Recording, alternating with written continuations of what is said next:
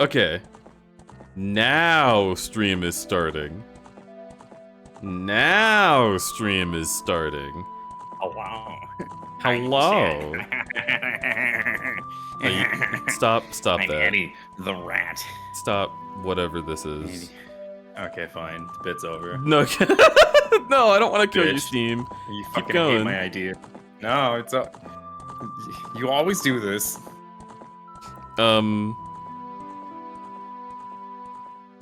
Yeah. So I started stream with I started stream with the wrong title and the wrong category, and I had to turn it off and turn it back on. But here we are. Hello. What do you smell like? Wonderful. You smell fucking gorgeous.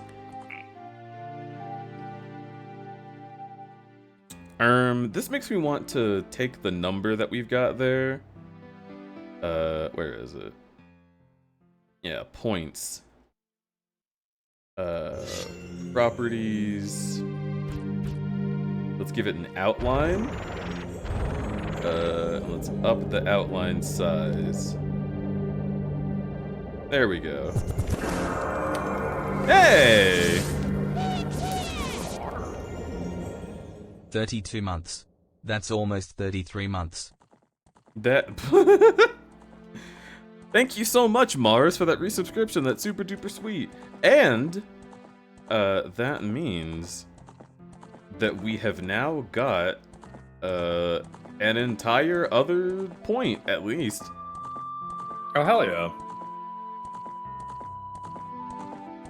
Oh, no, I don't like that. Okay, undo that. Alright, there we go. Let me do a quick calculation. Getting my calc. I'm getting my calc. Let's see. 895 divided by 5 is 179.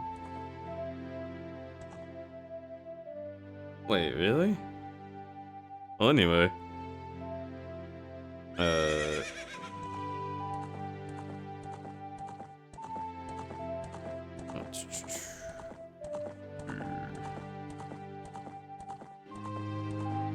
216. Alright, so that's what I thought. One more than before. Power-ups? Wait, what? What? What is that?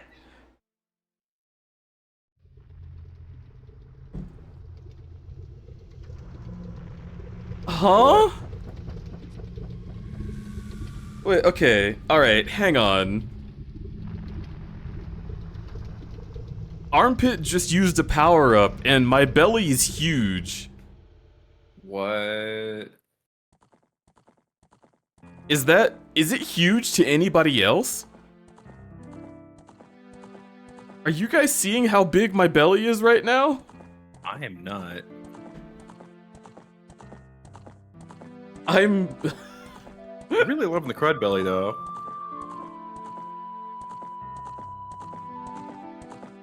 Spend bits to make emotes large. What the fuck? Can't believe I don't have crud belly.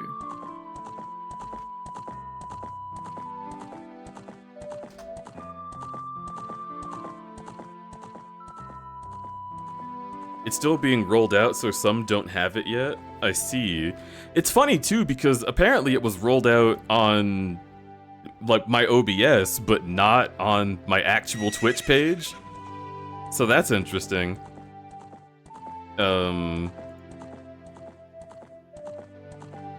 What the fuck? Power-ups. Gigantify an emote, on-screen celebration, message effects. Dude, what? Manage rewards? Can I remove power-ups from you? Manage power-ups and channel points.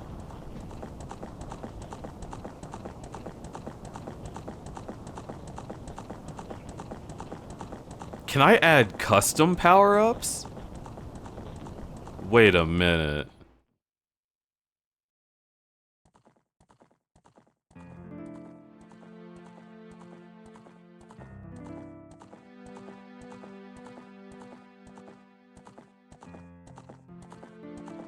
Huh.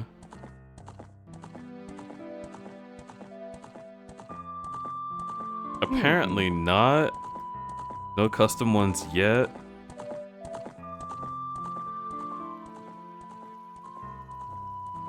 On-screen celebration? Wait. What did that do? Normal celebrate. Did that do anything? Did you see something? Probably stream side only. Yeah, I wasn't able to find it in time. They were on the screen. What? Dude, I had a whole thing I was gonna do. What the fuck? Yeah, right? I don't know how I feel about this. Alright, hang on. I'm gonna... This is stupid. But I'm gonna get 100 bits. Just because I need to know. Right? Right.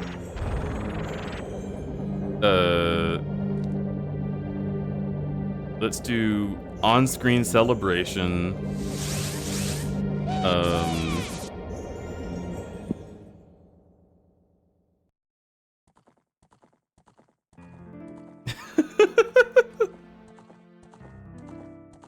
Oh, we can't do animated celebrations? Boo. Lame.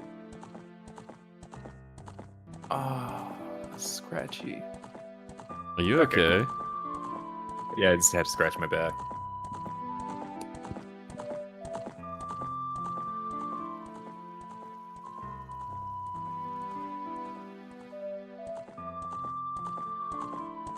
Okay, here you go. Oh, no charge since this is my channel. Oh, cool.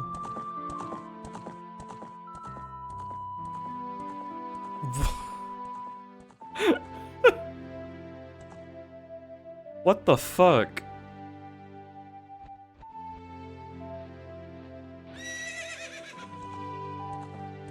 Gigantify an emote.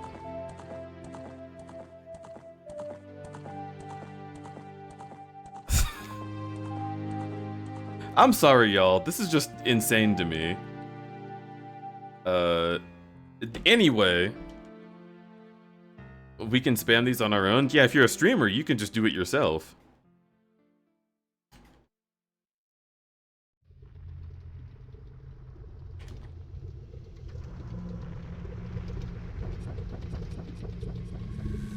Anyway, go check out Where Whiskey is what I was trying to do before Twitch so rudely fucking interrupted me with amazing new powers that we can now have that are cool. Because Kaz did this art and I want to show it off more because I like my big meaty nipples. And I like the way that I'm eating the gaze. It's good. What if we could gigantify an emote IRL? So like my paw emote, and then you make it gigantic, and then you just have my huge paws. That'd be pretty cool. Swallow me whole? Yeah, okay. I could.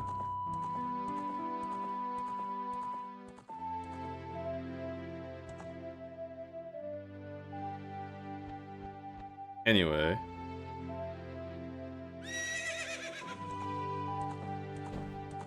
Ah, gay. That's me. Smallow what? Smallow they hole. Hello, Senior Billion. Senior, I see. Yeah, I swear to God, someone's gonna start calling you that, like, not knowing that that's not a bit. Or that it is a bit. And that'll be very funny to me.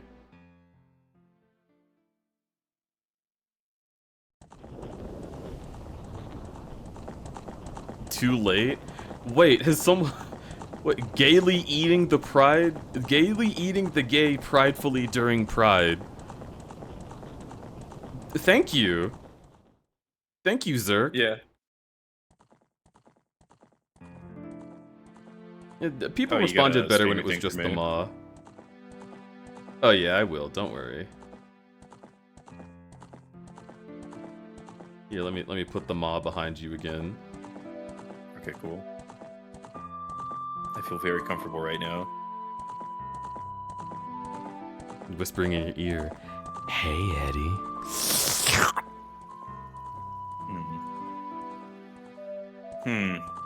Hey, crudberry. Hi. Hi. You're so handsome. Oh my god. Thanks.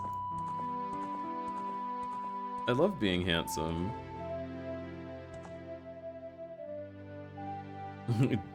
Drop off Senior Bylon. Oh, Lyft does it? That's so Senior great. Bylon? Fantastic. Senior Bylon. Fantastic. OMG, do you like Eddie? Y/N. I gotta say, why? I swear to God. You better be pressing Why? one. What am I fucking? I'll What am take I? some wise in chat, please. Thank you. There you go. I got you some wise in chat.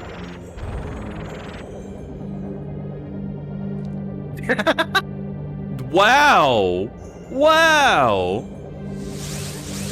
I'm abusing my power. I'm hitting the button to unban them. It's not doing anything. Okay, cool. It's okay. I timed them out, not banned. Well, I mean, a timeout is still a ban. I would never ban someone unless. Okay. I'm cry. Is this you? wait, no. Is is this you? All gigantified. Man, I can't even see the wide ones. Shame. Really? Yeah. Usually it does. I've been able to see them in the past, but not now. Well, this is a new thing that Twitch just rolled out. I wonder if maybe it's not compatible with BTTV. That'd be insane. Let me, let's frank your face. BTTV! No, I swear to God I've seen people do it with BTTV. No, but I mean, like, not this thing. Because this just started today. Right. Like, BTTV has wide emotes, but this is Twitch redeems. Your BTTV isn't hiding it? Okay. Let me, let's try pop out chat, and then show chat again, and, gigantify an emote.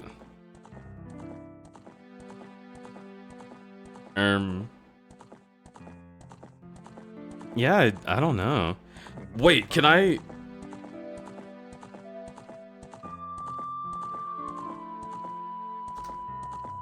Can I chat fine? Chat fine shows up in the VOD now! Is it because I'm using Chrome? Is Chrome bad? Firefox. Yeah, Chrome is bad, but I don't think that's the reason. I think Twitch is just giving it to people one by one. That makes sense. Yes, now the VODs can see chat fine. Just in time for us to have the bomb mask in both games. Can you stream me? Yeah, sure. I haven't even started. Jesus Christ. Alright, I'm actually gonna delete Rykard from our chat. Because I keep getting jump scared every time I go back to the chat. It's just so, chat.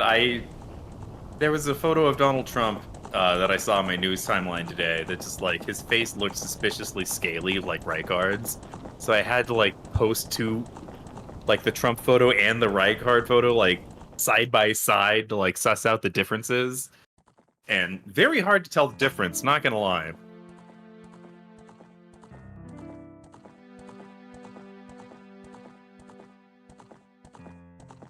Hello, Leggy. Hey, Leggy, check this out.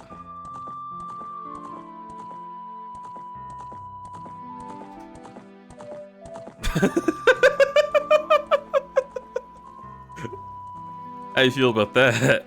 I don't even know if Leggy can see it specifically. I just think it's funny.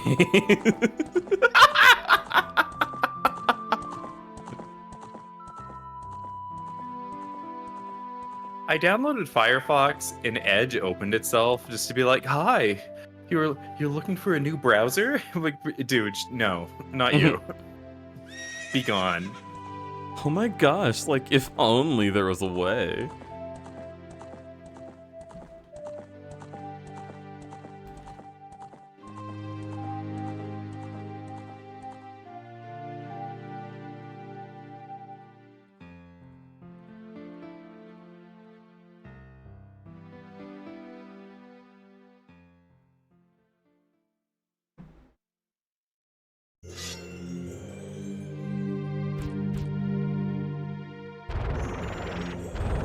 Oh my gosh.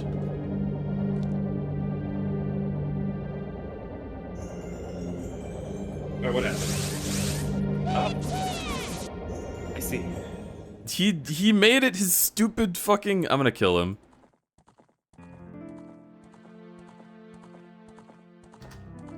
Oh, that's cute!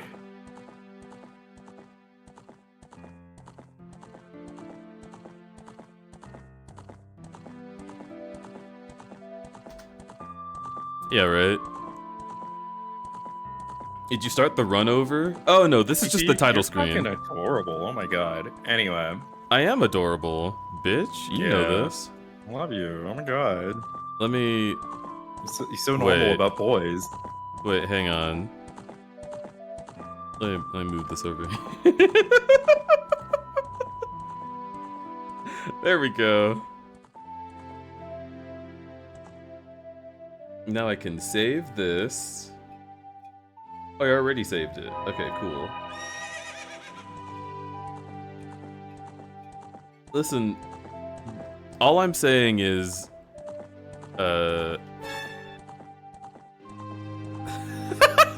sorry.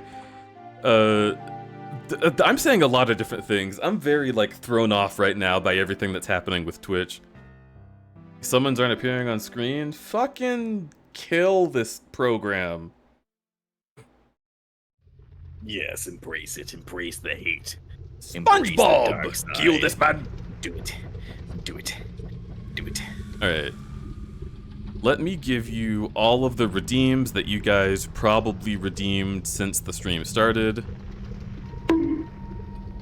Notice the toast. 3 Thing rounded so toast. sick, it makes me want to bark like a dog.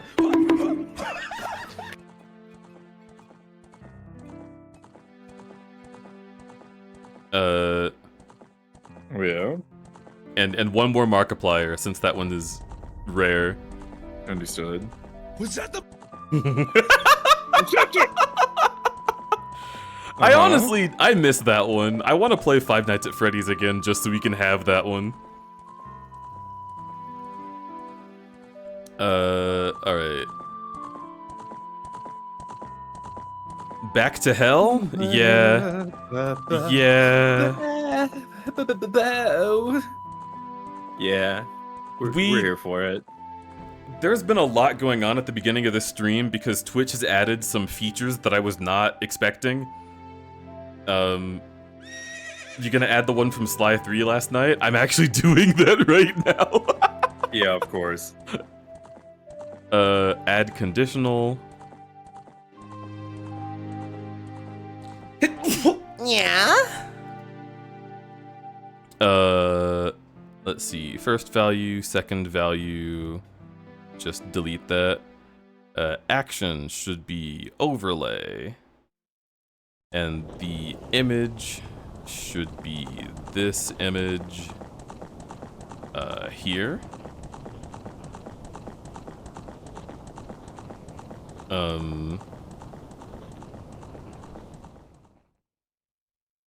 duration 1 second. And then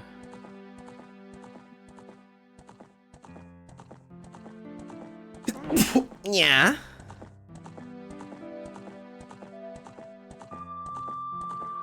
I need a sound for it.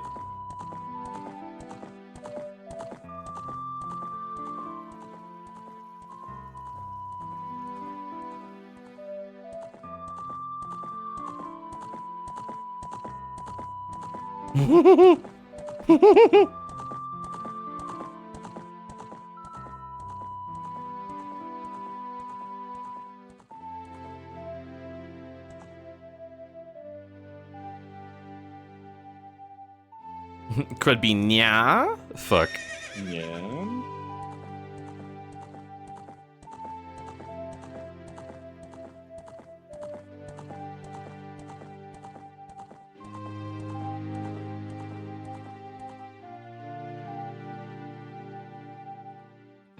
Hmm.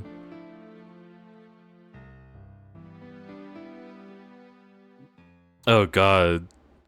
There are so many fucking sound effects that I have. Huh.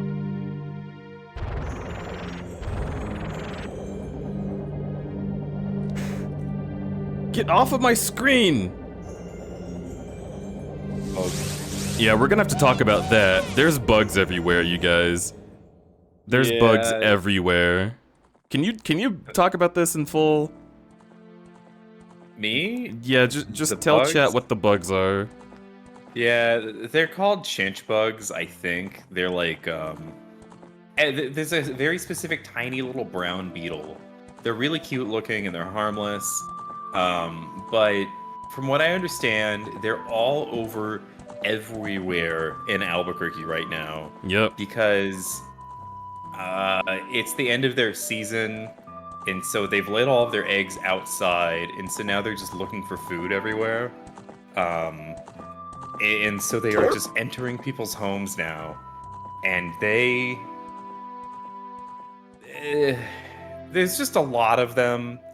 They're not bugging us, like bugs do.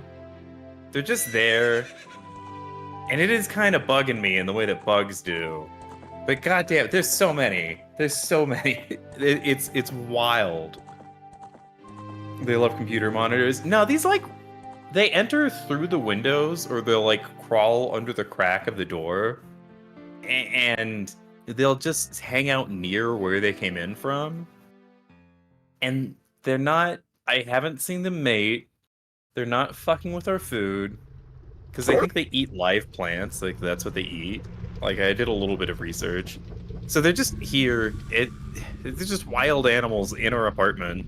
And apparently in every apartment in Albuquerque, I checked the local Reddit, and there was a post from 10 days ago that was just like, what the fuck are all these bugs doing here? And people from Albuquerque were explaining that this is just a thing that happens once every 20 years or so. So we just right before we left, we got the worst chinch bug season in 20 years. So you remember, chat, when we kept comparing living here to being an echo, and how cursed shit keeps happening, and it keeps getting This really worse? is one of the signs.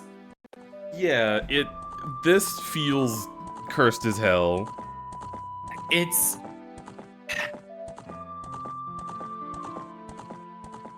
I hate that, I hate having, literal hallucination shit just be real. Mm-hmm. There's It's bugs the crawling worst on thing. me. No, that's not a hallucination, baby. There are bugs crawling on you. They're real. Yeah. The cool thing about these bugs, though, is that they're harmless and really cute.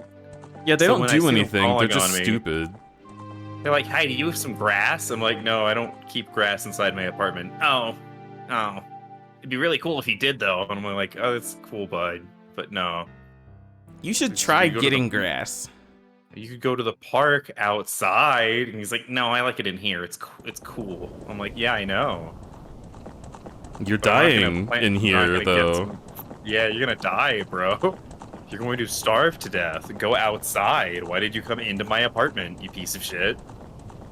I don't even have anywhere for you to lay your eggs. Your babies will hatch and then have nothing to eat because there's no fucking grass in here. Get out of here. What are you, bro? And then I kill them. I killed a bunch of them. I don't like to because they're not doing anything. Oh. They're just here. But they're gonna die anyway. I mean, me squashing them is probably better than them dying of starvation. I don't know if starving hurts a bug, or if it's just that they get tired slowly and then fade out. I hope it's to get tired slowly and fade out. Do bugs feel pain? Do bugs feel pain? Google, dear God. Only if you do it slowly. Alright, that's it.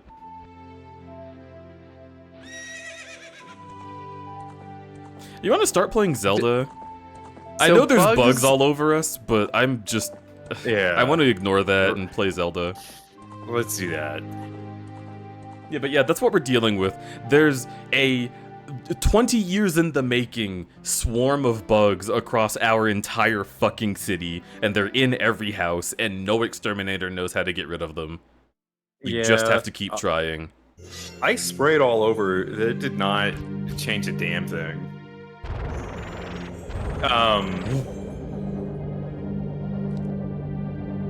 I did find the answer. Yeah? Bugs can tell if they are injured or not, but we cannot tell if they can feel pain or if they cannot feel pain. We cannot prove either way. So they know when they're injured, but whether or not they care is a mystery? Yeah, whether or not they feel pain is a mystery. They might just be aware of the fact that they have been fucked up.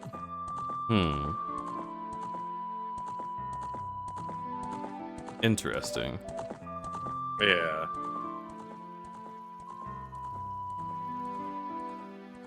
There we go. It's funny to think that a bug might react to, like, being broken of being like, oh, wow, what a predicament. What have I found myself in today? How will I get out of this one? Looks like I have one less leg.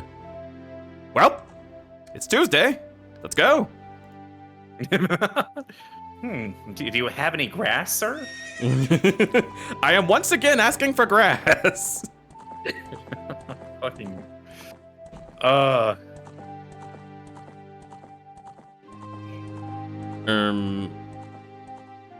You know what? I should change my profile pic on Twitter. No, I can make it this one. Oh, Kaz, you hot bitch. How dare you give me this much power? Bro. Bro, this is so strong. Oh, that's amazing. Kaz. Oh, man. Yeah. Yes.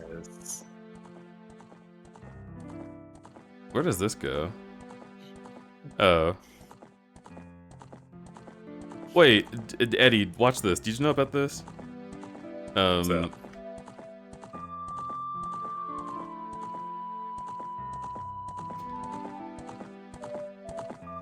Yeah. Rarvor.me.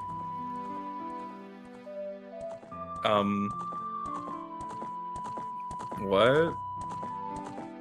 Wait. Is it gonna do it? I feel like there was some kind of, like, trick to it. Maybe I take the S out? Did you bookmark a Fox News article about a video game? What? Oh, yes, because it's hilarious. Okay, cool. Yeah, so http://rarvor.me Right. twitch.tv/crudberry. Whoa! That's amazing! Dude. That's legendary.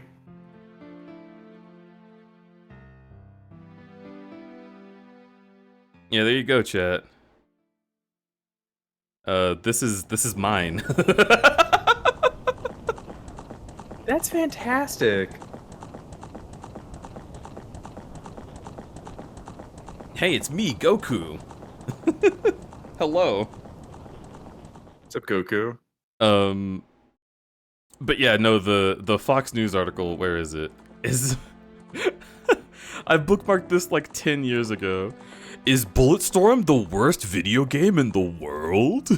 What would it make it? Fox News, explain. Parents had better beware. There's a Bulletstorm on the horizon. In the new video game Bulletstorm, due February 22nd, 2011, players are rewarded for shooting enemies in the private parts, such as the buttocks. There's an excess of profanity, of course including frequent use of F-words, and Bulletstorm is particularly gruesome, with body parts that explode all over the screen.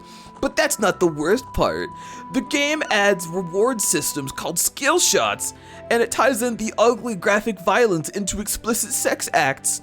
Topless means cutting a player in half, while gangbang means killing multiple enemies.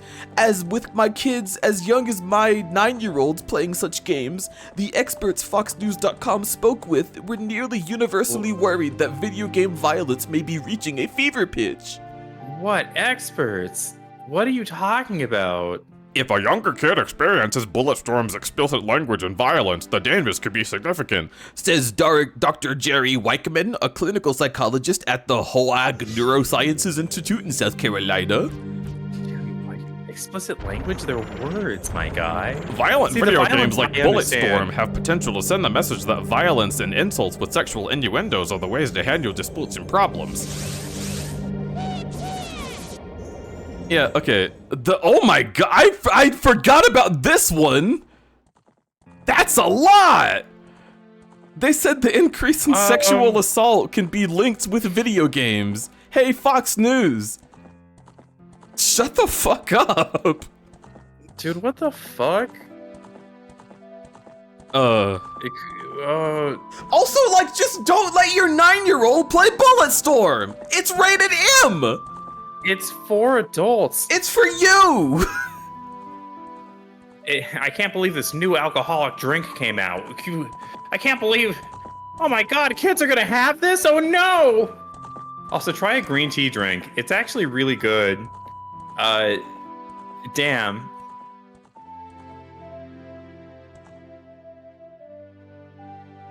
Anyway, yeah, I have that bookmarked because sometimes I just need to make fun of people. I was talking about, like, I'll keep it, like, safe, but, like, I accidentally watched the Matt Walsh earlier because I was looking for, like, a gay meme, and instead I just took a wrong turn and ended in the exact opposite side of the internet because the keywords for, like, cool gay stuff and gay stuff that is, like, scary are, like, the same, like, Google search, like, terms. But I was watching Matt Walsh, and it was very sad funny, because he would be like, oh my god, you need to watch this video of, like, the most disgusting thing you'll ever see this fucking day or week or month or year. And then he'll start playing the video, and it'll just be, like, a cute little, like, clip from a cartoon show where, like, the character's like, hey, man, I just want you to know that I love and accept you no matter what. And, like, that's it. And Matt Walsh will just be like, oh my god! Where's a big, sexy dad to shoot that child in the face? Like, for Matt Walsh. What the fuck? Yeah, I mean, conservatives are not okay, and I think eventually they'll realize it. That's not me being, like, hopeful, like, oh my god, So, one day they'll okay. come to their senses. But I think that they keep, like, antagonizing so many things that eventually their culture will just have antagonized every last one of them, and Right. they'll have to decide, like, which parts they agree with and which parts they don't. Because every conservative Yeah. that I've spoken to that's, like, a friend of my family or whatever has already had that come to Jesus moment where they're like, oh yeah, like, Donald Trump is objectively evil, and I can't fix that. I just like his policies on this and this. And I'm like, alright, but you understand that he wants you dead. And he's like, well, yeah. Yeah. So like, it's not great, but it's better. Dude, I hate the two-party system. Yeah, that's it. See, maybe I hate that we're all just like maybe if picking. we had more than 2 fucking choices.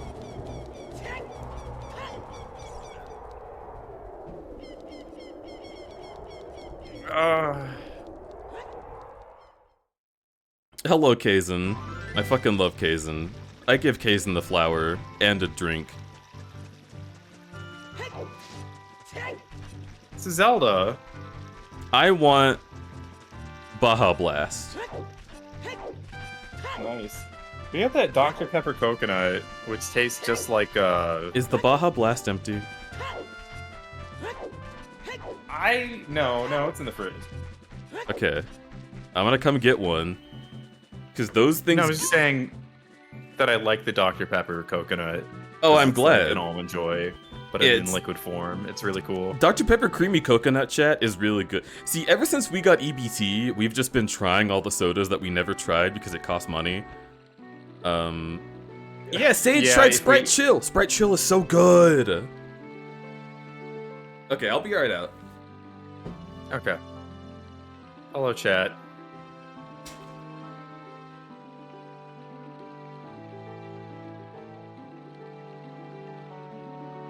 Yeah, so the other thing was, the bugs that we have in here aren't, like, after anything that we want. So, like, we told you guys that they're after plants, but they're specifically after plants. Yeah, they're not We in our food out on food. Plants.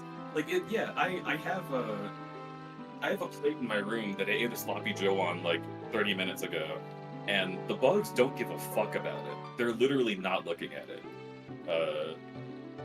They just crawl on everything that they think might yield a plant eventually. And it's annoying because that means they're crawling on random things that they think are plants, and we're like, no, buddy, that's just wrong. They're very stupid. They're very stupid. Dude, there's like 1, 2, 3, 4, 5, 6, 7, 8, 9. Just on the wall in front of me. They're all behind my pride flag. I see fucking shadows of them crawling on my window behind the pride flag. Oh, because you have the light behind you. Yeah. That makes sense. Yeah, they really like hanging out by the windows. They're really annoying, actually. I mean, I kind of just feel bad for them. They're just not supposed to be in here.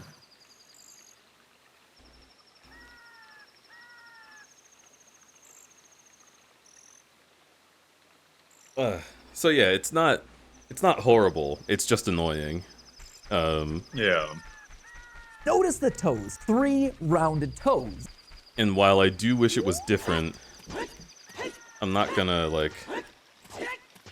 Wait, we haven't equipped anything. What can we equip? Bro, like everything.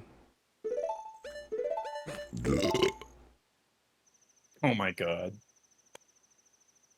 We're stacked. We got that money, Yeah. honey. We got... we need the jar. The jar, so we can do Jabu Jabu. No, we did Jabu Jabu. Fuck, we can do it. We have Jabu Jabu open, yeah. You wanna break them open, babe? Well, we need Jabu Jabu's parasites in order to get through that dungeon. Is Paris up? Yes. So like all the creatures inside of him, we don't have those. We do need them to beat him? Yes. Why? Because that's how you progress the dungeon, bud. Like if we don't like, you know, the big Octorok might be inside of him, Have we but tried? Because the bosses should be there. The bosses aren't tied to the stuff. we need the boomerang. We definitely can't finish him without the boomerang. Yeah. There's a Deku And- salesman in him that might have it. Maybe. Well, but see, that's the other thing is so like because there's no pots in him, we're relying on treasure chests, and the treasure chests that we find in him are going to be almost exclusively in rooms where you kill an enemy and then something happens. Right. Because you remember that whole back corridor with like all enemies and treasure chests. Right. Like, oh, it's the blue tentacle. Yeah. Well, the tentacles I feel like are a part of the dungeon and not a monster. They're monsters. Because you can target them with Navi and have her tell you about them. So that means that we need to find their souls. Hmm. What soul did we just get, by the way? I wasn't paying attention. Octoroks, Ocarina of Time. Okay, well now we Chat. can fight Jabu Jabu. Alright, so we're about 4 minutes in. Let me go to 39 seconds in the thing to figure out if... 30, Although- 39 minutes. Just because we have Big Octo doesn't mean we can kill him. Because I don't know how we'll stun him without the boomerang. Right. No, wait, he gives you the boomerang. No, wait, he doesn't.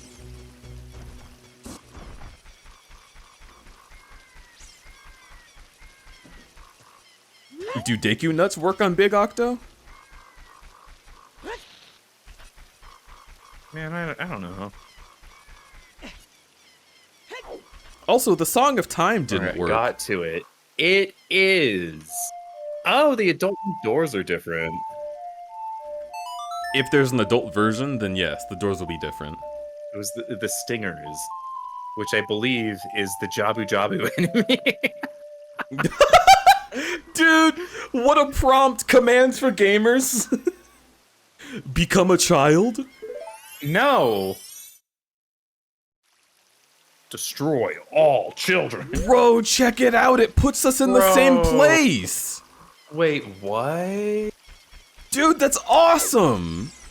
Oh. Are you still in the adult world? What? No. It took us back in time standing in the same place. So now... Maybe I'm an adult now?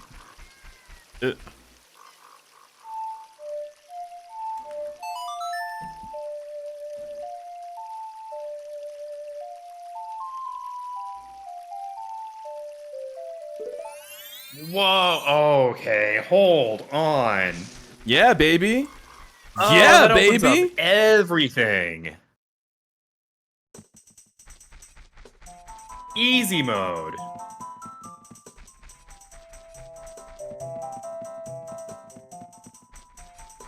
You're a kid now. You're a squid now.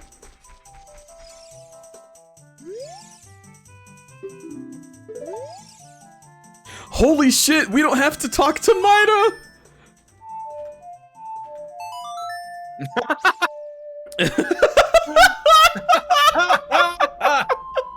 Teleports behind you. Flips you off, walks away. Wait, it won't let us do it here? Okay, fine.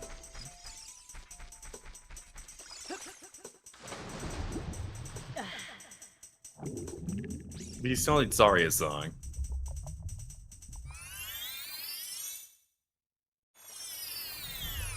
So one thing I like about this fan base is that everybody agrees that we all have our own ideas for like how everything is pronounced, and we just accept each other and understand each other and usually don't say anything about it. So are you saying that you pronounce it Mido?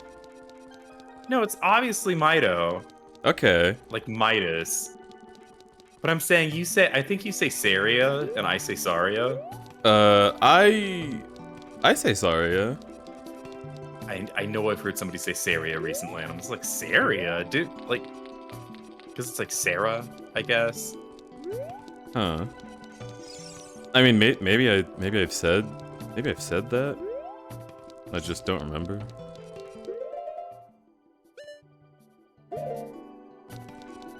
Oh, that's weird not having Din's Fire. Yeah, I don't have any fire moves. I'm kind of fucked on that. I'm gonna cancel every pronunciation and then we'll all be equal. Dude, I heard a TikToker discuss like warrior cats, but their second language is their English second language, and they called it cat warriors, and I just hope that that's what the books are in their language, because, dude, that's just delightful that it's cat warriors. I love that.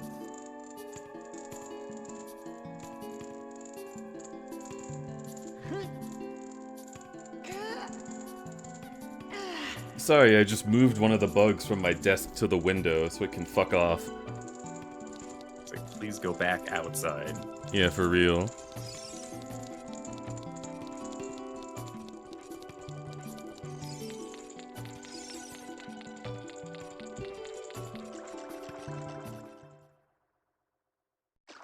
Is it too late now to say sorry? No. Oh, that's interesting. I wasn't expecting this to be what it is. Really? Yeah, I was expecting a different room. Become child.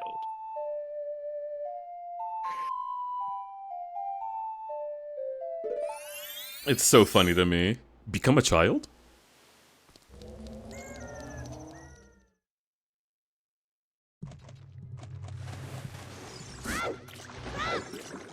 Oh, you also needed the Octoroks for in here. Well, yeah, we needed that sure Octoroks is because funny. that's Big Octo, yeah. We don't need them for this room, though. Right. Alright, so we got the jellyfish already. I think those are the stingers. The Deku guy should be down there. I'm gesturing for you like you're in the room with me and can see like the hand movements. I literally was like down there and pointed down. Isn't it fucked up that this is what the insides of bodies look like? Nah. I went to the doctor today and they showed me the inside of my body and that's not what it looked like. What? Some parts of you look like this. You know, it's always like oranger than you think it is. Where did they show you? Why were The inside of my eyeball. Oh.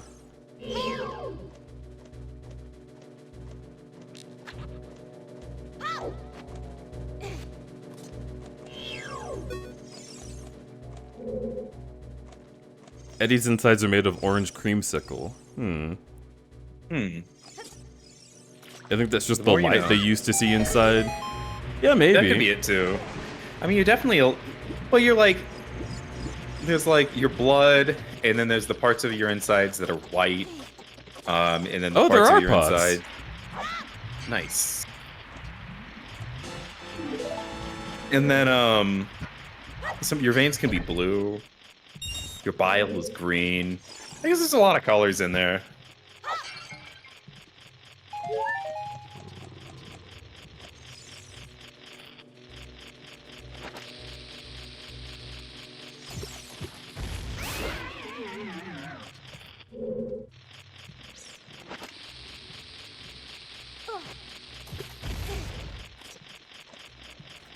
Huh.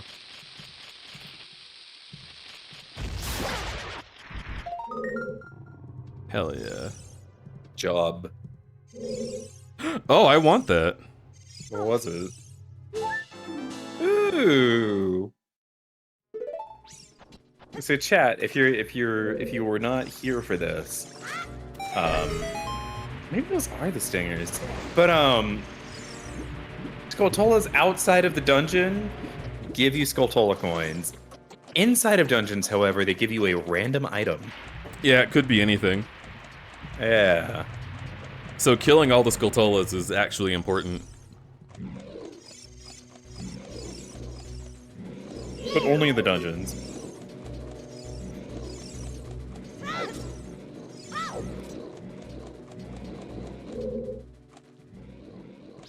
Is the green slimy thing. Can you become an adult? Because you have the hook shot, right? Why would the hook shot work in here? To get the Skulltula stuff off the wall. I'm pretty sure it can't do it in dungeons.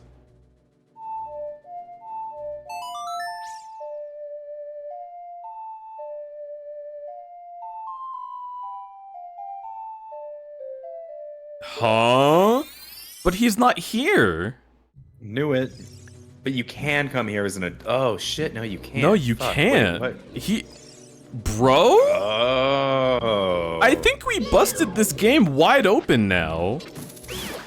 Because the hook shot is a boomerang. For adults. Yeah, exactly.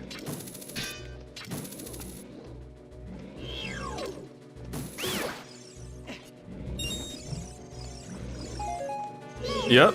Yeah, Toma, we can just change our age whenever. Oh my god, we can just do that! Bro, what?!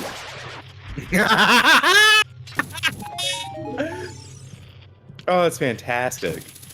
Baby seed! Soul of the... The what? Tail parsimonins? Why do you skip past the text so fast? You Because demon. I'm an idiot. Sorry, babe. You're the one that loves me. I do love you.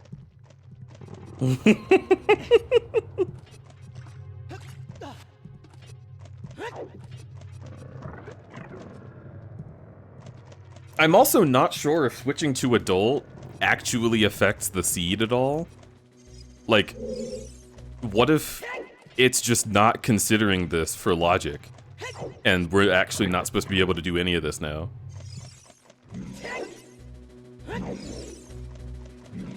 That is okay. No, that is fine. I'm just saying, like we might have way more to do than we think we do. That's true. Or this could be logic, because it's hard to tell, again, what is and is not logic, because they're not very specific as to what is or is not a skip. So But they tell you exactly what they think you're supposed to do right now. Right. I guess, yeah. That enemy that you unlocked is called a Telpassaran, and it is the flying electric monsters inside of Jabu Jabu's belly. Flying electric monsters. Yeah, they have a little, like... So they look like little... They have like a beetle face with a Triforce in the center, but behind them, their tail is just a big cluster of electric balls. Oh. Yeah. I like those guys. I despise them. The fighting continues. Such a toxic couple, chat. Okay, so these bitches are here, and that bitch is here.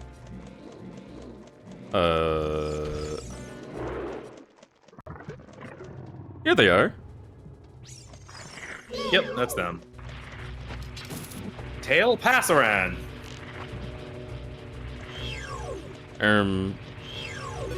How do I fight them? I don't know.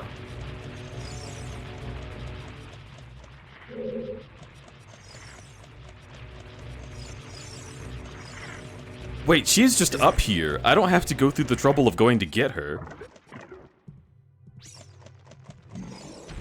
She's not gonna go walk. Okay, cool. Yeah, there's no cutscenes. Oh, please.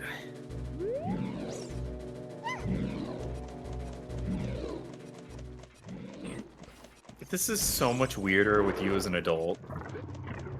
I'm just gonna look past it. Like, to be honest, yeah, I don't know. It was weird the whole time, but I think it was funny when you were a kid.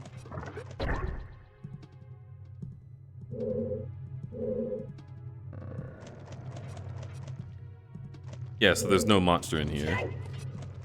Right. What?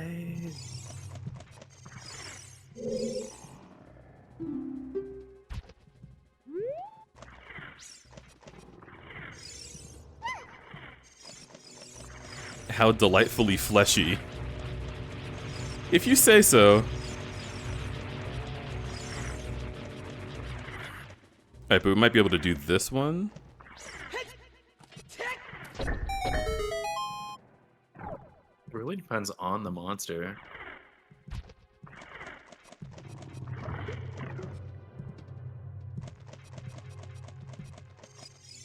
Yes, we can do these. Yay! What are these called? What does Navi call them? Stinger. Stinger. Okay, cool. That checks.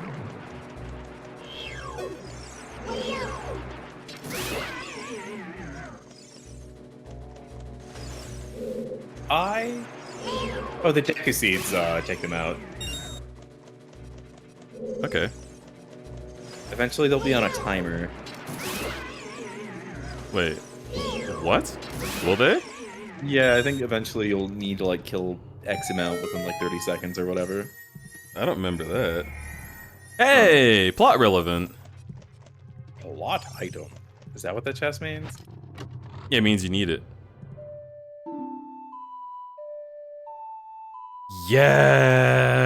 Yes!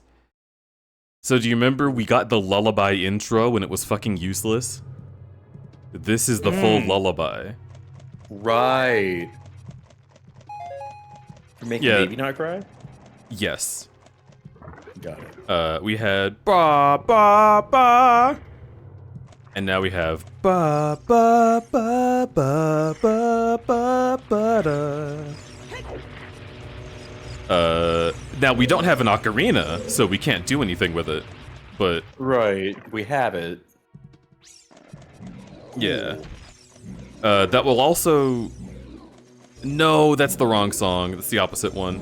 I was thinking we could wake up Captain Kita, but we can't do that yet because we need the Song of Awakening for Captain Kita, not the Song So of you Sleeping. should abduct that child and use her to activate the boss. What? Yeah. What boss? Because let's say you probably the Octorok boss. We have to go in here to get to the Octorok boss. Oh, damn it. Okay. Oh, Yeah. that was interesting. Yeah, okay. Deck No. salesman time. If we can. That might be doable. Wait, can you pull her down here and then throw her onto that platform and then walk onto that platform yourself? We don't need her, Eddie. Alright, fine. Look at this asshole! What a prick! Yeah, really. Here we go. Watching the floor change in real time is interesting. That was useful.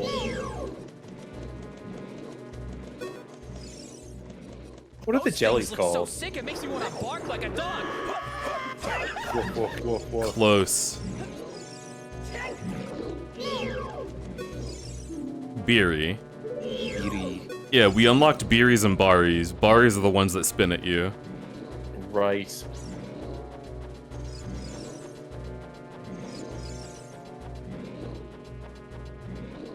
Hello, Rudy.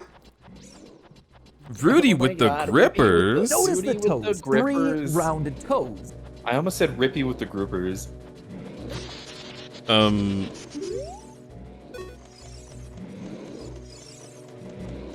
Chat, can we sniffer? Can we get some sniffer in chat actually? Sniffers? Let me see what I get. Yo, what?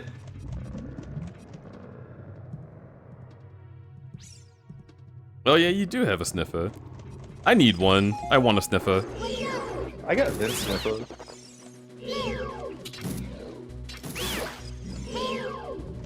Holy sniffer. Oh my god. Yeah, the Holly one is so funny. It looks like it has like a lot of bass to it, like wow wow wow wow wow wow wow wow. That's rhubarb. How long? Hi, Rhubarb.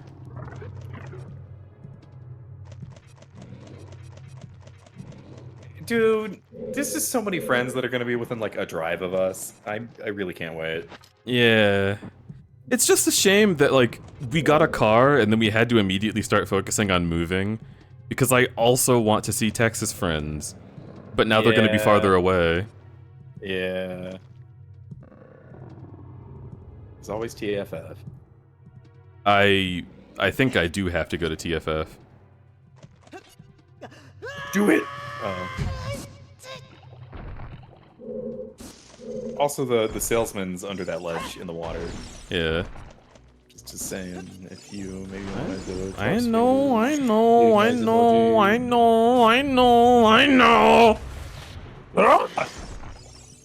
Chad, we're being toxic. We're having a toxic era. I like how this is toxic to you. I need somebody to ship us for the Yowie. Hey, bitch, you want 5 Deku nuts? What a Fuck motherfucker. Put your nuts back inside, sir. No. Wow. How dare you talk to Flynn Echo that way? Ow. You only ship old men? Aw, man. I guess I'm gonna have to age. Ages rapidly. Do not step on that. Let's just do this. Easy peasy.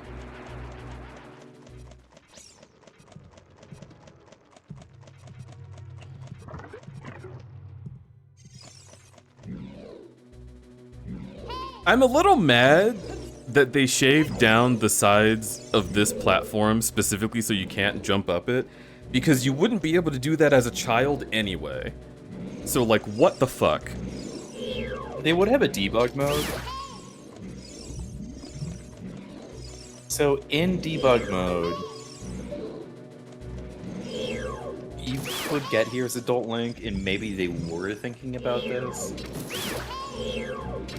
Like, they probably didn't decide, like, until late development that Link would not be able to come back to this area as an adult, because you can go back to the Dodongo's Cavern. And I think you can go back to Deku Tree too. Deku Tree's mouth is closed as an adult. But for the randomizer, who knows? True.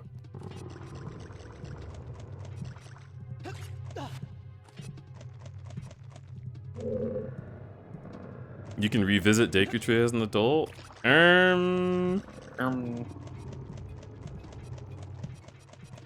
It's not closed as an adult? Are you... Dude, I don't know. I feel like it's open. I felt like it was open, but then we went and looked and it wasn't when we were playing the...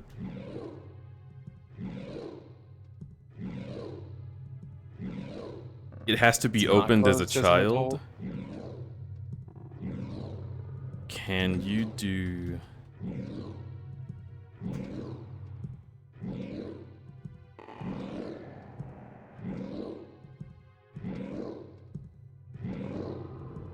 Pretty sure we did 100% clear. After beating the forest temple, you can freely switch between adult and child. There are some things Adult Link can't access and some things Child Link can't access. For example, the Great Deku Tree is child only.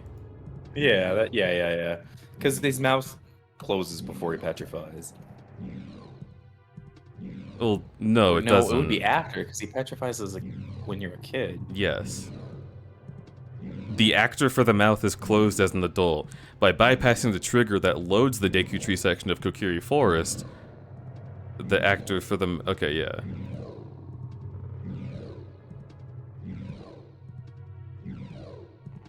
Like, I don't know what to tell y'all, but, like, the Great Deku Tree, as I just searched it on the internet, is confirmed to not be open when you're an adult. You would have to do some wacky shit to confuse the game to have it open as an adult. Internet searches are so reliable right now. That was from the wiki! What do you want from me?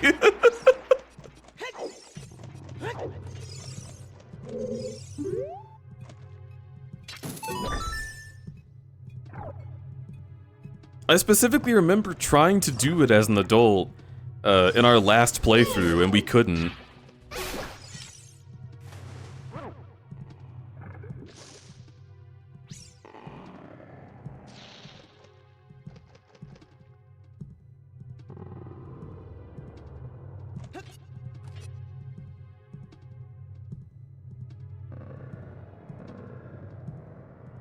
You ever tried Master Quest? I have not.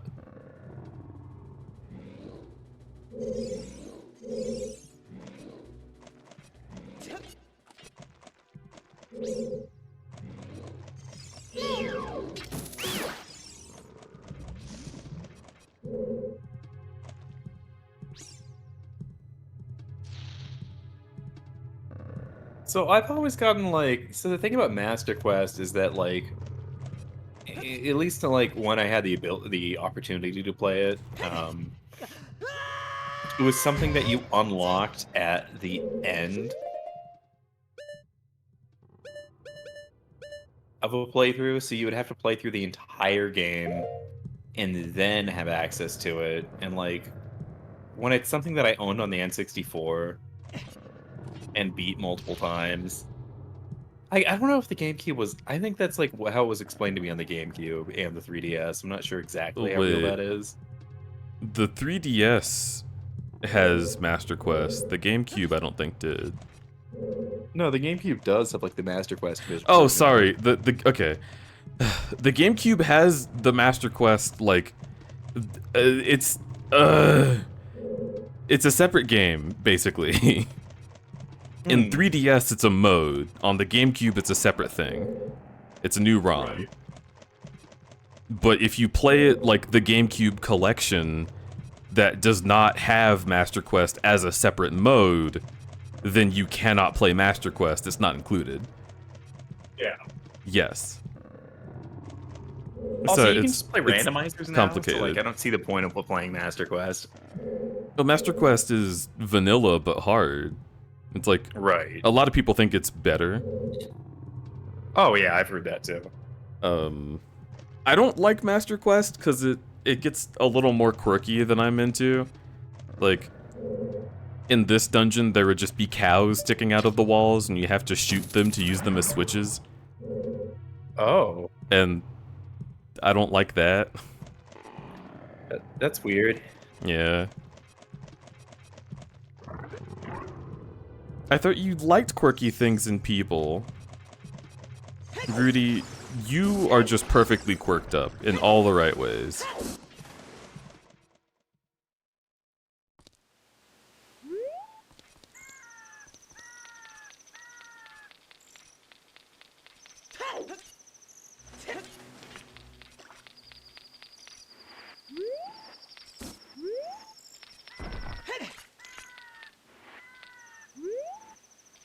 I've never heard someone say it's better.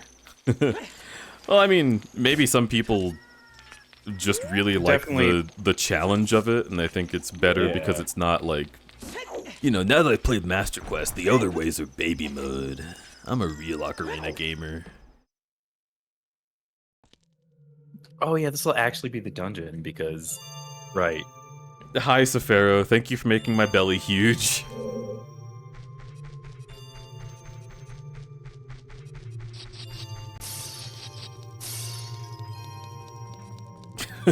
Rab.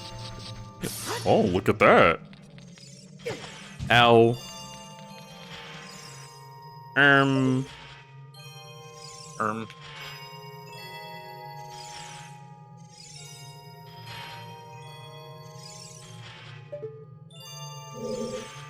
Wait.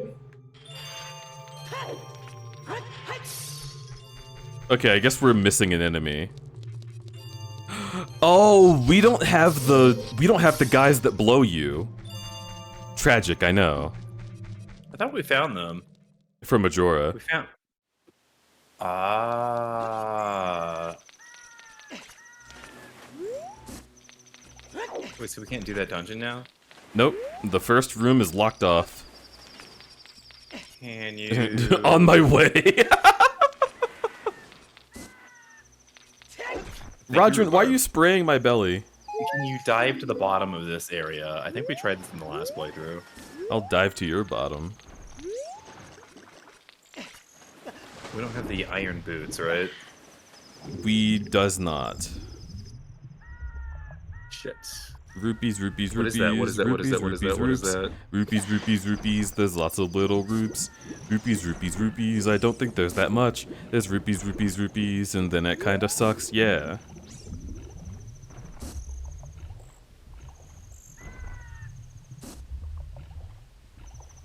I think it's a magic bottle at the bottom. I'm not really sure though. What the fuck are you talking about? I haven't seen anything.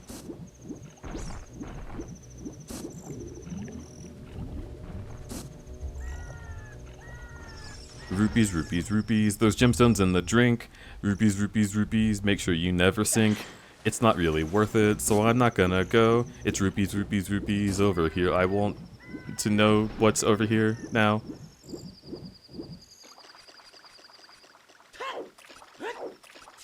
A lady. A lady? Yeah. Under here? A fairy, kind of. Well, You have to. No, you have to bomb the wall. what? The wall? Yeah. Like bomb this rock? Yeah. But that's a gray The rock. wall behind it. Babe. What did I fucking tell you? What the fuck? Why would I ever think that would be bombable? Well, the other rock, you wouldn't have the Megaton hammer at this point. Yes, but this is the kind of rock that you can... Can't you pick this up at the end of the game? Right, but you wouldn't have the Megaton hammer or that ability by this point. So unless you were on a replay, you wouldn't know you could. Or unless I just didn't notice this until late game. Babe?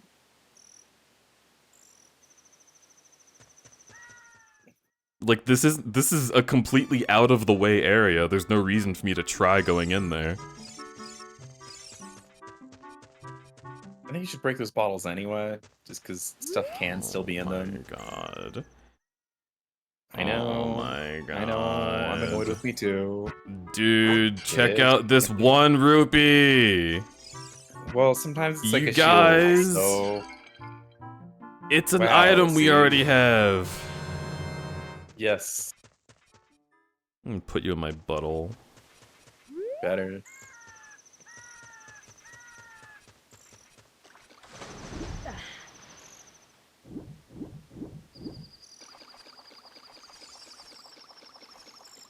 Bro. What the fuck? Whoops.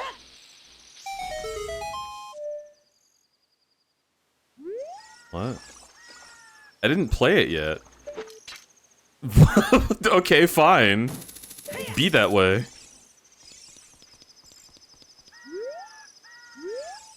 Bro, there's nothing up here.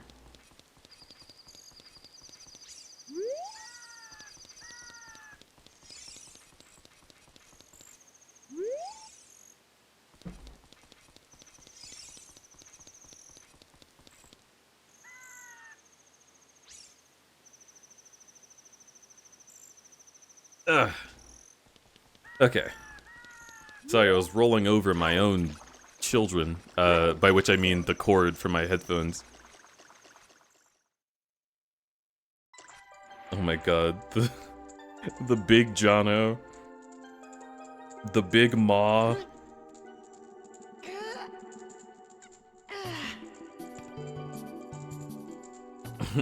Why is that emote so big? Big Ma, I'm going in. I'm suing. Listen, there's two kinds of people.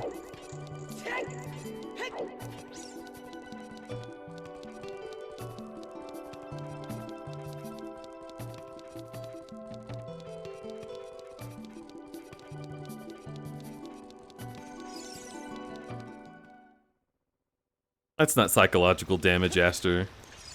You love my Big Ma, don't you? Oh, you love it. All right.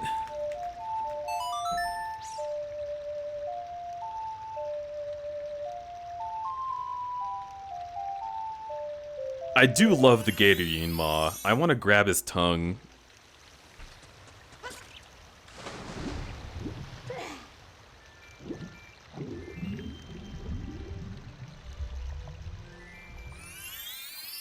How do we make the emotes big?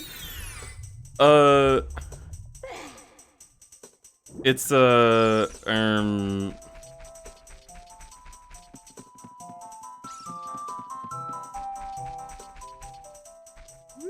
It costs bits? Yeah.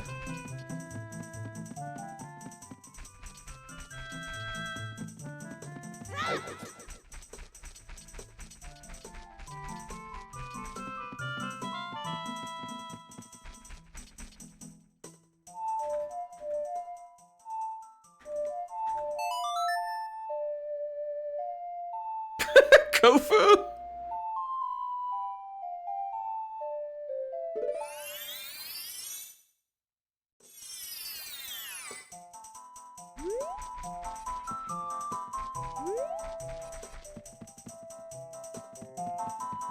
Alright, so, where's little man? Yeah, there he is. Yeah, get fucked, buddy. Oh, I'm sorry, you don't want to let me by? Eat piss.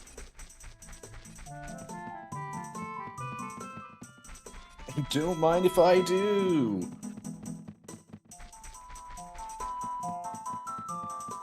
Freezes your piss so I can have your crunchy piss. Can you stop?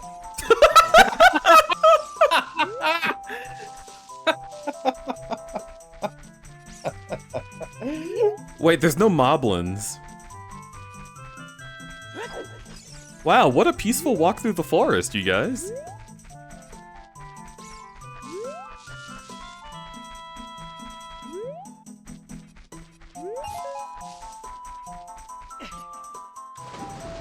It's like a slushy. Oh, chat. So Pharaoh, thank you for refreshing with the grippers. I really do enjoy that. That's what I need. Wait, hang on. Notice the toes. 3 rounded toes.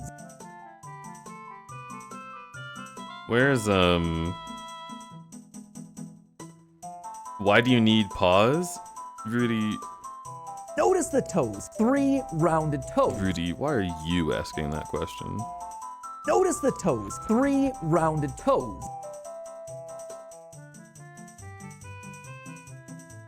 There it is.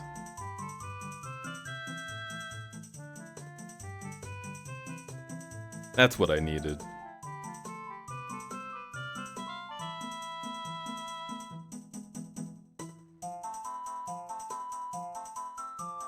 Wait, hang on.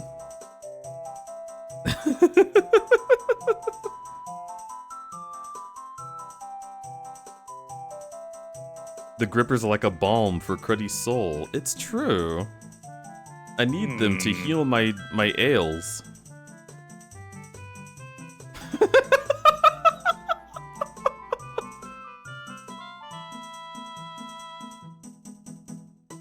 Soothe your soul. That's true. The piss celebration, Kofu.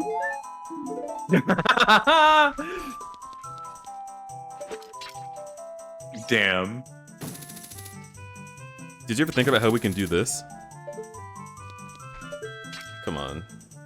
There we go. Yeah, we've got a lot we can do now. Oh. My least favorite dungeon? Super excited about it, yeah. You are such a little wrong boy. I am in hell. I despise this place. It's the worst part of the game by far. I cannot begin to even attempt understanding you right now. This dungeon sucks! It's so boring! What do you mean it's so boring? And the song is awful!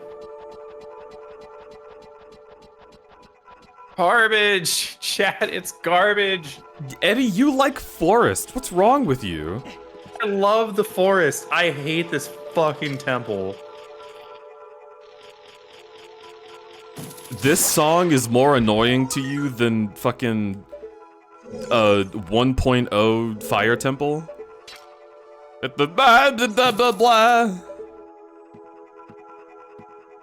I can't stand that shit.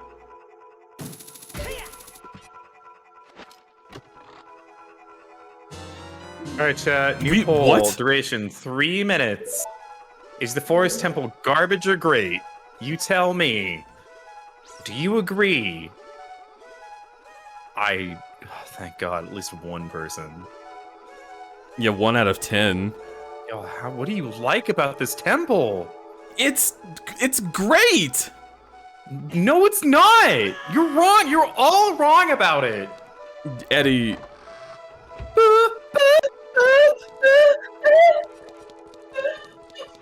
Shut up.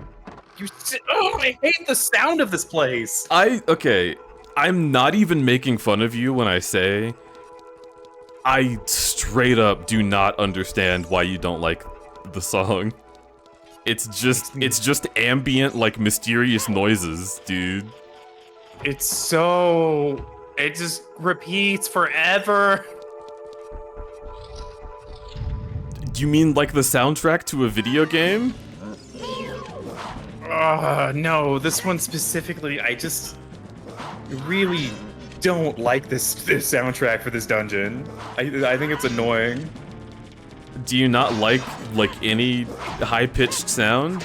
Because you also hate the beeping like an unreasonable amount. I cannot handle the beeping. It might be that.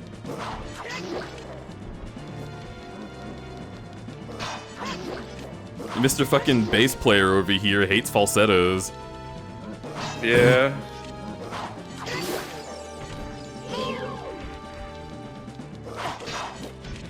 I am happy that we'll be able to spread through this dungeon. We don't have Babas, though. Shame. We don't need Babas, right? We don't need Babas anymore. Do we have pose? That will certainly stop us in our tracks if we don't have pose. Yeah. Well, the boss pose are gonna be different, though. I bet he hates the Bee Gees. Do you hate the Bee Gees? I love the Bee Gees. And I like Hall & Oates. Do you like ABBA? I love ABBA. Okay. See, what you didn't see was there was a cultural gun put to your head at that one.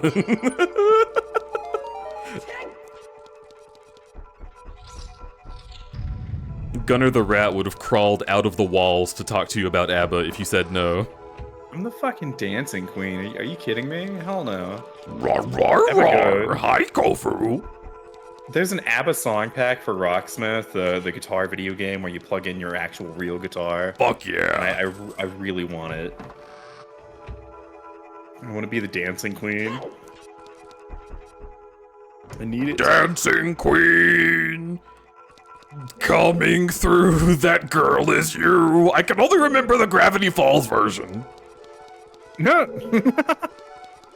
Disco girl.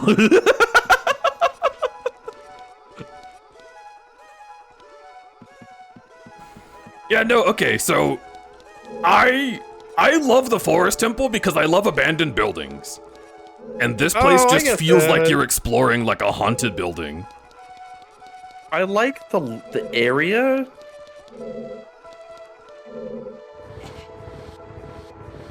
I really want to open up this ROM and just change it to some other sound. I can't.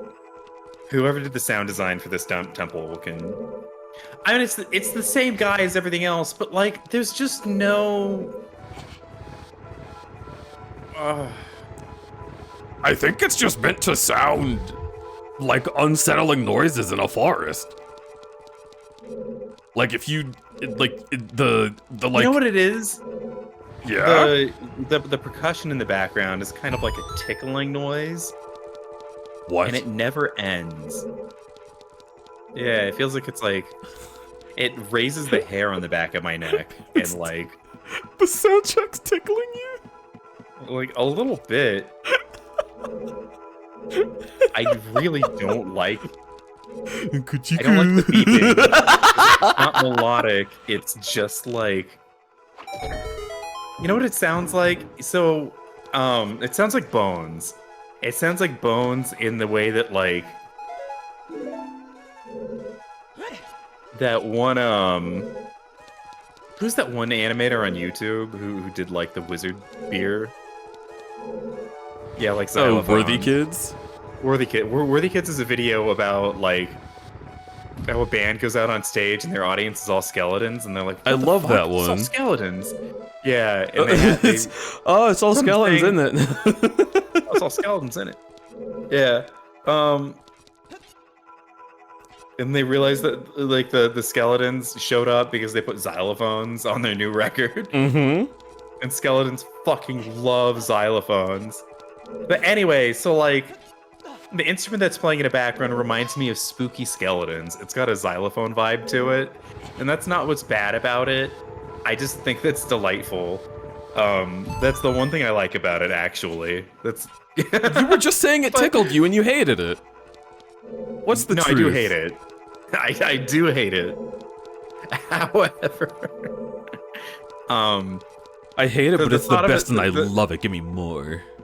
no, okay. What I do like about it is that I feel like there's just like a skeleton man somewhere in the dungeon, just being like, "Oh yeah, I'm just like, Oh, rest well, Rab.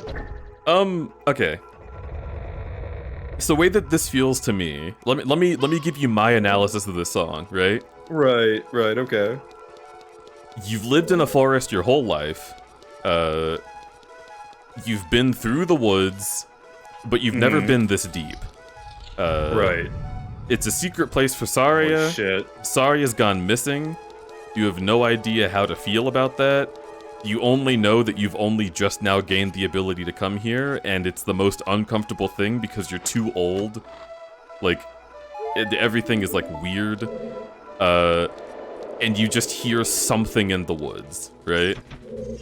This is a good like Oh! moment where you're crossing the threshold, going back to what should be normal. Yeah. But you can't quite access it. Yeah. Right, because it's different, right? So when you're in the You're woods and animals are just like repeatedly doing their thing, you know? Because like you'll hear like birds like shuffle, shuffle, and then in the same beat, shuffle, shuffle, right? Just repeatedly. Yeah. And you might not This know what feels that is, like- and it can freak you out. That's what the song says to me, is it's just like, it's an unfamiliar part of the woods making unfamiliar noises repeatedly, and you Yeah. don't know how to feel about it. And then you hear like the doo-doo, doo-doo, doo-doo, and it's like, what could that be? Like, what's making that noise? Oh, it's probably nothing. And as soon as you start thinking that, this voice starts coming in, and you're like, I can't explain that. That's just not right. That shouldn't be here. And then you start thinking you're haunted. Which, you know, it's a mysterious forest temple that is haunted. Yeah. I like it. It's like unsettling. When I was a kid, it made me feel like I was always being watched, and that was my favorite thing. It's just that flute in the background.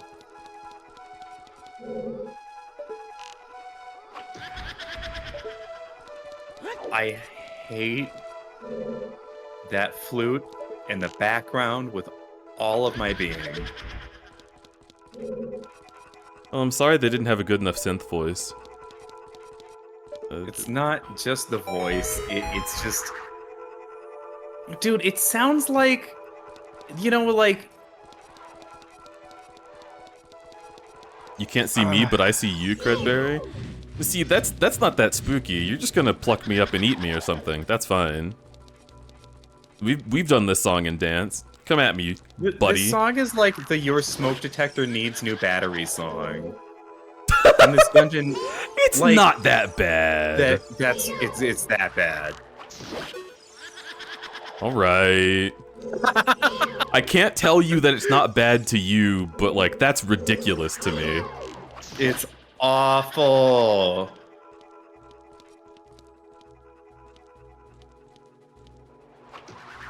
No, bitch, you were there.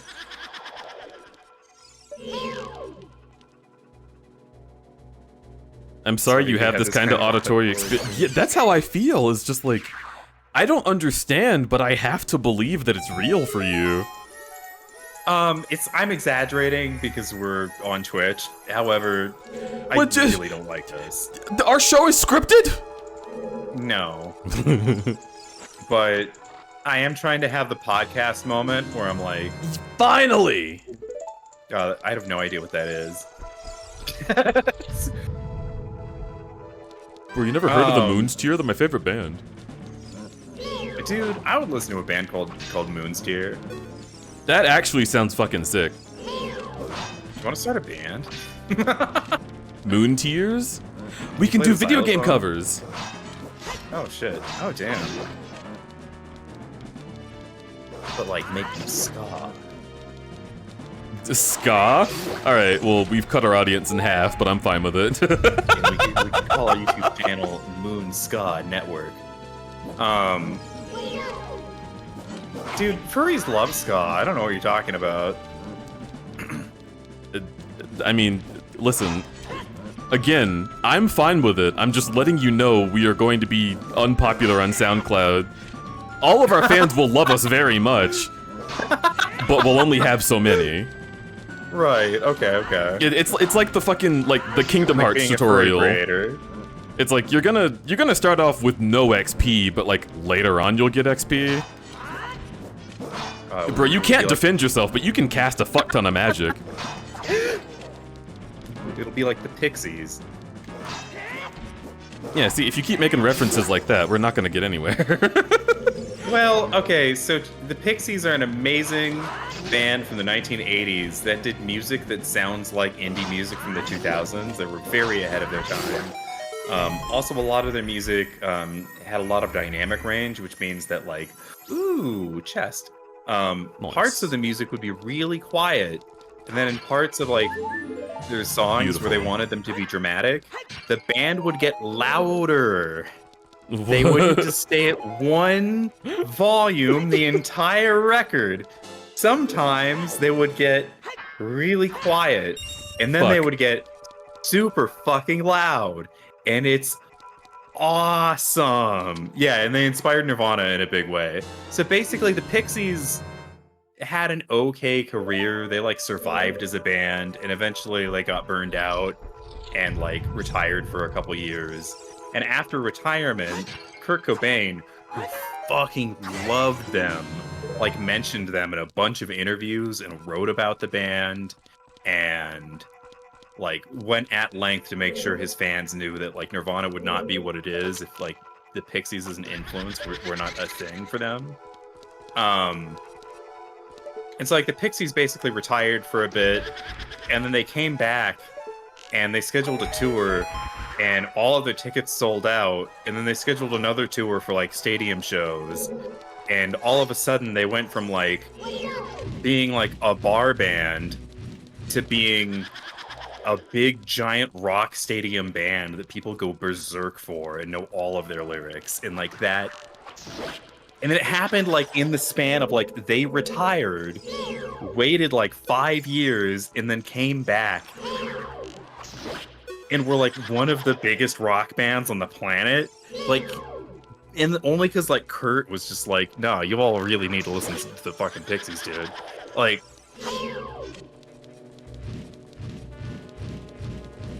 yeah, but they kick ass. They're one of my favorite bands, and they're like one of my biggest influences, like musically. I love Musically. Yeah. You know they're gonna turn it into something called TikTok soon? I don't know how I feel about that. Can you stop giving me the thing I already have? Marshman, is that the ghost from Destiny eating popcorn somehow? Without hands or a mouth?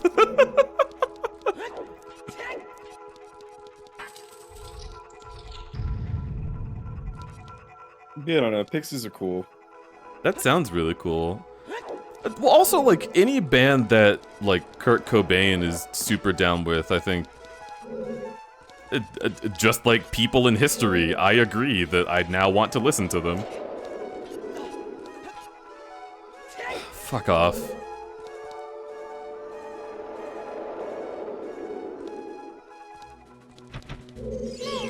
We're gonna have to come back here, by the way. We're gonna have to come back to this dungeon and get grabbed by those.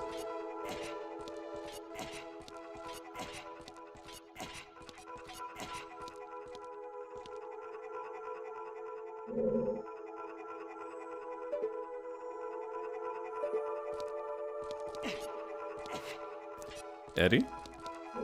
Sorry, one sec. I got distracted. One sec.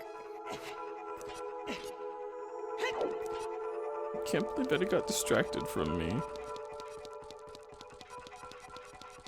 I thought I was their big fave. Hi. Oh, it's the sex puzzle. What makes this the sex puzzle? It's really cool, and I fucking love it. I do love doing this bit every time. It's not a puzzle about sex. I just call it sex because I like it a lot, and that's how I engage with the world. Bruh. Also, I agree with Mars. The Doolittle album is really good, and I will be sending it to you. All right, hell yeah. I guess I'll take those arrows.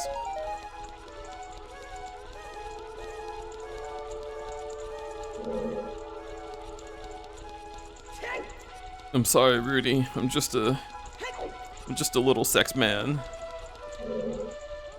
It's okay though. I also interface with the world through vor and pause. Doesn't that help? Yeah.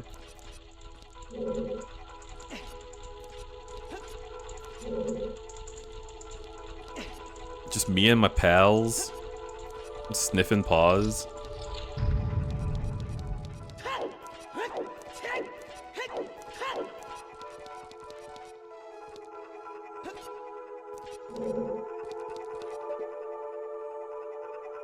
Could I not go through that door before?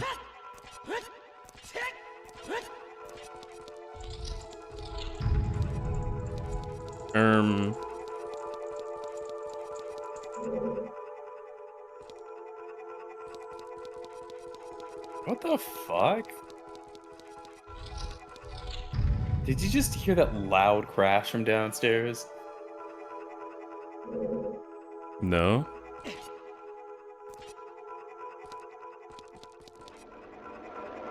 Someone slam on the door. Okay, one second. I'm gonna mute. BRB. Wait. Is someone I'm not slamming gonna on our investigate or door? anything. No. I mean, I'm just gonna mute and listen real quick. You can carry on doing your thing. Okay.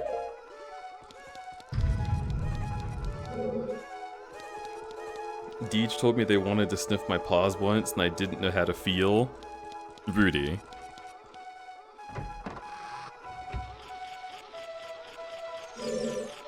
I have, and see, I can't speak for you, buddy, but I have the distinct feeling that you know exactly how you feel.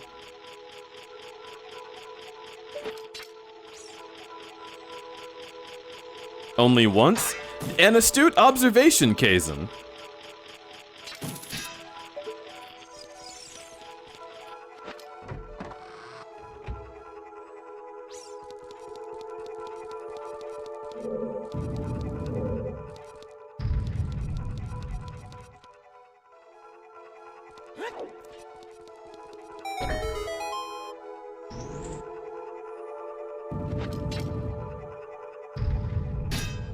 Yo, can you please first person me? Why is it doing this? This looks so stupid, wait!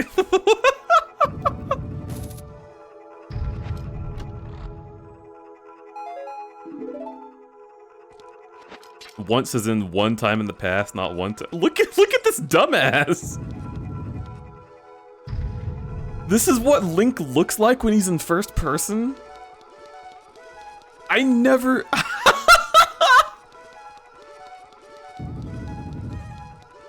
Fucking Skyward Sword ass.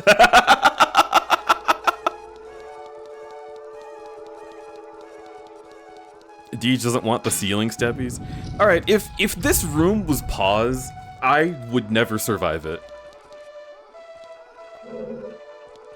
And you know that.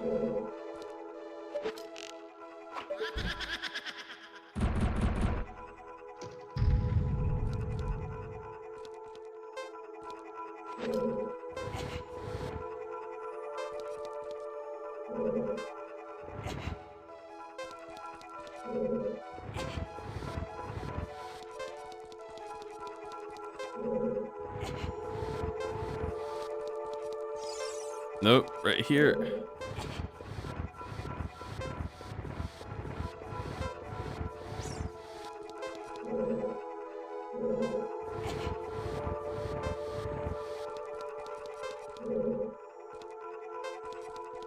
Oh, the blue one is a fake out. I'm silly.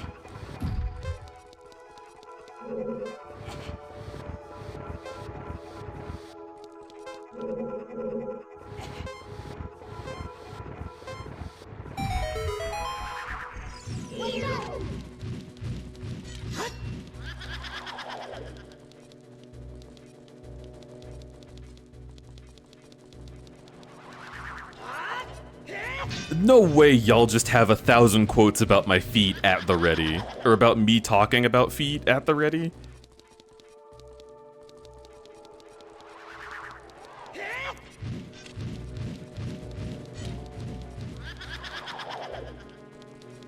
Need to ask Alec about his feet. Hey guys, you get the feet. Apple! It was an orange. Fuck whoever did that. Meanies?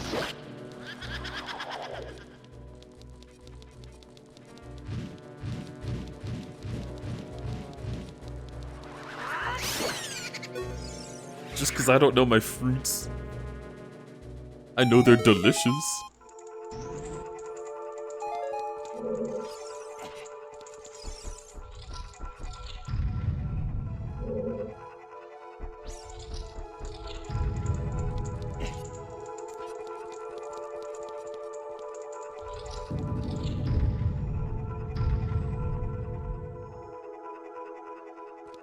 I love you the way I love apples. Like, if an apple is going bad somewhere, I'm not gonna go help it, but if they're nearby, I'll eat them. That's just me saying I'll eat you. Banjo's feet. Ugh. Oh, I'm back. Everything seems fine. I'm never escaping quote 1215. Oh. What happened? Banjo's feet drip with. Oh. The what? Yeah, you don't deserve to. You're stuck there forever, dude.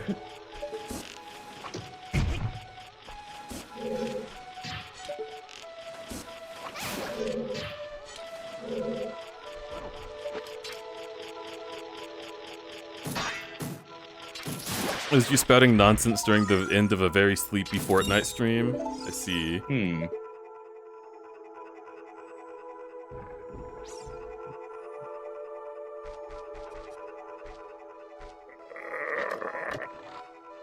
What the fuck was that noise?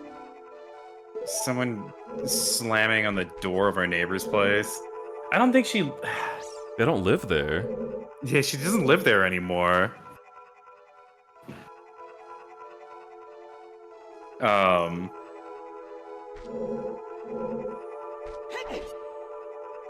Probably because of. Okay, whatever. Oh.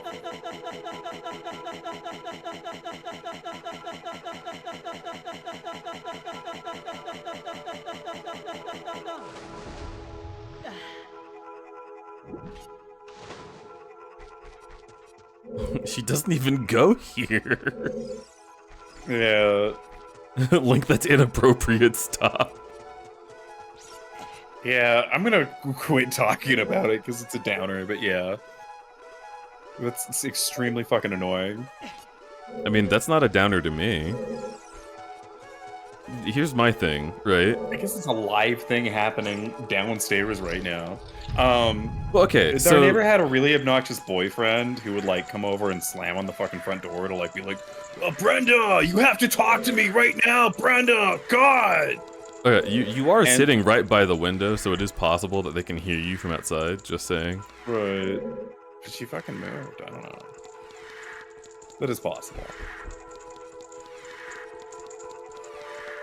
I don't know. This is like the one time that I would actually call the cops. Do you want to be grumpy outside of my house? Like, it's my house, bro. Sorry to tell you, but you do not belong here doing that thing. Why don't you call the cops then? I mean, I'll give it like one more knock and then I'll mute and disconnect. Actually, no, don't. Because if you do that, then he's gonna be like, oh, there's someone who lives here called the cops. Yeah, because it's what happens when you slam it on someone's door, dude. No one who belongs in the space is slamming on the fucking doors.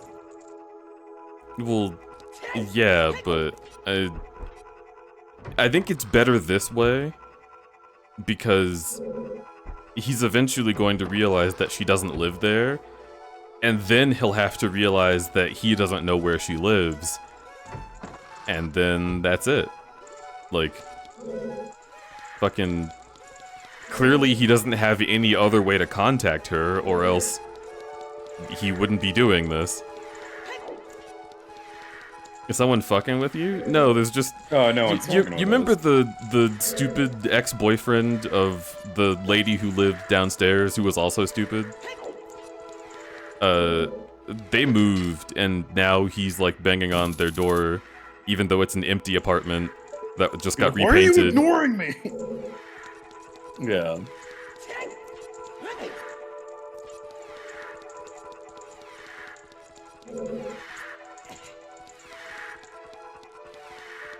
Yeah, we're in like a weird kind of like spot right now where like the apartment below us and across from us are empty, so we could actually be as loud as we fucking want to right now, and that is nice. Yeah.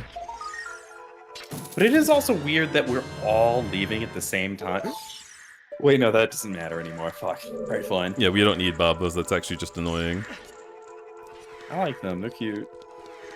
I'm aggro enough that I would just open the door and yell about it. I could understand that. Yeah, but people are crazy. If somebody's crazy enough to be like downstairs slamming on the door, I don't want to even get involved as like a bystander telling somebody to shut the fuck up. It's just like, Yeah. alright, you'll get tired and walk away, and then I'll never have to deal with you. Yeah. It don't matter. It's not worth putting myself at risk for. Either he realizes that the person he's looking for isn't there anymore, or he doesn't, and we do him a favor by not letting him know that. Or we do them a favor by not letting him know that.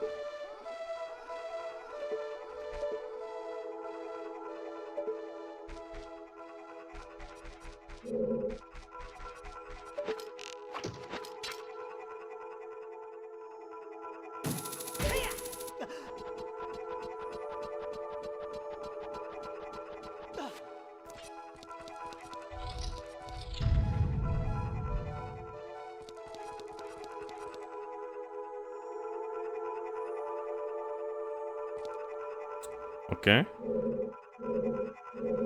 So, clearly there's supposed to be something in this room.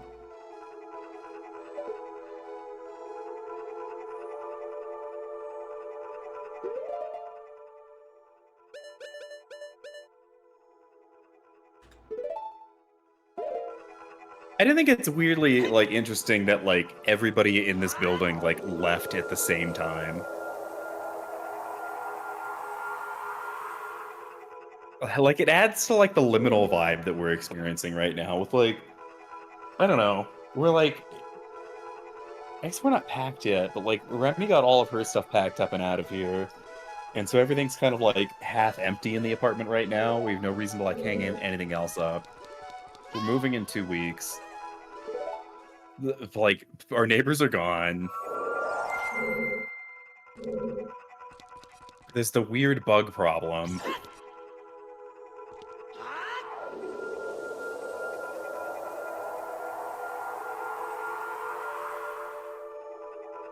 I'm kind of surprised I can't use this to return to the start of a dungeon.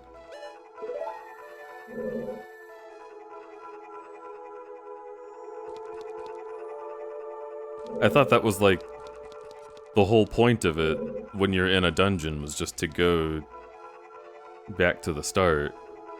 Alright then.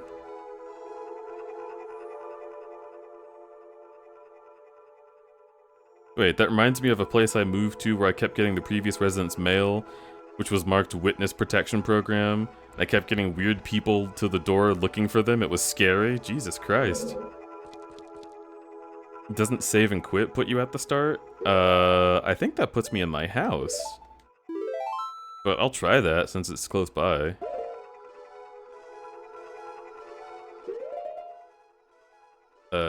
Okay.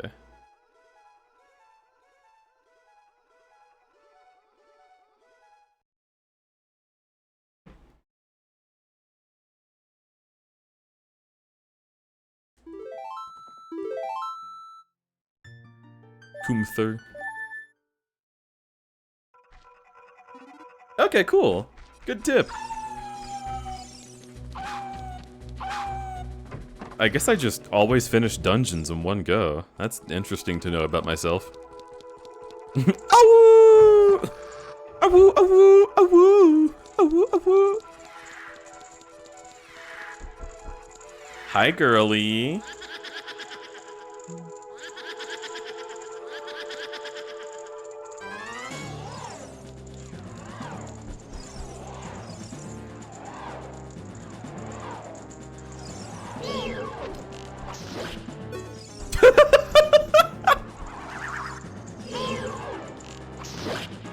Yeah, sure.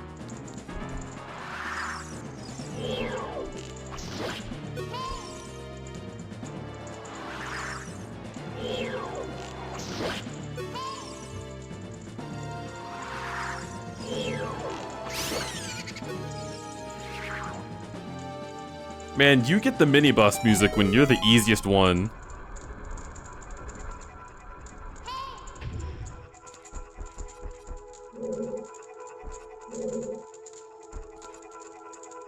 Which one tastes purple? My dick!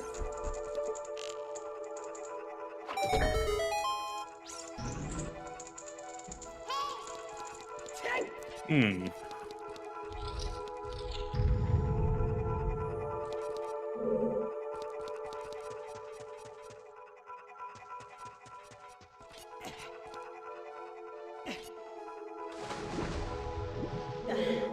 You know, I could just do this.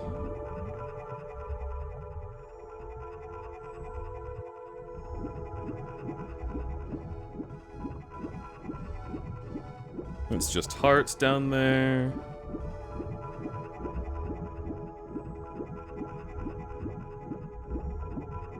You want me to be a cater gat? Alright. Shoo. Shoo.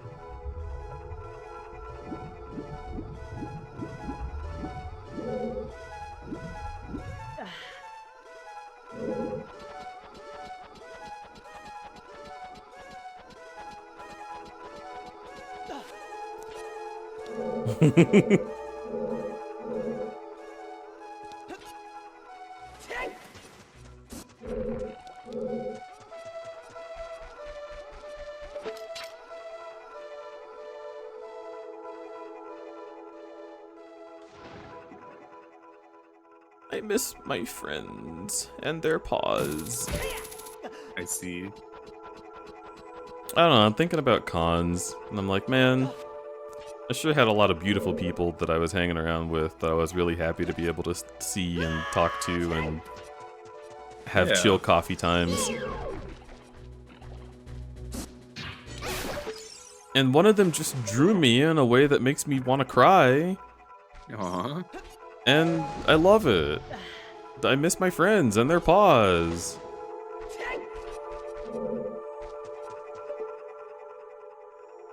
Paws notwithstanding, kind of unrelated, but like, you know, it's still important to me. I see you and I'm here for you. Thank you. You're always there for me, bitch. Oh my god, babe. You don't have the long shot, right? Just the hook shot? Ugh, God, don't remind me. It happens to every man, alright?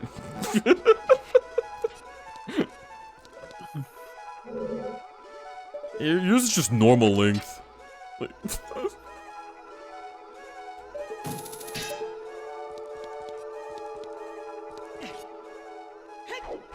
how the McFrunk do I get up there?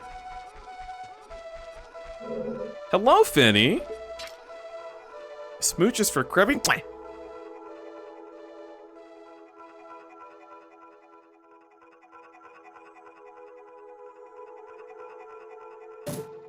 Okay, but straight up, I actually don't know how to get up there.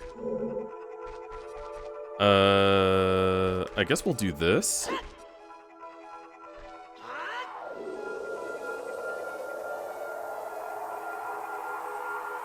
I see the thing I DM'd you earlier. I'll take a little sneak peek. Oh my god.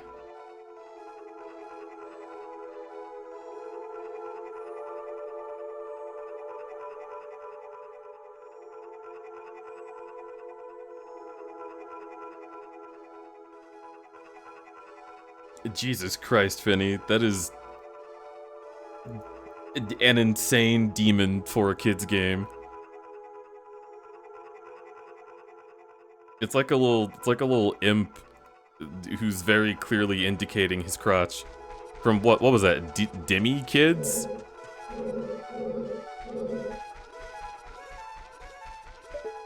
Is backseating allowed? Nah, I'm just hanging out, doing what I'm doing. It'll only take me like 10 seconds to figure out what can and can't be done, so it's all chill. So if I go in here, yeah, that's what I thought.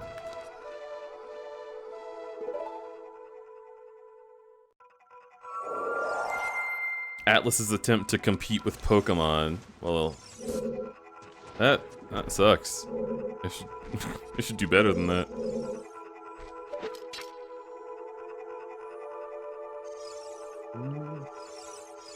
Up there.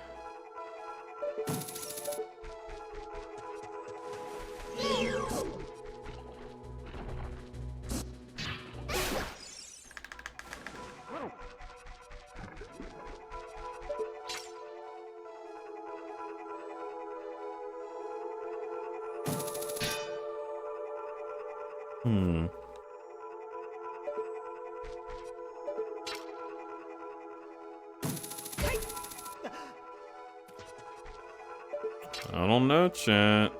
Looks doable.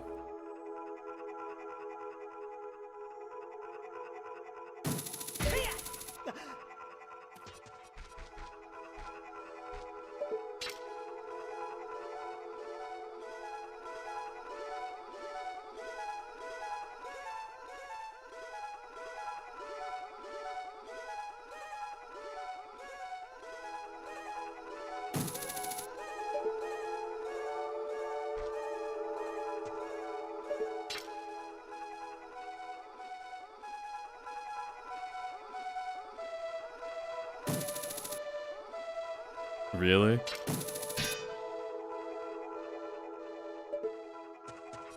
That's actually interesting. I guess mathematically that makes sense.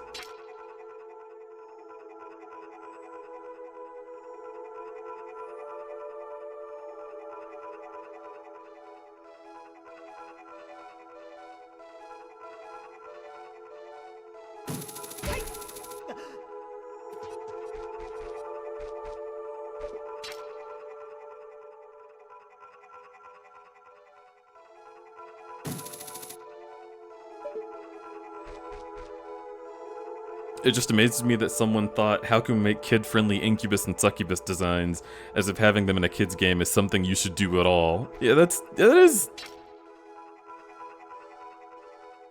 I guess it's like an Atlas classic, like they always do it, but still. Do you need the long shot? It feels like I can do this without. Like, obviously a long shot would be better.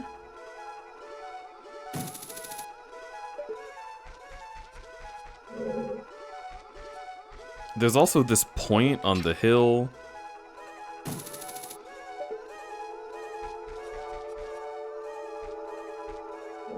D's just trying to sequence break. No! Don't tell them!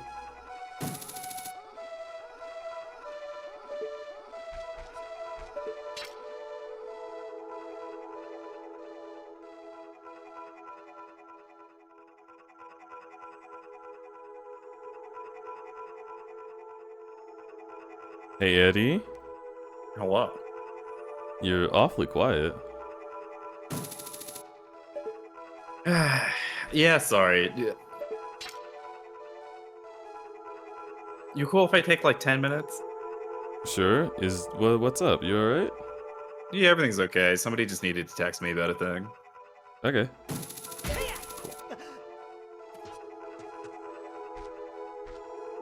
Right, okay. BRB.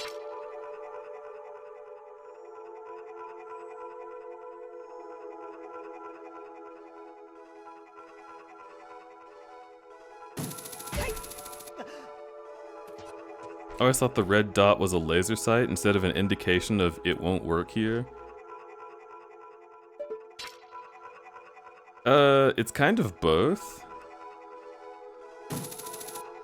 I mean, I don't think it really is a laser in the world, but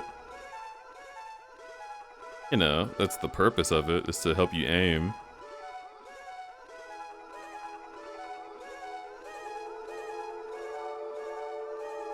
Because, like, the red dot appears anywhere that it will hit.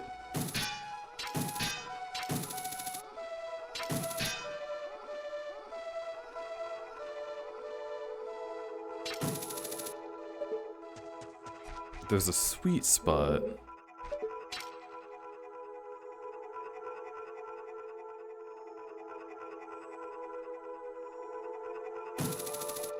I feel like I remember doing this as a kid too, which is what's getting me a little finicky.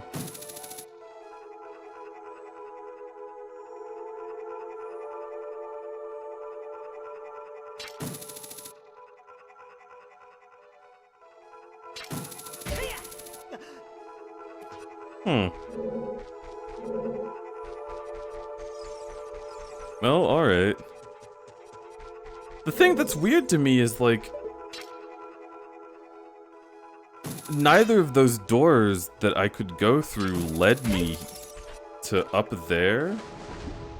So I'm just missing something. And I'm not sure exactly what it is I'm missing.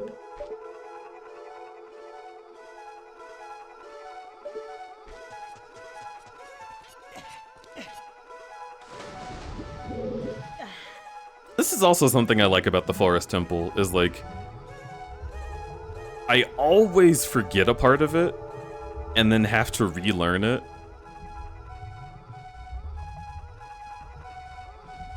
It's never as simple as just doing it.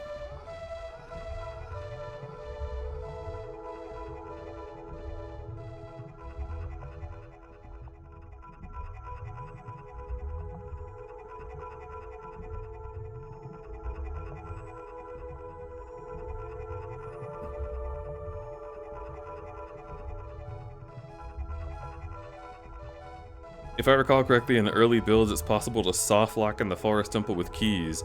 Dude, when I was a kid, I thought I soft locked myself in the Forest Temple.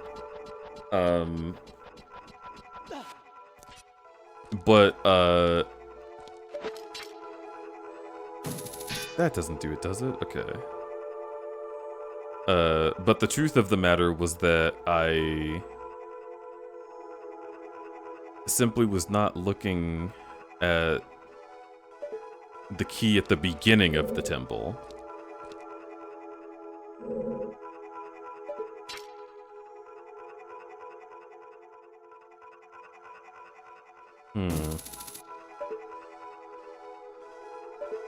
Rawr. All right. So, what gives? How do I get to those doors? Because that's deeper within the temple.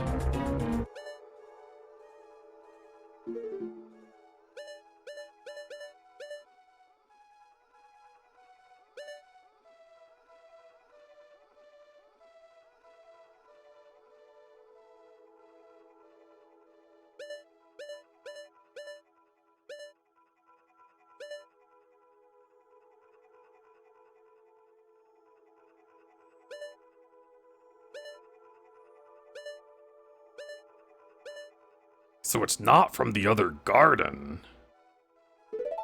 It's from the center room? Why are you eating a flag? Because it's tasty.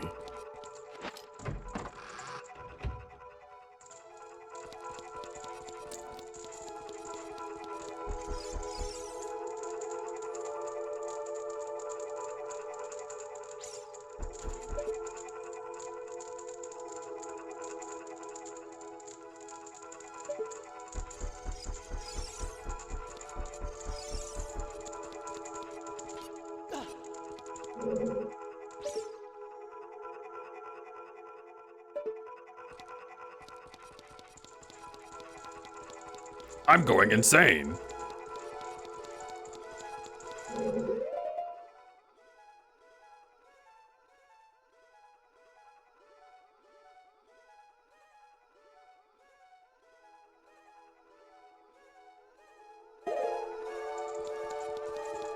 Okay, so I go in here.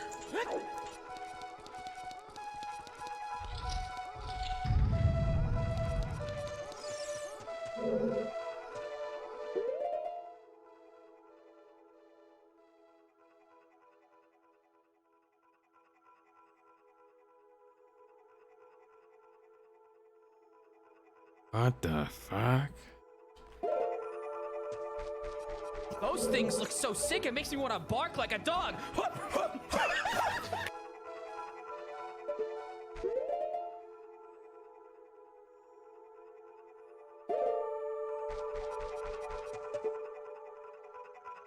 Up there?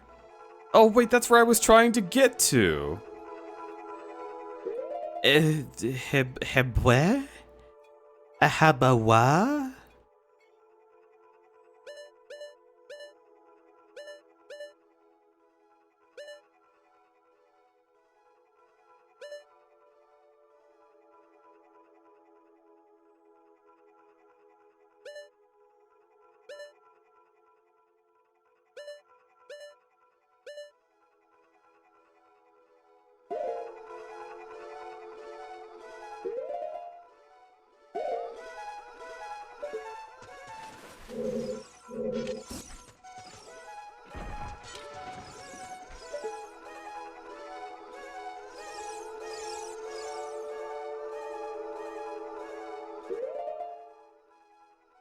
Okay, so that takes me into that room. That's the long room, the hallway.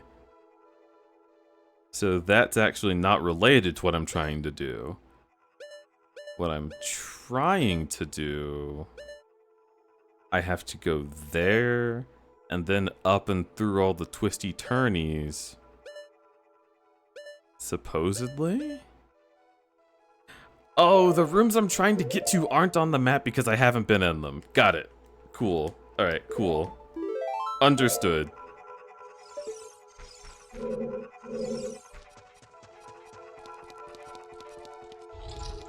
Crudberry's in the dungeon says at least one delicious in the dungeon. I'm gonna fucking... Cream! Alright, well... At the very least, I can finish this place. So we'll come back when we get fucking floor masters. Jesus Christ, that went fast. Wait, is the E redeem working? You're not hearing E?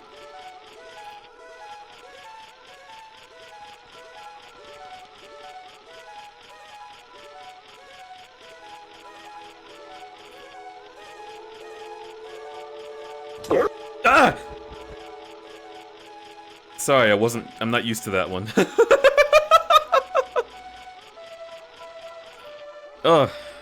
Well, if sound redeems aren't working, because we've been through this before. If the sound redeems are not working, then unfortunately that means they simply won't.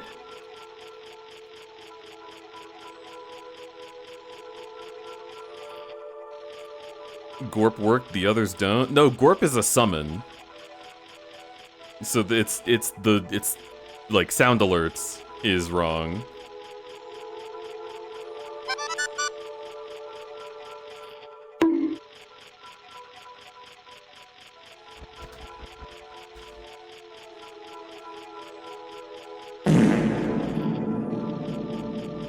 Thank you for the fart. The fart worked? Wait a minute.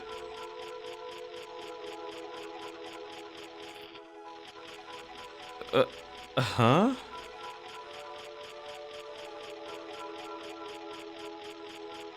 Oh, well? What?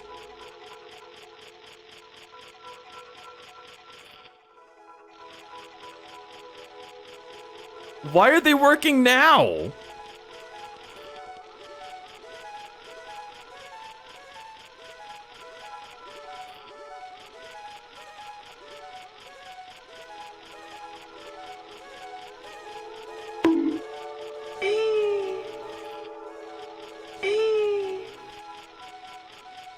my god, you're so fucking cute!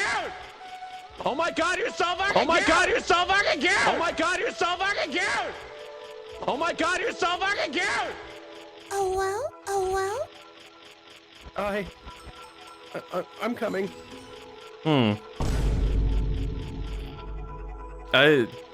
Dude, I wish I knew. Cause like that's the thing is like sound alerts isn't the thing that I control. It just goes.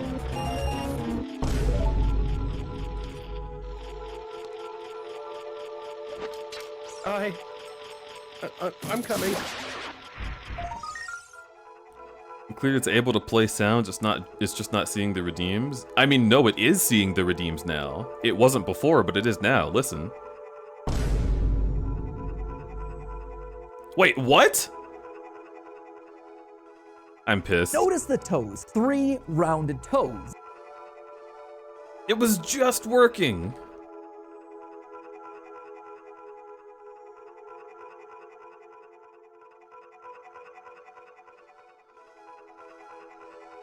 Bro.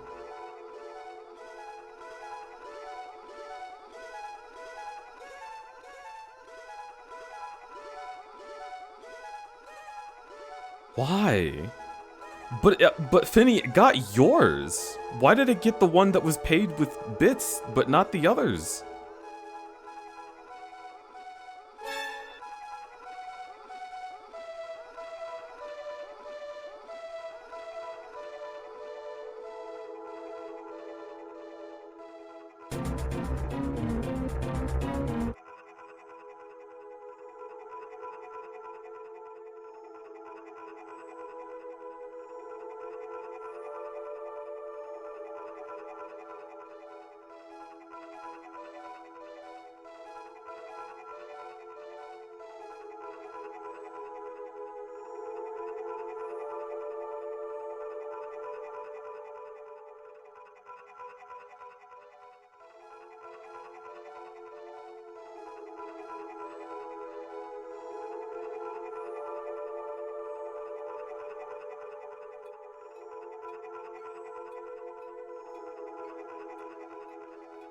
Yeah, okay. I really don't know.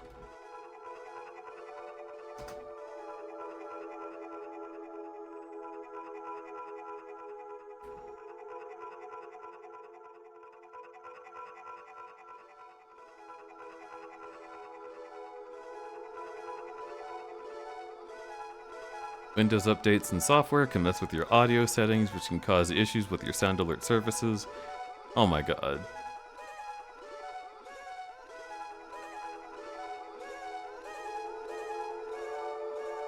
This is not the problem.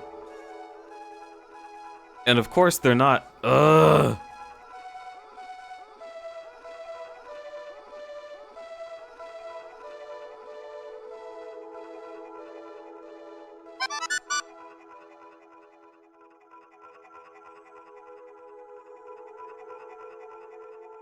Your browser source is not active. Dude, I hate this.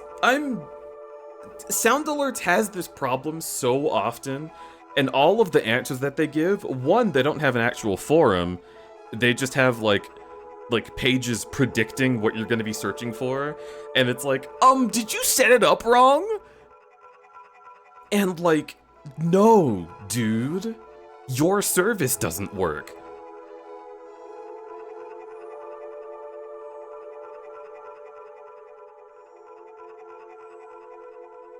That's so annoying.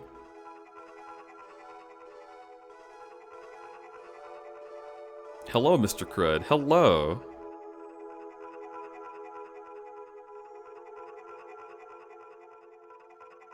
Yeah, alright. At this point, I just, like, I don't want to fucking deal with it anymore. I'm getting tired of sound alerts. Like, they work so infrequently that I'm kind of like, maybe we just shouldn't use them.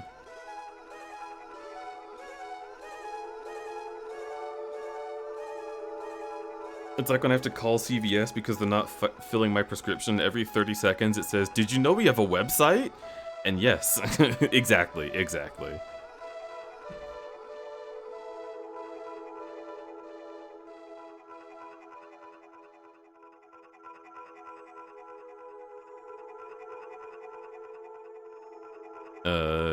This one, and this one.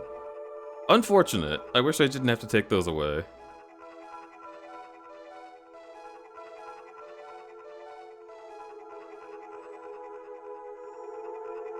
Maybe... Do I have... Do I have the audio for those? Right back. Hi. Hi.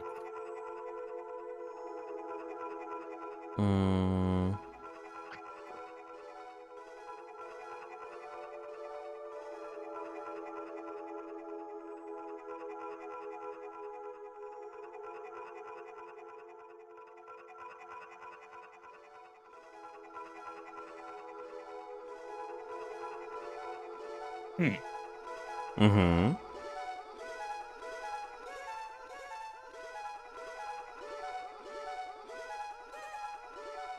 Had a thought. What's your thought? No,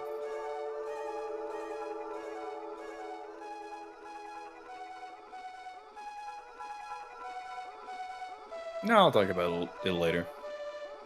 Okay. Yeah.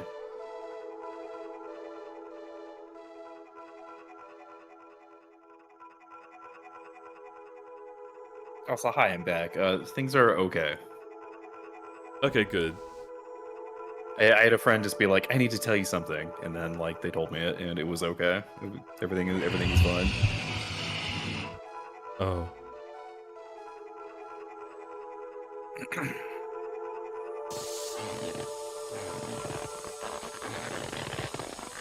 Oh, that is.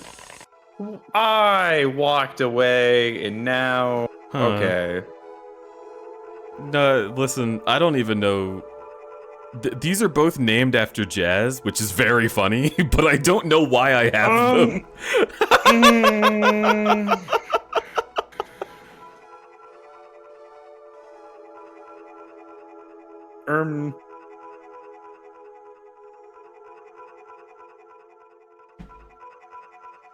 Alright, anyway.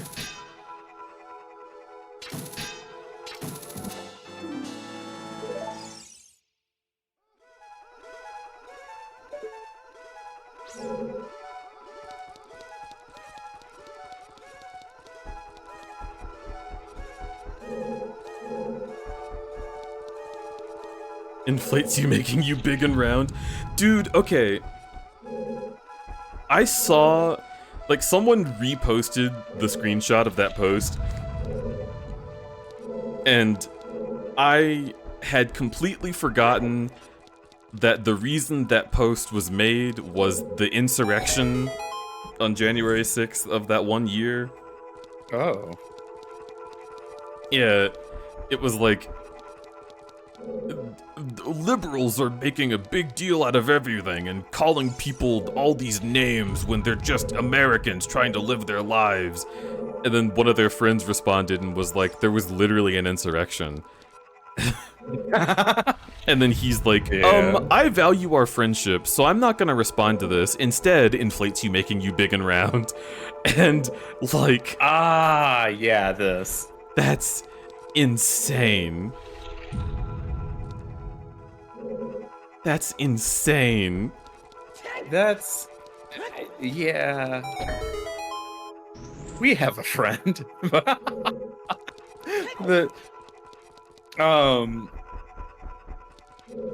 That specifically, like, engages with this kind of person in good faith repeatedly and, like, hopes that they will, like... Improve. I just to, like... Yeah, just, like, in the interest of, like, not pushing people like this out. So that they don't feel, like, completely rejected and hated by the community. And I agree with that attitude about it.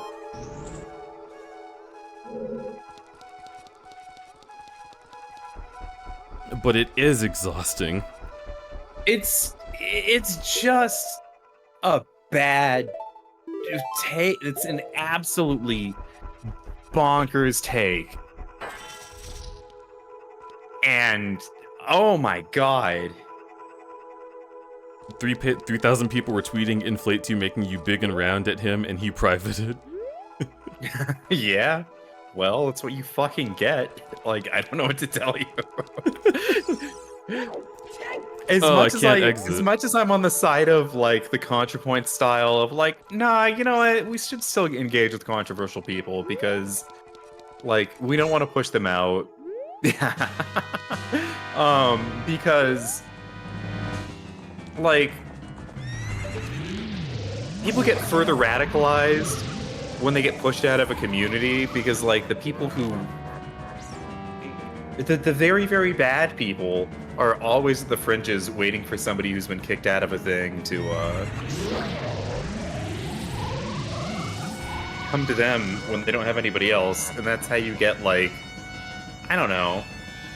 They were like those creators that like started saying slurs and like basically like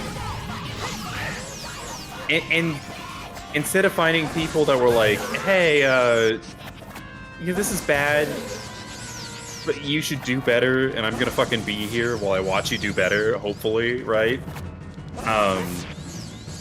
Like, they doubled down really hard, and are just now, like, essentially... No, they're just, like, full-blown Nazis. It's really unfortunate. And...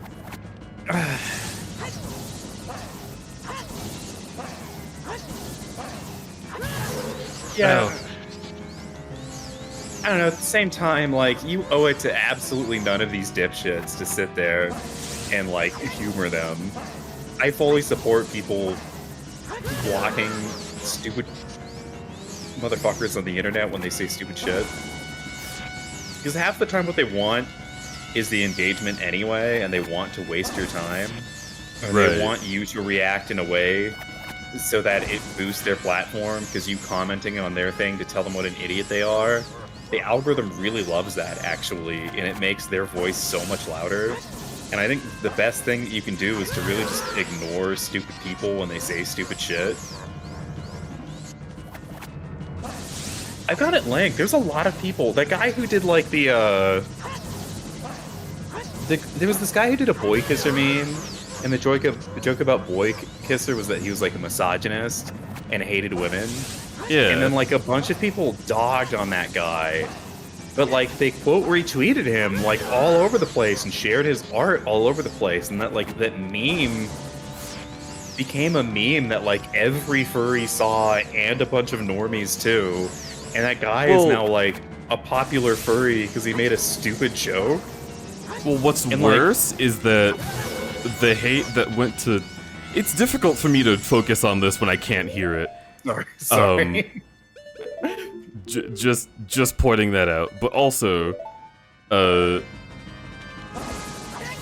what's worse is that, oh my god. I just need to fix Ocarina of Time. I need to take off the, like, toggle Z targeting because it's the worst thing in the game. But people were dogpiling the guy who made the boy kisser meme, like, originally. Right. Who had nothing to do with that misogynist post. Oh, yeah, that's true. People were like, oh, the boy kisser was always bad. And it's like, bro. I don't know. I think you shouldn't use the Steven Crowder meme because it goes to benefit a guy who is a white supremacist. However... Yeah, but that's completely different. Yeah. Because that guy is actually a bad person. Yeah, exactly. That's what I'm saying. Yeah, but I don't know, the time at which you said it sounded like it was saying the boy kisser meme was bad, and it's not. Oh, no, no. It's about kissing boys. Yeah. Oh.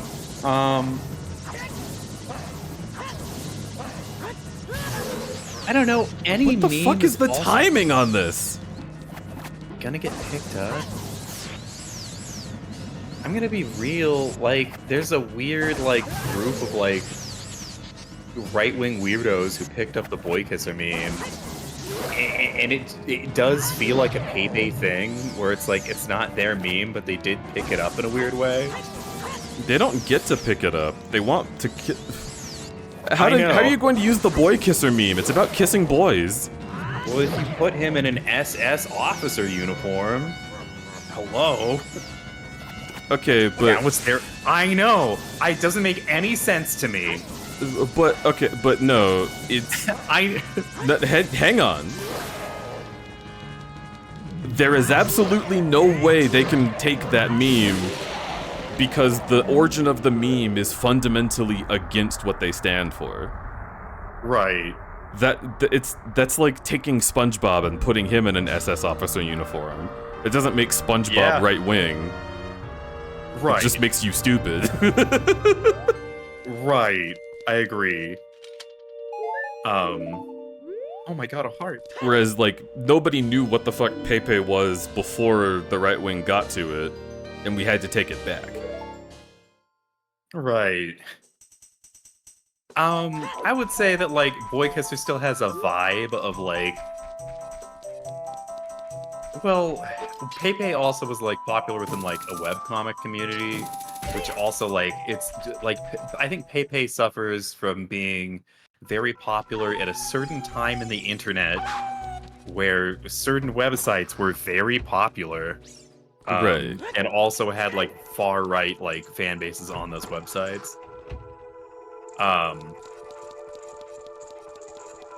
And, like, the Boy Kisser meme has a vibe that it would have been appropriated into those cultures if Boy Kisser just came out, like, 10 years earlier. And, like, Boy Kisser almost, like, Boy Kisser is such, like, a gay stereotype that it could be used in a homophobic context really easily.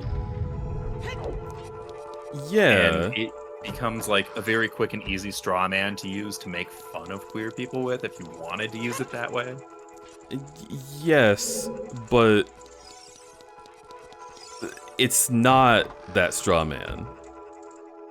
Right. And when I say that, I don't mean like I don't mean to say like don't see it that way. I mean to say like no one sees it that way. Like it's the right wing can use the boy kisser meme, but because it was made by queer people to like celebrate their queerness and have fun with it, Right. it's just the same as the right wing taking a picture of a real trans person and making that a meme. Like, Well, they've definitely done that too. But yeah. yes, they have done that. That does not mean that that trans person is now an evil meme that no one can talk about. You no, know? I mean, I'm not saying that. Do you feel like I'm saying that? Well, I'm just trying to. It's. Are we having a discussion, or are you trying to make sure that I'm not saying a thing on accident? Because I don't feel like I said that thing. We're having a discussion, and what I'm saying in the discussion is that the right wing has been trying to do this to the boy kisser meme, and it's a stupid thing to try because it wasn't theirs, and they can't make it theirs because it is just a thing that exists. Like, Well, it's not. They're not painting it. They're trying to, but it's obvious what it is. Right. It's that is very true. It's difficult to put that to words because it's just a different kind of vibe from most conversations in general. But yeah, so like with Pepe, there's a lot of like, was this always right wing? Oh, how could we possibly know? But that's not how that works. Also, this is why it says Majora's Mask, Lasana, is because we are playing Majora's Mask. Yes. Hello. Okay. We can do this check now.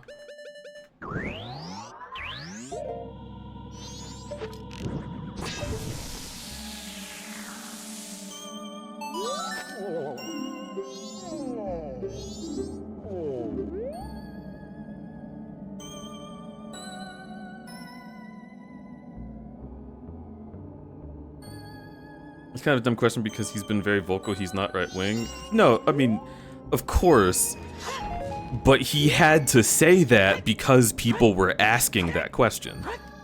Whereas no one will look at the meme of the boy kisser and think that it's a right-wing meme because it's very obviously a queer meme by its nature. The right-wing people, one, just don't draw things that look like that, and two, would never ask, are you a boy kisser, with a smug little face, clearly being a boy, asking if he can kiss you. I have something to send you. Okay. So I was checking the hate symbol database to see what these assholes have tried to appropriate and failed to. The motherfucking Triforce symbol is in there. They tried to take the Triforce, dude. Are you kidding me? Are you kidding me? But yeah, I agree that oftentimes they try to take these symbols. I think they usually fail. Sometimes they succeed, and it really just depends on if they're allowed to succeed or not. There was like that one pizza mascot that's now like a hate symbol. There's oh yeah, dude. What, like the Noid? What are you talking about? Like the Noid, yeah. I don't think the Noid is widely recognized as a hate symbol.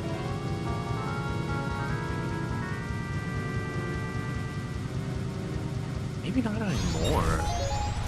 I could understand, like, again, I could see that it was like maybe tried at one point. I'm coming. But if I post the Noid with no context on Twitter, no one's gonna be like, oh man, is crudberry a right-winger? Like, it's the Noid. It's like he's the meme of memes. My brother and me talked about him.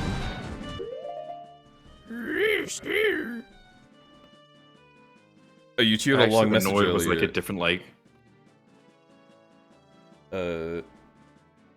Remember when Indiana passed the anti-gay marriage bill and everyone was like, please still come to Indy FurCon, we promise you're welcome. And then one person was like, yes, as a staffer at IFC, you are welcome, even though I am Christian and believe being gay is a sin. Oh my god. Yeah, that's,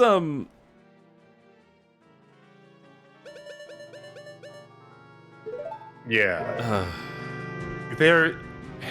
Let's just say there is a McDonald's character that very much is not used anymore. It's a McDonald's character? Yeah, well, not the Noid, but there's a different one. I looked up the Noid, and the Noid was discontinued for like a different controversy, which is horrifying. What? But the McDonald's Moon Man was one that like is not used anymore, and is like associated as a hate symbol now. So like, yeah, occasionally the Mac at night, yeah, dude. I wonder if this works.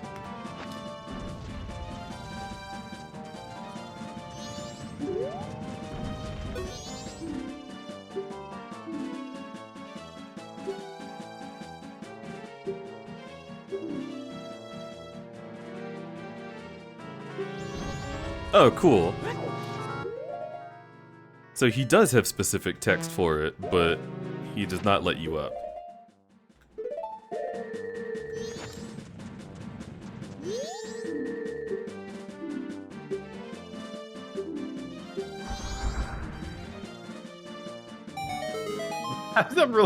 From the Wikipedia, Moon Man is an internet meme and an unofficial parody of Mac Tonight that originated in 2007 on the internet meme community. I don't know how to pronounce that.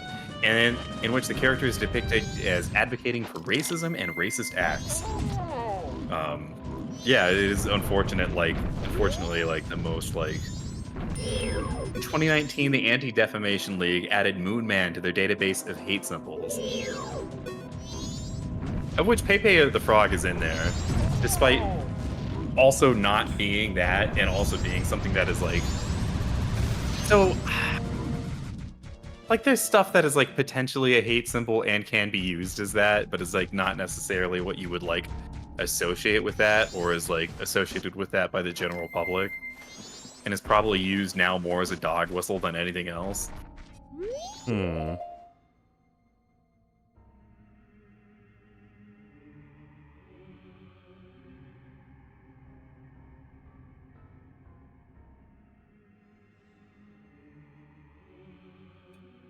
I have milk. Milk.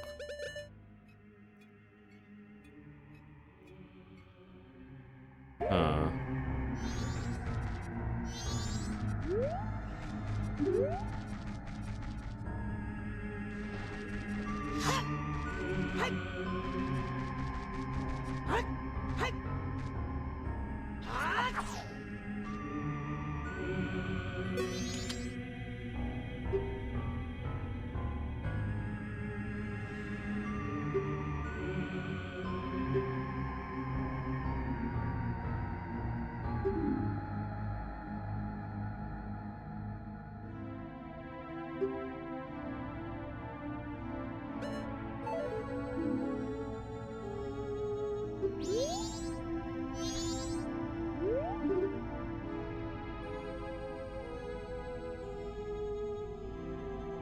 Is Sakon also a gay icon? No. He could never be an icon.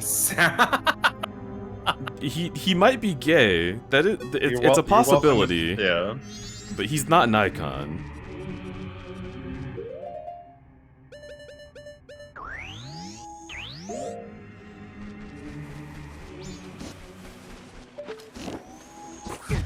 How do you feel? Okay, is there a character that is queer coded that gays don't love?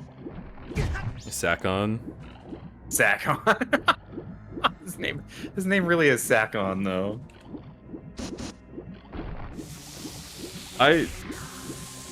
Dude, what is with this game? Adult Link just can't jump on, or can't climb up the ice things. Oh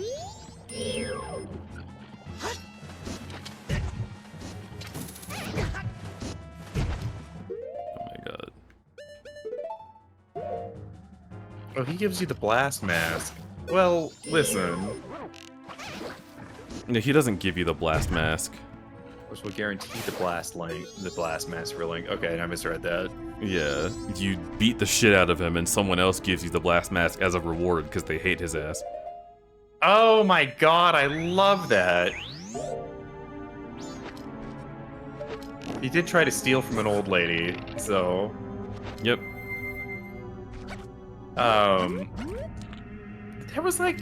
So like, I talked about how like gay movies that I grew up with were fucking weird, and I think it's like I Love You, Philip Morris. Is that the one? Don't ask me.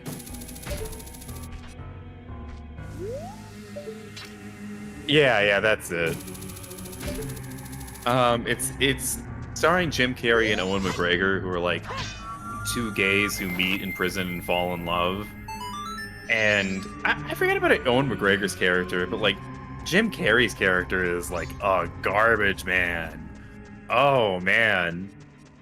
The movie's really weird, but like also iconic in the queer community because it has that one quote from it, which is like, and that's when I realized being gay is really expensive. Which is iconic in a meme, and I treasure it. Yeah. But overall, that movie is about like, it starts off and it's about like a guy who's like a compulsive liar, and he's pretending to be straight and he's cheating on his wife at the beginning of the movie, and then eventually he gets caught with another man, and then he becomes a con artist and deservedly goes to prison, and just continues being a garbage person in prison, but also falls in love with this other guy who falls in love with him, and it's a weird story about this person who is like a horrible, awful person that is deeply loved by this other like gay man. And at the end of the movie, like they're both still in love, and like the big plot point is that the Owen McGregor's character just like loves Jim Carrey's character in spite of all of it. And it's just a weird it was just a watch. I don't some movies I've just witnessed, and I don't know how to feel about it. And that's how I feel about I Love You, Philip Morris. And that's how I feel about Urbania, kind of, except I like Urbania more. It's how I feel about Rocky Horror Picture Show, if I'm being truly honest. I love Rocky Horror Picture Show for being the icon that it is, but ultimately is about a bunch of gay people being portrayed as extremely predatory, and it's uncomfortable.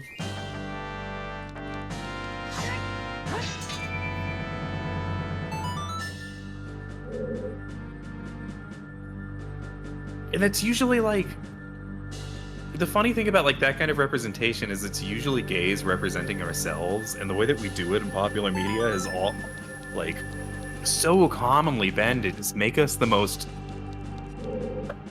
horrible fucking deplorable characters I've ever seen on screen.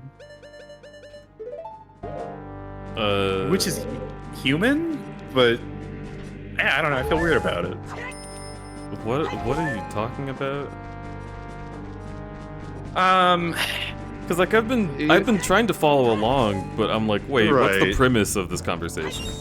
The premise of this conversation, I think I was just reminded of what reminded me of I Love You, Philip Morris.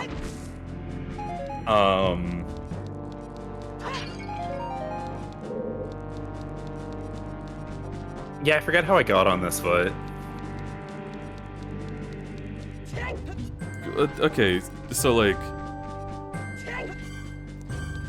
I don't know anything about that movie, and it's a Jim Carrey movie, so it probably sucks. It's very strange. And I also don't know anything about Rocky Horror Picture Show.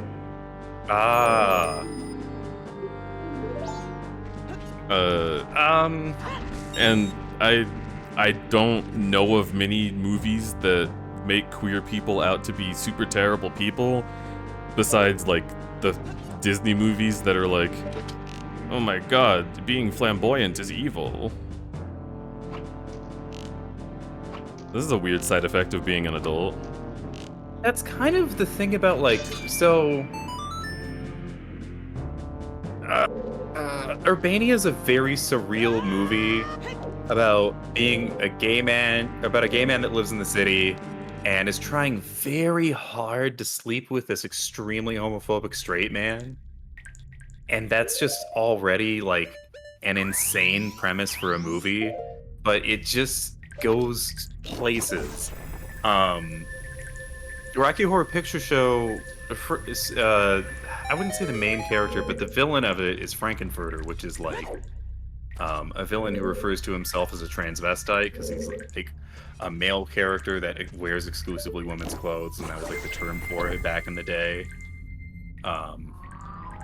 They have like a whole number about him being a Transylvanian transvestite. Okay. Don't like that word. Yeah. It's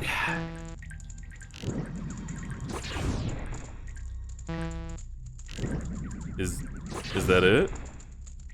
well, he just also has extremely predatory relationships with the other characters in the play. But it's also just like it was made by queer people for a queer audience and is just unapologetically queer. It's just also the villain's problematic, but they're also the villain. It's If I go through there, I'll get trapped. Okay. And then the yeah, I don't know. Sorry, I just wanted to point out we beat this dungeon. We're done. Oh. The bottom of the well, I accidentally got here from the other direction. So the last thing I couldn't do with the milk is just solved. Cool. Awesome. Yeah. Okay, but I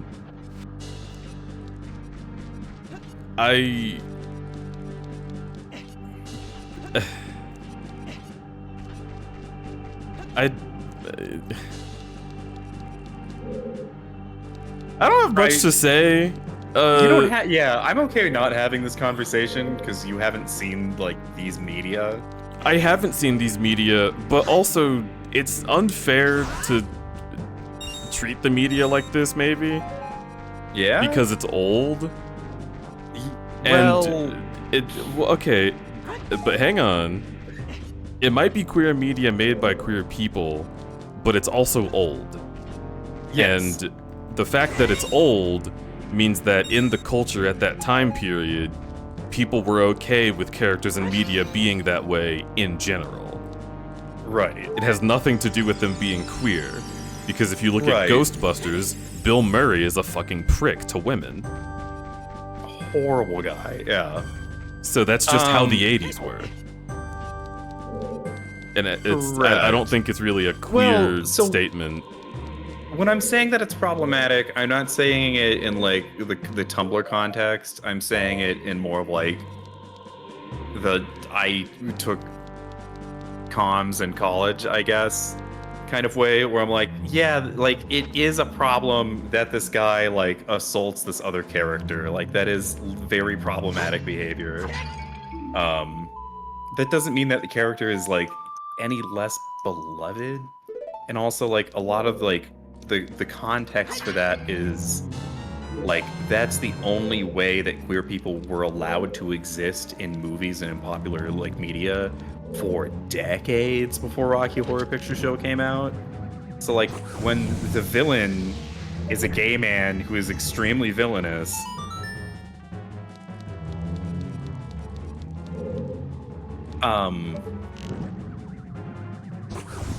it just kind of like literally I think like one of the first gay movies that was like starring gay actors and was like very explicitly queer, it was like this Hitchcock film that got published because like yeah, there are gay people in it, but like it's half the point of the movie is to just be like, look how scary gay people are. And so you put in 50 years of only being able to see yourself as that in media, and eventually you just kind of appropriate it. And so Frankenfurter, while being a character who does problematic things, exists within that context where that's the only way that queer characters were allowed to exist. And so that's why sometimes in queer media, I see now I'm like answering the question I proposed, which is that like there's a historical reason to why queer people like represent themselves or ourselves in media is being like dude, absolutely garbage human beings. I think that's quite possible. Wait, can I speak to these guys? Okay, no.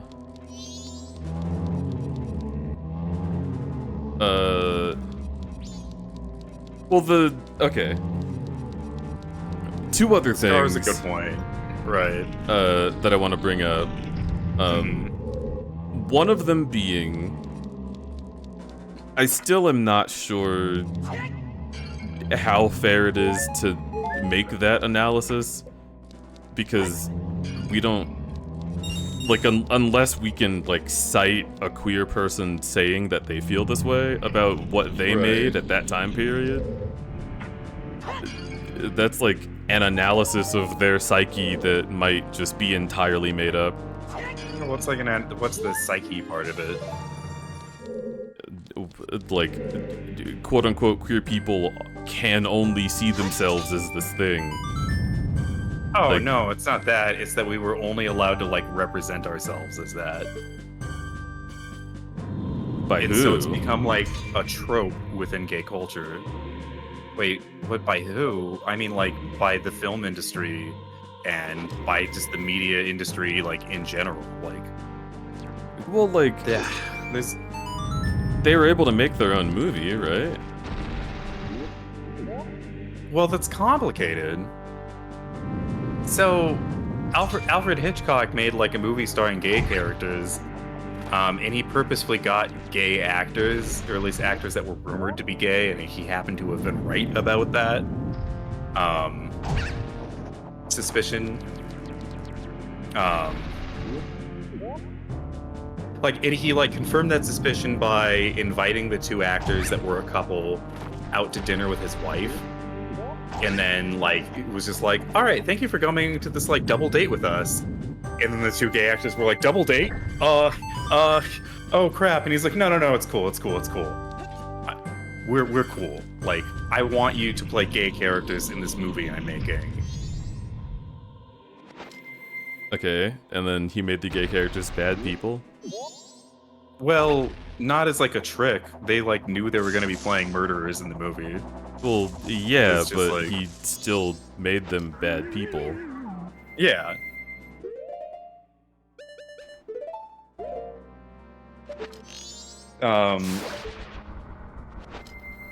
And if you go through a lot of like old school like Hollywood videos too, like Hollywood movies, like there's a repeated theme of like queer coding villains, which is like make like your villains like effeminate and limp-wristed, or they'll do things like touch like phallic objects to their mouths while they're like making direct eye contact with like the main character of a show. So like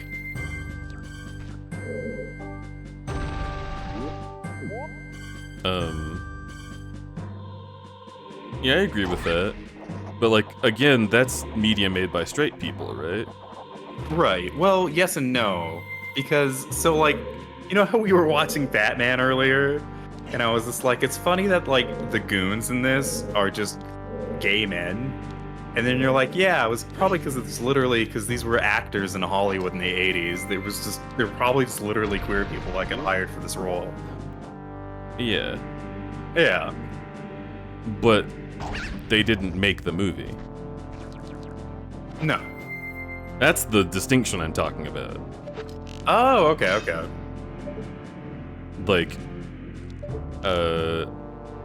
I don't care who the actors are. The actors are going to act in whatever they can because that's how the industry works. You take what you get. Right.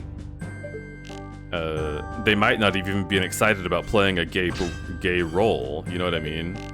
Right.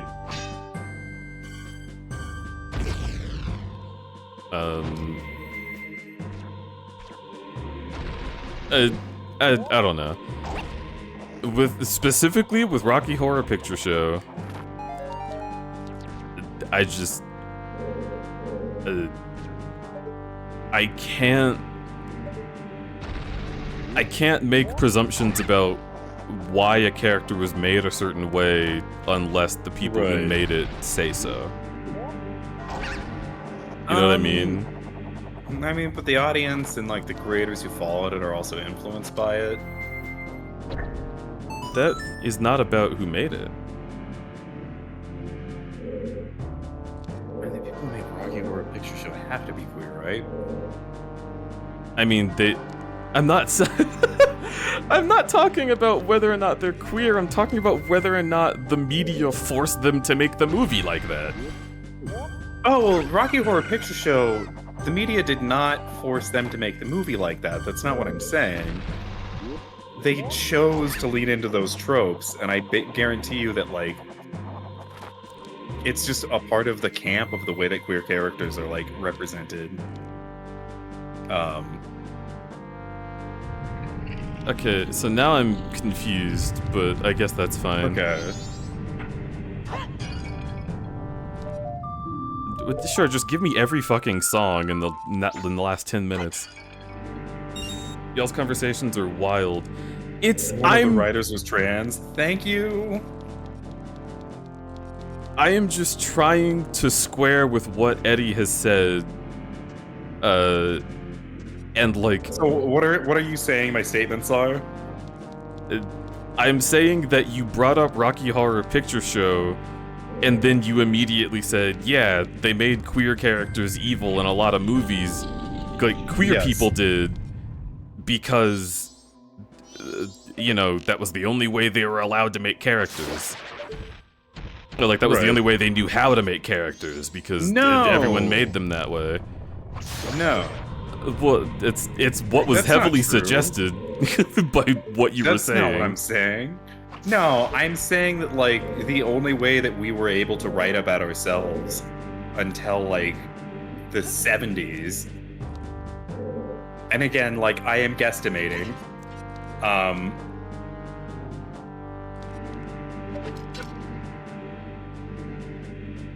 is through either allegory or coding or by literally including a queer person in your movie, but by making them the bad guy. So after...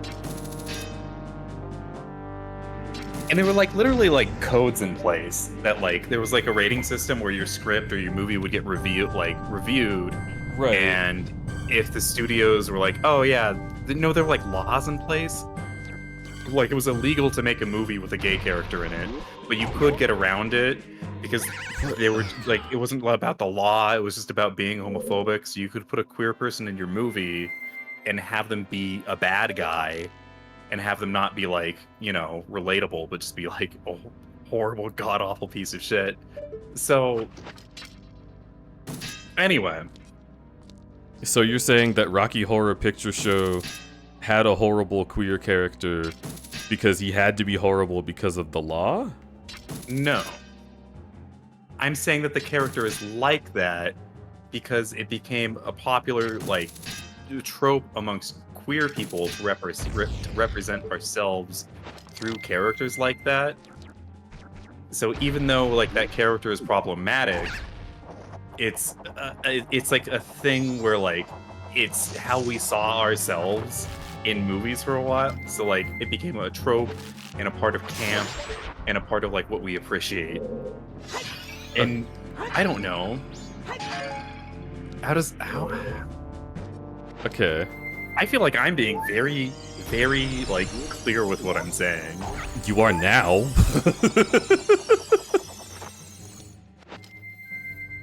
You didn't bring up the, like, oh yeah, it's just because of the camp. Like, that's why they do it before. Yeah.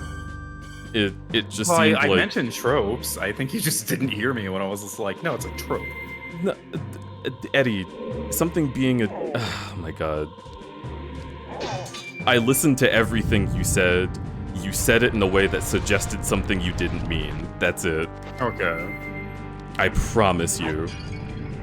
There was no other way for me to read the sentence you said besides, like, and because of how queer people were represented, this was just the only way we could think to do it.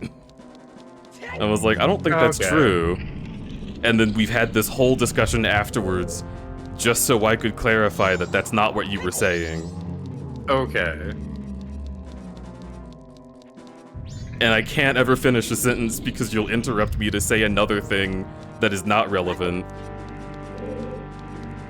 And then I'm stuck with the thing that you thought I was saying. And so it takes a long time for me to make the point I'm trying to make. Okay.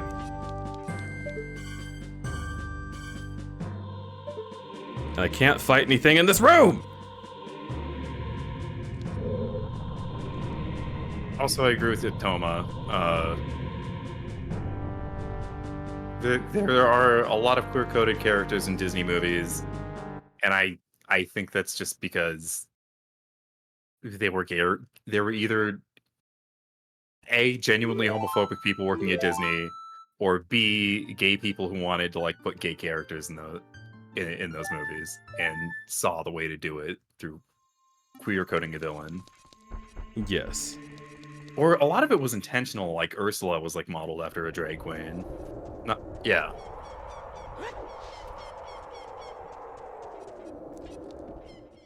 And like... for fuck's sake.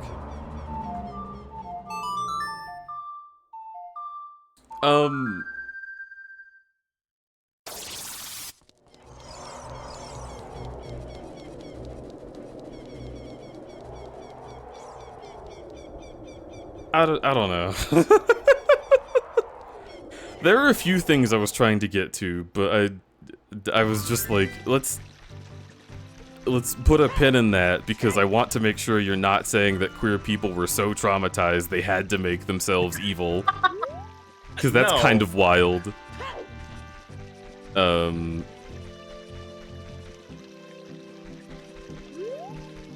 was the wall master that took us there. Okay. The evil gay is a permanent part of, like, queer storytelling. Well, of course.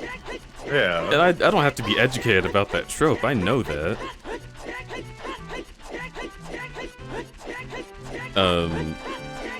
Yeah, I was just like, I don't know. How do we know what was in the minds of the people making this movie?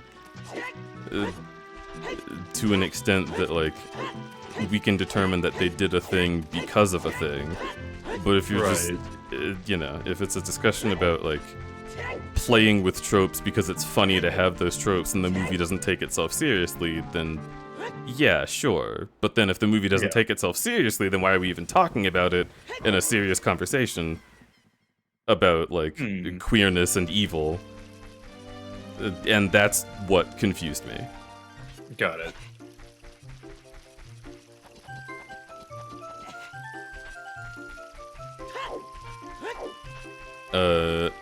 Also, Finney said, like, 1,000 years ago, Scar is clearly evil and queer people love him.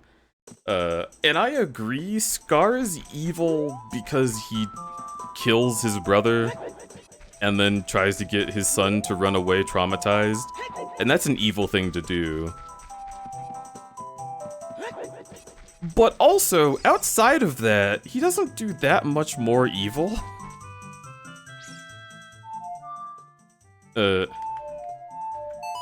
Like,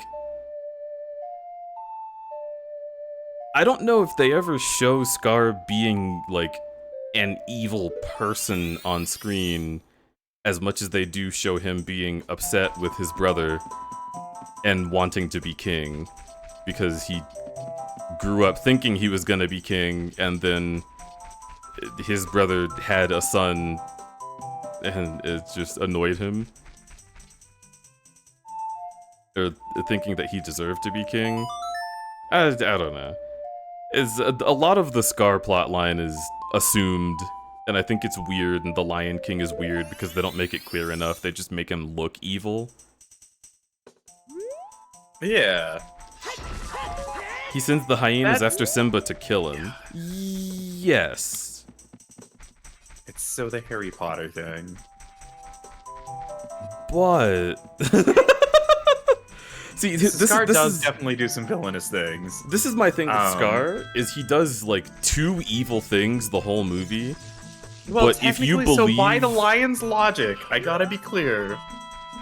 Sorry. You know what, you finish, but I would like to pin a note. Sure. Okay. He does 2 objectively evil things in the movie, but were he to believe that the way the Pride Lands were being run was, like, incorrect and evil in the first place, and there was no way to stop that future besides taking control, and he's mistreated and, like, ignored his whole life, and is, like, seeing all of the animals that aren't allowed in the Pride Lands. Like...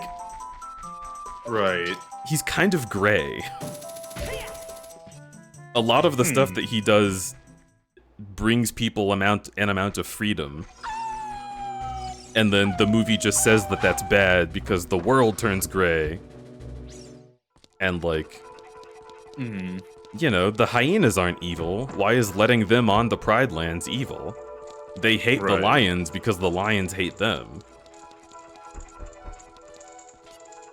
That's always been a thing that's bothered me about the Lion King. Is that, like, the main change that Scar has is allowing hyenas onto the premises, and somehow that kills everything and ruins the country.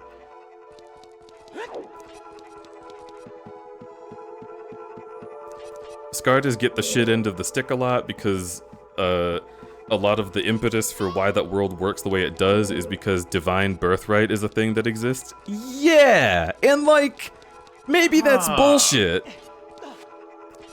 Maybe Scar's correct.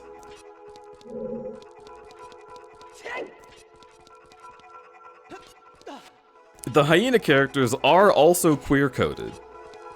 They're also...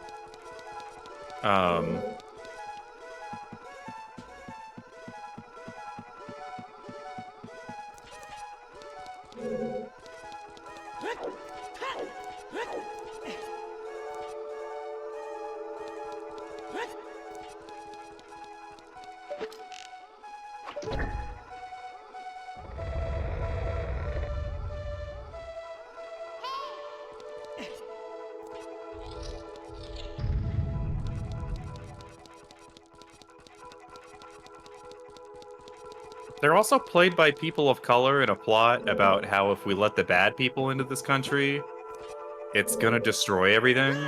Mm-hmm. So, yeah.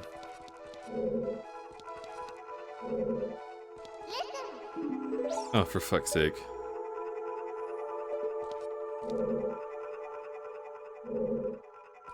Alright.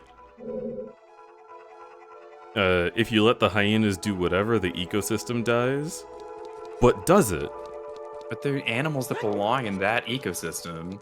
Yeah, the hyenas live in places where lions also live.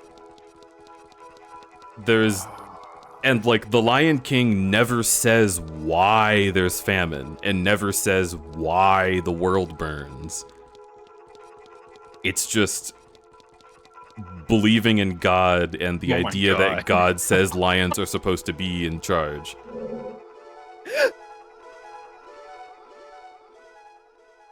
Dude, okay, wait, I have to confirm something. Yeah, dude. Ed the Hyena is the same voice actor as Scar, who is also the same voice actor as Winnie the Pooh. And bro, I love that. That's Jim Cummings. Oh man.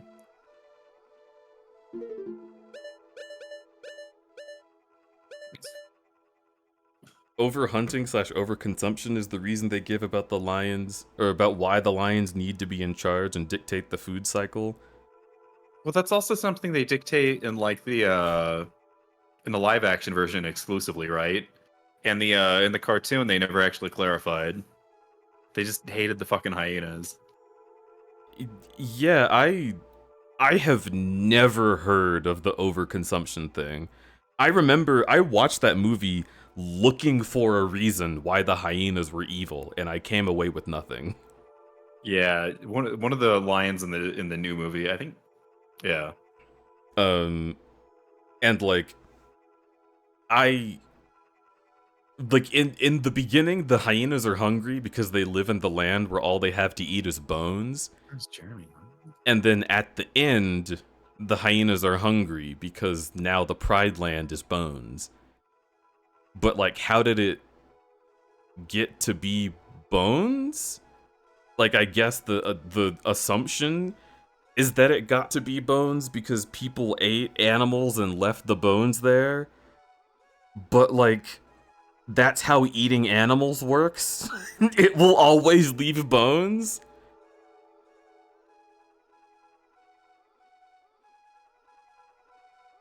Pretty sure Nala has a line that the hyenas chased all the prey out. How? What? Is the prey just lining up to be eaten by lions, and then when a hyena shows up, they're like, oh no, we gotta get out of here, the hyenas came! How would they possibly chase the prey out? The prey's also being hunted by lions! That's like, that has the same energy as like, oh man, all the good jobs are taken. And it's like, what are you talking about? The immigrants are coming in and taking our jobs, and I'm like, oh, so that's why you're employed? I see.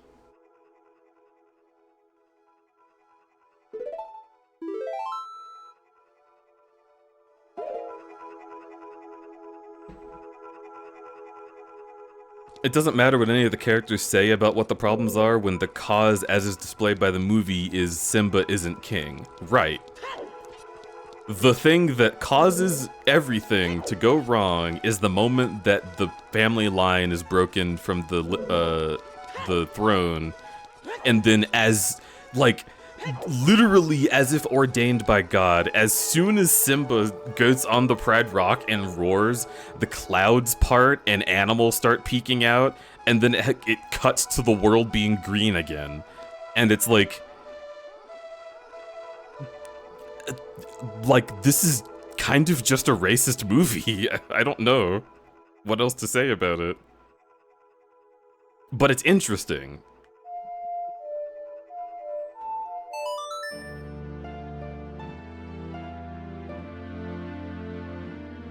What are the lions eating that the hyenas aren't? Fucking PragerU videos, I guess. So, the pin that I had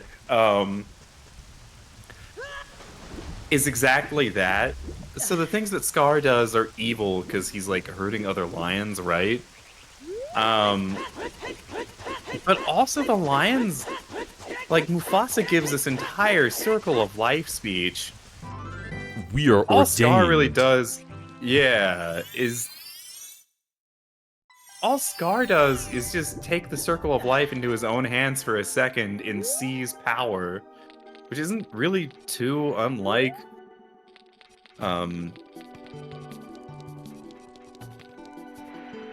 it really isn't too unlike Mufasa seizing power in the way that he has it. Mufasa was just born into power and maintains it through cannibalizing the citizens of his kingdom. It's a weird story. Oh my god. What if what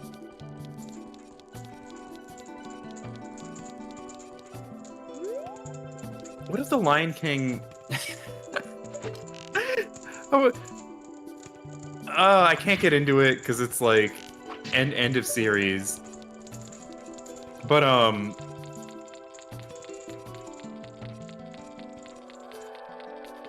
God, I wonder if like that's what the world of Beastars was like before they all decided that eating each other was bad. Like I could make a fanfic that would be like, oh yeah, the Lion King is actually like a proto it's like the past in Beastars. I could grasp with some straws and really make that happen if I wanted to. Scar basically mismanages the pride, forces lionesses to hunt to feed him and his hyena friends, and when they tell him there is no food left, he's like, yeah, you suck, I don't want to move. I think Finney makes a great point. Well, yeah, it's because it's Hamlet, but Yeah. the movie isn't, like, stated to be Hamlet at any point, it just is. Right. Kind of like how,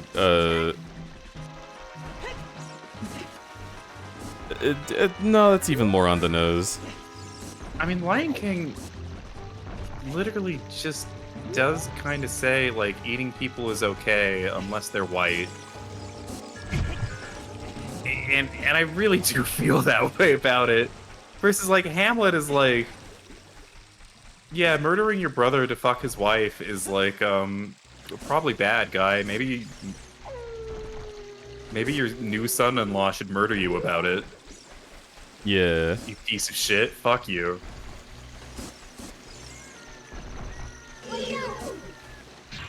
I love Hamlet, dude. It's so good.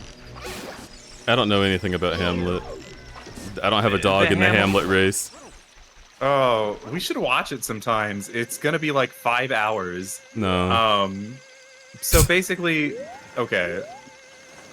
I'm not gonna spoil the ending, but the basic premise is that like Hamlet's father is like murdered before the story begins, and he's real sad about it, and his uncle, his dad's brother, is taking over the throne, and is also very controversially like also marrying his brother's widow.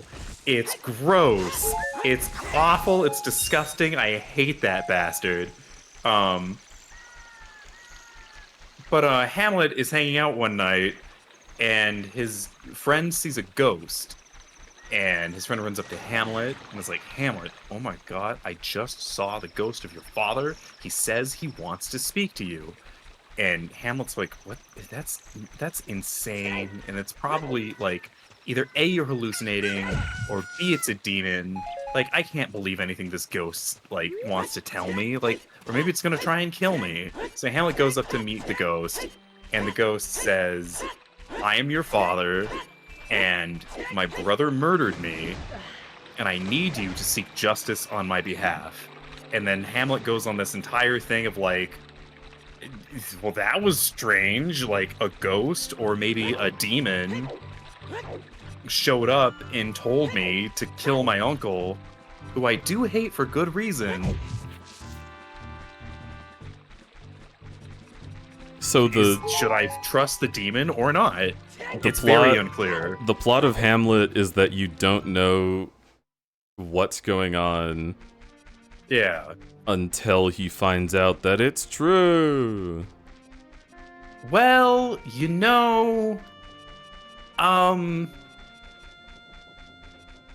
Is that that's not the plot even of more Hamlet? complicated.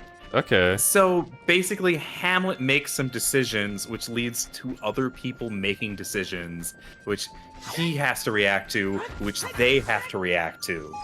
And so by the time, like... What the fuck? Alright, so So what you're the telling me is that Hamlet's better than Lion King. Hamlet's way better than Lion King. It's really dense. So basically, like, Hamlet is a very young man who's stuck in a very, like, difficult situation, and he starts snooping around to find out things, and the uncle responds to that in ways that demand justice. So regardless of whether or not the uncle actually killed his brother is kind of moot by the end of the story, because that motherfucker deserves accountability, but also Hamlet the entire time has been doing questionable actions, and Hamlet deserves accountability for his actions. And so it's like the conflict is now, like, it still matters whether or not the king was murdered, but the context, like, becomes more and more complicated as the story progresses. And it's really interesting, and all of the characters have a lot of weight to them and a lot of philosophical things to say. And maybe the most important character is possibly Hamlet's girlfriend, and I'm not even touching that. We should pick up Hamlet sometime, because it's great.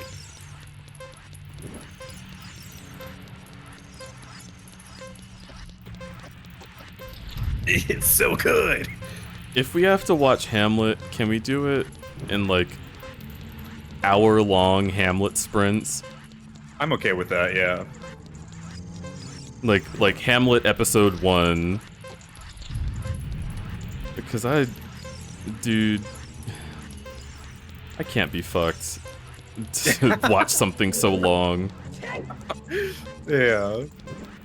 I like to put on, like, Ginny Nicholson videos that are 4 hours long, because then I can start working and have her talk to me in the background and not have to look. Yeah.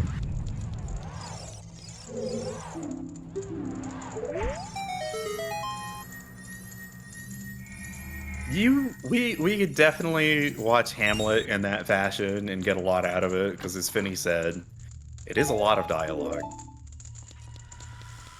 There is a lot of a character just has a philosophical idea and wants to tell you his little poem about it for 30 minutes. Oh my god. Yeah. It's really good, though. Can we skip that? Yeah. Watch the MSTK3... Wait, the Mystery... Wait, what? Mystery Science Theater 3000. Yeah, version of Hamlet. I am down.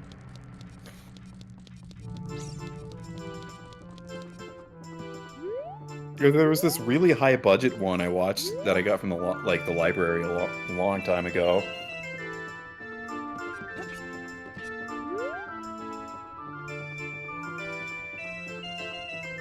Oh, and I've also read Infinite Jest, which means that I had to go touch up on my Hamlet lore.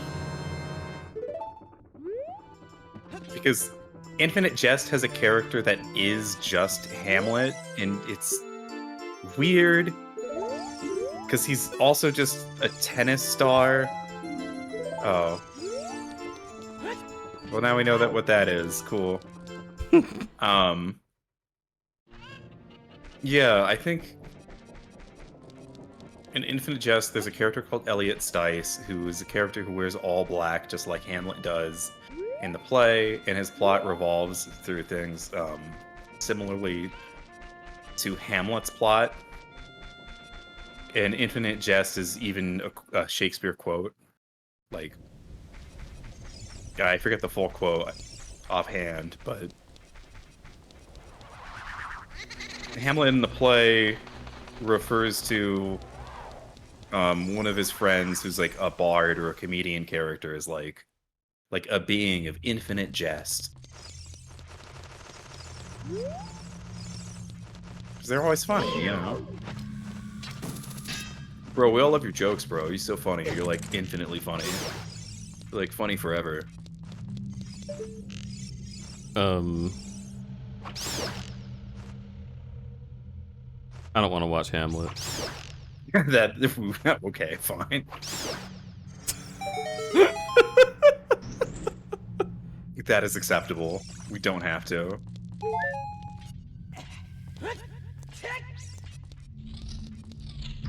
I love you though. Love you too. I will say it's easier to watch Hamlet than it is to read Hamlet. Or it's easier to watch Shakespeare than it is to read Shakespeare because when you read it, it's kind of unclear what they're saying, but when you have an actor using their face and body language to convey what they're saying, like it's like, oh, right, okay. Right. Cool.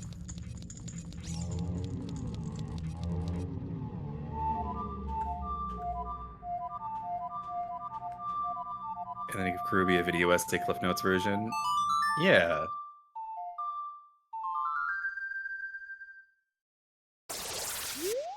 God, we I've didn't watched even. some stuff. Oh. Oh, sorry, I was. It's from a long time ago. It doesn't matter. Got it. What were you gonna say? Oh, I did watch something a while back about Disney making The Lion King, and they literally do name drop Hamlet in the making of it. I think it's because they like, I don't know, they were just excited to do a more Shakespearean type like drama than they were in their previous movies. And The Lion King was like a big like a Frozen of its day, where it was a turning point for the kinds of movies that Disney was going to be making going forward. And that's why it's infinitely disappointing that they didn't finish it, apparently. Or they didn't finish it? I mean, like, if it's supposed to be Hamlet, they probably should have included the whole plot of Hamlet in it, you know? Instead of just making an incoherent mess where you're supposed to assume villains and good guys. Well, yeah.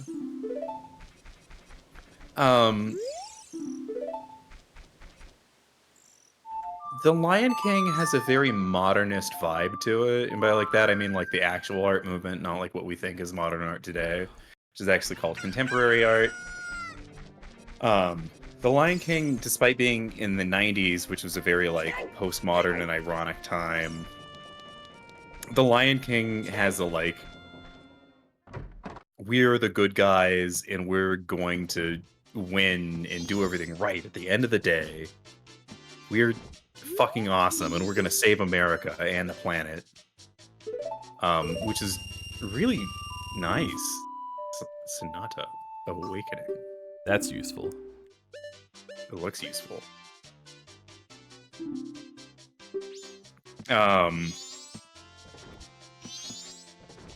Oh, so useful! Modernism, I don't think deals with... Can you actually buy them? Yep. Oh. Now we can buy powder kegs if we're Goron. That's amazing. I'm glad that that store is here. Sorry, go ahead. But I think that's why Lion King is why it is because it's part of like a genre or a philosophical like period that is after its time and dated and kind of relies on the no, the good guys just win, don't think about it kind of writing.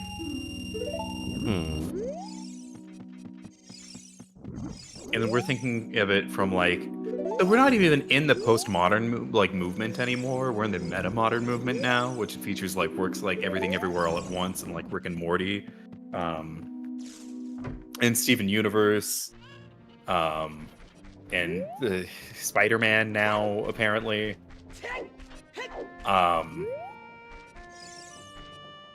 Well, which is more in this period of like not just being ironic and sardonic and like questioning like, oh well, like why is this story I caked a little bit when you pick Rick and Morty in the same breath as EEA, Everything Everywhere All at Once.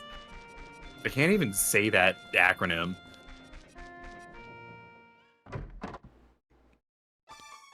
Yeah, I do agree that it's gross, but they are still part of like a greater philosophical movement in art.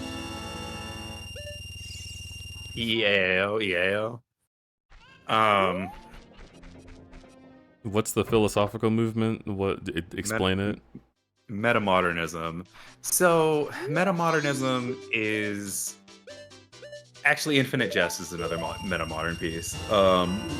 But Infinite Jest was like ahead of its time. Anyway, I'm not going to touch that because it's an entire like tangent. So like,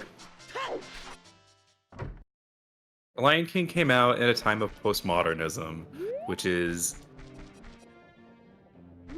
a reaction to modernism, which The Lion King is. The Lion King feels kind of strange in the way that it's like, we have great heroes that are fighting the evil in the world, and at the end of the story, they win.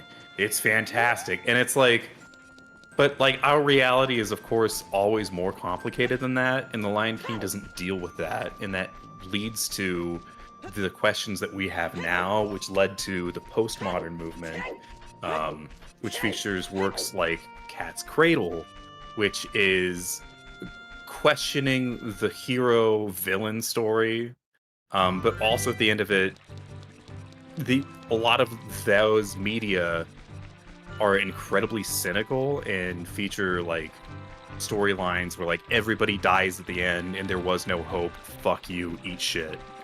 And metamodernism is understanding that like, yes, the world is more complicated, but that shouldn't always lead to cynicism.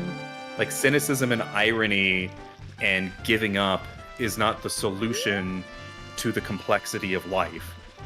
Life is complex and life is absurd. But there is still good in the world, and there is still hope. And despite the cynicism, and despite how absurd things are, we should maintain our optimism and do our best to be the heroes of our childhood stories. Like, so like that's why it's metamodernism, is because it's combining the best aspects of modernism and the best aspects of postmodernism to have a dialogue with both artistic movements to ultimately land on a more hopeful, sincere note. Is Wind Waker postmodern or metamodern? I don't know the story of Wind Waker that well. Describe.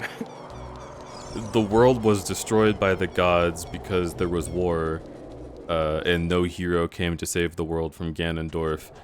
Ganondorf tells you that he's doing what he does because his people were mistreated, and he thought he deserved the world of Hyrule, which shunned him so harshly. And we believe in our gods, even though they abandoned us in the age of Ganondorf. And, like, there is really no goodness in the world. There's only you versus me, and we are both flawed. And then you stab him in the head and leave. Damn. And the King of Hyrule notes that he also does not disagree with Ganondorf. Yeah. And he, like, elects himself to be sealed underwater forever in the briny depths because his world is the past and is not the good guys, and the only thing that matters is going towards the future. Yeah, that's very metamodern. Yeah. Yeah. Like, the kids in Wind Waker just inherit trauma from these people who were being evil to each other in this time period of Ocarina. And then they're just like, we're not involved in this and we don't want to be. Can I please sail my boat? Is basically what happens. Interesting. Yeah, it's really interesting because it changed how I think about stories when I was a kid.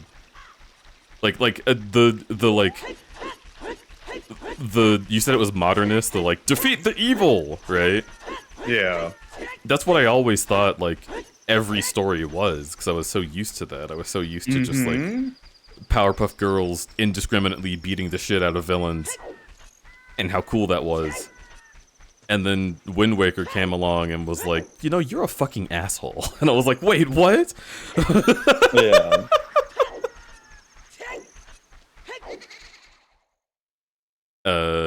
And I think that was cool, because it still gave you a happy ending. It just told you that the people you were following were not always good people. Mhm. This is gonna be scary, right? Or I forget. no, this is where this is a random Cafe's move. place. Let me find Scary for you real quick.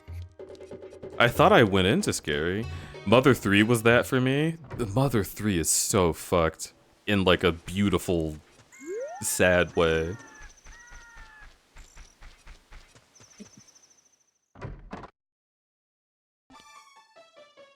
Okay, That's this is scary. But I don't have an ocarina, so I can't do anything about Scary.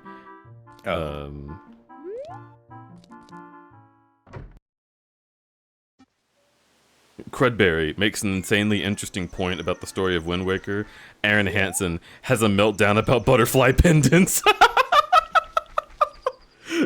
1 + 19 is fucking 20! Yeah, see, that's postmodernism. Aaron did everything right, and in the end, he was angry.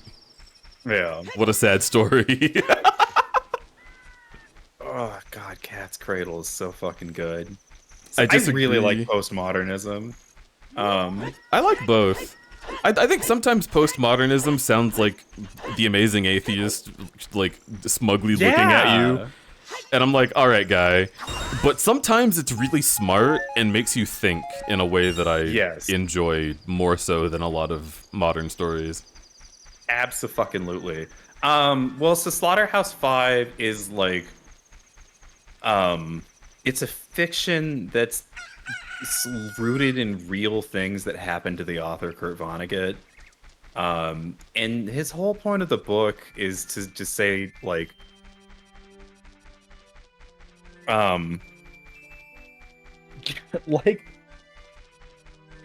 it's about World War II, and it's about him being a member of the Allied forces and as an American soldier, and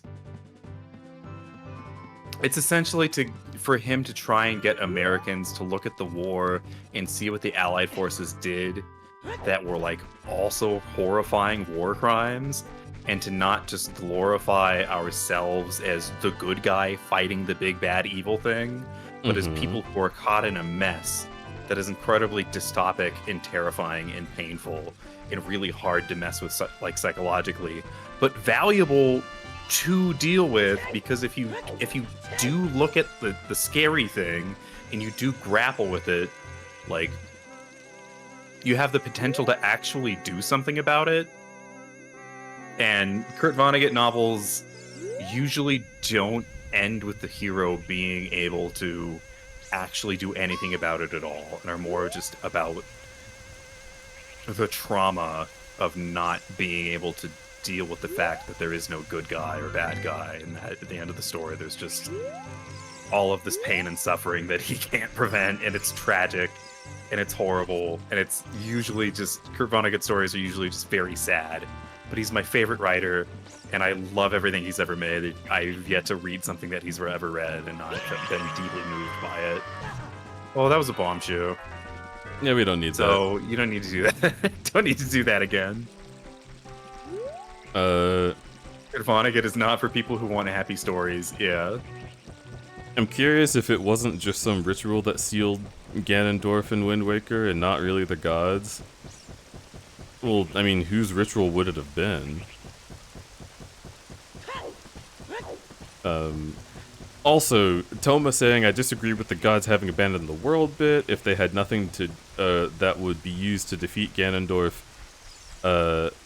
would have worked.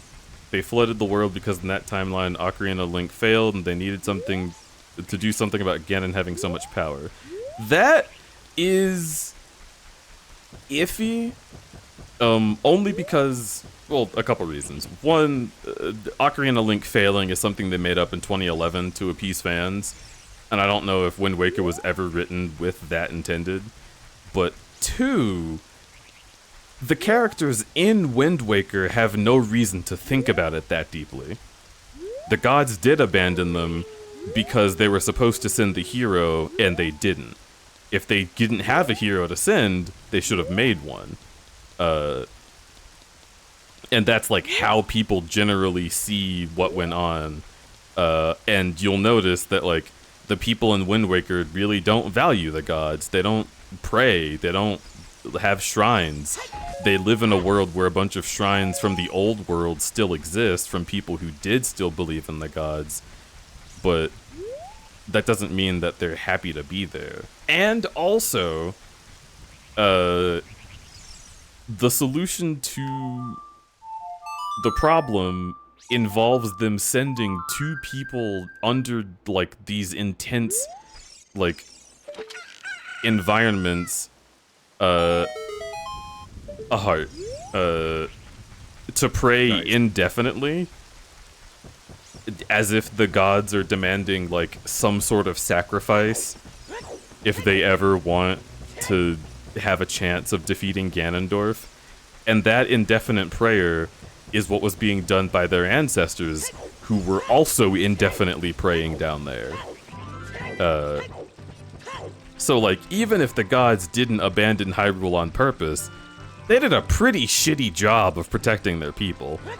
And I think the people probably should feel abandoned. In, like, the meta-narrative, or, like, the non-meta narrative of the story.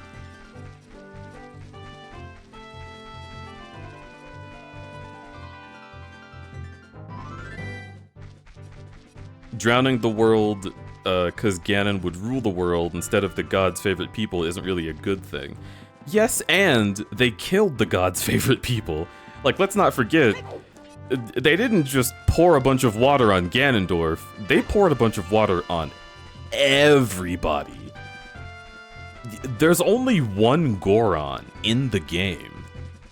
And sure, there were planned to be more on Stovepipe Island, but that shit ain't there.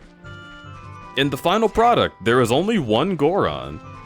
And so then you're left to wonder, are the Gorons all gone? There's a lot of interesting stuff like that, where like, if you're playing the game, you don't have anything to go off of besides what the game gives you.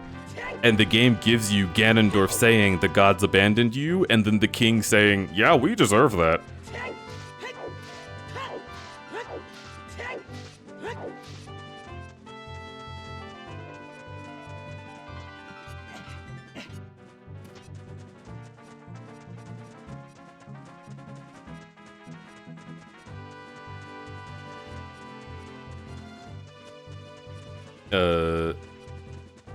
I think with Wind Waker it's explicitly gray for a bunch of reasons. Agreed. Ganondorf is basically trying to excuse his actions retroactively and pushing salvation on a hero screwed up Link bad enough to make Majora's Mask necessary. Yes, and the Link from Wind Waker also doesn't want to be the hero. He is not very happy about it. I can do Death Mountain, I guess.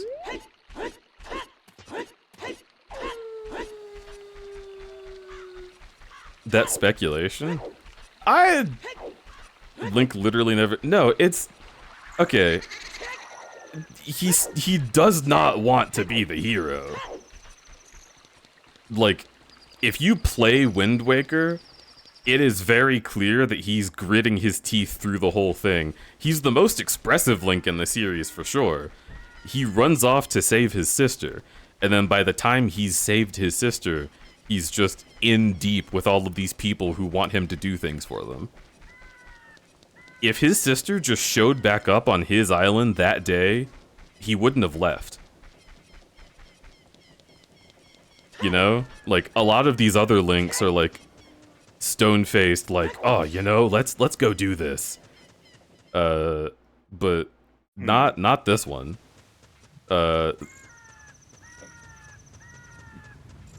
You're still reading a lot from some facial expressions? Dude, he leaves with a bunch of pirates that he's scowling at the entire time. What else am I supposed to read into that? He doesn't like it there. I need to play this game. Oh, let me grab that. Okay. I was thinking of doing my own marathon and Wind Waker? Wind Waker is good. I like Wind Waker. Wind Waker crowd control, I can also confirm, is very fun. But yeah, okay, so all I'm saying is, in Zelda games, usually you set out and it's like, oh, that's true. I can just do a whole Link, crowd control marathon. you must do thing. And Link is like, okay, and he goes to do thing. But in Wind Waker and Twilight Princess, someone is just taken from him, and he goes to save them and gets caught up in a whirlwind of shit.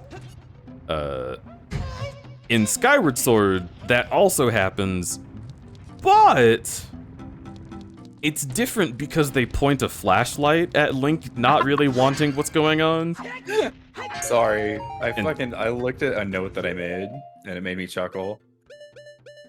Oh, okay, got you.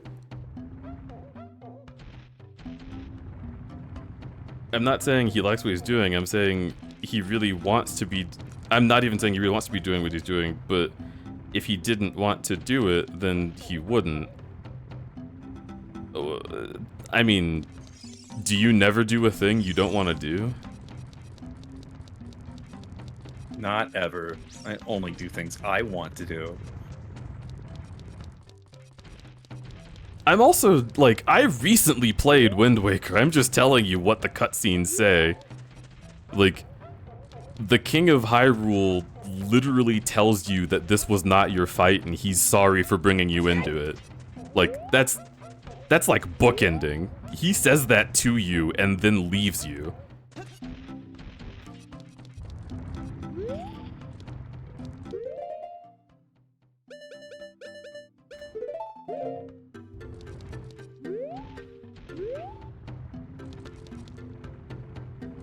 Typically, if I choose to do something, that's me choosing to want to do it. Well, you can choose to want to do something, but you wouldn't want to choose to want to do it. Meaning, if circumstances force you to do something,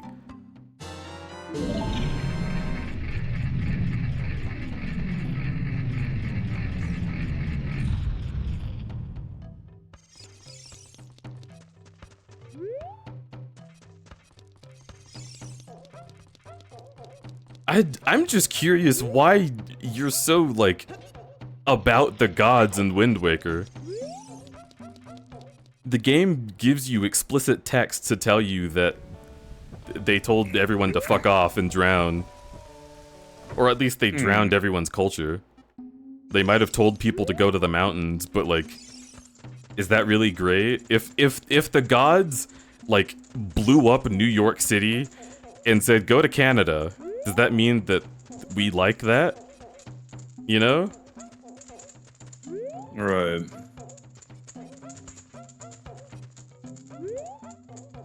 How do I get in here? Good question. Pull? It's not giving me the option. Pull the front? What the fuck? It's so weird.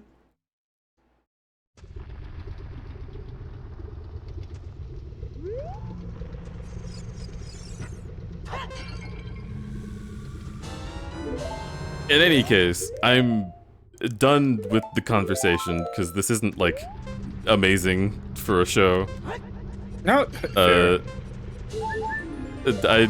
I am simply confused because I quoted the game and then you're telling me that I'm wrong, and I'm like, alright, I can't do anything about that.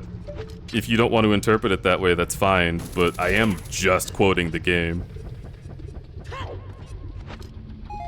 cool bombs. You're cool. Thank you. I think you're the bomb.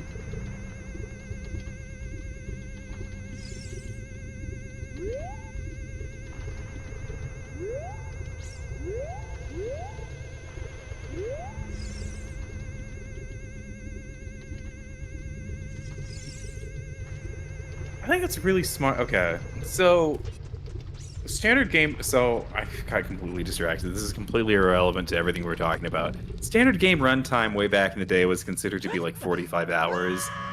That was like the goal.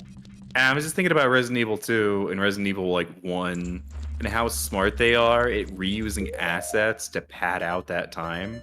So like, and the way that they do that is they give you multiple storylines that are set in the same game world. And like Resident Evil 1 literally has like 4 different storylines for you to go through in one game world, which pads out the time a lot and gives you a lot of interesting things to go through. And I think that's cool. I think that's really clever, and I miss that kind of resource management in gaming, and now that we have less of that, we don't see stuff like that as often.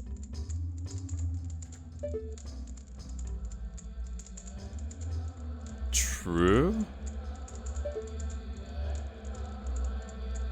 I need to play Resident Evil 1. You haven't? Wait, what? I haven't played it all the way through.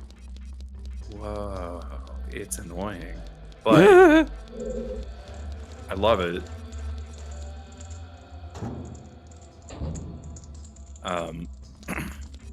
I was such a Resident Evil nerd growing up that I read the novelizations.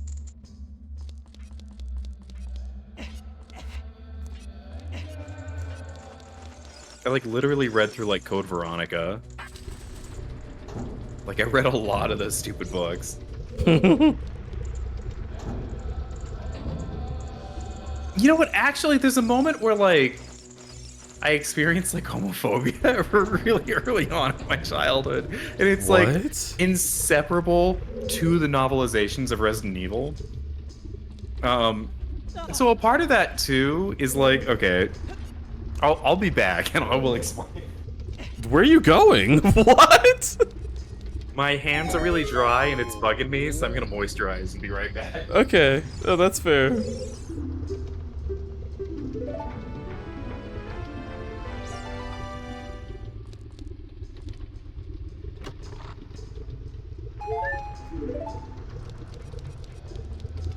So, the way that like Resident Evil is inherently tied to like my experience of homophobia and gender is that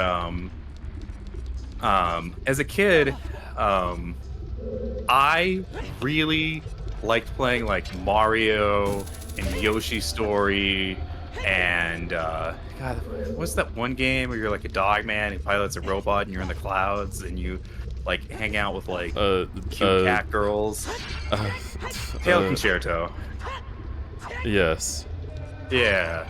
And like I would play like Chameleon Twist.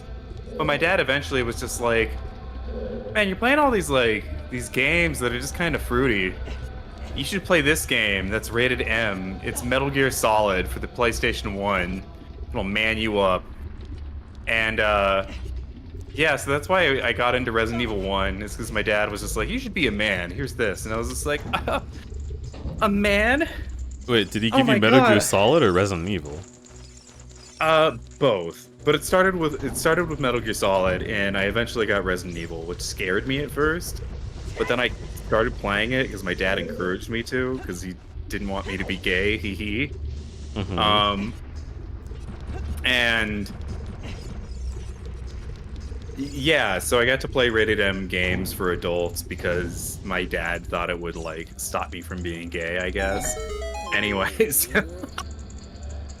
which totally worked, clearly. Also, another weird thing about my dad is that he was always like, I would talk to him, he would always be like, you know, if when you're an adult, you're gay, that's okay. I fully support you. But then also my dad has said some of the most homophobic shit in my life to me. Well, yeah, because With it- he's fine with you being gay, but doesn't mean he has to like it. Yeah, he doesn't have to like it, and he doesn't have to. Or respect He it d- in doesn't, any way. doesn't mean he has to like or respect gay people, you know? Yeah. And if I was gay, then it would be a thing where, like, okay, but, like, only if you're, like, one of the good ones. And then, of course, my dad would have tried to, like, shape me into being the good kind of gay.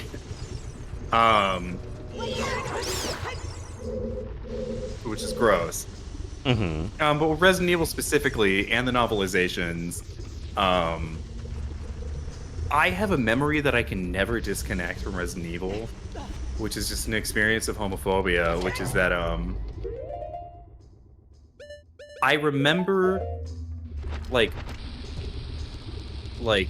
reading Resident Evil, and there was a series, there was, like, a joke in it where there's, like, 4 characters in this book that are, like, investigating this, like, evil castle. It was, like, one of the filler books that was, like, making the head canon of the novel series. But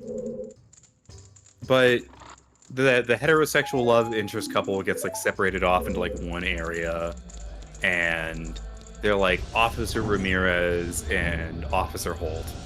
And, like, Ramirez is, like, a girl. I'm using the Fortnite character in my head right now because I can't remember, like, the actual fucking name.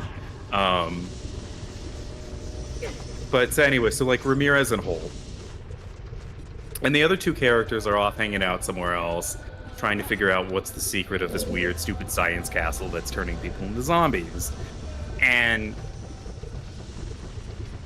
like, the 2 dudes who are off on their own little adventure, like, one of them stops and says, I wonder how Ramirez and Holt are making out. And I thought that joke was funny. So, like, I told it to my dad and, like, one of his guy friends, and they both, like, didn't understand the context that Ramirez and Holt were, like Ramirez was, like, a woman. And so they just assumed naturally that these 2 characters were men because they see men as the default because they're misogynist assholes. So they were immediately like, oh, that sounds like a really gay book that you're reading. And I was just like, remember being so confused as a child because I was just like, this is a woman making out with a man? Rainbow question mark? How is this gay? I don't understand what gay is. Oh my god, what the fuck?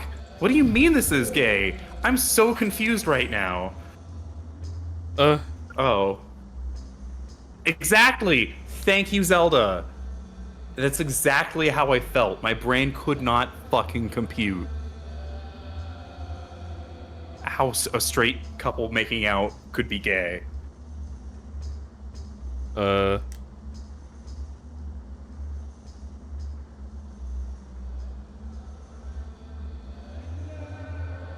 Me when? When is the last time you saved? Because, things are kind of fucked. Crud found the goddess's dump code.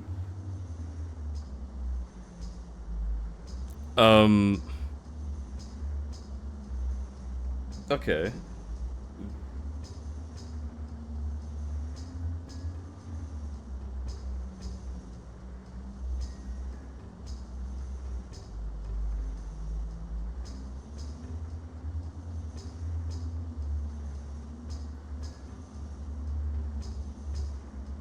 So what now? Well, I'm looking it up. Oh. This is actually a puzzle, and if you solve it, the modding community will give you $1 million.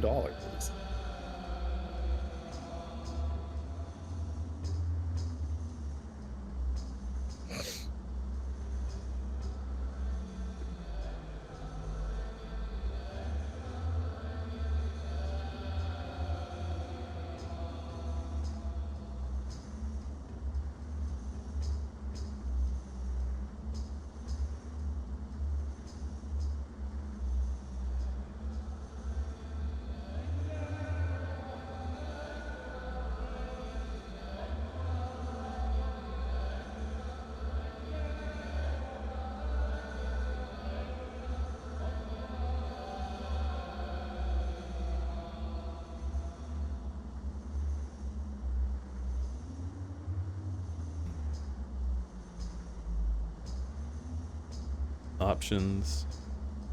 Configuration.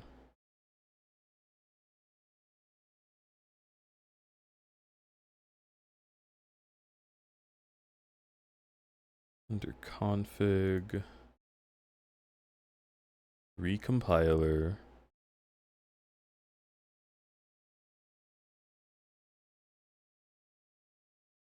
Switch CPU core style to interpreter.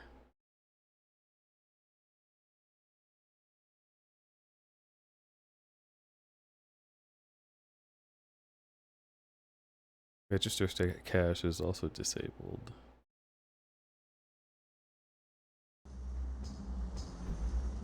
Okay.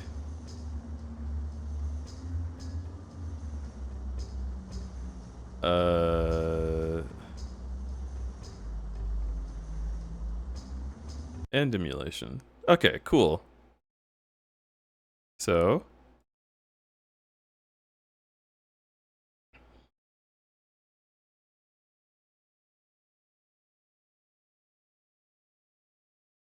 there we go.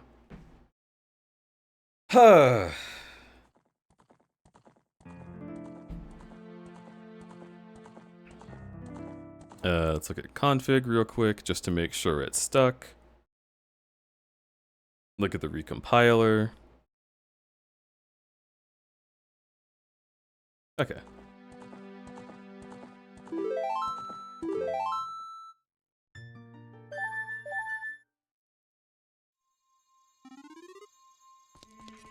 Okay. So let's go see if this worked. Eddie? Hello. Hi. You get so Hi. quiet. Sorry. Fidgeting. It's especially weird because, like, you've been very, like, hyperfixating the stream, and then when you're just silent, it's like, It's the hello? fucking ADHD. Like, it's because I'm still hyperfixating. It's just something caught me that's not this. Yeah. Yeah. Yeah. No, I... Yeah.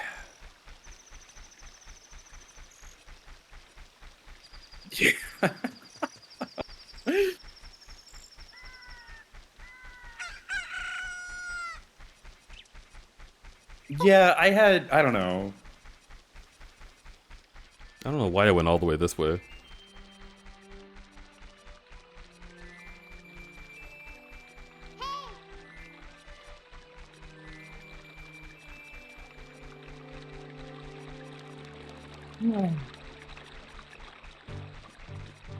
But yeah, there is an evil thing.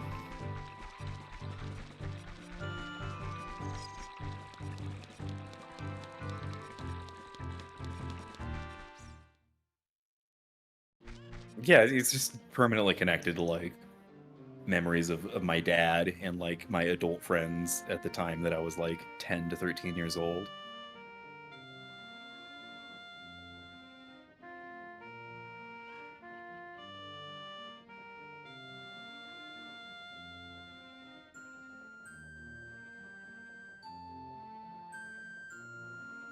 I think it's funny that you never resolved this thing with your dad where he thought you were reading a gay book and you were just not. Yeah.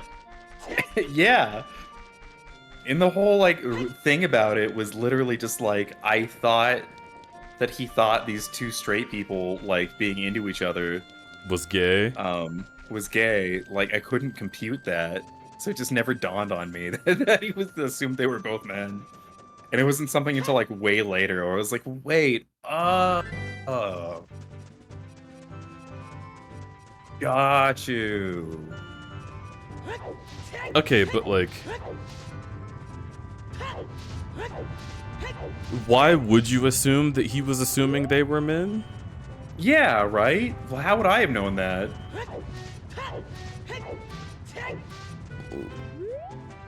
Does he just not know what a last name is? I'm so I confused. know, right? Why? It's weird that he assumed that they were gay, and it was like literally like like one of his friends, I guess like technically like an adult friend of mine was also there. But like one of our friends was there. And it came away with the same expression. Like I remember like repeating the joke from the book, and like they asked me what it was, and then like my dad and his friend had like the sitcom moment where they look at each other and then look back at me, and we're just like, "What did I buy you, a gay book? Like what the hell? How's Resident Evil gay?" But it's... I know, last names, right? Why it's weird. Do they know what Resident Evil is? Yes. Like literally, like my friend there was like they were like the two guys who got me into Resident Evil. Like I brought the Resident Evil book like on the like camping trip we were on, literally because like they heavily encouraged me to read it. But how would they not know that Resident Evil has women who are on the force? I know. Jill Valentine is on the cover. Valentine. And yeah. I know. I don't. God, dude. I don't know. Do you know how many gay men I know who love Lara Croft? Too? Like, that's another thing. I mean, she's just incredibly cunty. She's so cool. Also, have a good one, Thunder. Sorry, bro. Yeah, have a great one. This has been a weird one. It has been. I don't understand this stream. The vibes were weird. There's neighbor stuff going on. Yeah, I had a friend text me to like tell me something that was just like, it ultimately was like a thing that I already knew happened. Like a friend did a thing last year and then told me about it immediately afterwards, and then like, and now someone else is like, oh my god, you know this thing happened?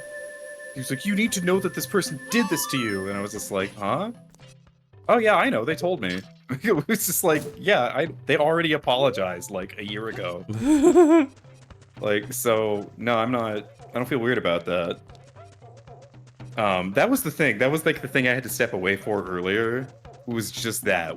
It seemed like it was a really urgent conversation where somebody was like, I need to tell you about this thing. And I was just like, holy shit, is everybody okay? Like, what's going on?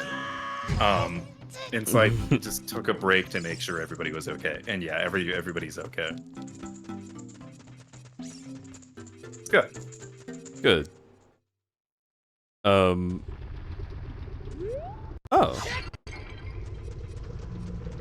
Give me this.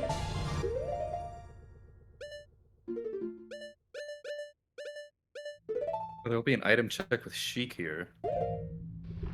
We already did it. Oh. Remember?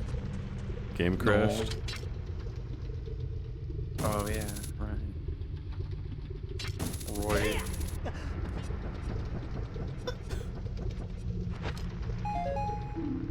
That happened last time too. That weird noise. Hmm.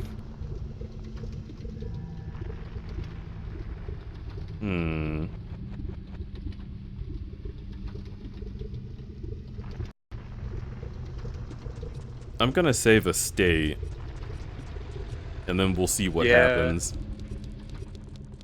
Well, I think doing the save might be the best thing, because you might get stuck into like a mode by doing weird actions in this game, and then that mode can like Wait, what? You want me to do a full save? yeah, like every once in a while, just to make sure that you're not gonna like get booted out of the game. Well, that's why I did a save state. It was because I don't want to. Save state. Huh? The save state, I feel like, might lock you in. Well, okay. I don't want to do a full save because then that's the only record we have, and if it corrupted the save file, I don't want that. Because that can happen. So I saved a state because it's not permanent. Right. Okay.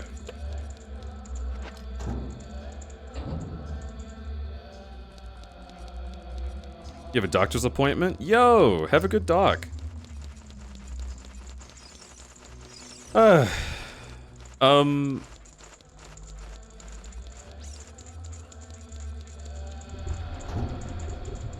Oh.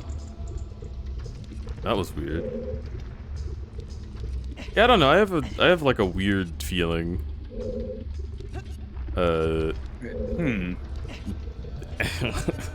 And I feel bad talking about it, so I don't want to make people feel weird. Well, what's the weird feeling? Can I finish say this sentence? stuff? Yes, please. Don't just say Okay. "can I" and then leave me. Okay. You are plural, so like I experience this living with you, but like sometimes you just change modes, and I am pretty used to that, and I'm uncomfortable with you feeling like in a way. I mean, sure. I don't think this is that. It's just like, I don't know, man. We're having a pretty rough bit right now. And there's a lot of bugs everywhere, and I hate it, like everything about it. And so we're doing a stream of this randomizer specifically because we're kind of tired. And like, I just don't feel like... I don't feel like I have the energy to do like a Sly Cooper or a Luigi's Mansion right now. And like,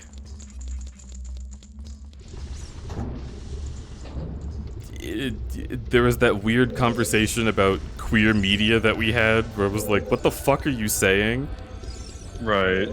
I can tell you got weirded out, but I didn't really feel like I was saying anything that was that out there. It was, that's the thing. That's what confuses me. This is what's happening, right? Right. I very clearly said, I don't think you can presume that this is a result of like a queer trauma put on them by media, because that's not what the creator said. And then you said I didn't say that, and I was like, but I thought you did say that. And then you were like, no, and it just kept going and going like that. And we never got to the point where I got to explain exactly what you said and when and how that sounded like you were saying that. So it was just like like 20 minutes of shit that neither of us cared to talk about, and it wouldn't stop because I couldn't explain what I meant. And I feel like it just happened again with the Wind Waker conversation. I'm like, I don't know how I can be any clearer. I feel like I'm doing something wrong, but all I did was say normal words. And so I'm just confused. Yeah, right? I don't know, I'm just confused and spooked. And like, over the last 2 hours, I watched like a lot of people who were excited to be here just slowly trickle out because it got awkward. I'm like, man, I didn't do anything. And I want to know if I did.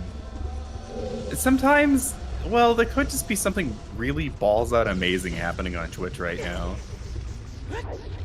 So, yeah, who knows? It's a weird time. And it might not be this, or it could be this, and even then, like, it's okay to have, like, a weird stream every once in a while. This whole marathon has been weird streams. That's what bothers me. Really? I haven't been able to get out of it.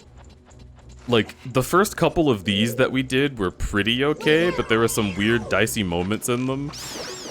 Right. And like, usually I don't have any dicey moments. So I can't guarantee that the problem isn't like an attitude that I have. I don't know. It's just been difficult for me to feel like I'm doing anything like that I like as a creator during the marathon because I keep having talks like this either with you or with chat, that are just extremely confusing, and I don't know how they got there. And also, the glitch didn't happen again. Congratulations, me. Yay.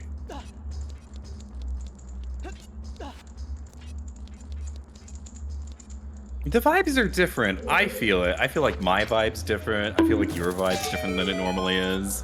The vibe of our house is different. We get A, the bugs, B, the weird boyfriend like slamming on the door earlier. You keep bringing that up. I really could not care less about that. I'm sorry it got to you. Really? Oh yeah, that's Yeah, like... dude, it's just dumbasses. I'm used to that. There's white people everywhere. Oh, I see, I see. I don't mean to disparage all white people. It's a No, joke. I do. I just like people being weird and scary is so normal to me. I spend my entire life looking at people and being like, why are you like this? Right. And then when I bring that up to a lot of people, they're like, I don't understand what's bothering you about this behavior. And I'm like, yeah, maybe it's just a cultural thing. Maybe this just, like, my folks don't do this and y'all's folks do this, and that's fine. I'm not mad at it.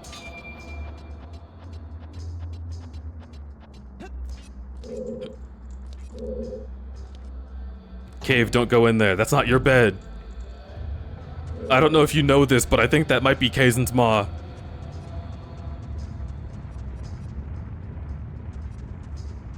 But yeah, I don't know. The point that I'm making, I guess, is like,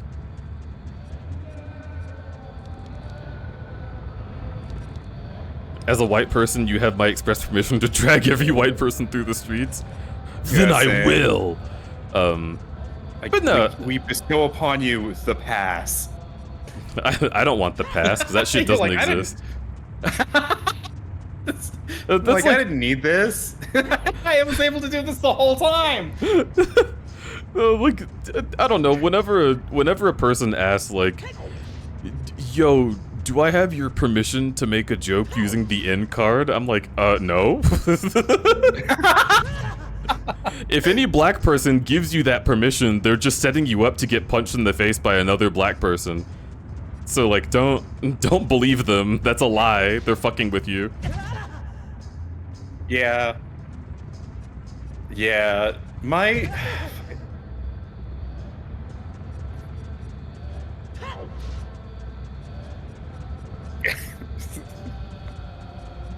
I'm really proud of one of my friends who was just like, I don't know, dating a black woman and like, Good for him. I'm so proud. yeah, but like she like really wants to bait him into saying the N-word and he refuses to.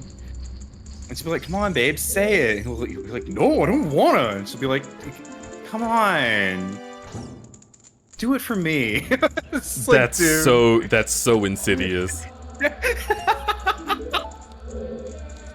I'm doing the fucking I'm doing the fucking like actual like shaking my head in real life, like the She's trying to get this bitch. I cannot believe her. It is never okay. Don't you ever.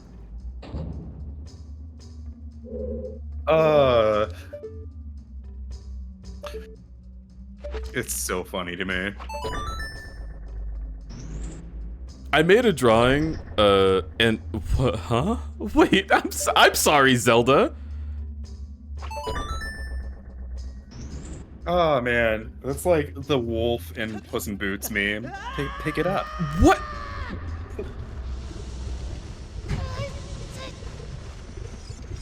Okay.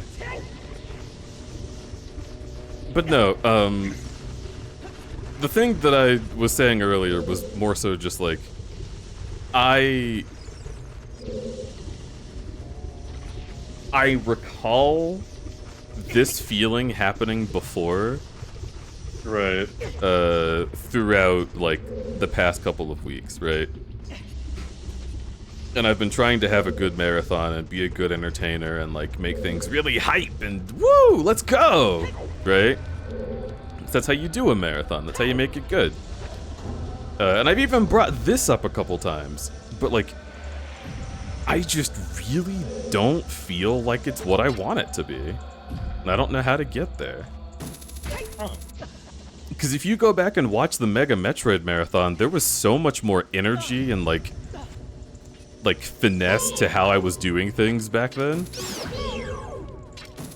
And people were really into it, and we were having a really good time, not just as like, you know, folks watching a crudberry stream and being regulars, but like there were so many new people that came in and immediately loved it. And it's just not the same right now. And I know that I have a different energy. And I think maybe the difference is that I don't have energy. Like, I don't know. I don't... The other big thing is, I don't want to address the elephant in the room, right? Because there's a very obvious thing that I could point out, but like... I don't know, it feels like inside baseball.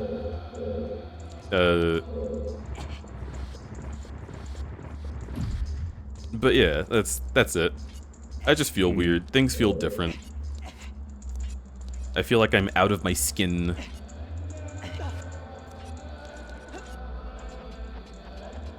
Toma, I also agree that I don't know what the elephant is, but DJ, you and I can talk about it off stream. I understand if Toma doesn't know what the elephant is, but you... Listen, I love you very much. You're a little stupid if you don't know what the elephant is.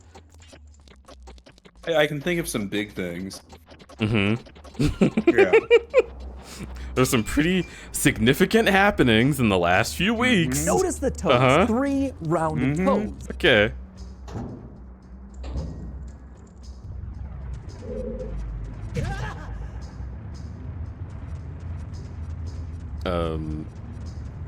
But yeah, I don't know.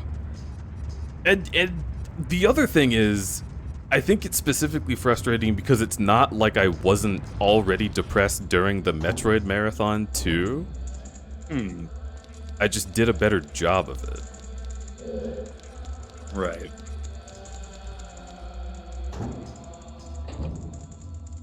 It's so like...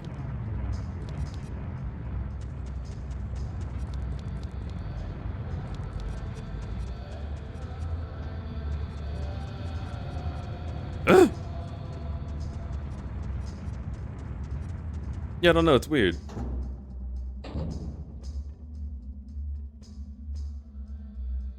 Gross that all the people I want to give hugs to aren't in hugging distance. I agree.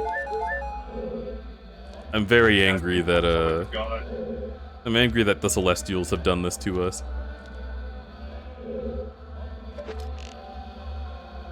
Hey, can I get you some food? Like what?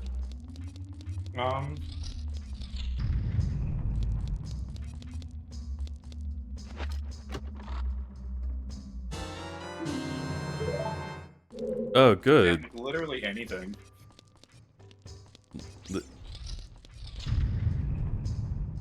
Okay, when you say literally anything, I'm squinting at you because I want you to go get food. You do? Okay. When you say, can I get you some food? And when you, I mean, know that can you I make you mean some food? things that were here in the house. Yeah, absolutely. And also, your workstation is in the kitchen, so you know better what food is available than I do.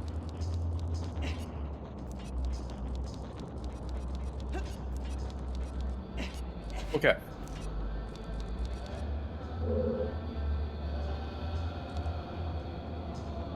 The nectar of the gods.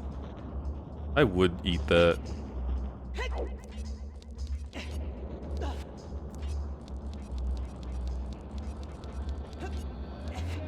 That's such an insane jump. I can't believe you can do that. Did I buy this okra or did you? I bought the okra. Okay. Wait, why does that matter? No, it doesn't. Just curious. I have a katsu patty, should be made into a sandwich.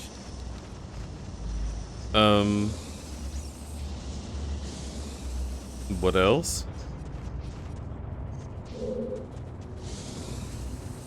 I mean, no tea nor shade, but I have eaten katsu like the past couple days. But you had it twice. I feel like I've eaten almost all of the katsu, and you only had one serving. No, I had 3 different servings, and I ate them like back to back to back, which is an ADHD thing, actually. What the fuck? Like, the hyperfixation can be a food, and you just make nothing but that one dish over and over again for a week. Which I'm not that extreme, but like, yeah, dude, I can literally eat the same thing every day for a while. Pizza? Maybe? A supreme pizza? Okay. That's not a yes.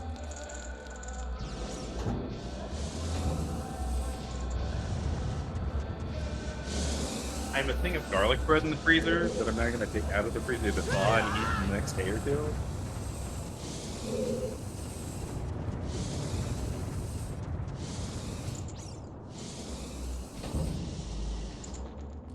Wait, it's just a treasure chest, okay. Still have your popcorn shrimp. Yeah. I mean, dude, I'm not really super hungry. Yeah, okay.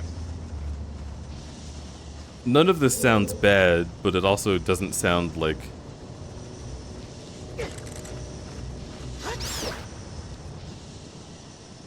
like enticing right now, I guess.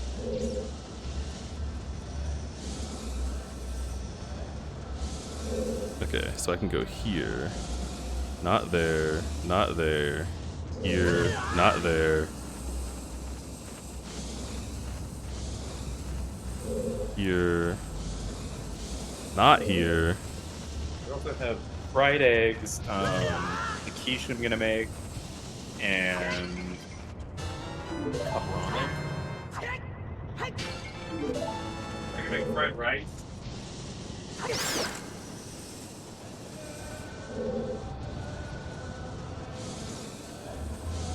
What would we put in the fried rice?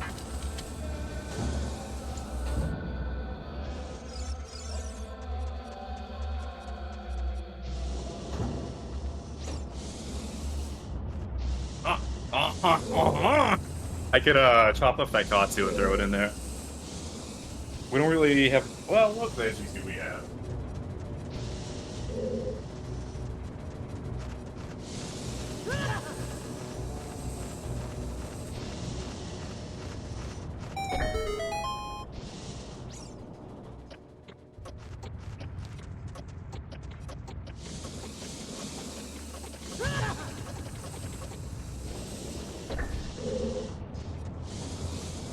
You know how old that green onion is?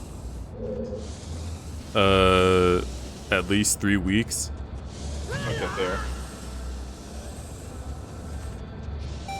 Because I mean, like, neither of us bought it. Correct.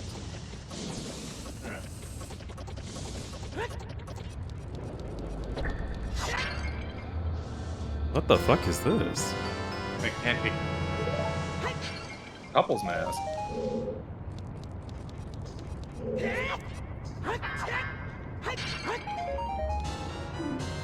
Cool.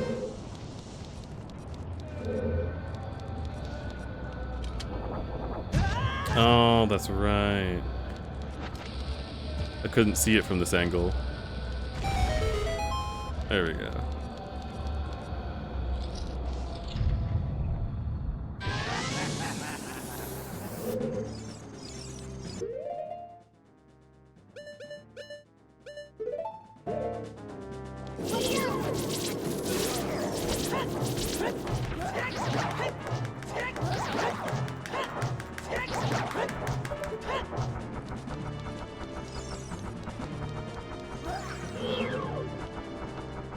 What, Link? Hello?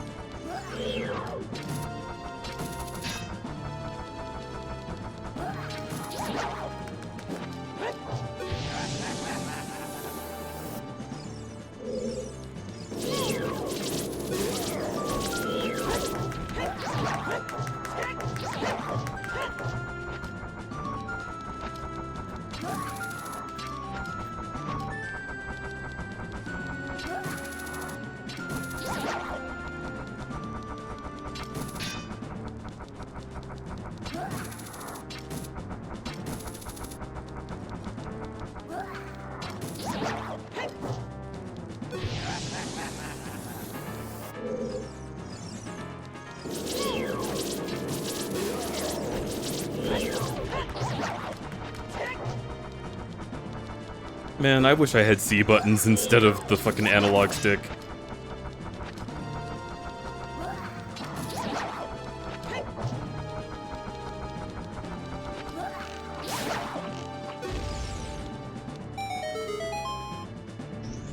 Kill.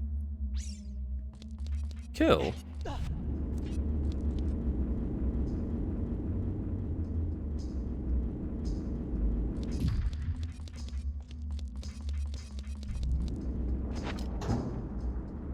Oh.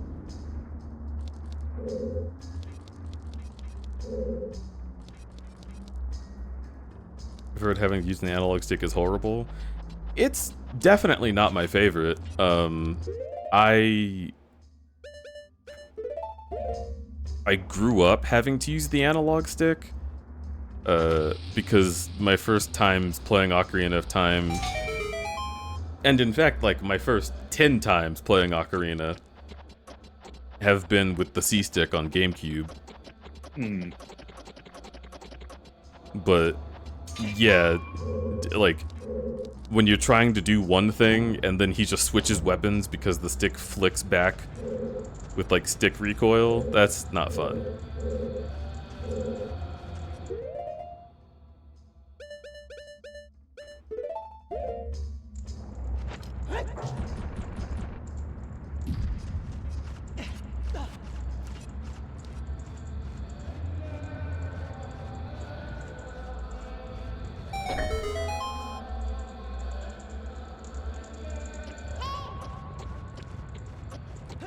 Ah, our favorite part.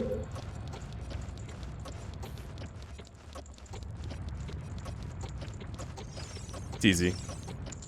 Good job. It's the mask I was supposed to have a long time ago. Huh.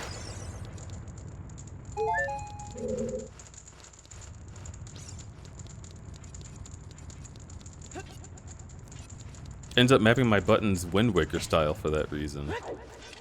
I guess I could. And then, like... yeah, I don't know. I think I just did it like this because it's, like... it's natural for my brain to play this game with the stick. I think I'd be confused if it wasn't the stick.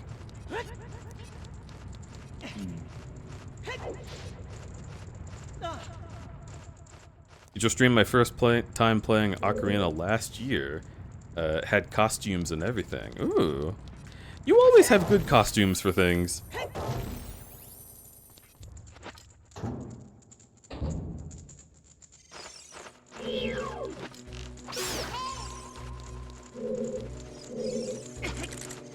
Your controller probably doesn't have the notch joystick either, just a circular rim. It's a PS4 controller, so it's circular and has like a fun like divot at the top of the circle that I just keep rubbing my thumb over.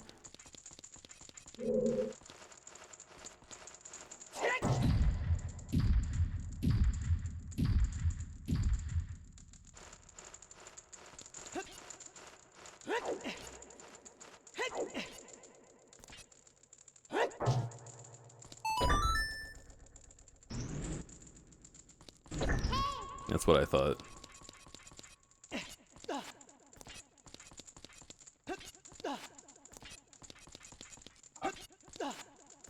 Eddie. What are you doing? I was grabbing migraine meds. Oh, okay. I just went to go get Tylenol. And I remembered that I had these.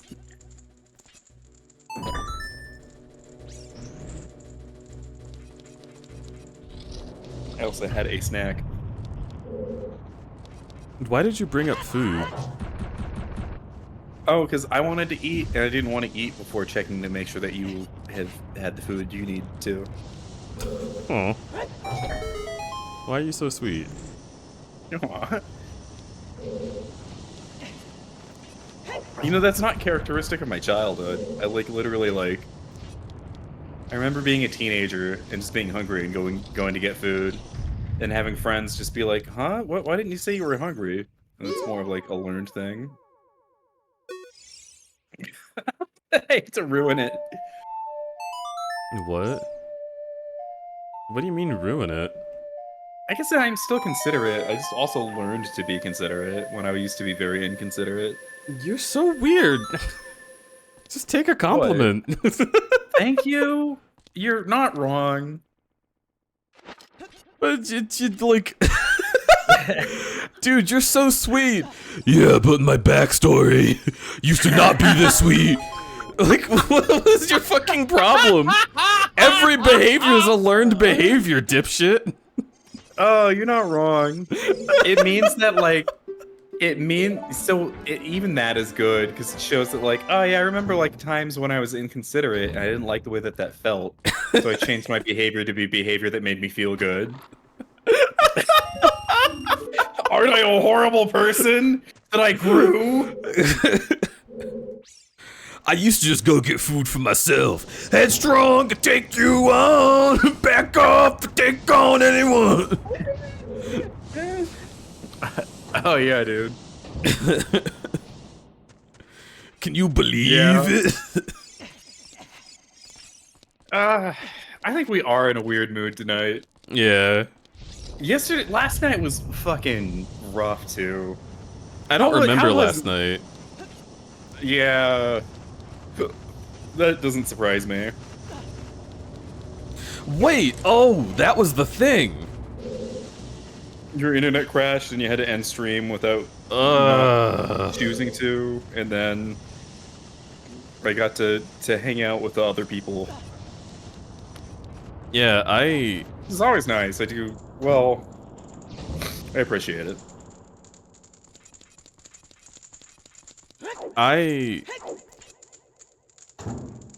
Yeah, huh. I actually... This is going to sound stupid. But I was like... Huh, I do have alters. Just for a second. Which is like, yeah, obviously, but like, because the dissociation is a dissociation, my brain is always doubting reality. Especially considering that I hallucinate things. Which, like, not huge things, but, like, you know, it's easy for me to assume that maybe I'm just being stupid. Right. But just the experience of, oh, last night was horrible, says Eddie, and then I'm like, last night didn't happen. Slide 3 was amazing. Oh. No. Didn't happen. Well, that's because, like, Sly Cooper 3 was during the day. Right. When I think about quote-unquote last night, I'm thinking about after stream, after food, after all of that, and I went to pick up that memory and it was gone.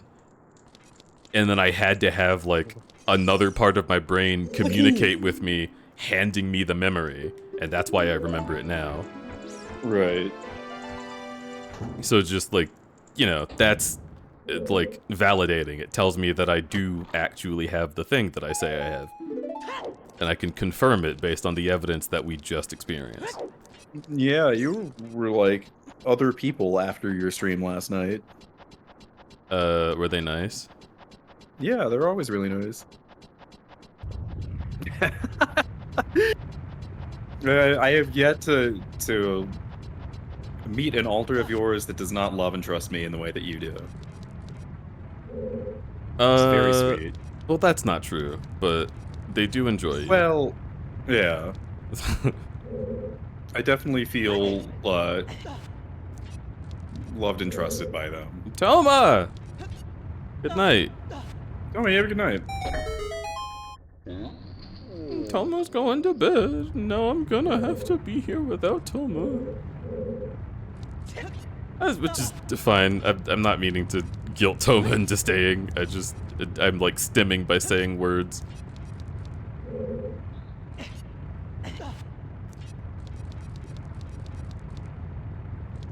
Oh yeah, Jade, I'm insane right now. I don't know if I could handle another person, unless it was one of my like support network folk.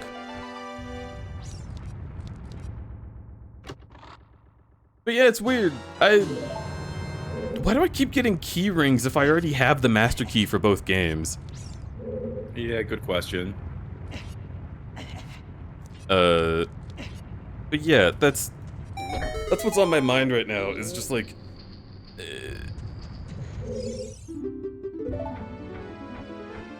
I feel like you could do the whole spirit anyway. no, hover boots. Yeah, shit, true.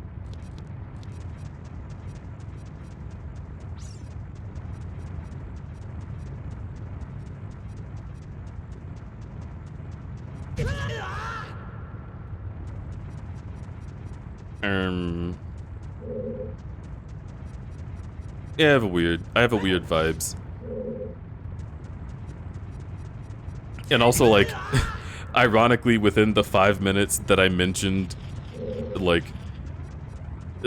we had weird conversations and it felt uncomfortable, and then the view count went down. The view count went down another 10.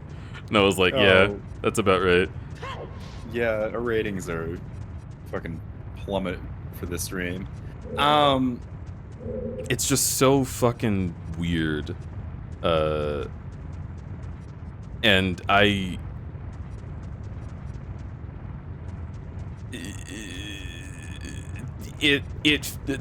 feel like I just didn't finish talking about it because you started asking about food and I got distracted. All right. But I also don't know what I was going to say. So now I'm in this limbo where I know there's more to be said, but I can't tell how to say it.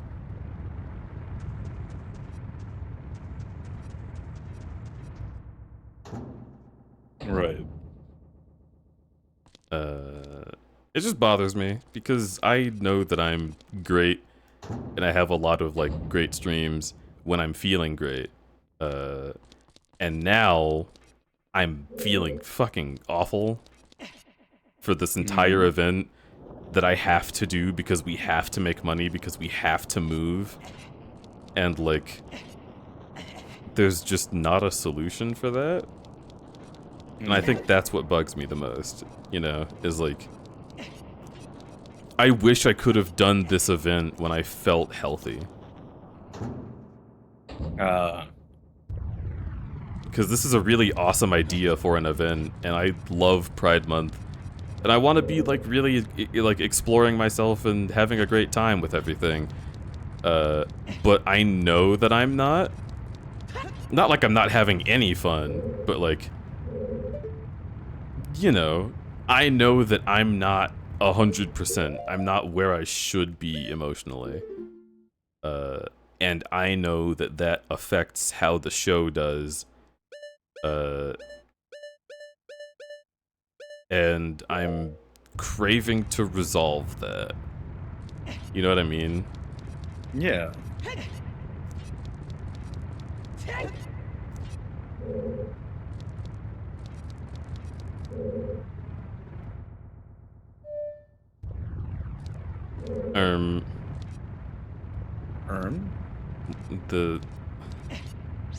I remember this one being weird. Up there. I need to go up there.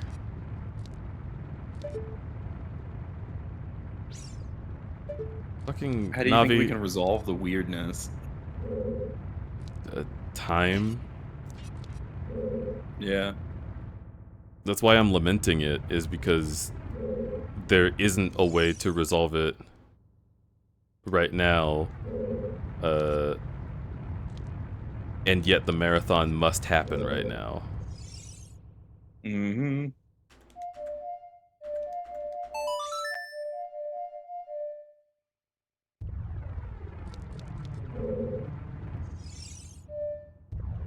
The Scarecrow came out earlier when I just took out the ocarina.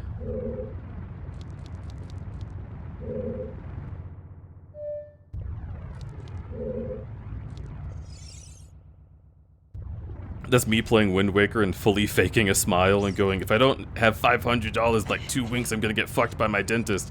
Yeah, playing such a whimsical game, putting on voices like, haha, oh my god, oh fuck, oh god. Yeah, okay, so like, that's what the Mega Metroid Marathon was too.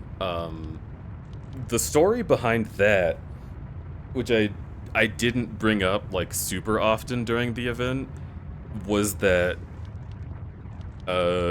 we just weren't gonna be able to pay rent for that month, and I needed to like step up and make enough money for me and my partner at the time, and like that's a really dire situation, but I was doing it in a really good headspace. And the event was really fun as a result. But now we're in a dire situation and I hate everything and don't want to be here doing this right now. I would rather sleep and play Fortnite. And I really want to do art, and I really want to do like just so many different things. But I'm just not feeling it.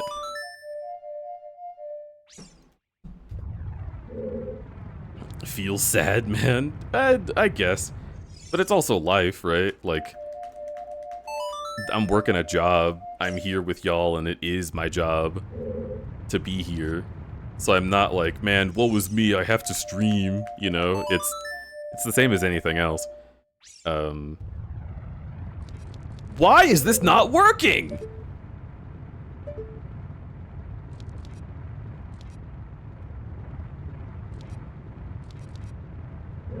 I'm not insane.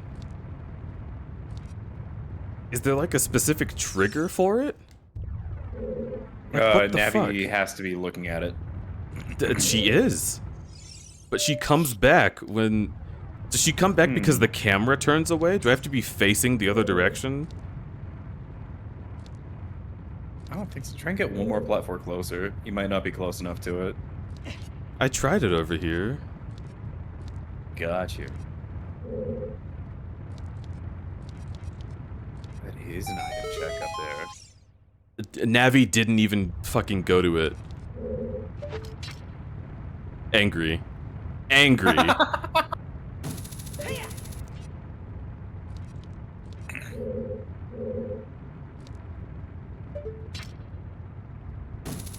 That's fantastic. Dude, this is such a thing. Like, how the fuck were you supposed to find this out? I think they genuinely programmed that wrong.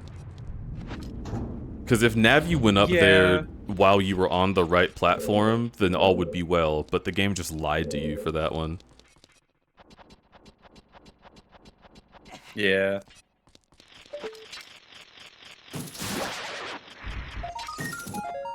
And if I know anything about Zelda games, it's that Miyamoto is breathing down everyone's neck to make it fucking consistent.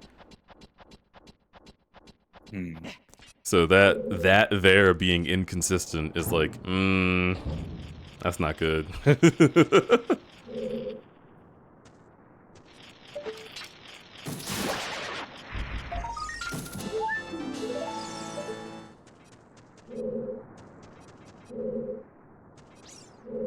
Except Majora's Mask? Majora's Mask is still incredibly consistent.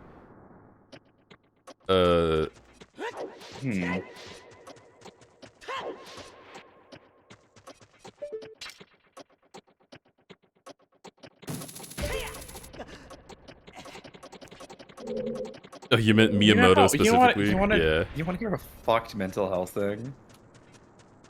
I mean, maybe. I- Is it gonna drop the views again?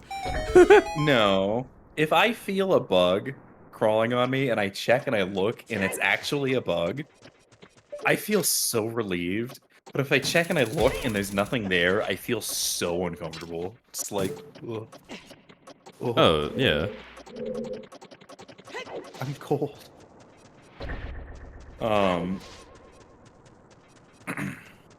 I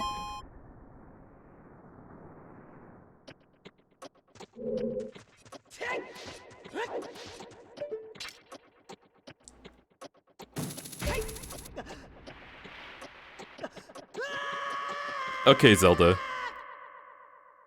Okay, Zelda.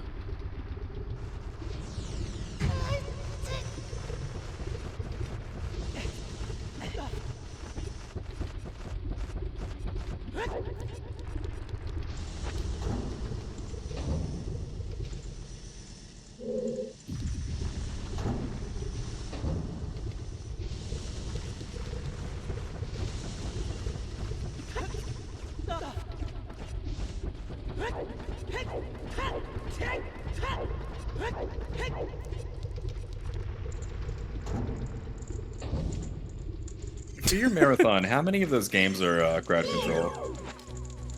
A decent few.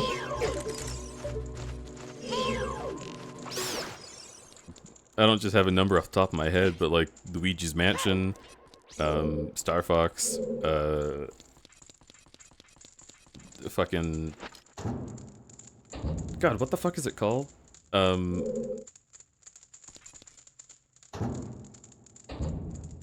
Hades. And Spyro. I think I was planning on doing Spyro crowd control. And then modded Spyro after that. Got you. One thing I like about your streams, it gives the vibes of hanging out and talking with friends in the same room, and it's comfy. I think you retracted a good laugh out of me of Extreme. I love being able to have that vibe, which is also why I talk about shit that upsets me. It's because it's like... Oh shit, that happened fast. No, it didn't. You're not wrong. I don't know why. We've been relaxing. I've not been here for a fight. Huh? I mean, like, the energy of the stream has been just, like, chilling out. And...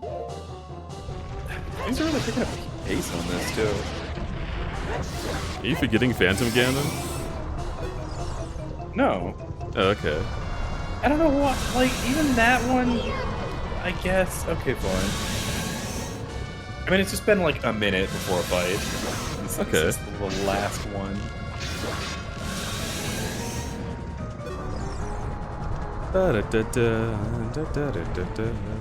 Meow meow meow meow. Meow meow meow meow.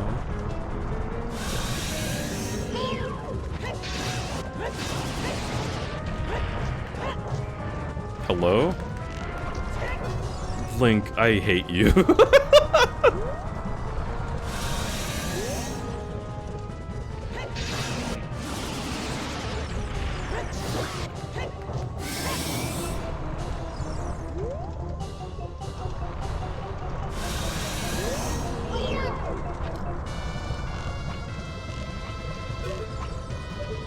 Navi.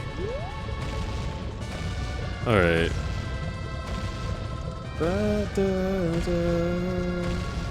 Ah wah wah wah. Ah wah wah wah. Ah wah wah wah. Ah wah wah wah. Ah wah wah wah. I wish I was better at Castlevania games. Have you played them? They're so hard. Yes.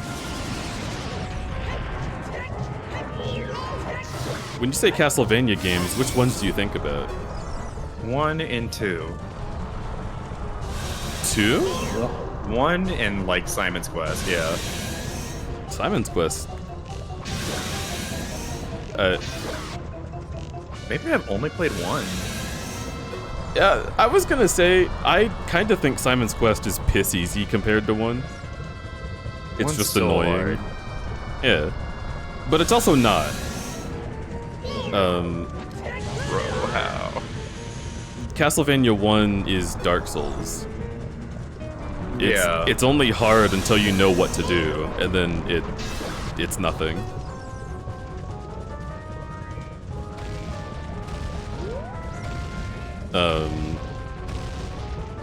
And then Simon's Quest is like predictable enemy placement, like easier to dodge shit.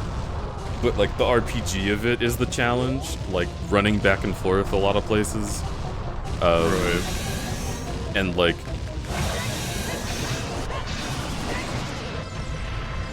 and then the third one, Castlevania 3, is awesome. Way hard again. Fucked up hard. Got some incredible music. Fucking. And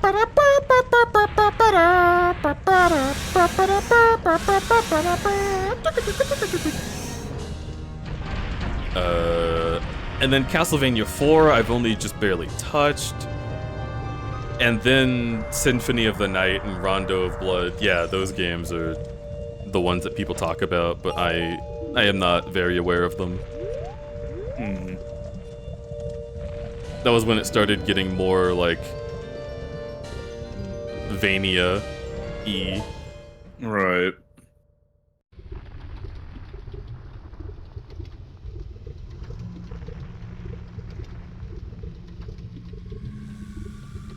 You ever played Alundra? I've never heard of that. Whoa, it's a Zelda-like for the PlayStation. You play an elf man with a sword and a trove of like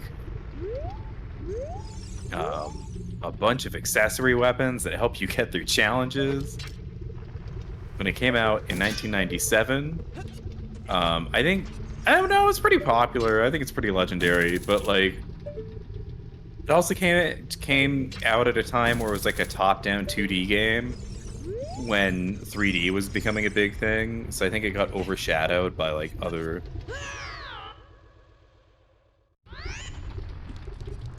more quote-unquote exciting releases at the time. Better. Yeah, better releases. Yeah. Sure. No, that sounds like a game that's really interesting, actually. Something that, like, I keep fucking finding amazing is how many games just did not have any goddamn reach. Holy shit. So when I say like a 2D Zelda game and it's top-down, you probably have an idea of what it looks like. I Actually, would like you to check Telegram I to really see don't have an how idea of nuts what it would look is. like. Because it's in the PS2. So, like, they PS1. would definitely... Oh, PS1? I mean, even still, they would do it differently.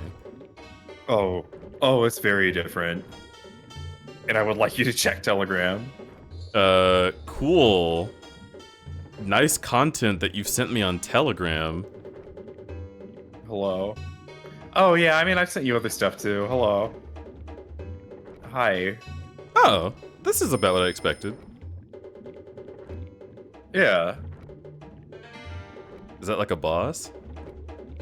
That is a boss. It looks like a Dark Souls boss, but in like 2D. Yeah. But the sprites look like Final Fantasy sprites, and that's really interesting to me. Yeah, I think I came to expect that because mobile games had a lot of Zelda-likes with sprites like that. I played those, what was the one? It was like something sword or blade. I don't remember, but I had one in like 2010.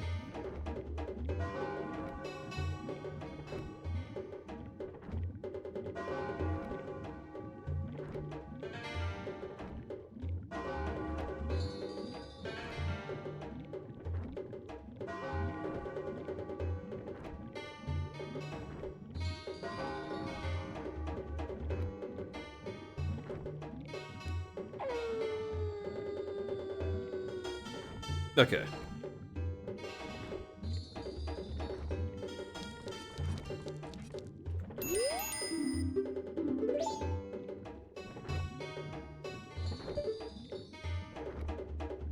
Aw.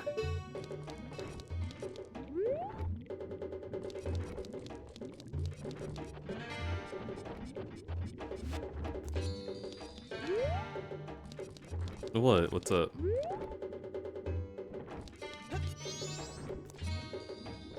One of my friends is sweet. That's it.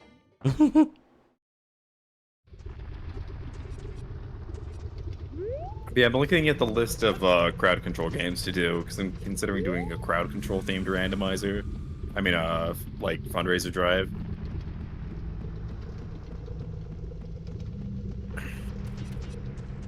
Mine was blown when I Yeah. found out those two big rocks in the middle crater coincide with the map of the fire temple. Yep. It's in there. They also look a lot like Spectacle Rock.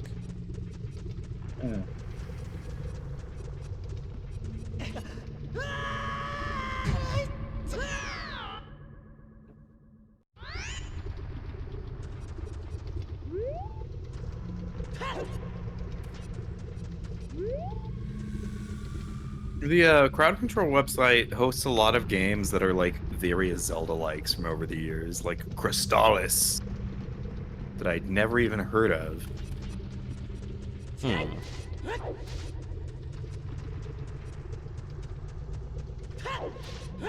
Bro, what the fuck even is hardcore gaming?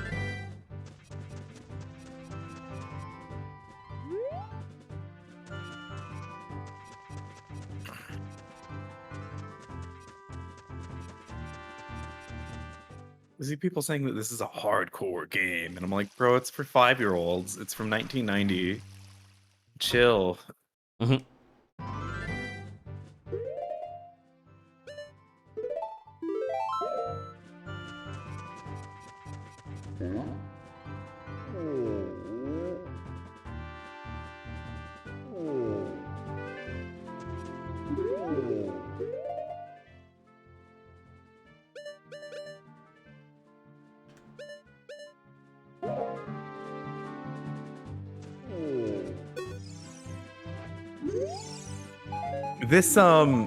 This game, Crystallis, has an amazing premise.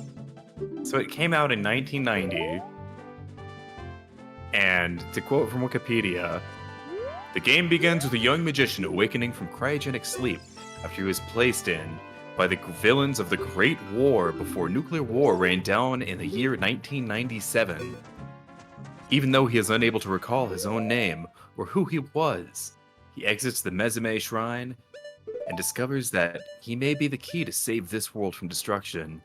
Aided by 4 wise sages and a mysterious woman, he rises up against the tyrannical Draconian Empire to ensure that humanity ultimately does not repeat the Great War. That is amazing. Dude, remember when the fucking bombs dropped in 97? Damn. Bob, my second head, sure Get remembers. subbed on, nerd. Get subbed on? You're gonna Get sub subbed on me? Bitch. How does that work? Also, hello, Bursic. I'm gonna lay on you and fall asleep.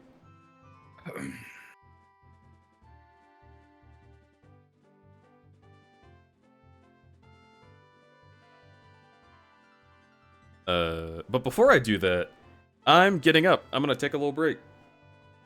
Okay. Yeah. What's up, chat? Hello, how are you? Yeah, y'all talk about stuff. It's break time. Has anybody played Crystallis? I'm trying to find a Metacritic score for it, and I cannot. I've seen a bunch of random YouTube videos that are like, oh, this is like the best Zelda game that I've never fucking heard of in my life. Come on, man. I've at least heard of Alundra. Oh, we have a fan. How about Chrono Trigger with the end of the world being 1999? Well, that's at least in being 1999 is at least Y2K. So many people thought the world would end. That it's like if you said the end of the world would be 2012, and it was like a game from 2003, I would get that because that was a big end of the world conspiracy. So help me a bit. What Chrono Trigger? Yeah. I've heard of Crystallis, but I know not much. It looks interesting. It's on crowd control, so it's got a big enough of a fan base for people to have modded the game. And I'm down for that, right? The end day. I'm kind of into this art style for Crystallis. Yeah, the box art looks like Never-Ending Story. I am so about that. It's beautiful. It's got a golem, it's got an eyeball spider, and an ooze with slug eyes and big sharp teeth. And it's got the back of a werewolf. I'm here for sexy werewolf back. I don't know if y'all are, but I for sure am a back muscle enjoyer.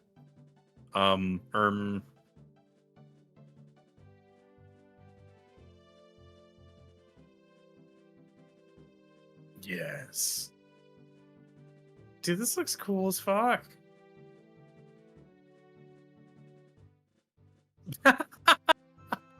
Oh my god, there's a Top Gun for the NES.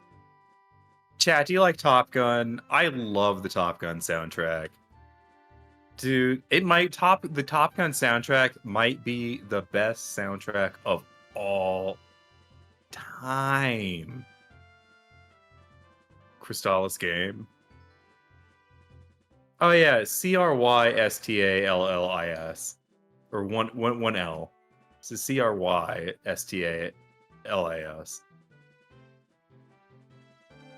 Beautiful box art. Absolutely stunning. Whoever localized this for America did such a good job. It's by SNK. This might be an American game. Dude, I just like RPGs and dungeon crawling games. Crystallis Nest, good. Look at the back of the box art. When the Great War engulfed the world, bringing civilization as we know it to an end, it ushered in a new era of sorcery and magic. The magicians used their magic to keep order and peace. Reigned for 100 years, until an evil magician named Dragon, seeking to control and dominate his fellow men, I stan you, began to use his powers for destruction and conquest. To combat Dragon's evil, the other magicians constructed 4 powerful swords of wind, fire, water, and thunder. Used together, these swords would transform into the mightiest weapon ever created, the Sword of Crystallis. But Dragon seized the weapons and scattered them far and wide throughout the land. Only one hope remained. A young lad, himself a great magician, who had been imprisoned in a cave and frozen during the Great War. Though they knew it might destroy them, the wise magicians pooled all of their power in an attempt to revive him. When the boy awoke, his mind a blank, even his name forgotten, they had vanquished, leaving him to find his destiny in the strange new world. In Crystallis, you play the role of the young magician, making your way through Dragon's hostile land in an effort to locate the weapons you will need to defeat him. Dragon's monsters and black magic will threaten you at every turn, but you must not falter. Only you can deliver the world from this scourge of evil. That's amazing, dude. I want to play that. Are you kidding me?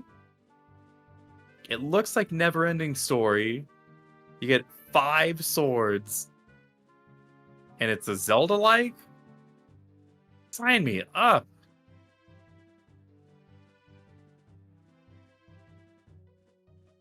Crystallis from My Little Pony? Exactly. That was her backstory. Yeah. Do you like Baldur's Gate 3? Some people say it's one of the best RPGs ever made. It's so fucking easily the best classic RPG ever made. Like, hands down. They knocked it out of the park. the fact that they didn't keep Larian, like, for another game is just. Bro, what? Bro, come on! You bastards! You complete you. Oh.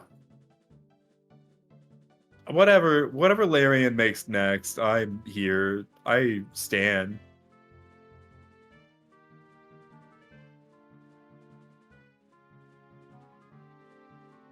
Sounds a lot like Fallout 4, but instead of the magic blades and the evil wizard, it's nukes in the Institute. Well, you know what? Probably. I don't know if I'm down for another NES Zelda. The first one's amazing and also bad in its own way. I played it for the first time a couple years ago, well, and finally beat it for the first time a couple years ago. Because I've played it and bounced off of it a whole bunch of times throughout my life. And I really loved it the first time I've played it, and then I went back to it. And on a second playthrough, it feels a lot more Game Informer, like, required. Meaning, like, just knowing that the only way that I would have been able to really beat this as a kid was to buy the game, like, the Nintendo Power issue or the guidebook that was associated with the game. So I could actually find out the secrets and finish the game even is kind of frustrating. Because those dungeons are intense, and sometimes they fake you out, too. It's definitely from that era. And, I don't know, it's still good. It's in-depth enough that, like... It really does feel like an exploration game, and one of my favorite things about it is just poking around and trying to find your way in this world that's very kind of confusing to navigate. Though I'll admit, like, it's kind of using the limitations of itself to get that vibe from it. Like, it's hard to navigate dungeons because every room is just the same square room over and over and over. It's just the decorations that are inside the room that are like, what is different? So you have to, like, basically navigate an entire world by memorizing, like, the interior decorations of different rooms, many of which are just identical copy-pasted rooms over and over and over again. And so, like, saying that gives it depth and makes you feel like you're exploring things is more of like, nah, actually, this game's just extremely confusing, and it makes you feel like you're delving into more than you are, simply because it's hard to make heads or tails of. But Zelda 1's got a nice charm. I still adore Zelda 1. I really, really love that game. It's one of my favorite games of all time. I'm just also highly critical of everything that I love. Because I'm a creator, and I think that's how I learned to make things. Is I think, like, wow, I really, really love this thing. Like, but, like, if I was going to make something like this, like, what would I change? And so I spend an hour, like, ragging on the things I hate about Zelda 1. I really, really could. But I also love it to death.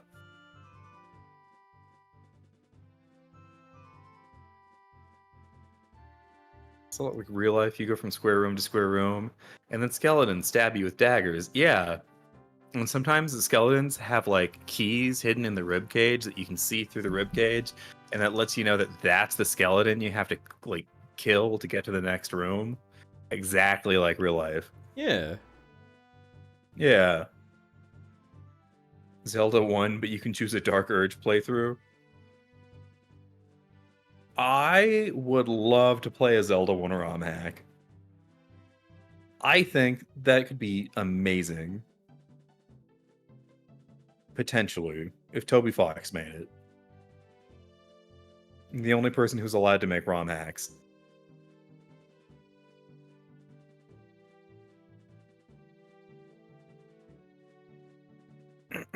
I can rag on and on. Wait, I can rag on and complain about my favorite games too. Yeah, dude, see? Dude, if I can complain about it, it's usually one of my favorite games of all time. For sure. It's rare that it's not.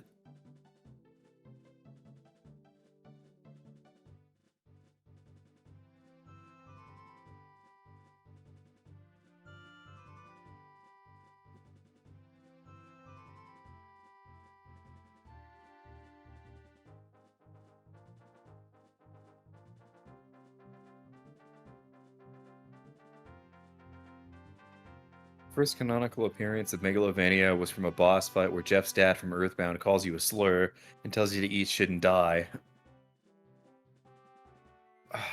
I'm so here for it.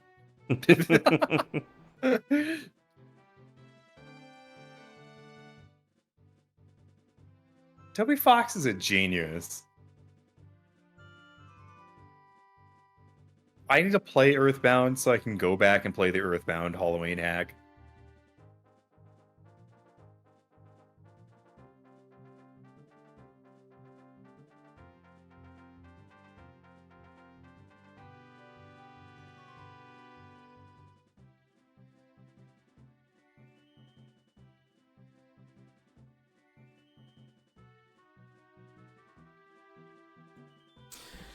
Boy. All right. Yeah. Hey, Eddie. Yeah, what's up? Mwah. I love you. I love you.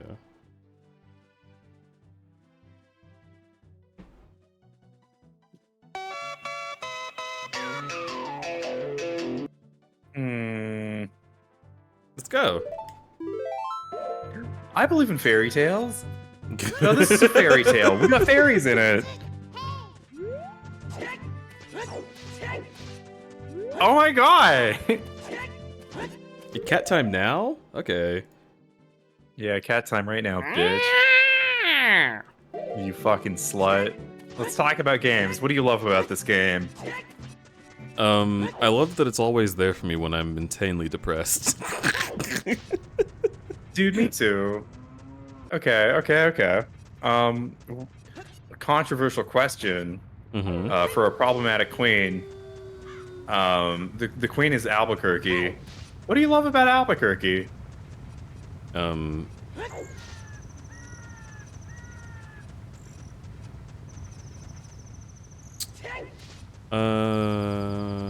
Well?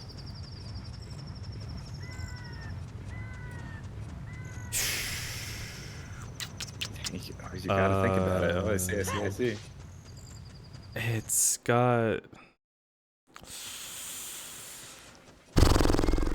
Oh. Oof. Damn. Oh.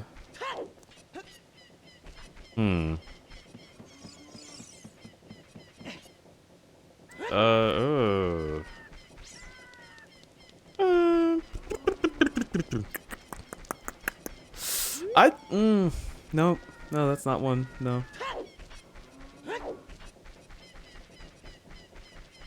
What do I love about Albuquerque? Do you mean like the city, like where we are, Albuquerque? The city, yeah. It's it's not Princess Albuquerque of Calandria. Not the princess. You mean like the way it is now? Yeah. Not like Maybe. what it could be in 100 years? It might not exist in 100 years. In 100 years, it might just be a bunch of abandoned buildings in the desert. Oh, I like that. Yeah. That's what I like about. Okay, yeah, that's fine. I choose that. Just to be very clear, the city is incredibly vulnerable to global warming. Yeah, I like Albuquerque if it were gone. Shit. Damn, babe. Yeah, that's about it. So we could be gone. What? From this place. No, I want Albuquerque to stop existing. Holy shit. I love how I was just like, oh, let's fight depression by being positive, and you're like, I want napalm. No, I don't want napalm. Jesus. That is You me want being a- positive, also. You want a cruel twist of fate. No. Because see, what you're on about here is like the assumption that this place isn't a cruel twist of fate in and of itself. And Okay. I think that's a bit silly. Right. Albuquerque's bad. And the things that are like emblematic of the town are also bad. It has a legacy stolen from Native Americans and turned into a tourist attraction by white people. It has the worst homeless problem I've ever seen in any city I've lived in. Damn. It's just full of false promises where the city will tell you that things are a certain way and then show itself to be a completely different way. The only good thing about the drivers in Albuquerque is that sometimes they turn their cars off. There is just not a lot of nice things I can say about it, and I think the world would be better if the people here went somewhere else, and then this place became a ghost town, and then a tourist attraction once again, and then slowly started rebuilding itself after the great exodus of Albuquerque. I was trying to talk to like a friend about this earlier today. Because I was talking about like Remy and Remy's experience of transphobia here, despite this being like a quote unquote gay city. Like Albuquerque was like a landmark in the civil rights movement of like the 1960s for queer people. Yeah. But is not really that today. And I've definitely felt like very accepted and normal as like a cisgender gay person in Albuquerque, but I know Remy's experiences of being transgender in Albuquerque were a nightmare, and it does genuinely sour my view of this place, because it means that a lot of the culture here, even though gay people are accepted, is more like, we're gay, but we want to be we want to be normal, and it's like, I don't want that. I want to be a freak. Not that, like the guy that we saw that I playfully called a slur out of earshot. Yeah. Where, like, there was a dude who drove like a big fucking like BMW gas guzzler up to this grocery store that we were at, and he stepped out with like Gucci bag, designer sunglasses, designer shoes, a suit on, and like just like the most like America's Next Top Model walk out of his car that I've ever seen. And I was like, so this guy is absolutely gay, but he's like bourgeoisie gay, and I don't ever experience that. It was so weird. Yeah, I don't really know anyone like that either. Yeah. I feel like that culture would just reject me immediately. That's a log cabin Republican, and you're right. Well, first off, because you're poor, you can't afford Prada, and you can't afford Gucci, and you can't afford Armani and Cole. Like, and I can't afford to enjoy RuPaul. I can't enjoy RuPaul. That's a whole other tangent. I just hate that guy. Dude, the fact that he became a drag queen, got an entire show like about drag queens, and then like banned trans people from participating for years, was just like, dude, are you fucking kidding me? Look in the, like, what do you do? And the fact that like when he was criticized for this, his response was just like, well, as a black man, I've been criticized a lot in my life, and I'm just used to it, and I don't care. Fuck you. It was just like, RuPaul, go fuck yourself, dude. I can't stand that fucking guy. I remember a season of Drag Queen where after doing drag for a while, one of the people in the competition realizes that they're just trans. Right. And then, like, admits that to the judges. And they're like, well, this is certainly an amazing development. I'm so proud of you. Please see yourself out. Sashay away. And I'm like, what? Wow! I was like, are you for real? Yeah. That was like one of my final, I think Louis C.K. can go fuck himself bits. Is Louis C.K. was like, even RuPaul got canceled. And I was like, yeah, because he's a rich gay who is a piece of shit. Like, I don't know what to tell you.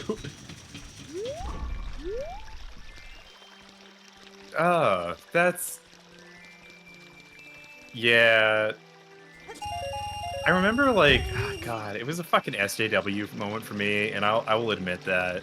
But I remember, like, working at a company and, like, having, like, the Gay Straight Alliance Network be like, yo, we have, like RuPaul, like, nights on, like, Thursdays. You should, like, totally join. And I was just like, yeah, I really feel uncomfortable with that because RuPaul is incredibly transphobic and not in any way, like, accountable for that. And, like, he eventually turned around, but it's like, dude, you spent years telling people to go fuck yourself and not being an ally to other queer people just because you got fuck you money from working in Hollywood for 2 or 3 decades. Like, no. I feel like criticisms Eat about shit. treatment of trans people should be especially, like, ghoulish in the mind of a person who is in RuPaul's position.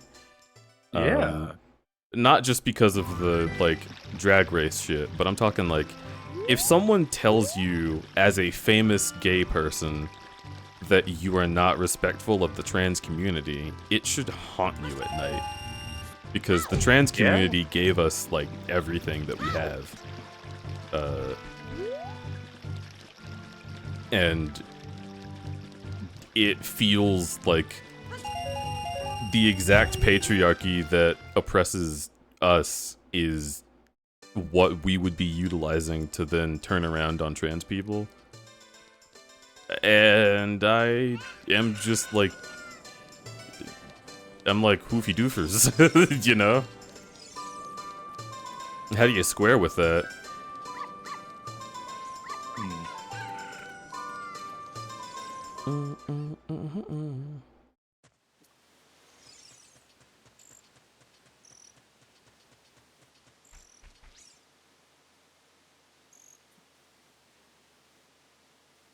Gay city, you should try Austin and the surrounding towns and cities.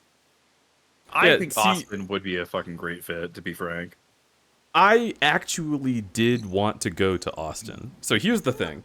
I want to go to Texas real bad. I'm going to miss not being in a desert. I'm going to miss being in a desert, rather. I'm going to miss being somewhere hot. I'm going to miss, like, a lot of the southern comfort food that's around here. And there's a lot of friends in Austin that I already have established and want to go see. And living nearby them would be amazing. But we don't have the resources for Austin. And if there were some kind of emergency in the queer community because of the larger Texas area, we, again, would not have resources to provide for people or ourselves in that situation. So Austin's just not a good fit. And then Pivot brought up Pittsburgh, and I realized there's a lot of friends that we could have a short drive away to get to around there. And that makes that great. But yeah, if we went to Austin, we would basically have to, like, live with someone for a year to get our feet under us before we could get our own apartment in Austin. Right. And I don't want to do that. Yeah. I have had, I just, from having lived in Seattle for decades, I have a lot of people who would like me to move back to Seattle, including family. And I definitely have been offered multiple times now help. I think a big factor with that is like I have to move with you, and I couldn't be like, hey, like if things go tits up, and I'm like, like I don't know. I feel like insane being like, hey, could you help me and my partner move into your spare bedroom? Like, it's not an insane ask. I could. We're already doing that in Pittsburgh, and I think Pittsburgh's going to be a great fit. And we both have family there. Yeah. And the cost of living's cheaper. The wages are high. So it's not like the cost of living is low and wages are also low. It's like a really comfy mix of everything that we need. Yeah. And it's really minimum perfect for wage us. is low there, but people don't generally pay that. I was looking at jobs that paid like $20 an hour, and I was just like, oh yeah, this is just a delivery driver job. Yeah. Starting at $20 an hour. Like, no, nobody wants to do these anymore. We read enough.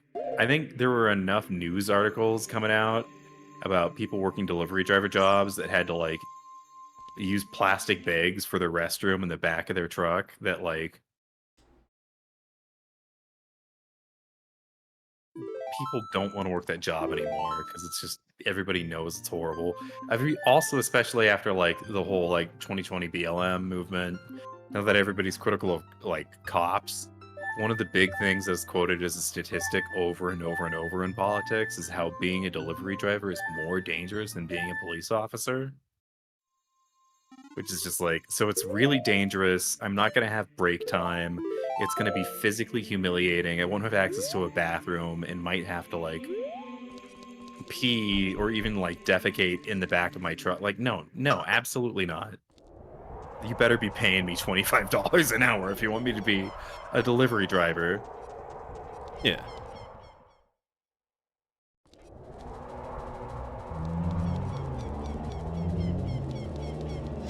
The waiters are high? No, wages are high, but I mean for like a place where I could rent a house for $1,000 a month. Are you hitting your chicken? I'm only seeing job offers. I am. That's what that sound is. Minute. I thought the sound was in the game.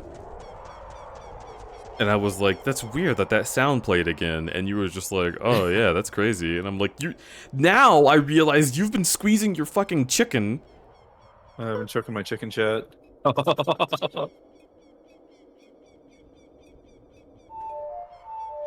want pizza. Love you. Okay, pizza it is. Yeah. I fucking love you. I'm sorry that you're feeling depressed, but I adore you, and things are dire and weird and strange, and I'm internally happy in a way that I have not been in years, and I just want to thank you for that, because you make my life better, and I really appreciate that you're in it. Hey, your happiness is your own. And I'm not going to say I don't contribute to it, but you have done everything that's made you happy, including being around me. That's true. Yeah. I'm proud of you. And thank you. I've only been here like 3 months and you're pretty neat too. Jade, you're really neat. I'm gonna grab you by the normal place to say that.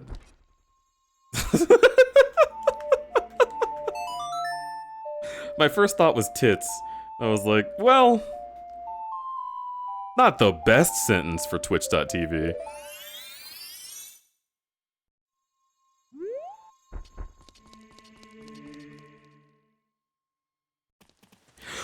Oh, I'm stupid.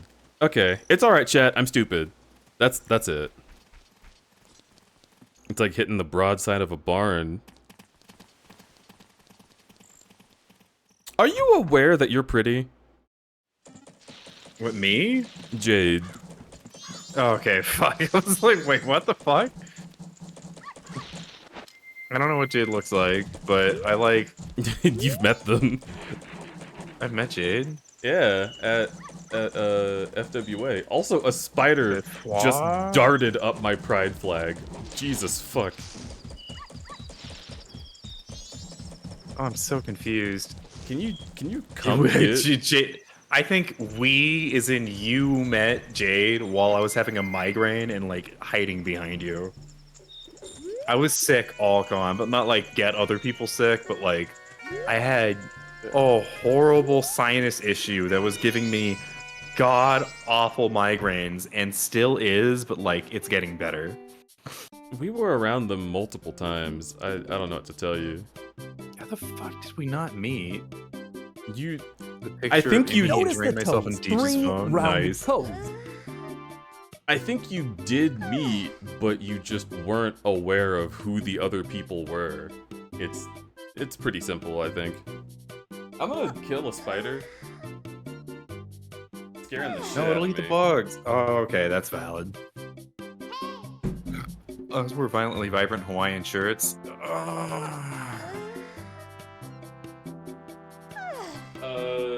we have an apparatus with which to swat? Jade, I can say that I really like your persona and you seem really fucking cool.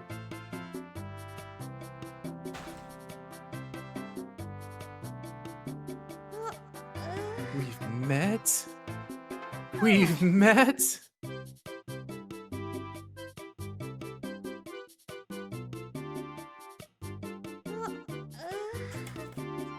It's okay, y'all. I too am very inattentive.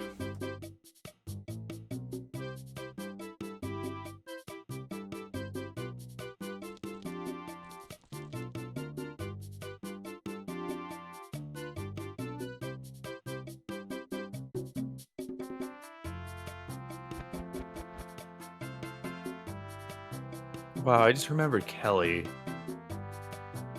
Dude, I forgot that one of the biggest YouTubers for years was just a drag queen that nobody really considered to be drag. I forgot about Kelly. Dude, Kelly's such a fucking oh my god. Also, Jade, I was just stalking you. Oh my god, shoes. Dude, fuck. Yes! I hate that Fox News made drag like a thing that dumbasses hate. Because we all loved it and didn't think about it at all. Cloud Strife from fucking Final Fantasy VII does drag. I don't give a shit. Go fuck yourself. Ugh. I talked about Slaughterhouse 5 earlier. There's a bunch of drag queens in that book. It's amazing. I'm so mad. He nails it, actually. Oh yeah. Let me grab.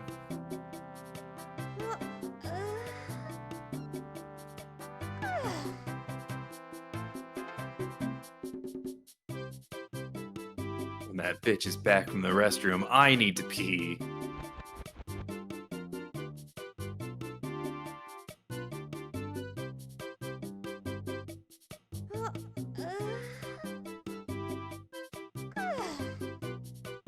Oh my god, shoes.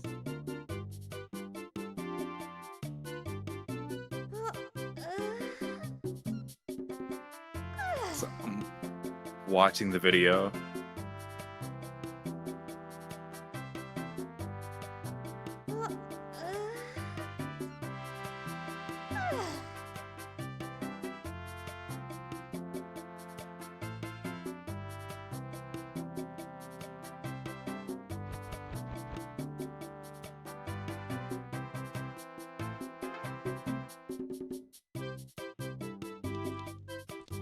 Anyone talking high chat? Jade, no, you're in the spotlight. Let's go. I need to occasionally retweet Kelly so people get sunlocked and don't proceed down all the sad stuff I post. Yeah. Stupid. Ah! Dude, shoes is so iconic. You stupid boy. You stupid boy. Let's get some shoes. Let's party. Oh my fucking god! Dude. That's unbelievable.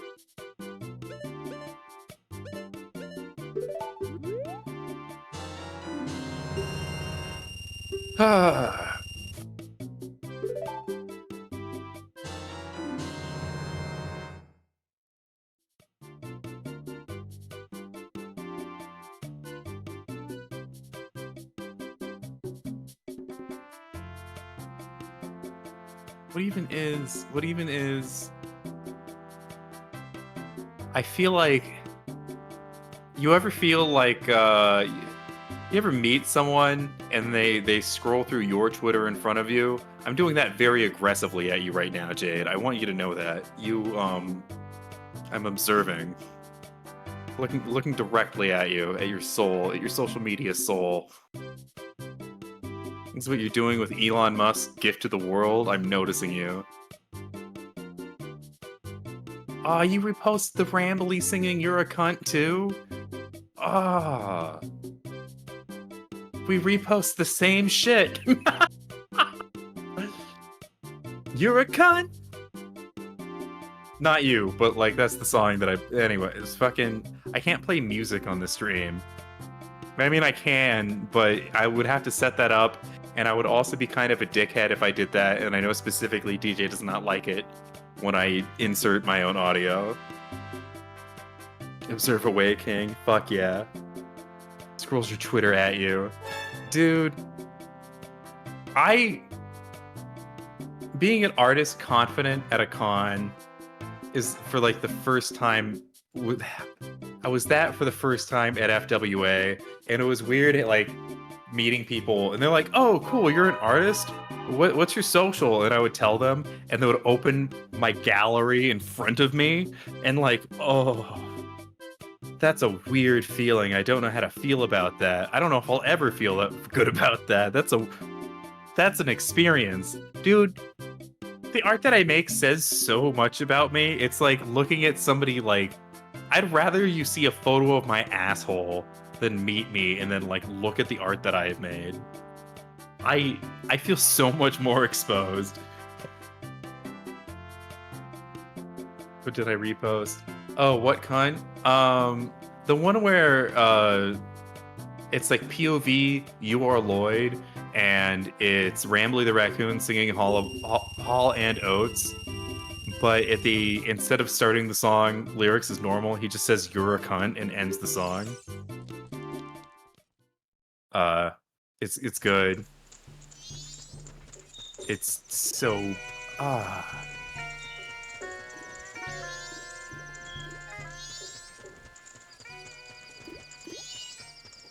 Put on Hall & Oates in the background. I need some Hall & Oates up inside me. I'm putting it on. We're gonna do it. Hall and Oates, which for some reason on fucking Spotify shows up as Daryl Hall and John Oates. That's not what I mean, but it is them. It's too hot to handle. Hey, thanks for the fart. I really appreciate that. Like a candle. No, I wouldn't say the fart is much like a candle. It's more like the opposite. It's like the thing you light a candle to get rid of. Yeah, what I got. Messed up. My thoughts and dreams are scattered. I pulled them all together. In a way that I can't explain. Oh yeah. Oh you. Stop this. You make my dreams come true. I love you. Alright. Bitch, I fucking love Hall & Oates. Listen. Yeah? Why don't you love Hall & Oates, awesome. Aggressively at you right now?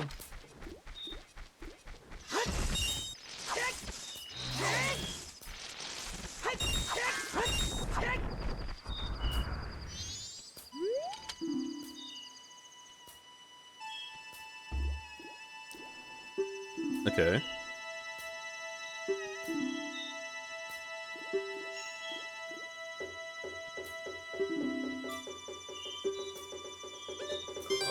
Oh, it's her. Oh, what? Ooh. Huh? I did not know this was in this game. It's the flute, right? What if fart scented candle? I would have to know what it smelled like, but I wouldn't be happy about it.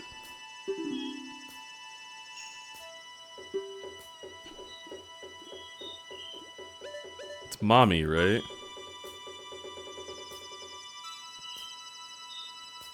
Chat, is it mommy? Chat, do I say mommy? Could it be ooh mommy?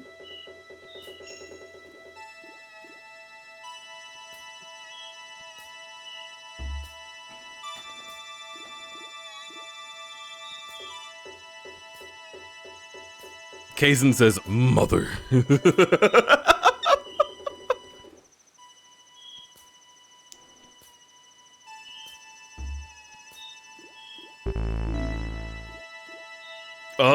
You know what? It was mommy. I bet it was mommy. I cannot believe it was anything but mommy.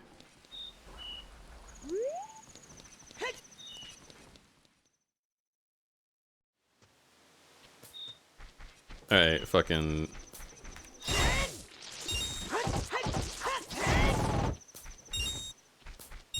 BRB. BRB. Mommy toilet doesn't hit the same as mother toilet? Alright, I'm resetting the game. Just for that. Oh. I didn't get the spider, by the way. I smacked it and it ran away, and I was very upset about that.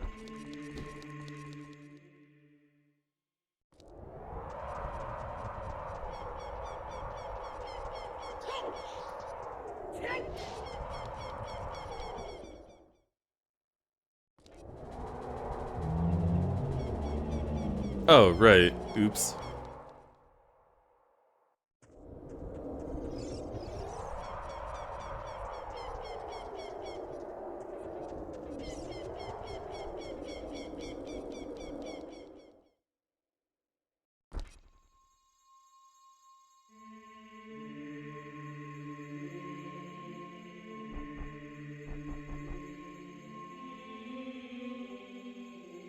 Alright.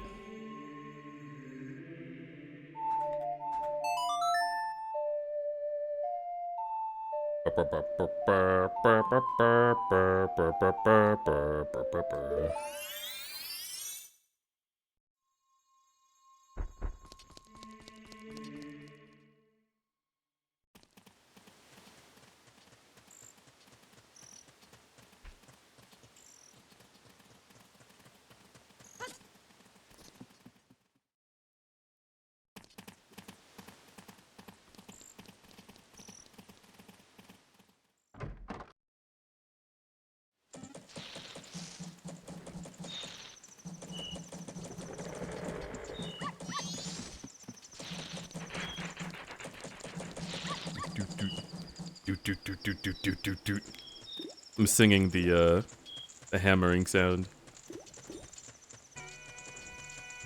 I see.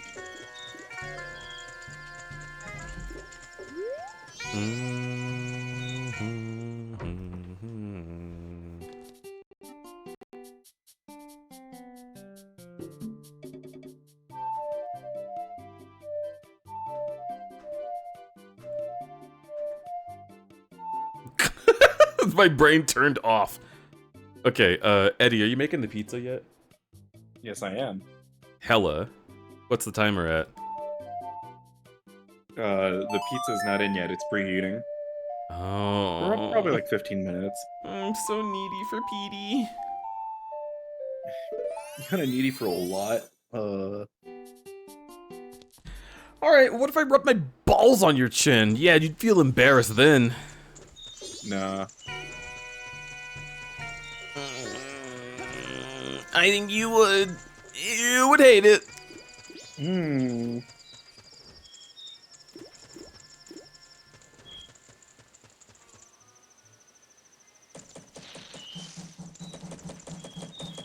Can we get a 1 in chat if you like to be embarrassed? So this is ingenious because you either get people giving a lot of 1s, or you're the only one who puts a 1 and you go like, ugh.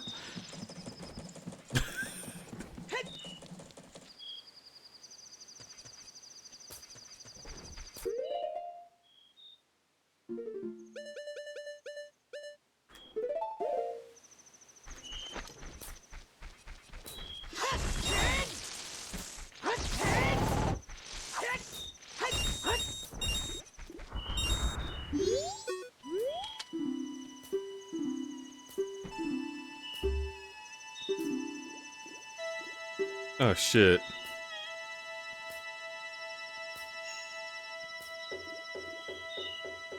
She's quick to break into tears. Damn it!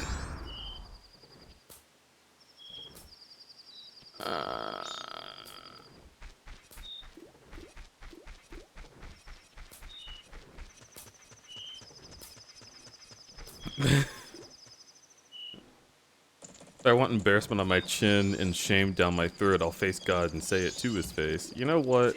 That's fair. I wish I could crash the moon into the earth. That's not what I want. I wish I could. I wish I could. I wish I could.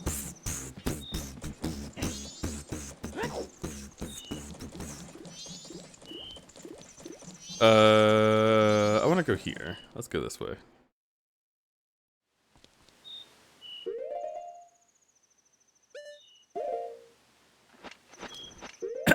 Ah, I'm coughing. Give me this. We meet again, Mr. Vor. Hello.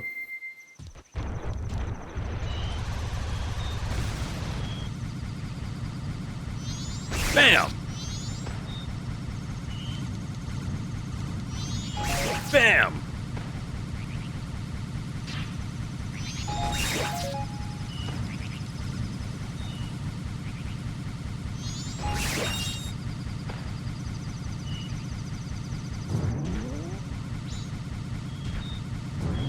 I'm about to sleep. Can you tell me another story to sleep to?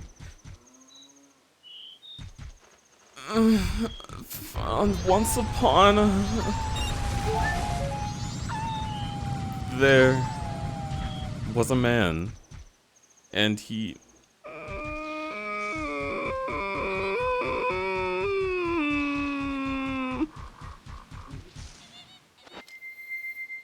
and so nobody ate for an entire fortnight. The end.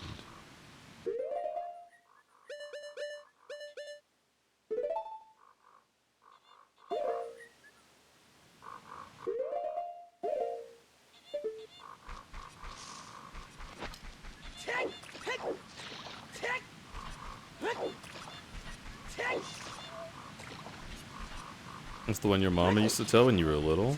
Yeah, it's a really good one.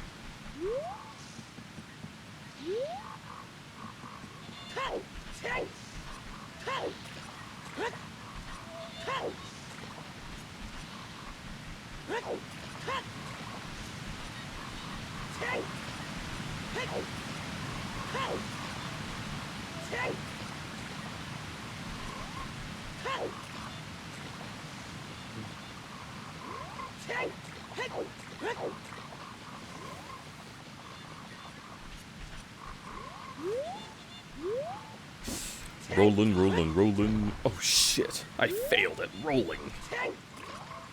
I'll never roll through this town again. Ah! Wow!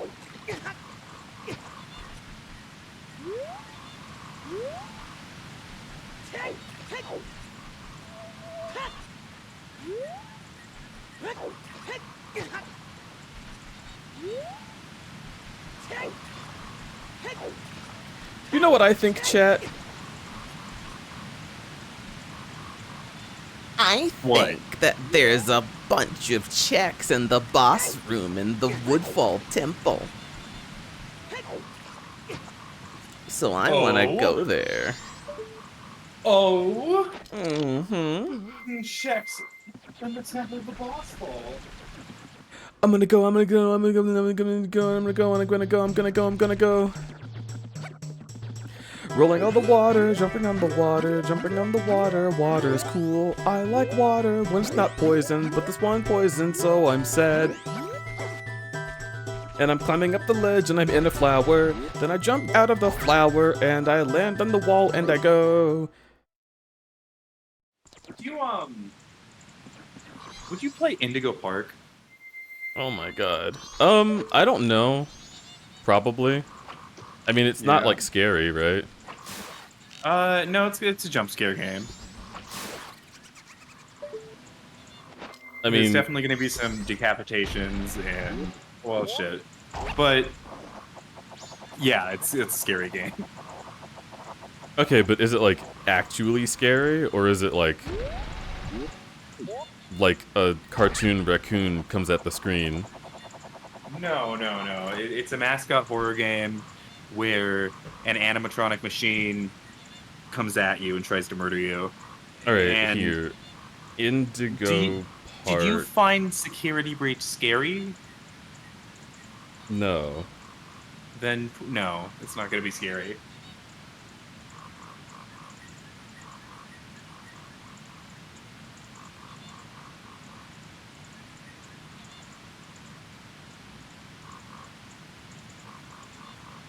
Wait, is this actually just like a...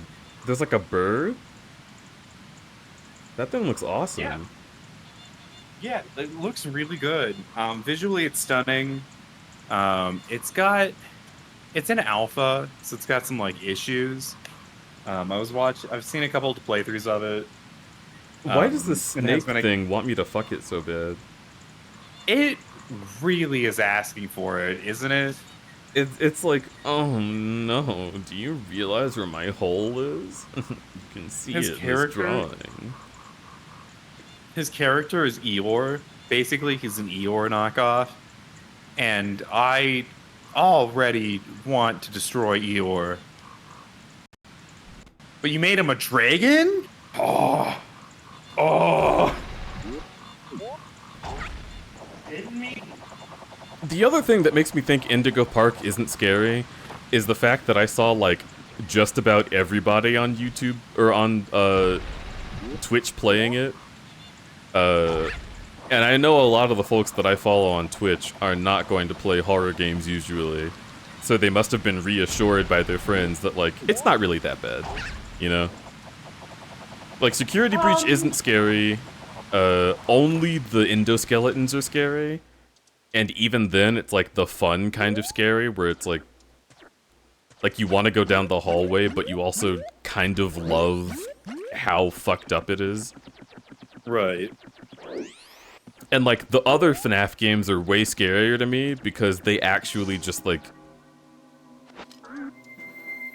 I don't know, they put you in fucked up scenarios that you don't want to experience in first person. And... the something about the way the models looked in the 2D games was actually just a fuck ton worse. This bitch.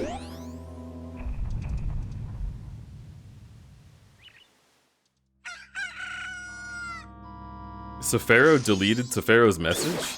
That's crazy.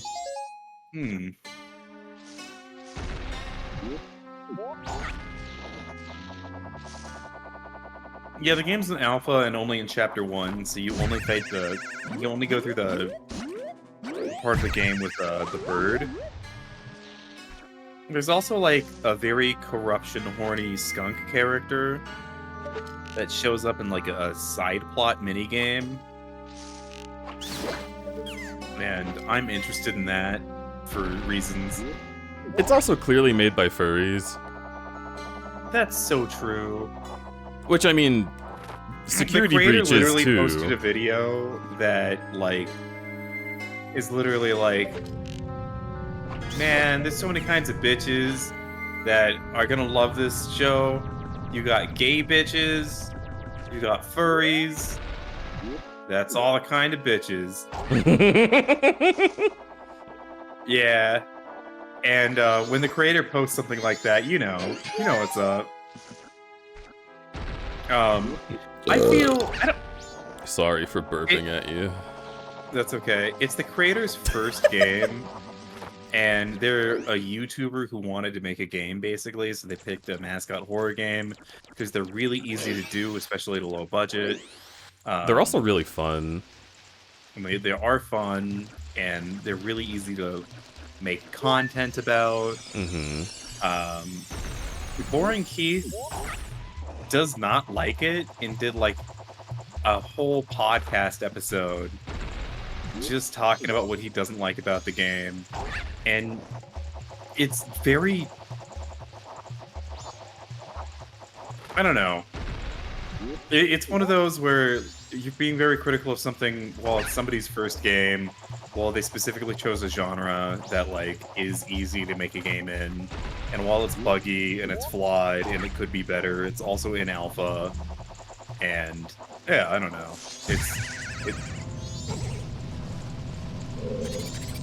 It's a cultural moment for people who both love and hate that game, and I don't know if I need to play it, but I really like it as a fandom. I'm probably gonna end up playing it just because I want to see all the cute things in it.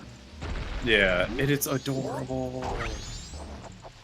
Yeah, like I know that's funny to say about a horror game, but no, I'm probably gonna end up playing Security Breach Ruin just because of all the cute things in it. Like there genuinely are just a lot of cute things in a lot of horror games. I like that that's a thing you can expect with them now. Yeah. I love that, to harken back to an earlier part of stream, I love that my dad was like, oh, I want you to be more straight and manly. You should get into horror video games. Oh, oops. Whoopsie. Oops. Sorry. Little did you know. Yeah, straight people don't realize that a lot of the horror genre is, like... extremely queer? Yes, and... a lot of it is... not to say that it's, like, exclusive, but a lot of it is not for them. You know what I mean?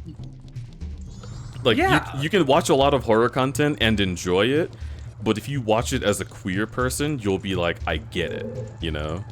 Yeah. And Abso-fucking-lutely. I think that's a really, like, valuable place that we've gotten to.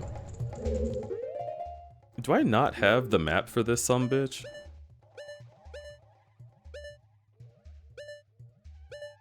That's gotta be where the boss is. That's a long-ass hallway. Unless that's the entrance. No, that's the entrance.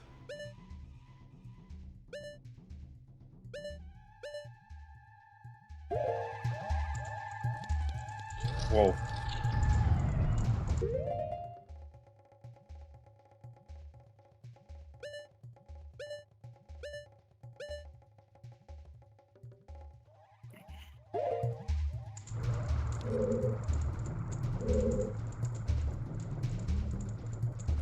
Oh, there's a switch.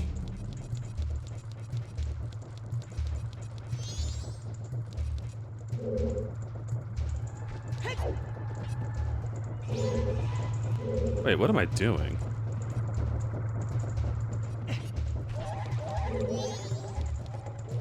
They put my ass in Zelda.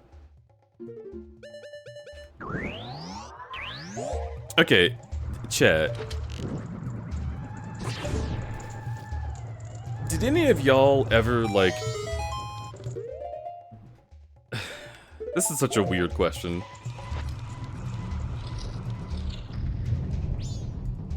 Did any of y'all ever have, like eyebrow-raised, rainbow question mark interests when you were kids that you would hope would be in, like, media that you engaged with? But, like, now that you look at it, it obviously wouldn't be. Or what do you mean? So, for example, I remember, playing Zelda games, or, like, games like them, and getting to a part where, like, oh, you're in a swamp and there's a big monster. And I'd be like, oh no, that's scary, I think it's supposed to be. I think it would be cool, though, if the big monster would, sit on me, and then I'd have a whole dungeon in his butthole. Oh, What's yeah, gonna okay, happen? And it's like, no, obviously that's not going to happen. Or like, oh, wouldn't it be crazy if this big evil alien like came down and gave me a kiss? Man, that'd be so cute. I think they should put that in the game. Uh-oh, So there that he was is a lot. again. Is it happening now? And it's like, no, of course not. That No one was would a ever lot. make that. What was your question again?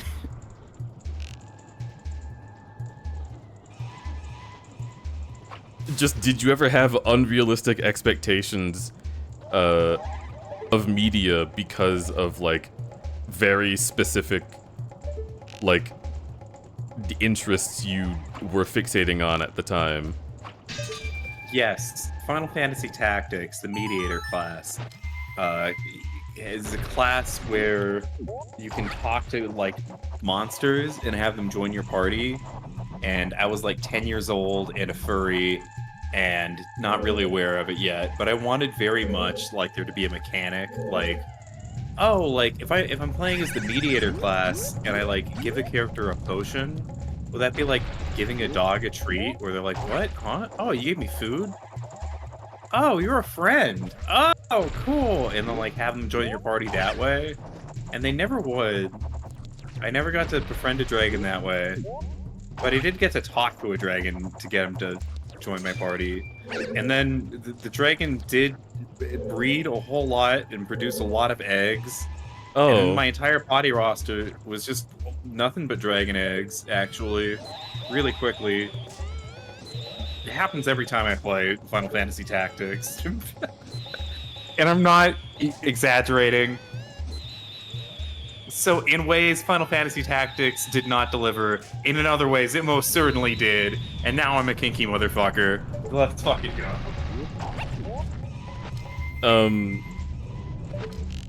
So an example that I experienced, that actually goes the other way, and, like, it gave me maybe more unrealistic expectations of games, was that Mario and Luigi Partners in Time has the weirdest, like, vor-indulgent chapter in it. Okay. Where you go to this place where there's a giant alien Yoshi with, like, man boobs that just eats everybody, and then it eats you, and you travel through its body, and it is just full tour vor, and they don't shy away from it. They show on camera all of the characters that you rescue exiting through the butthole of this monster. And it's like, I was like, that's weird. Are all video games like this?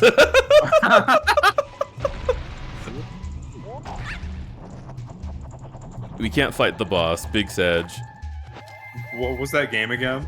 Mario and Luigi, Partners in Time. And then the sequel they made doubled down by making you get vored by the most popular furry character in the series. And the whole game takes place there.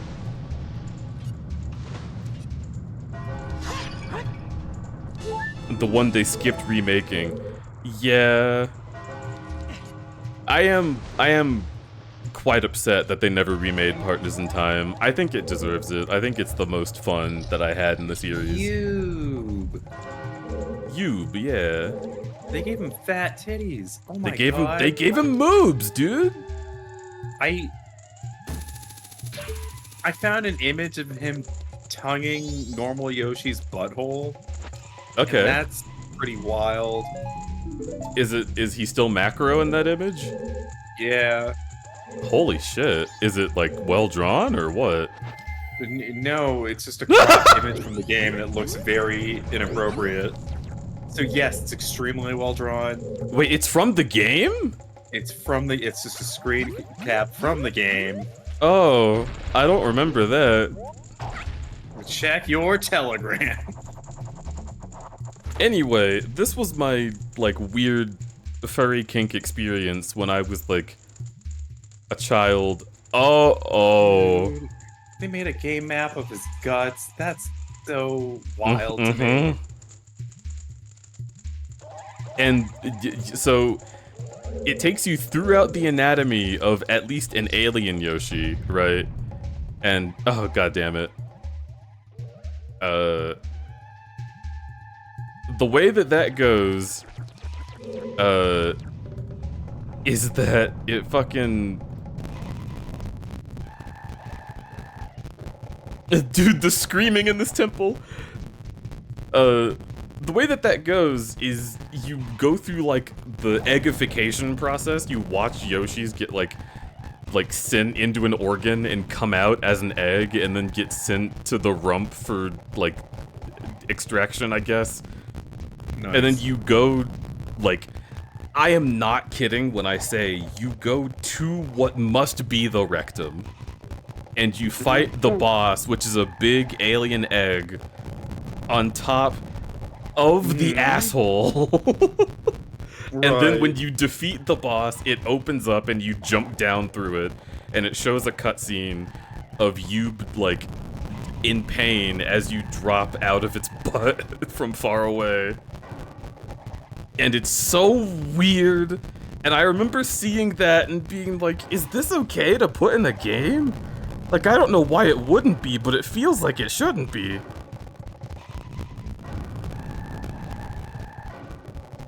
Is the game audio crispy for you too? Or you?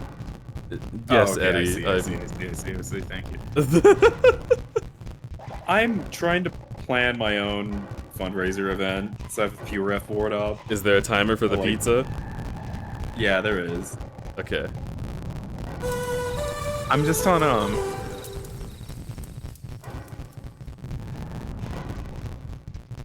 I'm looking at the list of crowd control games, and there's quite a few. I looked at Pokemon Red Blue, but like the hours to beat that is like 26, and like that I need to go fast. That is a lot of hours. Yeah, don't play an RPG. That's insane.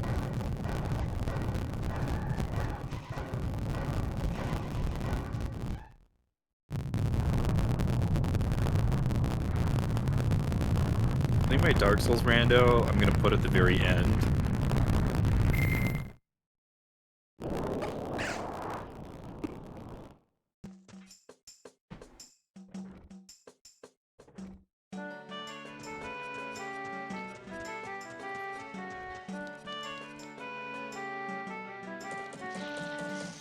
Wah wah wah wah wah wah, wah wah wah wah wah wah. I forgot I don't have the motherfucking ocarina.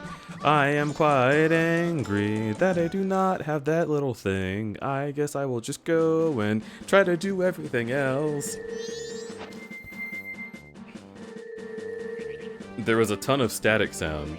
Yeah, I was fast forwarding. Like, look at this.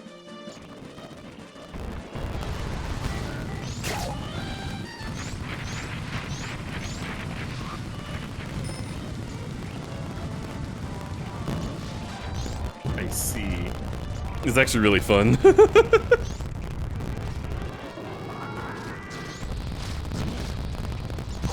It looks really fun.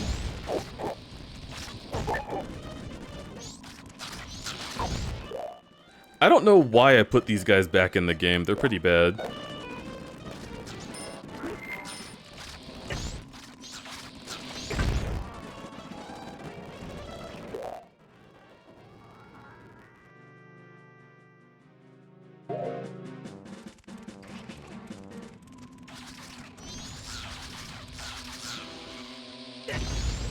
I really shouldn't have put these guys back in the game. Wow.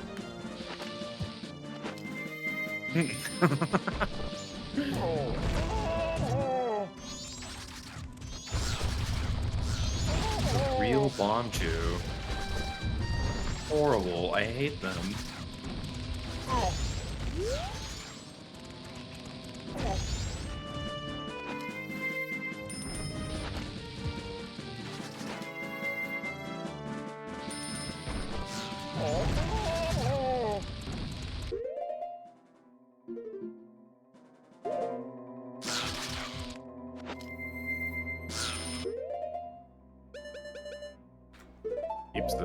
Heaps of time.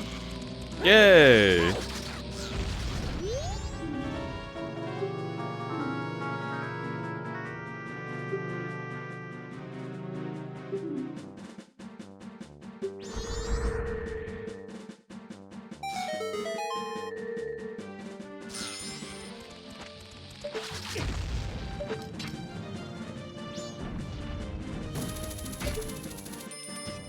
Put those dogs away, freak.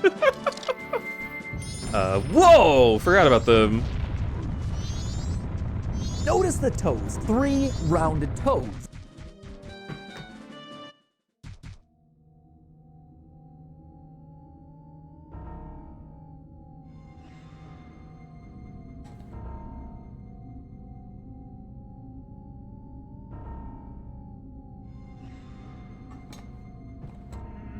I only remember daydreaming a lot about game characters and my little fixations at the time. And then I made hand-drawn fan art that I quickly disposed of out of self-consciousness. God, I understand that feeling.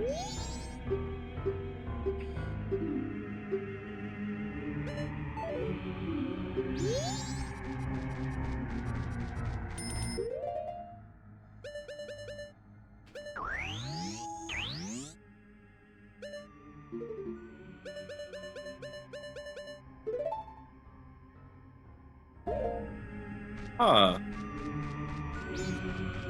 There's another Legend of Zelda-like from 1990.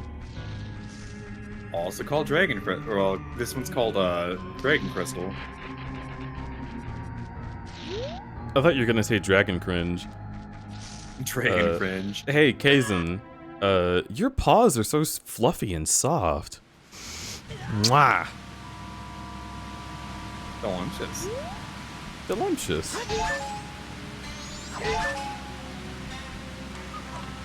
Oh! The website's called Hardcore Gaming 101. Hardcore gaming, it is hardcore gaming, hours up in here. What is hardcore gaming? Huh? What is hardcore gaming? Is that what you asked? Yeah. Well, what I'm doing right now. I'm also not joking. Yes, this is hardcore gaming. Doing a randomizer is definitely, like, considered hardcore, because non-hardcore gaming would be just playing Zelda or Candy Crush. Am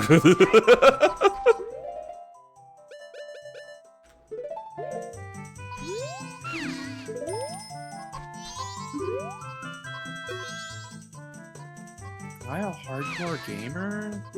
Yes. You were arguing against using the thing meant to help you with randomizers. You were definitely hardcore. Chat, I'm hardcore. Oh my god. Yeah, I'm like the Black Flag. Or the fucking Bring Me the Horizon of gaming. I did not understand that. Teardrops. It just went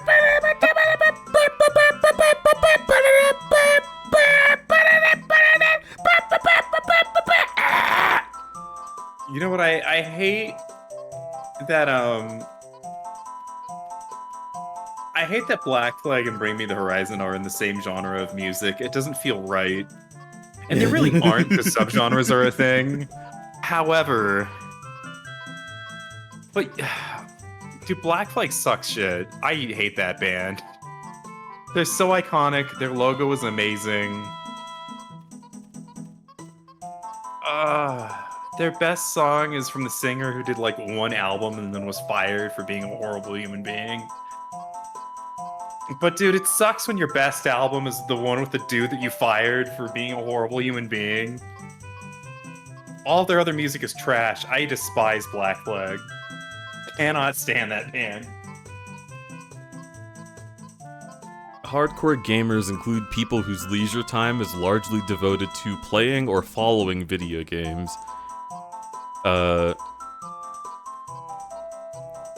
Hardcore games, involving high difficulty, excitement, skill-based matches against other players. We both also play shooters regularly. Oh no! Oh, God, chat, I'm cringe.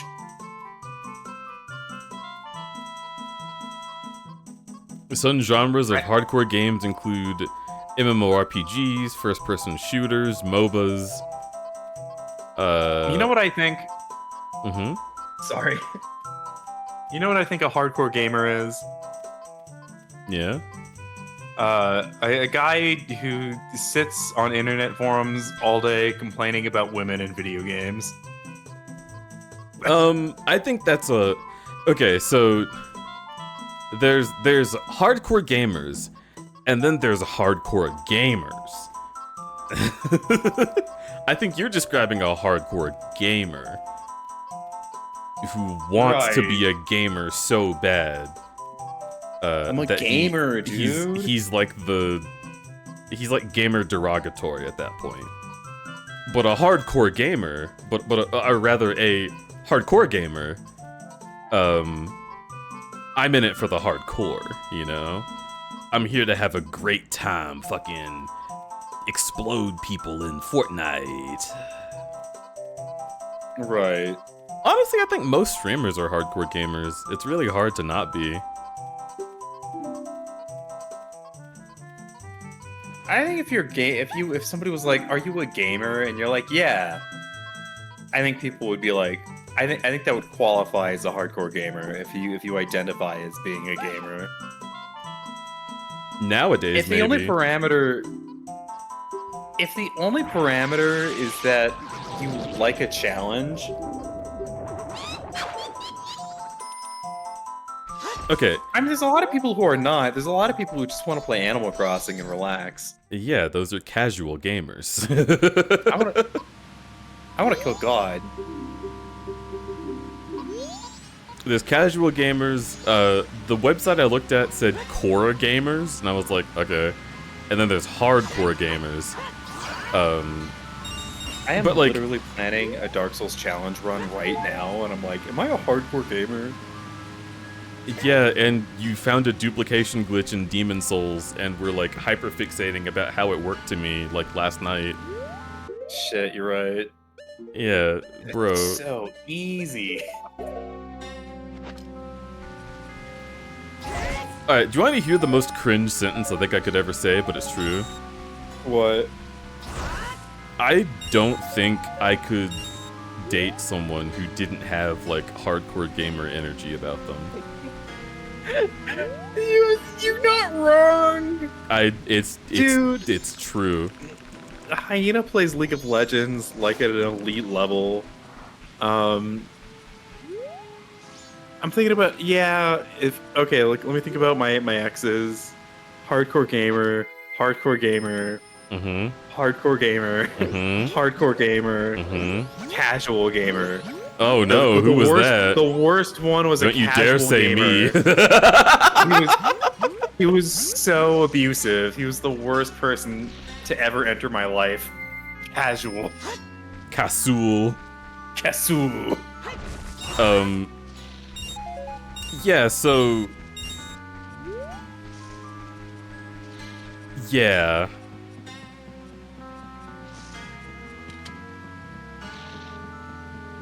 Let me look at the people I've dated. Wait, hang on. Okay, hardcore gamer. I almost asked myself, is Jasper a hardcore gamer? And then I remember that he was collecting all of the, like, ultimate raids from Final Fantasy XIV, and I was like, oh yeah! And then I was like, is Sefero a hardcore gamer? And then I was like, oh, remember all those transmogs that he spent, like, only a month getting by catching every fish in World of Warcraft? Damn. Yeah! Damn.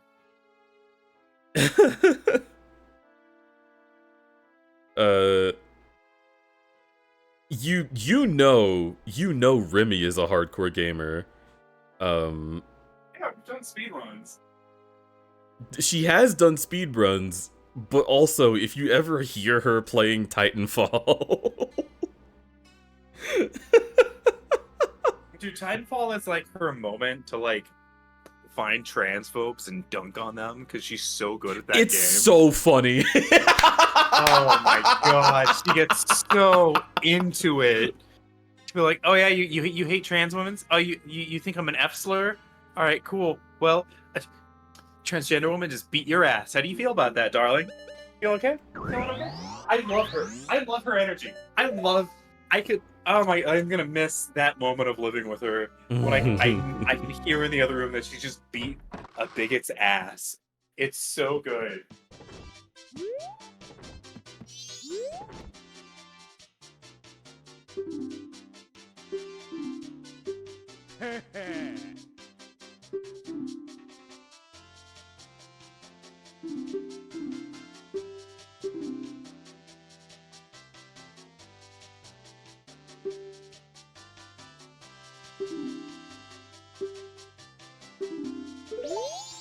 Okay.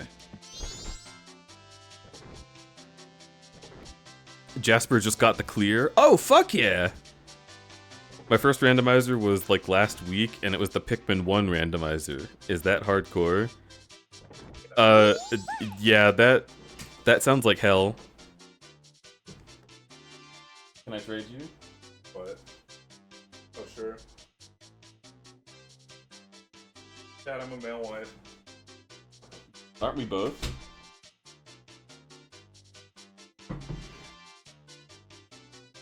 I feel like I'm more of the male wife. That means Lunar also cleared? Lunar's with them? Oh, I miss Lunar. I wish Lunar was sitting on my face right now. Sad.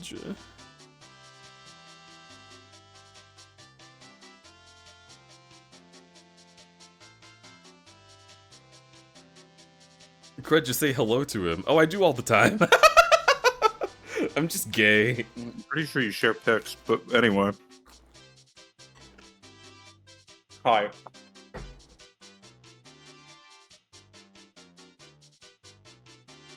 I don't want to presume, but I know you were about Lunar. What? I'm very. Fuck. Oh yeah? Sorry, I just got gorped. Gorp nerd. Oh, alright. Safi, we need to tell Bananas to reset the counter. It's been 0 days since I've laughed at Gorp.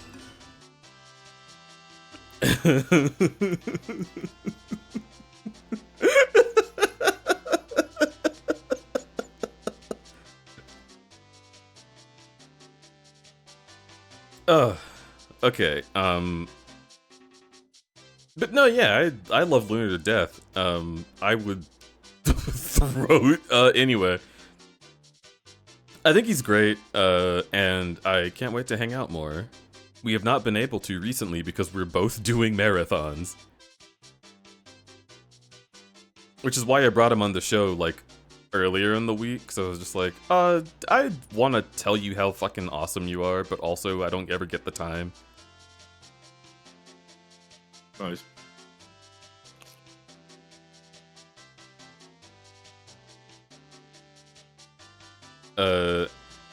I got a friend who uses that sound for joining a Discord call, so every time I hear it in stream, my brain is like, friend? Aw. Kaizen, you're cute!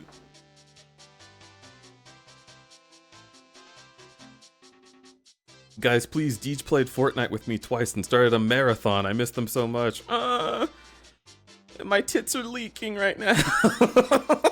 Don't know what that means, I'm sorry.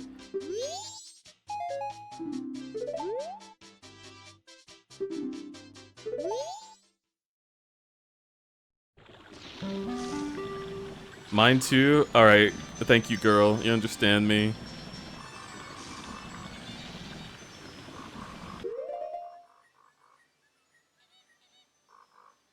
Holds up an empty bottle, Zelda style.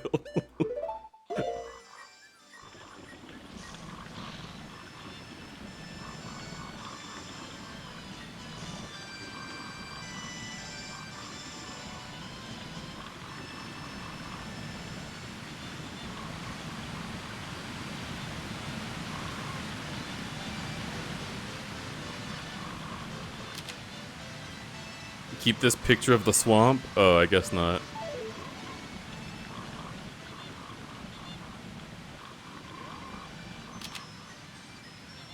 Keep this picture of a big octo?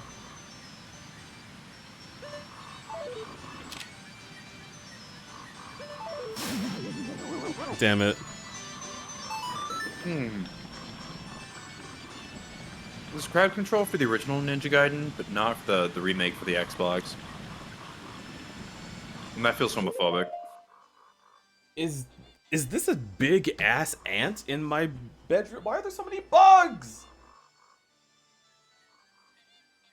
It's June.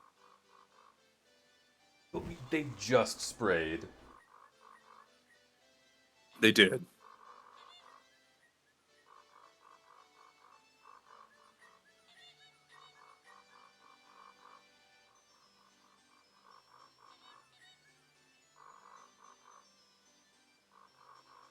Did this crowd control Peggle?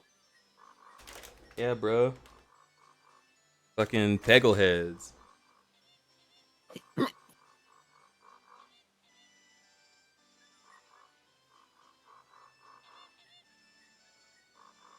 trying to fucking follow this freak.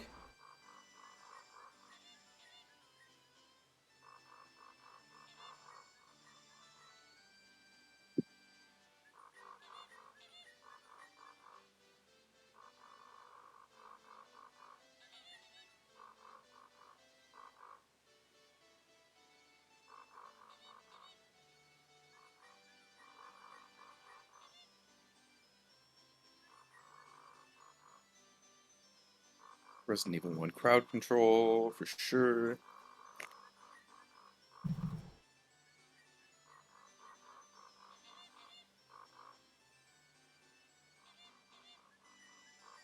Ugh.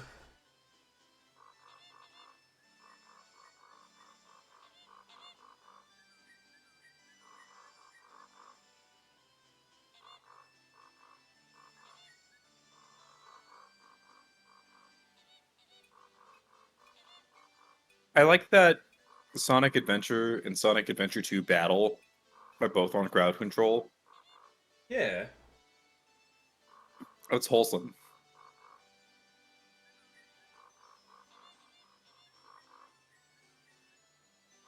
I'm losing my mind. I don't know where this ant went. Kill. Get in here. Me? Yes! Oh man, alright, fine.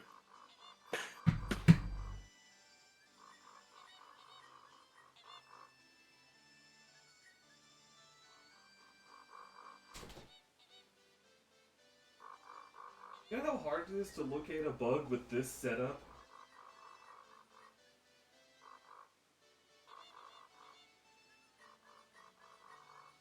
It was right here. I don't need one. I need you to move things. Ugh.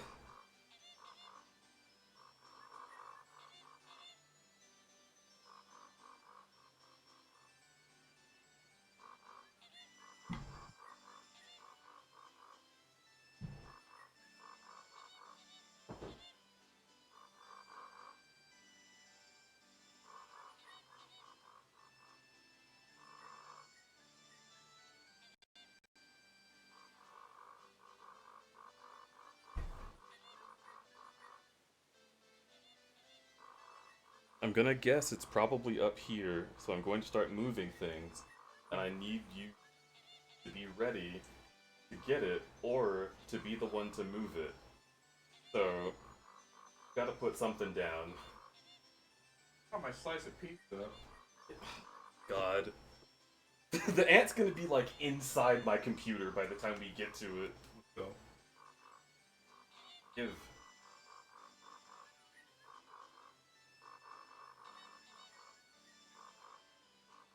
Alright. It's big too. Scared. So I'm picking up my screen and moving it. I don't see it there.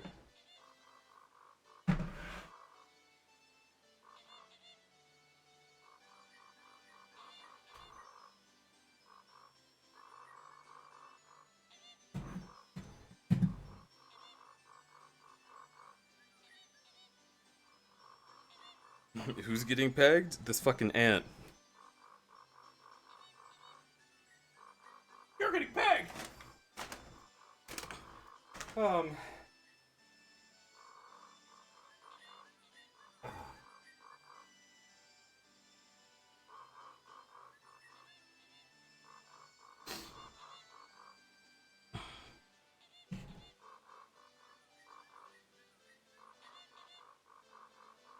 God, dude, where is it?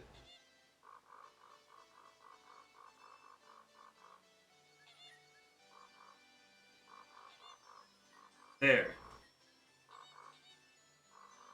Oh man.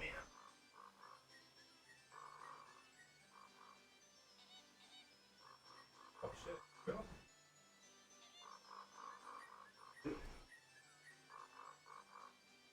I did.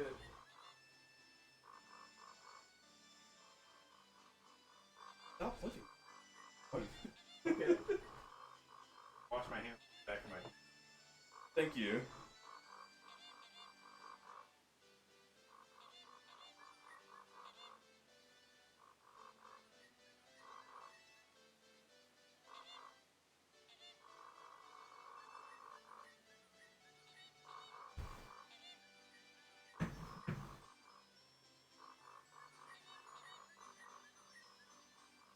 Did we locate the bug? I got a snack. Yes. I ate the bug. That was the most, like... I'm like, there's a giant ant, and I know that they bite in New Mexico. I don't want this thing in my house. And I'm, like, frantically looking for it. I can't lift things. Thank you. And get things at the same time. And Eddie's like, dude, Peggle! And I'm like, oh my god, alright, you, get in here. Peggle.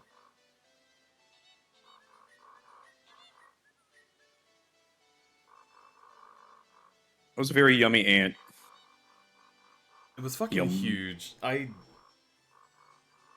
becoming increasingly annoyed with the fact that, like, clearly the place in which we live does not have a good enough seal on it.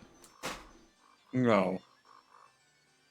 Because these bugs just come and go as they please. I'm sorry, have you not noticed the sand on everything in our apartment? Well, that's from opening the front door. No, look at our windowsill in the living room.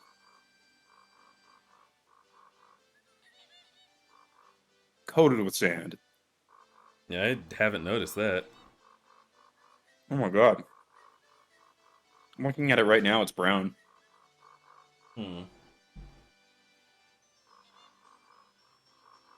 Yeah, I just, like the spider that I saw earlier, it got away, and I'm letting it have gotten away. But, like... nah, not that ant. Because, like, spiders don't want to fuck with you, but an ant might literally just crawl on you and bite you. Yeah.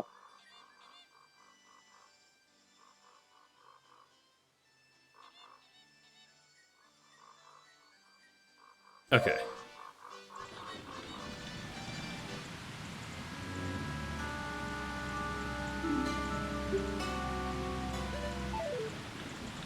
Excuse me?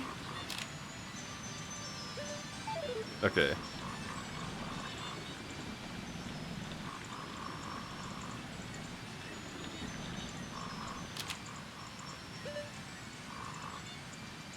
Bow, bow, bow, bow.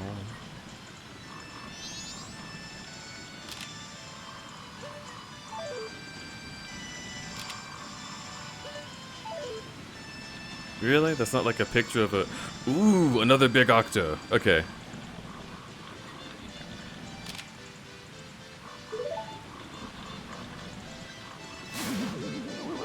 Jade pectorals. Mwah. Nice.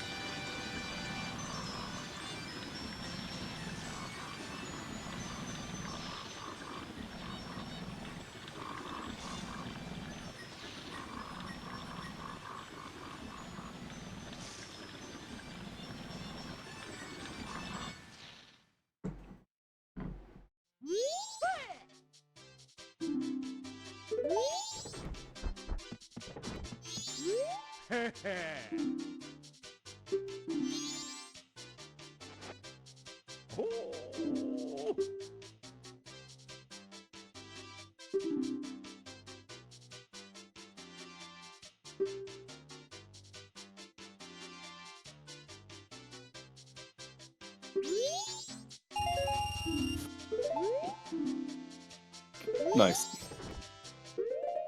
Is that an item check? Like, can I get like a piece of heart or something for that? What did you do? Hmm.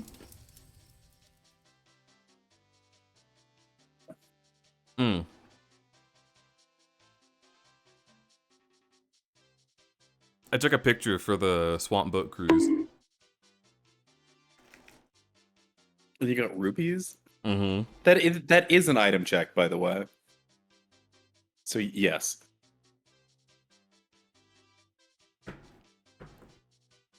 I'm kind of not sure if that's the right thing then. That's why, like, early on in the playthrough, I was like, yeah, you should do that. You should do that. You should do that. It's one item check for a lot of time, but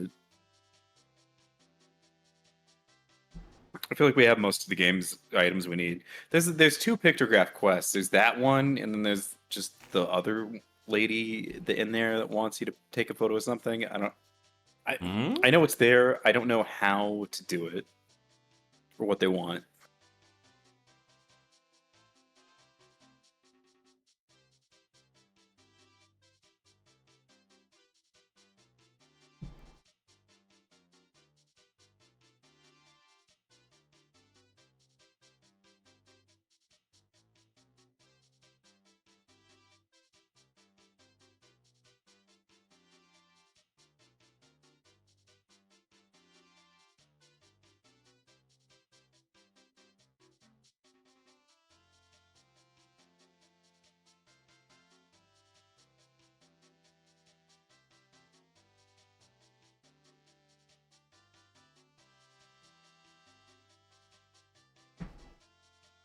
Hmm.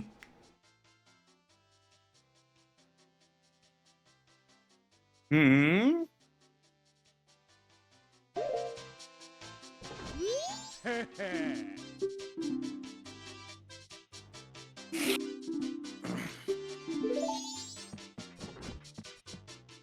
I think I know what to do.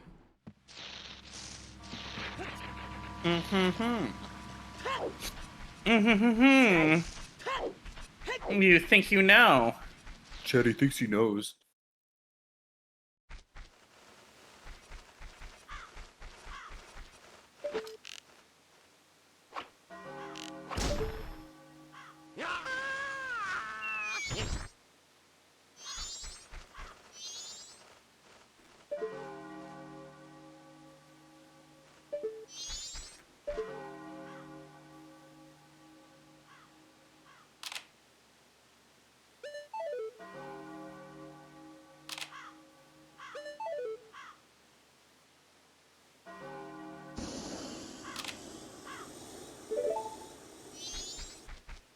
There's a lot of these crowd control games, but I don't want to just be playing the games that you were going to be playing, you know?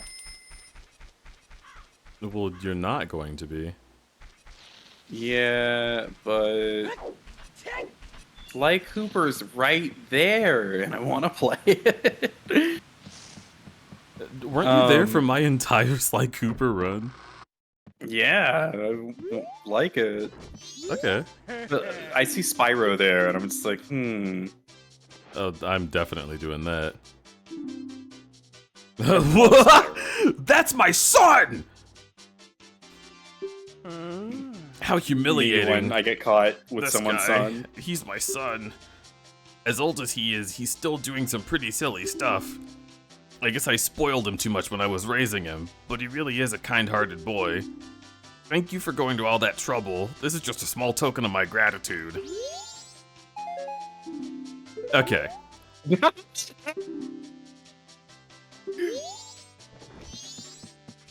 Okay, so now we know where Tingle came from. Right.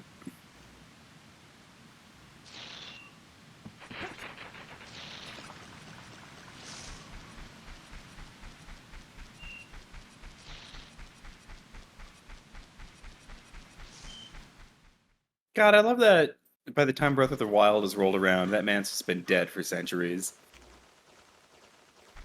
Smiles. Millennia.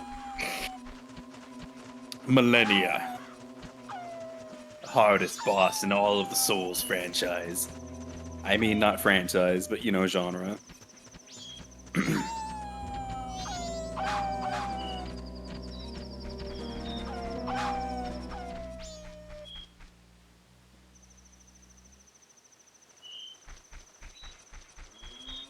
I really want to do a Breath of the Wild crowd control.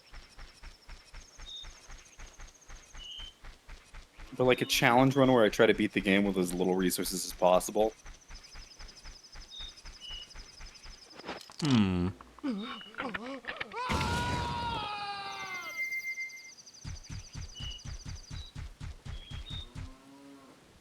Pizza fingers. Breath of the Wild challenge run.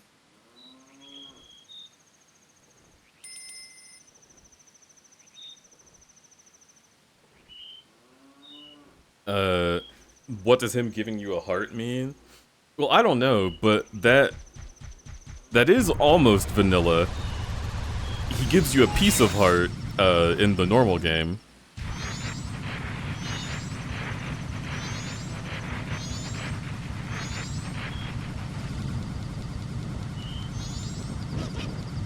So what checks am I missing?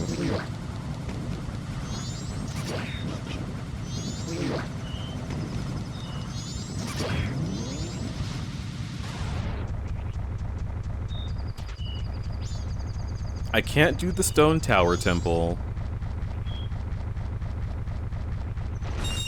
Oh, I can kill Georg! Georg? Yeah, but I'm gonna have to do that whole temple again.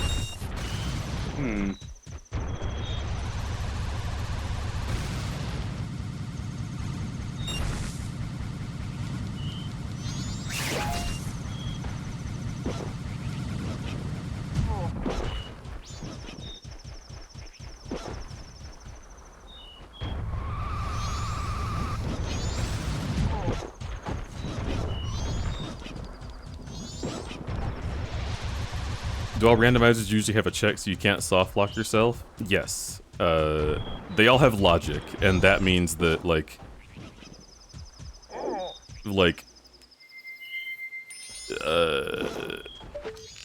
the game only gives you, item progression that allows you to get through the whole thing.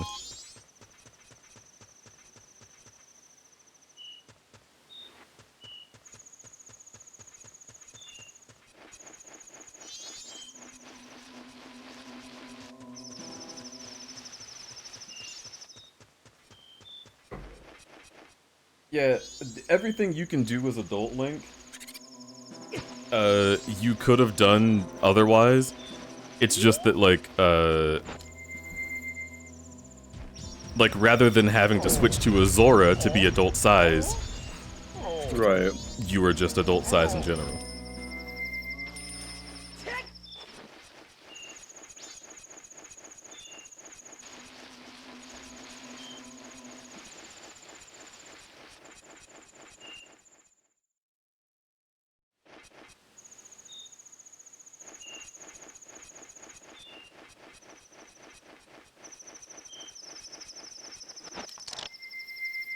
Oh shit, wait a minute.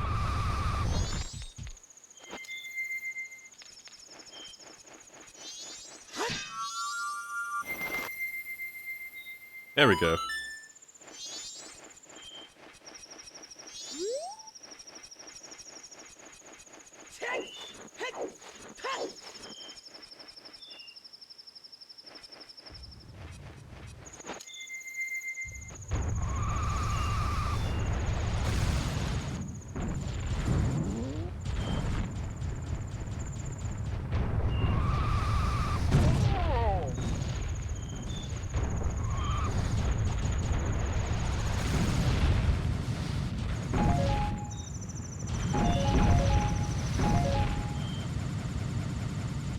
Wait, why am I going here?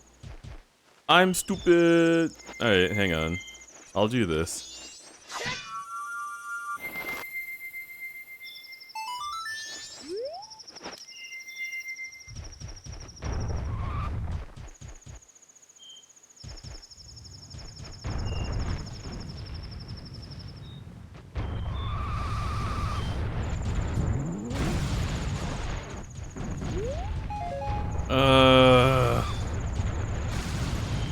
I might as well.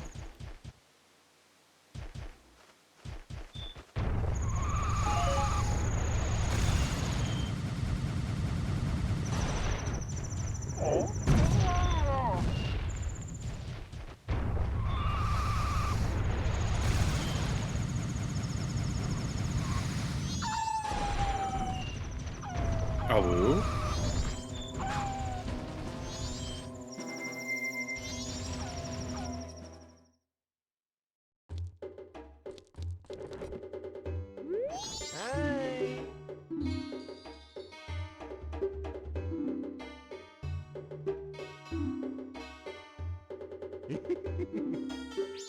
Okay.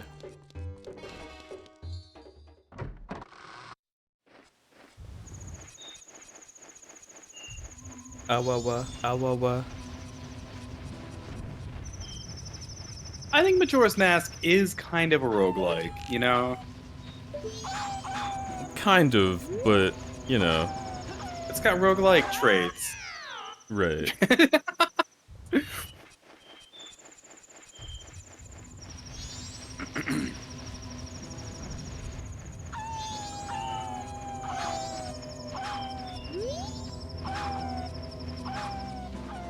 Oh, dude, the camera in this area sucks. I understand that it wants you to be able to like roll around freely, but trying to leave is such a hassle because you can't see where the path is. Jesus.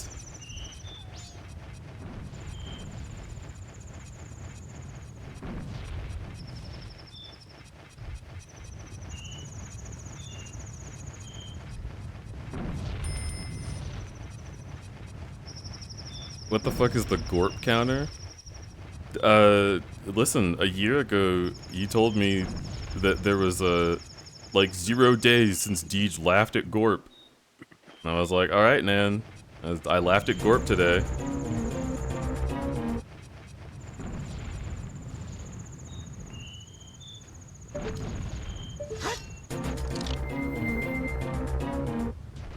How the fuck do you remember that? Because I'm Deej? I remember everything Deej related. Oh. I'm coming. Oh. Fuck. God, I had a weird... Are you okay? Oh, dude. Yeah. Man. Life is weird right now. Bro, you're gonna have to elaborate. No, we already talked about it. It just like...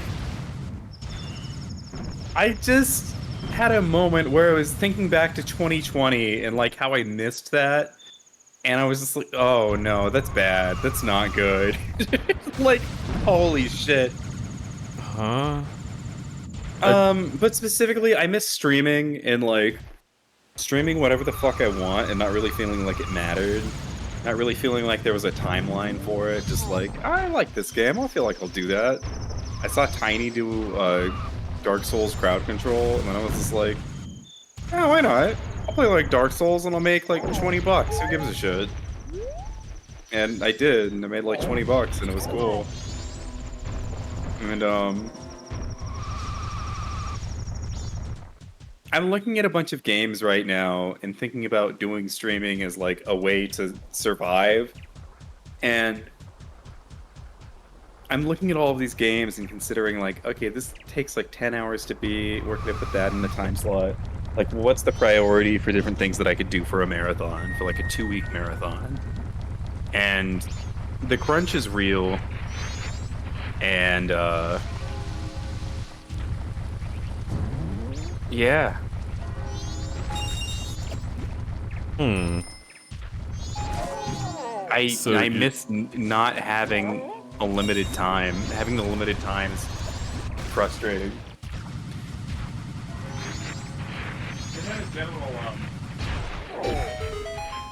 After we move, I'm probably going to be very career focused, and a lot of like my stream stuff in general is just like, well, I want to make art more than anything else, but that's difficult because of ability. It's not, and once I move and I'm getting a job, I can't guarantee that I'm going to be able to come home every day and have time to make art, or the energy to make art after work. Because work can be really stressful and really overstimulating, especially like that first week at a new job is going to be really, really weird for me.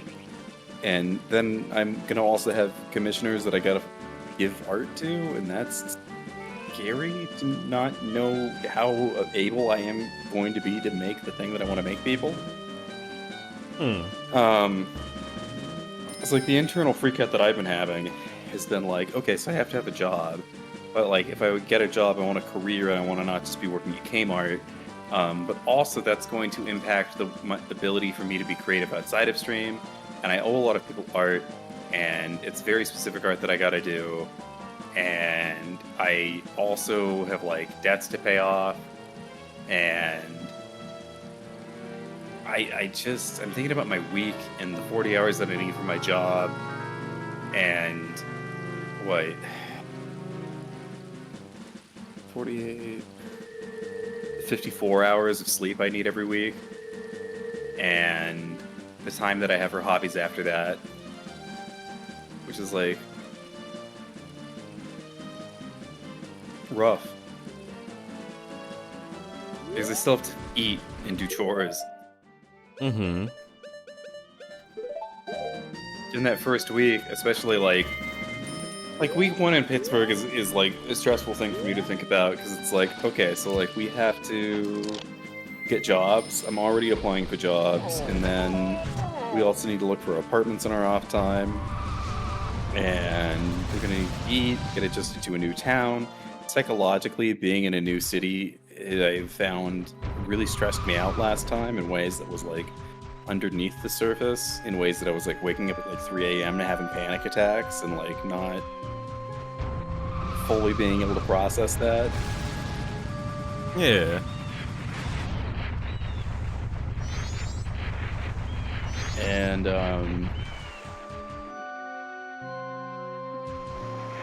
it's a lot. And I'm tired, and this is scary, and I would like to look at a video game and think like, oh yeah, this is gonna take me an unknown hour amount of time to beat. But I want to make this Let's Play, so I'm gonna go do it. I can't really engage with content creation that way right now. And it makes me really cherish 2020 when I was unemployed and just got laid off from my job, and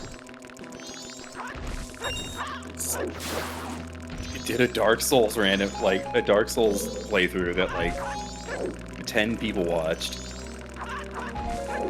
Which is still like unbelievable that 10 people watched me play Dark Souls. And I was just like a random person who decided to just start streaming. I was streaming more like streamer type games when I started.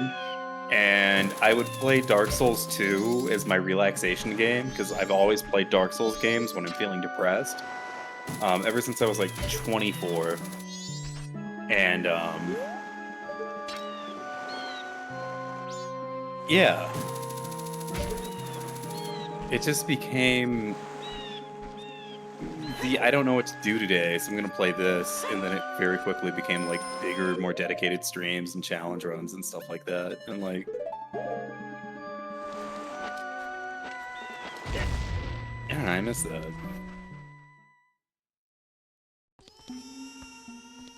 I understand that entirely.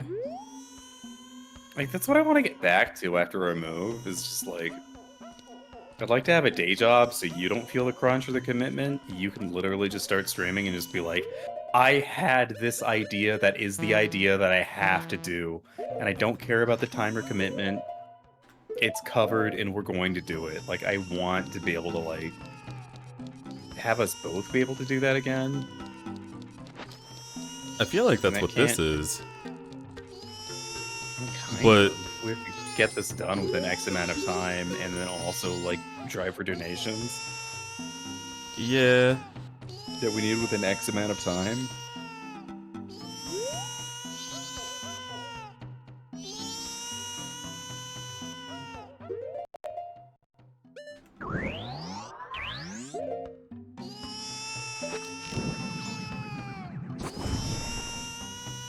oh, that's not good. Alright, so those have to be activated by doing something. I hate this child.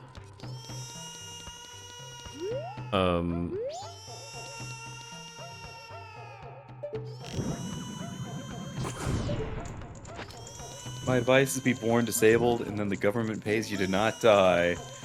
Well, that'll happen about soon. that. But it didn't happen here. My brother's girlfriend is applying for disability, and after like 2 years of applying, finally has her hearing coming up, and it was like a thing of like, I was talking to my brother today about it, and he was like, yeah, her doctor like doubled her meds for like this week just because he knew the stress would be like taking her right the fuck out. Mm-hmm. And yeah. Dude, I hope they get back pay. I really do. They really deserve it. They basically had a disability hearing and got denied, and Bobby literally, like, oh my god. Bobby's fucking disabled, y'all. I don't know what to say, but she has, like, mental disabilities is the thing. And I don't know. It's not like literally Down syndrome where it's super visibly obvious. That's so, the thing that's so despite being- frustrating yeah. to me. Yeah. Is I feel like that's what Albuquerque expected me to have. Yeah.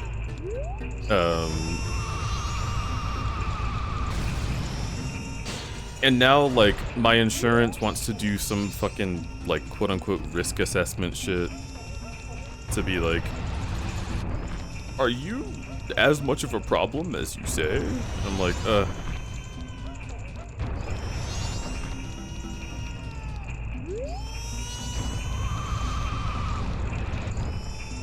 Jade, thank you.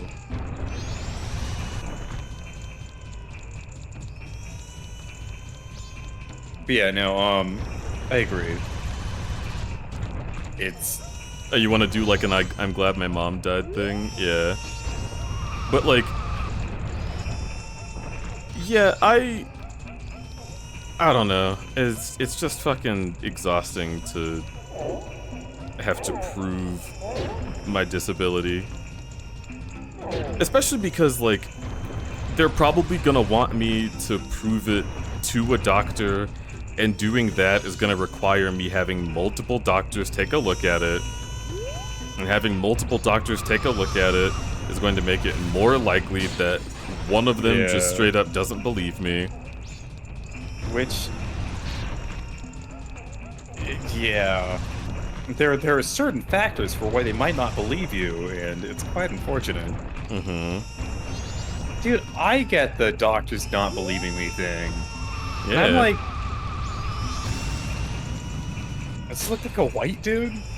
Maybe I have a facial piercing. They're like, oh my god, he has piercings. He obviously wants drugs. I'm like, no, yeah, I just that's want exactly what it disability is. accommodation. Didn't an item check drop off the ceiling? Wait, go back. Yeah, no, it did. It's right there. Where was it? What was it? I'm working on it. I just want to Working break my this nut. last one. Slide. Let me break all the ceiling things. I know what that is. Ugh. I don't.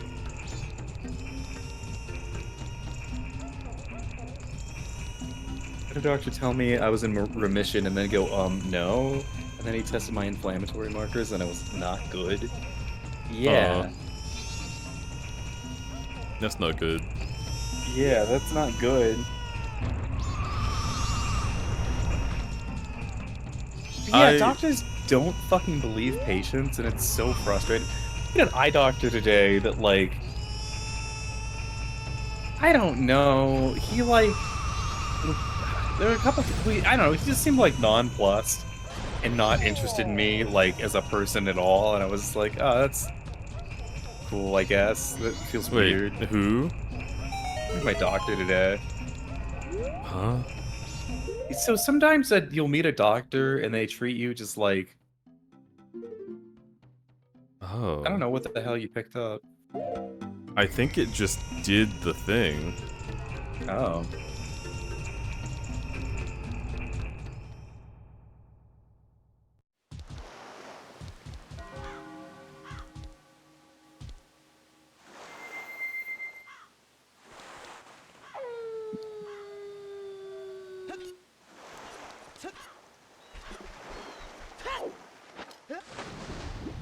Okay. I didn't tell Link to do that, but he did it anyway, so that's pretty cool. What happened? He jumped into the water. Oh.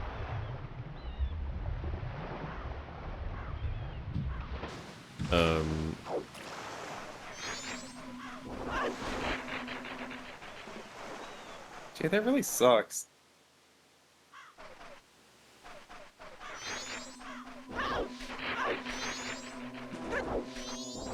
What the?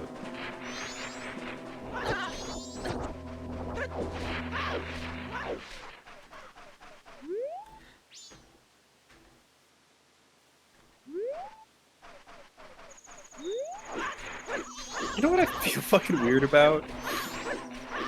Yeah? Nah, I should talk about this off stream. I'm gonna put a pin in that for later. Yeah. Oh, man. That's a thought about streaming in general. Mm-hmm.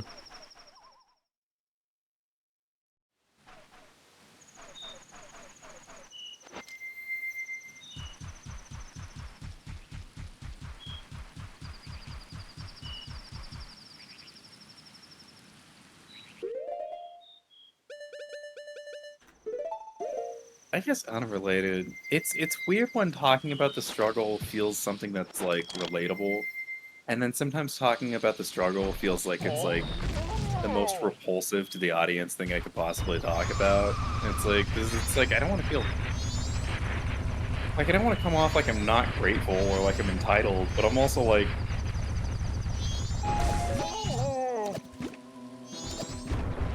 it gets scary when I'm not having my fucking needs met by this.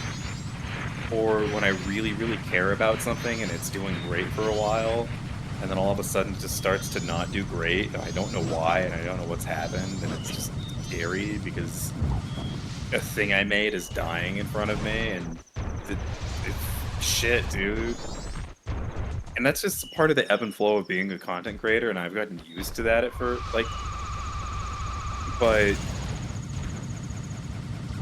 I've always found it hard to talk about, and hard to talk about in a way that, like, feels appropriate. I do Here you feel go, BB. like... Hey! Bruh, Jade! Jade, Thank you.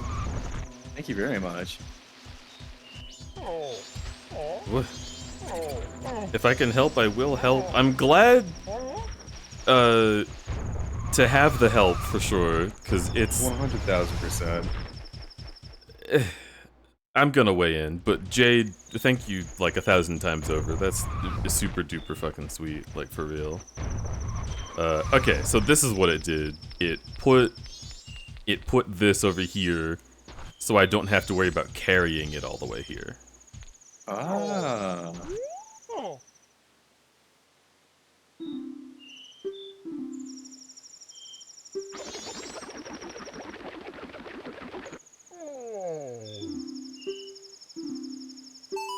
What a freak, I love him.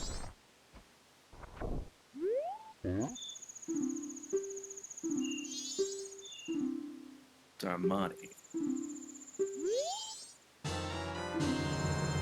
Oh.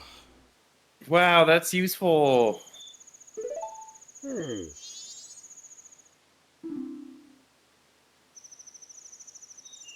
He gave you toilet paper. Toilet paper of legend. Well.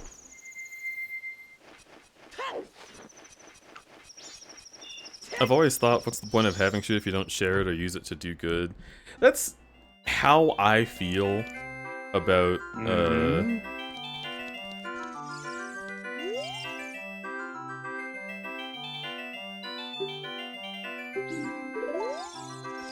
Have we done this before?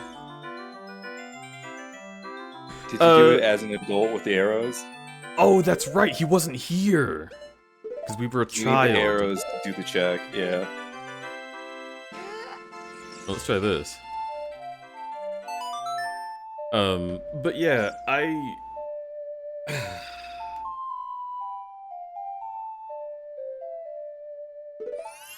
love, like, doing what I do the way that I do it. Because I get to talk to a lot of people, and I get to experience a lot of stories, and I get to share a lot as well. And there's something really special to me about everything that we do experience as streamers, but also it's a little difficult just because, like, sometimes you just fucking can't, you know? And I don't want to be, like, you know, like an idol, you know, who's just not human and doesn't experience actual issues. But it gets fucking rough, I guess is what I'm saying. When, like, I feel like the need to be entertaining takes precedence over the actual needs that I have. I'm doing a marathon. Maybe this is what my problem is. I'm doing a marathon, and I'm trying to make this really fun. I'm trying to be really into it and be like, come on, guys, I love you guys. Ah, oh, this is so fun. Just a few more donations, and I'll be able to make it. But, like, I just don't feel into it right now because I'm really actually going through it. And, like, I can dissociate really well, and my personality specifically, as, like, the alter who has done this their whole life, I am able to put everything aside and smile and joke and have a good time. And when I can't, I just fall out of control of my body, and then someone who needs to take over takes over, right? But, like, 90% of the time, I'm just okay with whatever. And, like, the circumstances come and go, and I'm just like, you know what, let's do it. Let's get this. I'm not scared. But this is scaring me, I think. I think this is super just scared right now. This is just a moment of life that's actually fucking scary. And I can't, like, play games and have smiles and all that and not be scared too. I can't dissociate from it, because it's like, what's more queer-coded than being scared? True as fuck. Well, it's like, my cousin just had a wedding that I couldn't afford to go to, and everyone else was there. I broke up with my wife like half a year ago, and she just moved out, and this is the first time in 10 years that we're not together, and I don't know how to feel about that. And we have to move because there's no other choice, and this city is fucking cursed. Everything is falling apart. There's bugs everywhere. The drivers are getting crazier than they were before. We hear banging around the neighborhood, we hear gunshots, and we hear fireworks in the same nights. The internet will just go the fuck out, and I'll call the people, and they'll be like, oh yeah, we just turned it off without telling you, and you have to deal with that. And there's no, like, recourse for us about it. We tried to get healthcare, and they just didn't do that because of a clerical error on both of our parts that's like somehow Which our state is notorious for. and so we just Apparently. had to go in and like look in their faces for 2 hours before they would give us the fucking like healthcare and like food stamps that we need. And they're not giving me disability, and it's just insane. Like everything is falling apart at the same time, and it's insane to just like have built up 29 years of life and have a spider run out at me. Spider time! Spider curse! What a horrible dog shit night to have a curse. What an absolutely awful, fucked up night for a curse. Okay, anyway. It's crazy to have all of this shit happen at the same time. After 29 years of building up everything, all of the stuff that I've built just starts domino effect, like crumbling, and I'm like watching it from a distance, like the fucking castle at the end of Castlevania 1, just and I'm like, well, there it goes. And like I still have some stuff. I've got friends, I've got a lot of beautiful people that I love being around. Even people here that I love being around. Even in this dumbass, cursed-ass city, there's people that I love. And like, there's not many. I hate almost every motherfucker, but there's a few. And like, I have streaming, right? And I have art. But like, the things that I thought I would grow up and want to have when I was a kid, they're all gone. So like, this is the first time that the life I figured I would live, it just doesn't exist. Like, not even as a pipe dream, it's just like, nope, impossible. And I've never experienced that before. And I've never experienced being afraid and being non-confident and looking for my confidence and seeing an empty space where it used to be because the things that used to make me confident are gone. All of that at the same time is crazy. And that's why the vibe is weird. And I did mention the elephant in the room during this, and it's just fucked right now. But it's fucked in a way that's somehow still fun. Like, I think I'm gonna look back on this and have fond memories of this time of year. This time of this year, in a weird way. You know what I mean? Right. Because, like, as fucked as it is, it's fucked the way that, like, the main character is fucked in the start of a sequel, right? Like, oh man, you just barely made it out of there, Iron Man, and then the sequel, you're depressed, and your heart is failing, and your girlfriend hates you, and what are you going to do? And, like, by the end of this, I'm gonna get medicine, and I'm gonna get, like, therapy, and I'm gonna propose to Pepper Potts, and everything will be fine. But just right now, I still have to get my second hero's journey, and I just am not here for it right now. It's just crazy.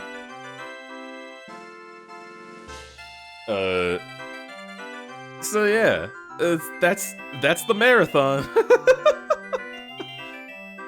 It's just a cry for help where if y'all can, you can donate to allow us to move without feeling like there is absolutely nothing left, financially. And every bit of it is helping. Like, Jade just gave 35, and like I can feel like even disproportionately an amount of my fear like dying down a little bit. Just the fact that someone gave anything makes me feel confident. Which sounds manipulative, and I don't mean it to be. Fucking %.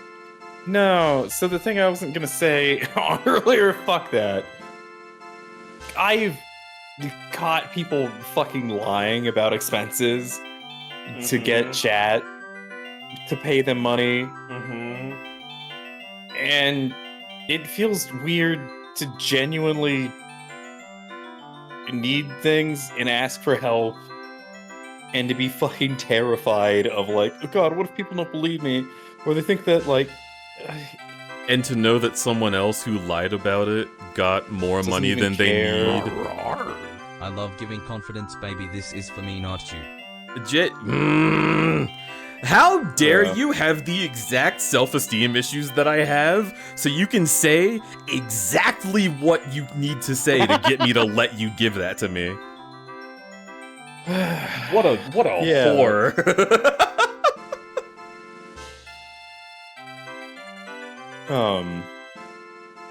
You gonna make a new particle accelerator in your basement? Yeah, exactly. Iron Man 2 fucking ruled, by the way. I kinda love that movie a lot, and nobody else does. I watched it for like 30 minutes and was so bored I had to stop. Did you watch the first one first? Yeah, of course. Okay. I've never finished Iron Man 2. I've started it like 3 different times. I bounced right off. So Iron Man is about Tony Stark, and Iron Man 2 is about his dad. And Right. how his dad relates to his self-confidence to the point that, like, his heart is literally failing, and he doesn't have the confidence to live his own life. Right. And I relate to that super hard. I mean, that's... It's kind of tragic to say. Personal history. Yeah. Yeah. Your dad sucks.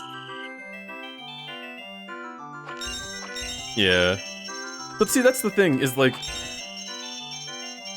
I don't need my dad for my self-confidence. My dad destroyed my self-confidence. And so I chose to rely on other people for that? What the fuck? That should've hit. That should've hit for sure. Oh, eat my pussy. No, it threw you off. It threw you off. Yeah. It's fine though, we got another one. What the fuck? They never do those first. That's a joke, it's literally random. They always do those whenever they feel like it. I'm gonna cry!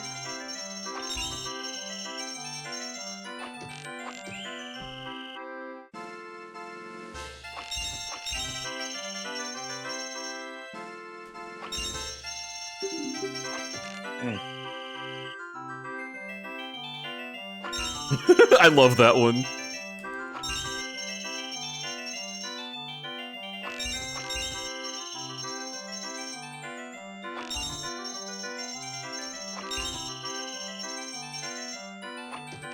No! Rough. Homophobic, even. You know, when you're getting this close, I know this is a video game, but if this is like an actual gambling game, the person who gets really close is like the last person I would let try again. Oh, yeah. You know? Well, I mean, the guy who's running this game in the story is like a human being whose boss is not breathing down his neck to make the most money ever. So he sees me be frustrated that I almost got it, and he's like, nah, champ, that was awesome, do that again. Do that again 10 times. You're gonna win this prize. We got you. Because, like, In think fact, about don't even it. finish the game. Here's your prize. Impa and I are like the only adventurers who have ever been through the city. So like, everyone who plays this game is just like Joe Schmo Fuck hanging out on the shit. roof. This guy's made his quota for the day. I like how you're characterizing him. Alright, well, maybe Alright. he's a piece of shit. Maybe he sucks. Maybe I should kill him. That's why I was letting you retry all those times.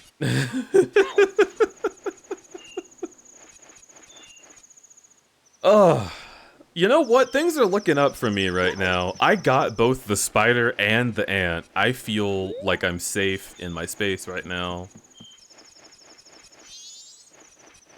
I know that killing 2 of God's creatures is not the most neurotypical thing to make me feel safe, but it's what I needed. Disagree. Okay.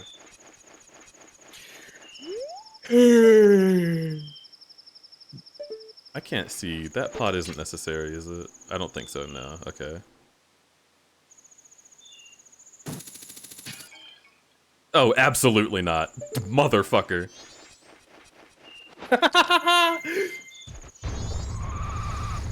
Jade, thank you for giving fucking $50, you... Dude, Really is I incredibly need sweet. to be Thank able you. to be affectionate with friends without just randomly saying sex words at them. It's so difficult. I see. You've been working from home for a while, babe. I've been working from home and everyone I know is a furry. Yeah. Yeah. Dude, I'm gonna move to the city, I'm gonna get a new job, and I'm gonna make coworkers. You're gonna make I'm gonna meet them? coworkers. I'm gonna meet coworkers who like me and are gonna want to hang out with me outside of work. Hrothgar, make oh man, coworker." dude. You're so cool. You want to hang out sometime? Like, I'm gonna be like, oh man, I'm gonna have to introduce you to all my freak ass friends. Oh, dude, I don't know, man. I absolutely refused to hang out with people outside of work at my last job, and a big part of that was just like, the only people that I have to introduce you to are like transgender people that you're not gonna get along with, and like Because you're gonna say some shit. Because they're gonna say some shit, and not my trans friends, but my dumbass normie coworkers. And then also, my normie coworkers are gonna come back and like, so they're gonna like come back,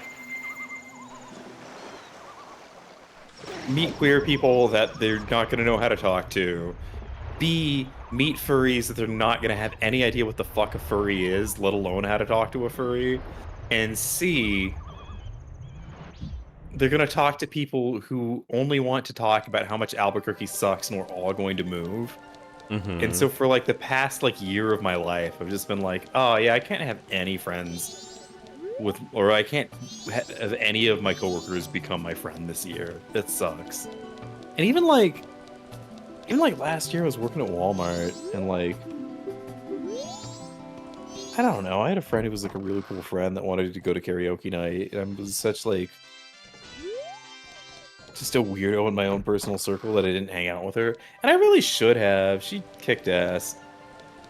But now I'm moving and I'm kind of feel okay with it. Emotional investment. It's such a like a weird vibe as an adult to meter out like what friendships you have like the time and energy for. Yeah, but that's real as I fuck. really don't consider my coworkers to be like a priority as far as people I want to be friends with. I think so. I used to be really close friends with my coworkers at like Walmart, like when I was like 19, and like we would like get off of work and then like the 21-year-old would go like buy like a 24-pack of beer, and we'd go over to my friend Cisco's apartment and we just get trashed and then like make swords out of foam and beat the shit out of each other, and then like lie on the fucking grass and talk about our dreams. And what the fuck? That sounds gay. Yeah. Dude, straight people are so gay.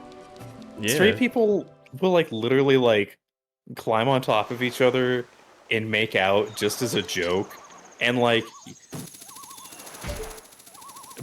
bro, like what do you, why? And I know, I used to be in the closet.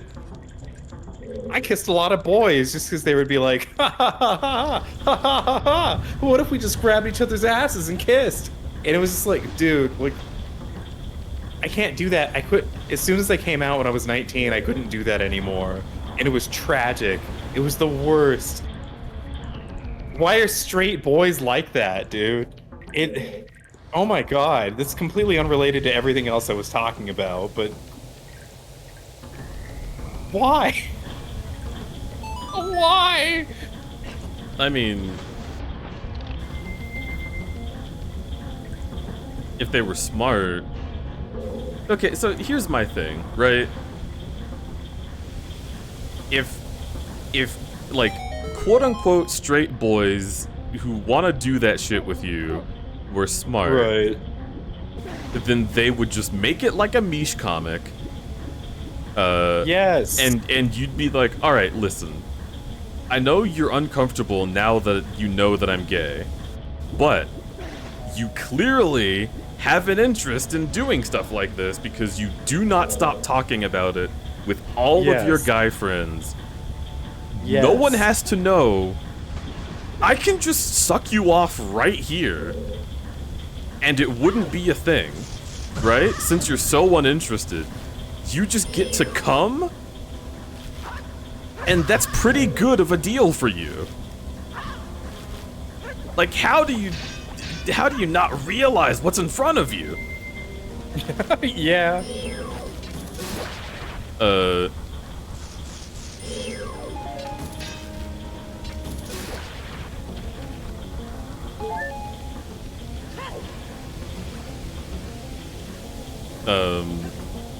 Yeah, and then it's super easy from there, right? And like, maybe they realize they're not straight.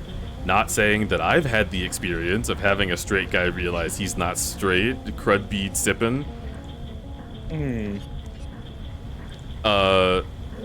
But if I did have that experience, I would feel a little more bold in my assertion that I don't really know how many of these motherfuckers actually believe that about themselves. And I can't imagine wondering what a guy on you feels like and not taking the time to figure it the fuck out. I am too curious of a person to let that stand.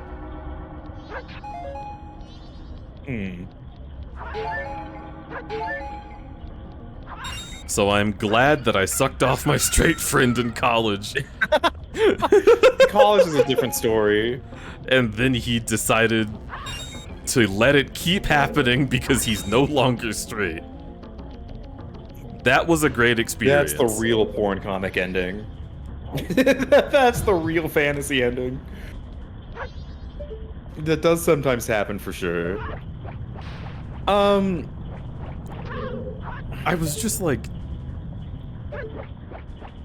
dude, you grab my ass because it's big and you don't have a girlfriend.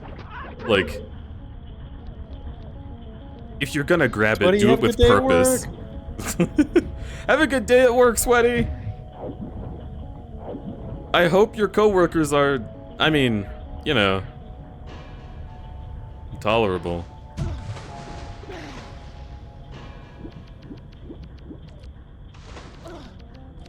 What did you just join to? Real talk, y'all. Why the fuck is there a bomb chew in here? That shit don't fly with me. That ain't okay. I do not need to fight the mini-boss again.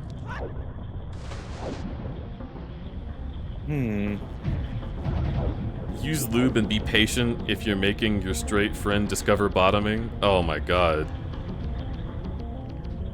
I have yet to meet a straight friend that I think would want to bottom. Yeah, I don't think a straight dude would want to bottom at all. It's a lot of vulnerability. Yeah, exactly. And the reason It's that like, straight dudes wanna say come. that they're straight... They don't want to have sex. They want to come, you know? Yeah? I mean, okay, yes. I think straight men are bad at sex. I don't know. My straight friend definitely did just want a nut, but also the experience that he craved leading up to that was like so much that I couldn't not call it sex, you know what I mean? Right. Because like with a lot of guys, I would be like, you're cute and this is happening because you're so dang adorable. You're so dang adorable, right? But they're not having sex. They're just coming. This guy, when I went to classes, people would, like, professors would pull me aside and be like, "Are you being abused?" And I'd be like, "Oh! Oh. I see!" And I'd be like, no, and they'd be like, oh, what happened?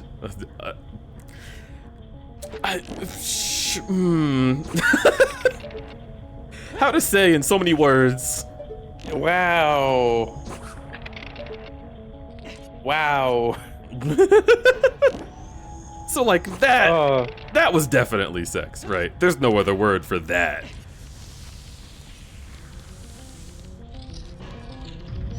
Good on those college professors for checking, but also damn.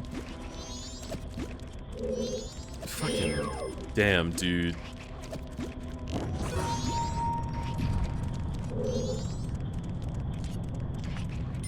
What level of queer is that? I think I'm ready for the final boss. This dungeon looks horrible. I don't like it. You've gone through it so many times now. Yeah. But it's really simple. Like, once you experience it and you know what you're doing, it's not the worst. Right. But it is still hard just because it's like... Like, fuck, man. I've got to pay attention to so many moving parts. That's what's hard about it. I got lost in Demon Souls recently just because there was like a staircase that was blocked off at the beginning of a level and I forgot about it.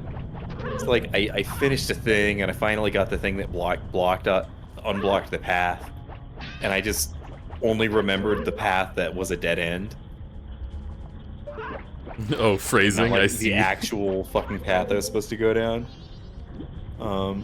Yeah, game design is wild. Like, the simplest thing can make the hardest result. How's that for phrasing? That wasn't on purpose either, I just thought about it. I promise I would be better at making a sex joke than that.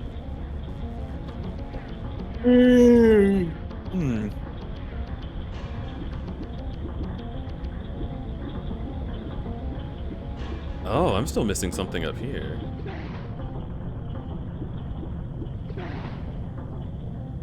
Where does that go?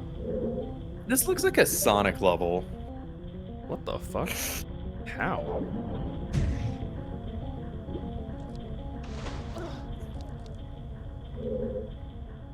Like, if you showed me a pic of this without any of, like, the clutter, and you were like, oh yeah, this is from Sonic Adventure 2 Battle, it was like a cut level, I would be like, yeah, okay.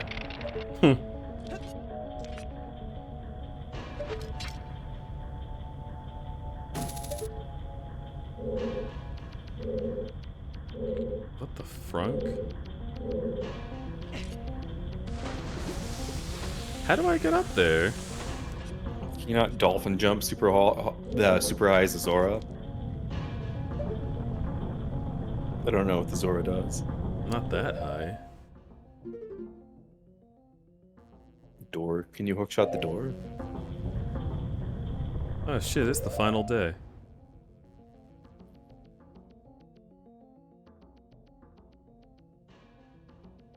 I have to come from the other way.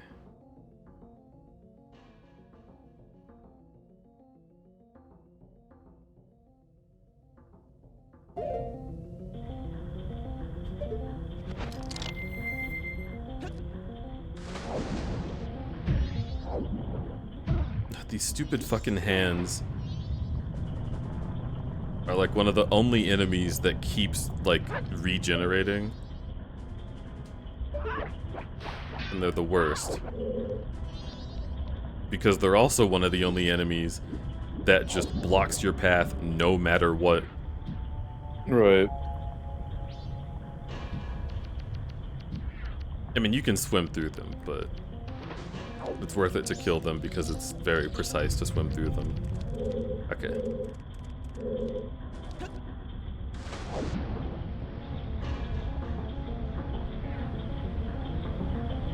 And not here. Down there?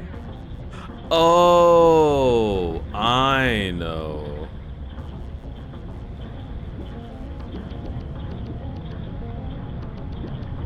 I know exactly what I'm missing.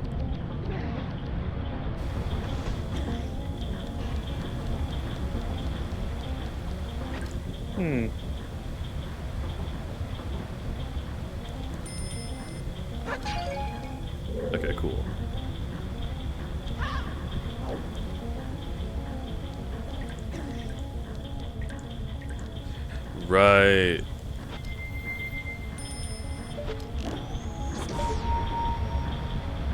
Ooh.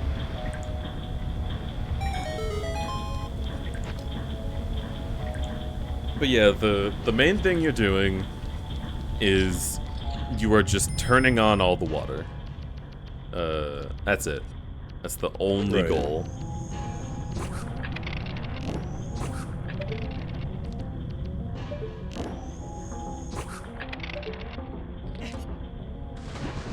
Oh my god. F. An adult Link can't grab onto those because he's stupid. So let's do this.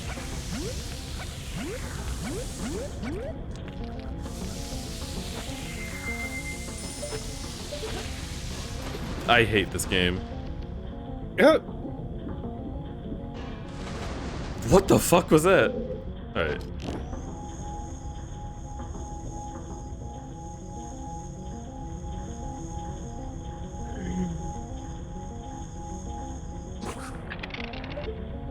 Okay, games that play through fast.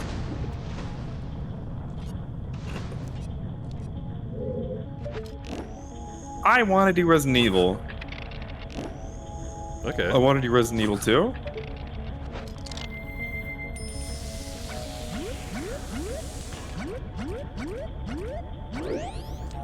I want to do Mega Man X.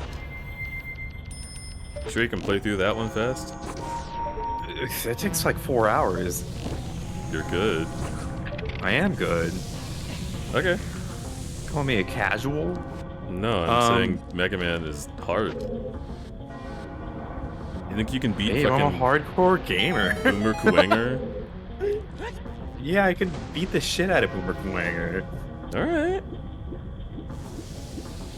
Amlic! Alec, hi! The more I get in this, the more I'm gonna start dishing out. Amlic, I love Amlic. I love Alec. Alec has been a huge help in all of the horrible things I've been thinking recently. Aw, that's sweet.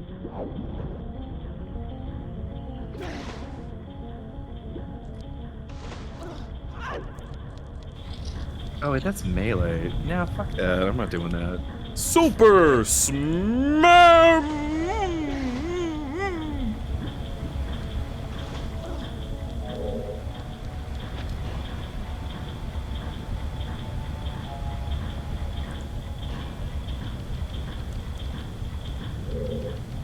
I'm sorry you're thinking things. Oh, my brother, I am unfortunately.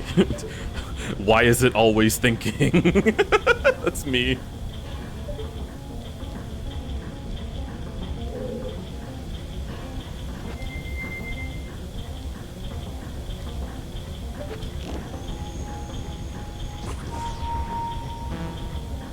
Skyrim is 34 hours, but I am tempted.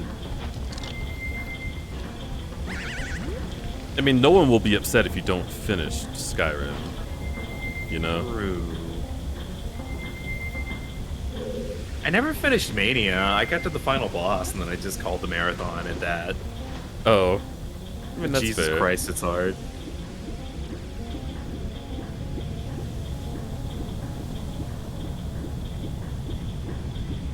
Super Mario RPG is tempting, even though I know it's like 20-something hours. Well, the thing is, I have Skyrim, right, which is a long game for a marathon. But I also have Earthbound. No. That's 20 hours. Might be more. I don't know. Dude. Google says 25 to 30 hours. Yeah, do you know what Google said about fucking Metroid Prime? About the same.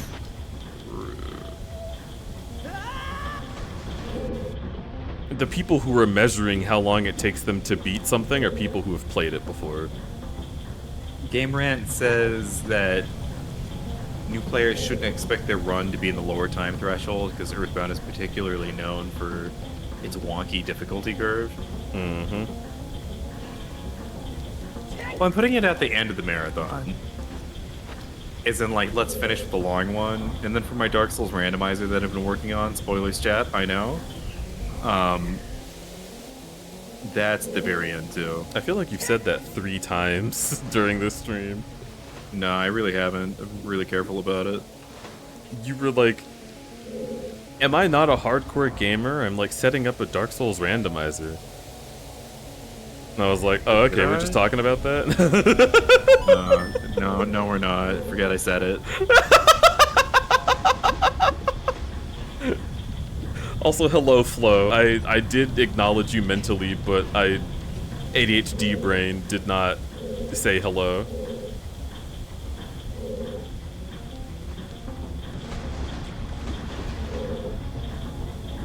It's bottom of the barrel dog shit ideas for a marathon. Skyrim, Pokemon, and Fallout 4. So Pokemon Red Blue would be amazing for a subathon, but I'm not doing that. I could beat Red Blue in a subathon if I didn't sleep for 2 days, but that's also...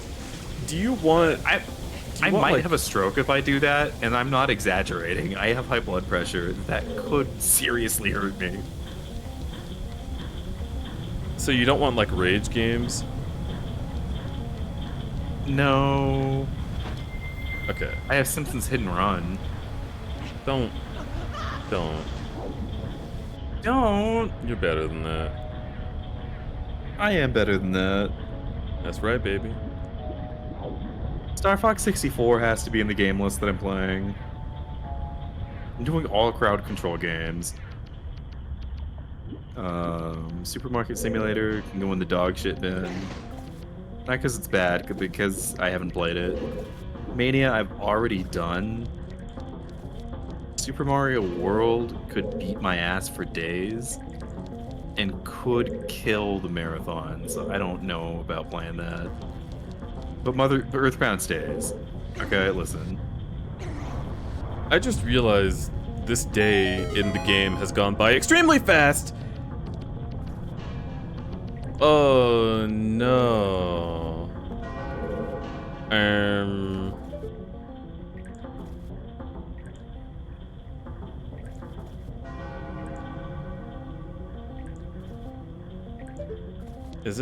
Is it possible?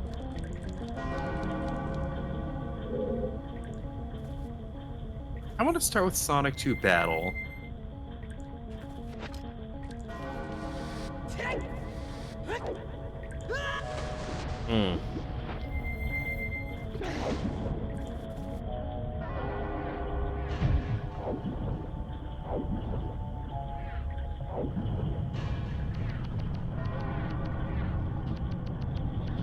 No, we don't have the time song.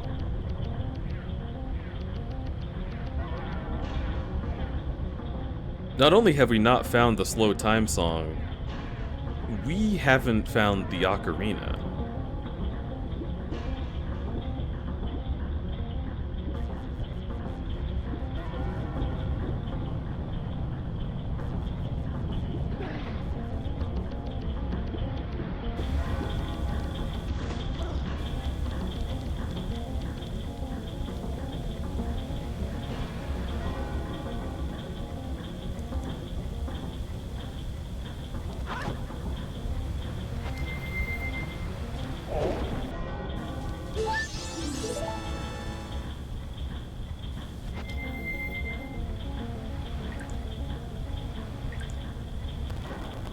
Okay.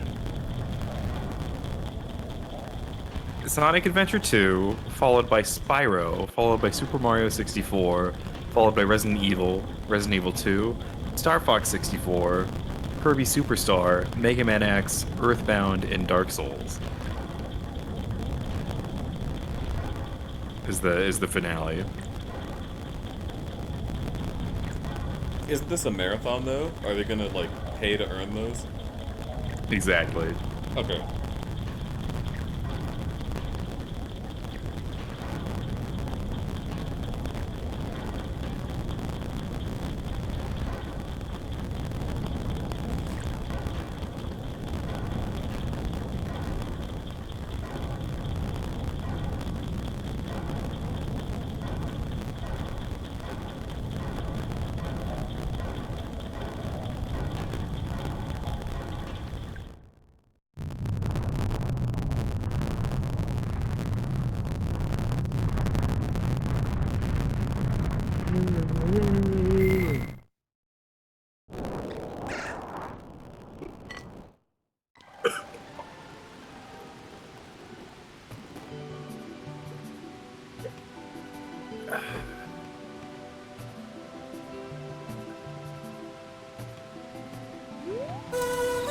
Alright. JT Wusky, hello, hello! Oh, wow. Good morning. I fucking love that emote, bro. Wusky. That's one of those things that I do not know what to call it, like the original video. Woo! But it's so good. Yeah, you've seen JT Wusky around. Good morning, good morning. I believe... Am I wrong? I'm pretty sure I was on a stream of Sunnies with you once. I know it's been somewhere, but I think that's what it was. Oh my god! Don't kill me. Good night, Amlick! You're beautiful. Sleep well.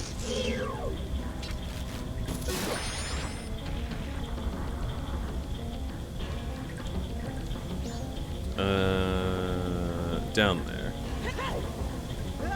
We were indeed in a call together. Hell yeah. I'm gonna snag this and push. Eddie, say goodnight to Alec. Alec, you have a good night.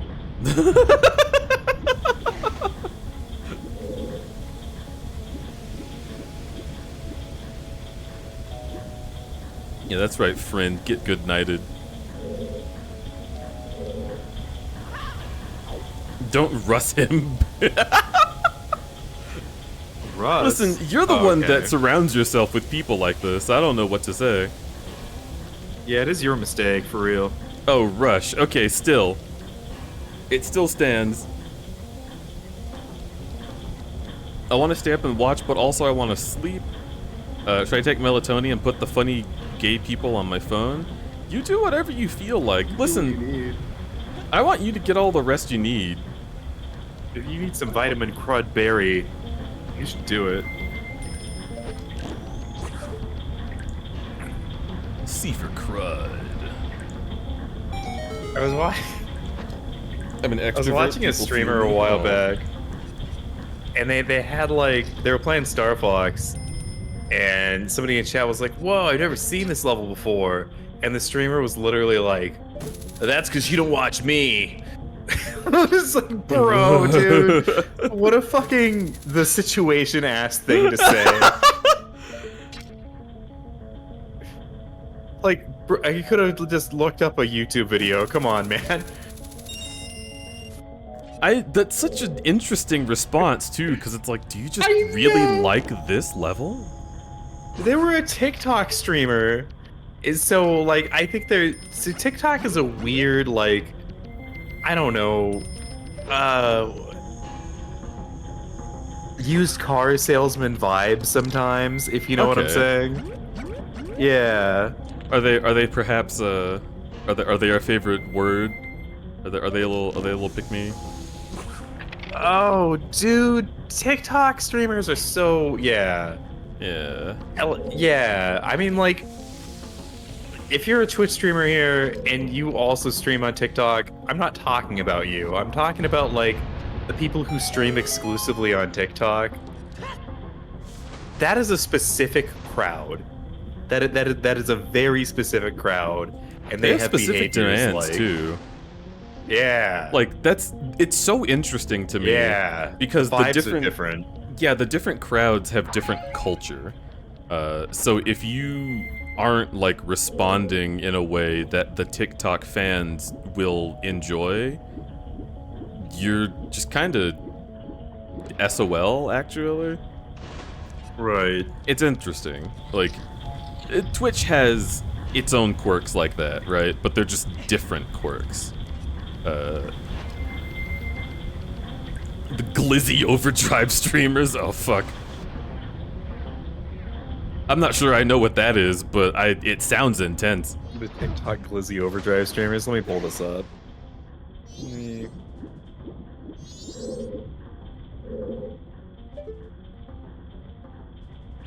Wait, am I a fucking cum-salted dumbass? Did I not even realize I didn't go in there ever? Okay, I need to mute so I can hear this audio. I can't believe you're muting me. After all I've done for you.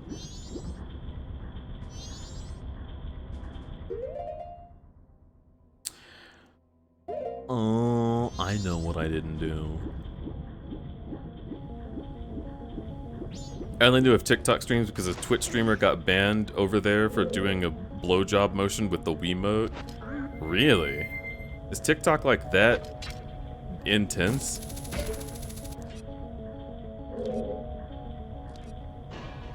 Okay, glizzy overdrive is the best. No, that's the best streamer I've ever seen in my life. TikTok streamers are still nuts. Your phone, shut up. So rude to her. Yeah. I need more bullets. She could try harder. I don't have to. I don't know. I love the I need more bullets guy. The bits you can get on TikTok includes hot dogs and various other items as a donation. Yeah. Yeah. That is cool as fuck. Thank you for the flower crown. Got me feeling like a princess. The glizzy overdrive is somebody donated a bunch of like hot dog emoji things. And so he's like, oh, you've activated the glizzy overdrive. And then he just like mimes sucking somebody off really fast. And it's so funny. I take back everything I had to say about it. Can you imagine being in bed with a guy that you just met at a bar who was like super chill, right? And you're like, oh man, I really hope this goes somewhere. Like this guy could really like help me out with you know, a lot of the needs that I have, you know. And then he's like, oh babe, just activated glizzy overdrive, and he starts sucking you off right then and there. Would you like hate that, or would that be the best?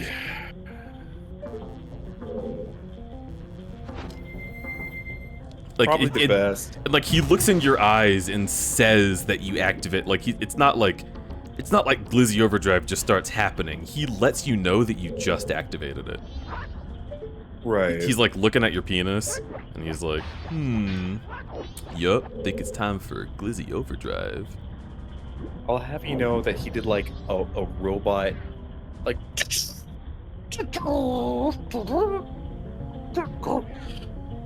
You have activated glizzy overdrive.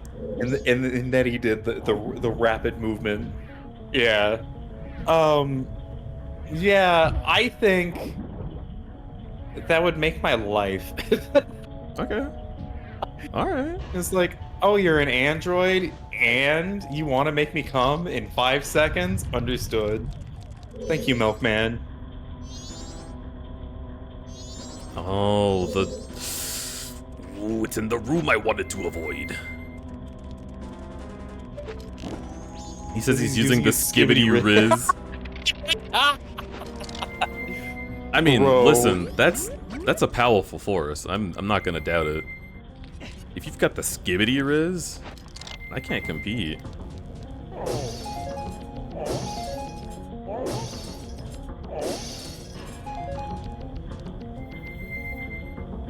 What's the unsexiest thing you've ever seen someone do while trying to be flirty? While trying to be like genuinely trying? Racist? I don't know. I mean, have you actually seen that? Yes, I have had. You've actually seen someone be racist while being flirty. I have had somebody who was trying to hook up with me be like, God, I hate X group of people. I'm like, bro, what? Excuse me? We're done. Bye. That was the hardest U-turn I've ever fucking made in my life. Yeah, dude. Can we get some chat fine, by the way? Yeah, it's time.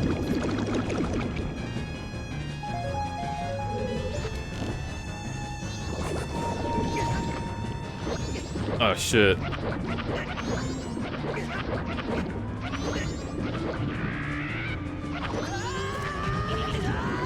This dude.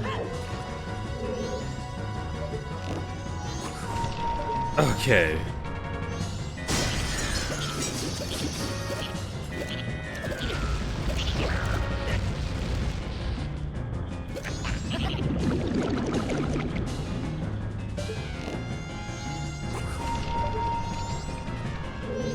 I'm not sure I like this guy anymore.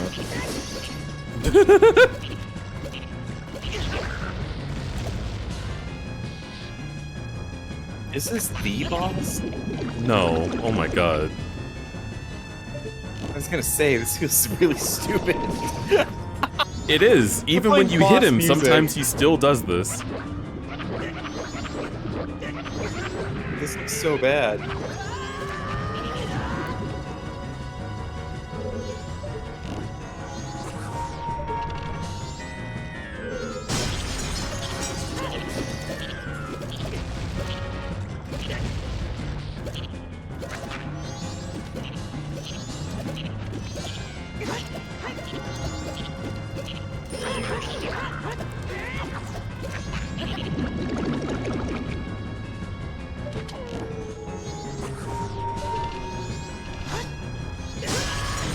Oh my god. I mean, of course that would happen, but it's still annoying. Oh, they did this in like Tears of the Kingdom. Did they? This kind of boss that's just a little guy who shoots out a bunch of goop, and you're supposed to get him. Oh before he disappears into yeah, goop. the most annoying boss in that game that nobody likes. No one likes that. I'm glad they put him in the game. You need one bad one. You really don't. I mean, it couldn't just be all good bosses, could it? Yes. No. Wrong. You have to have the dog shit. My god, I love him! My feelings went over an immediate U-turn. Wow! Yo, he just had the evil power of Majora inside him, and once you suck it out, he's good. It's like Leo Alvarez. Oh, You can suck the okay. evil out. You can do it. You can do it. I mean, I'm gonna try. Chat, can I get some frog and wolf emojis in chat? Not Lefty Right. Leo. He's here. I love Lefty Leo. I Look at love my Lefty guy. Leo, but he intimidates me. Look at this man with zero problems. I love him. Yeah, you know what's really funny is that's not even what I had to do. I think I might cry. You did that for fun? No. No, I did it because I thought it would help me. And it just didn't.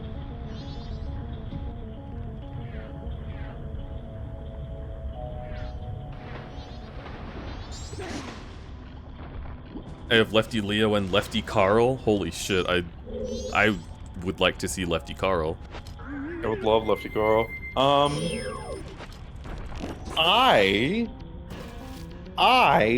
Yeah, babe. got an email from a customer service, like, automated message thing, and they abbreviated it to CustServe. And my brain read that as cunt serve. Okay. And, you Slay. know, I was just like, what did I apply to? What bar is this, man? I don't think I'm cool enough to work at a bar called Cunt Serve. That's my constant intimidation. Like, man, am I cool enough gay for this? No. Oh. Exactly. Thank you. Fucking hate this dungeon. I hate me too, man. What the fuck is your problem, dipshit? Thank you. You better start appreciating yourself, or I'm gonna kick your ass. You know how I said earlier that, like, when you like feel the bug crawling on your arm and then you look and there's actually a bug there, how satisfying that feels. Uh-huh. Yeah, that's like when you think somebody hates you and you're like, bro, do you hate me? And they're like, yes, die! And you're like, oh, I was right. Oh, I knew it. What? I've never had this experience.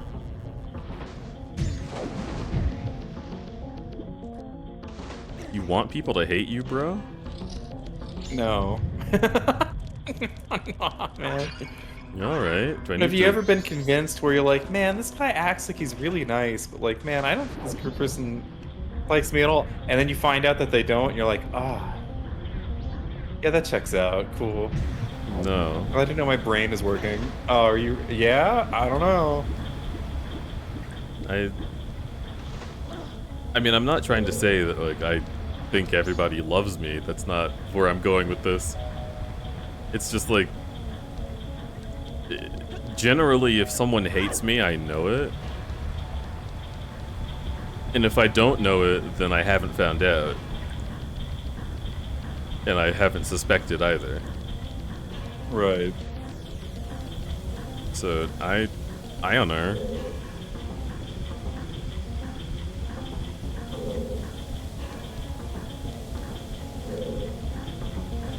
Jade, thank you. Meanwhile, my brain just went to custard. Custard? Also, I do really like the lefties. They're very cute.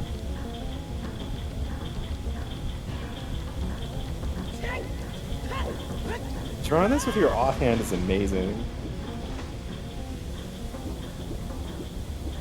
Are you saying that Jade is really talented and a cool artist and streamer who should get a shout out? Is that what you're saying?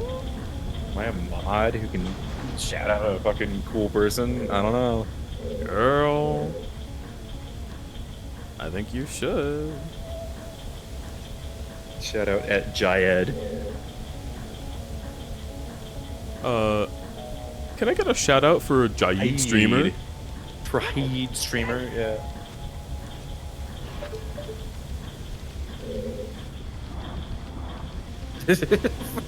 I once went to a Wendy's where nobody knew how to pronounce my name, and like at least one person had English as a second language, so I was like, okay, I guess this makes sense. But I was like, is DJ like that weird? And I heard from behind the counter, someone called my name like, DJ?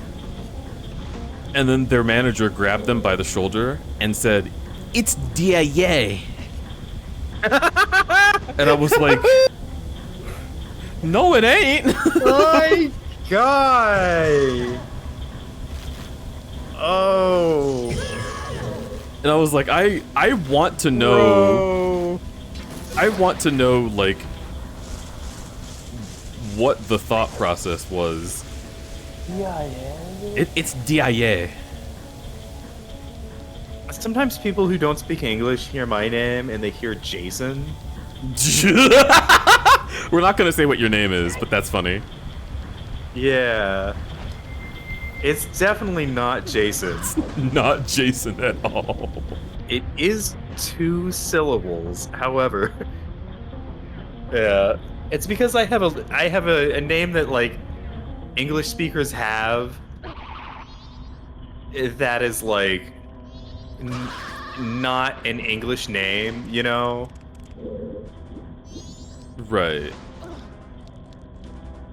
But it's not an uncommon name.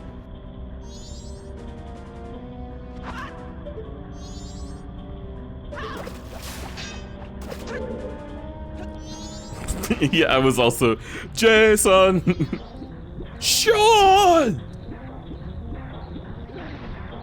Jason.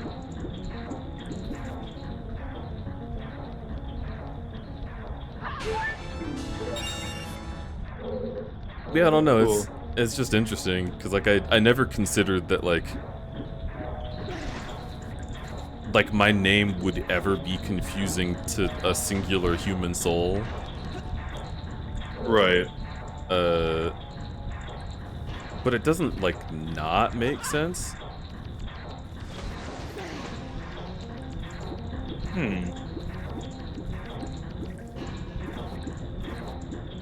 It was run for the cube.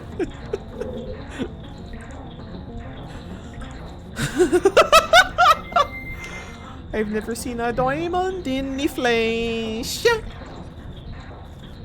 I cut my teeth on reading rhymes in the moonlight. That is a cursive singer for sure. And I'm not proud of my dreams. I really like Lord though. In a doing up doing. You gotta look for Run for the Cube on YouTube. Amazing creator. Run for the cube, Lord. Yeah. And this, like, Diamonds, or is it called Diamonds? Oh no, it's Royals. The Run for the Cube Royals cover is like ancient. And I knew about it for so long, and my friends had never heard of it, but they're a fan of his recent content. And I was like, he's the guy that did that Lord cover in 2012, and they were like, no, it can't be. And turns out, he is that guy.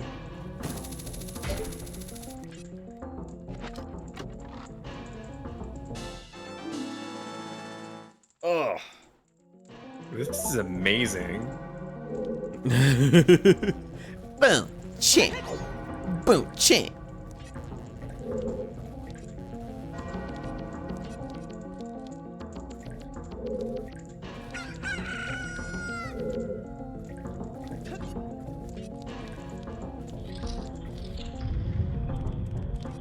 Deej, this is so much. It's so good, right? My brother, it's so good, right? This is a negative stem. Oh shit, I need the fire arrows, dude! I need the fire arrows! Give me. Speaking of negative stim, I feel like I'm getting to the point in the night. Harmony, man. Oh. And we'll never be royals. Royals. You've probably heard of this, but this is the same guy that does the Gummy Kundai. he like takes like gummy candies like a gummy rat and just fucking obliterates it with like a knife or something. It's so scary. Yeah. I need to watch the new X-Men. Sorry, I just got an ad for it. I know it's very politically charged in a way that I am biased for, and I need that in my life. I need Magneto to say, fuck him.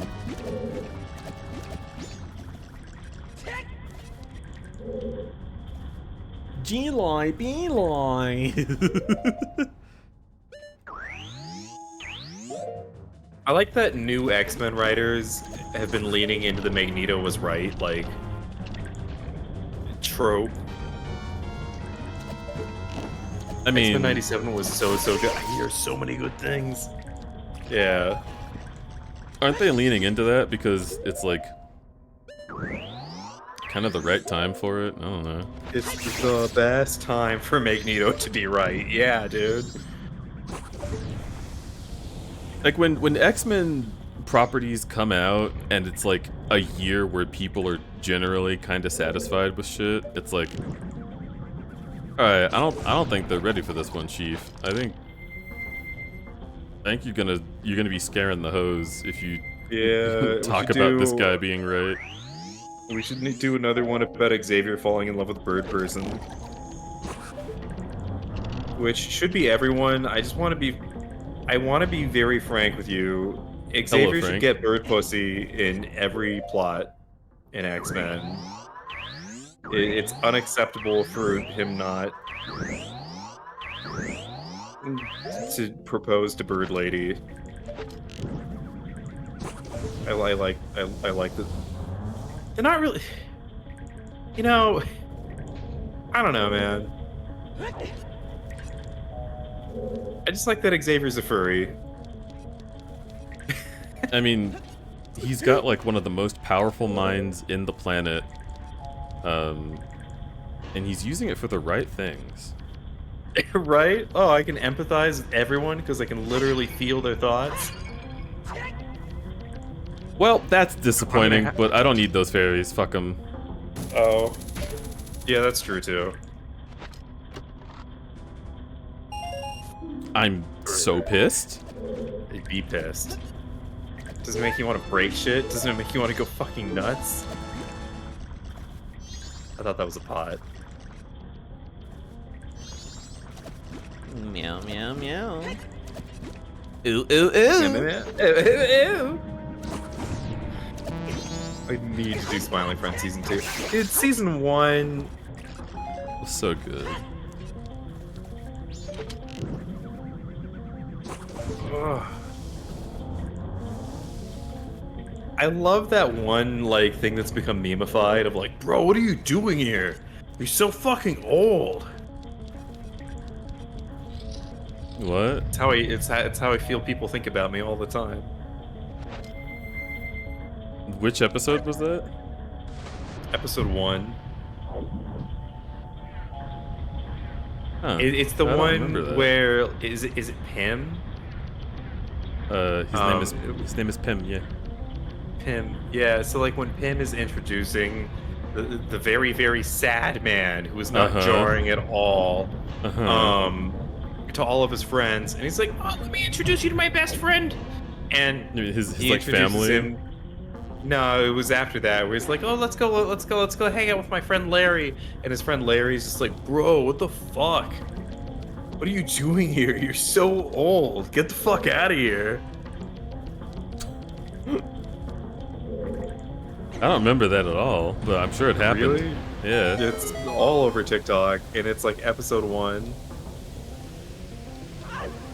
Tim, I don't think we can help this guy. Yeah. Yeah, I think this guy's a lost cause. I think we should get out of here. Oh, that is Charlie's voice, huh? I'm too Rick and Morty voice coded. I literally just got into the show like 2 days ago. Over breakfast. There's Georg. Got to kill the Georg. Got to kill the Georg. I don't know how to, but I will try. I guess. Oh my god. Please don't hurt my mom. Georg, I'm scared of you. What the fuck do I do?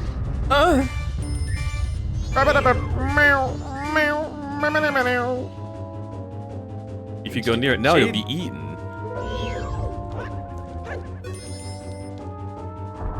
Jade sent me art. Jade, what are your pronouns? What are your pronouns, cunt? What are your pronouns, cunt? For real though.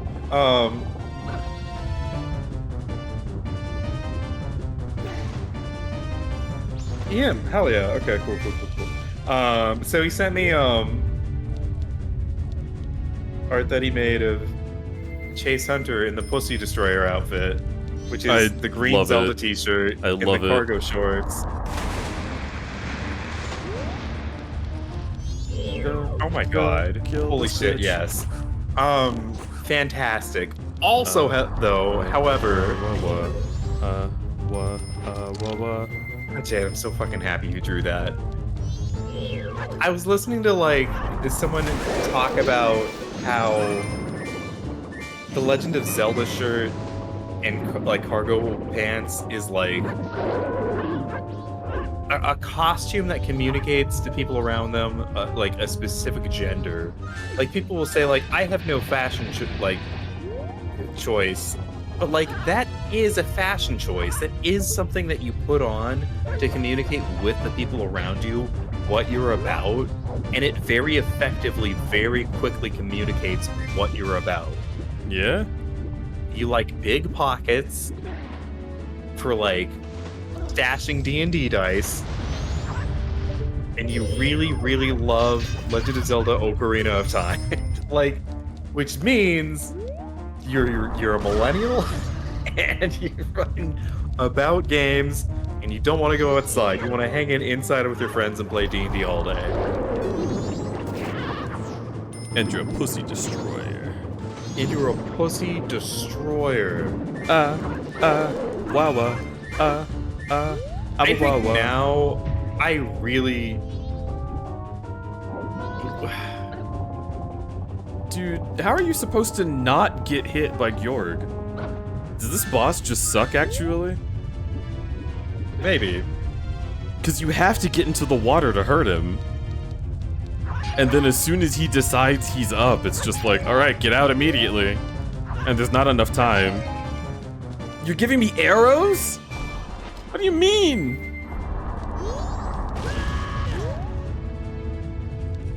The arrows don't go into the water, dude. Do you think that the Pussy Destroyer outfit is like hot now, ironically? No. Given the context? I'm just saying, would you want to be with somebody who wore that? What if I did it as a joke? Oh my god, the Triforce bracelet? Bro, what? We talked earlier a bit about hate symbols that, like, horrible, shitty people have tried to, like, make hate symbols and failed to. And that the Triforce was among the database. And I do really genuinely love that...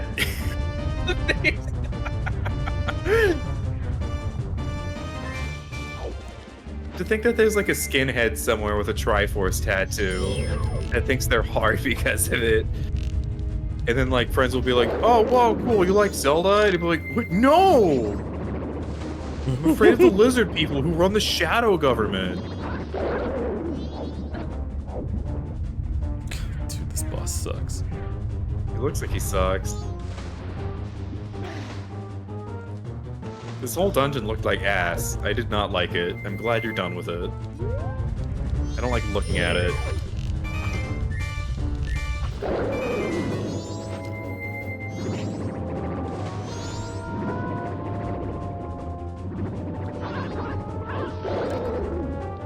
He's got a lot of health for a Zelda boss. Oh, here we go. He looks stupid.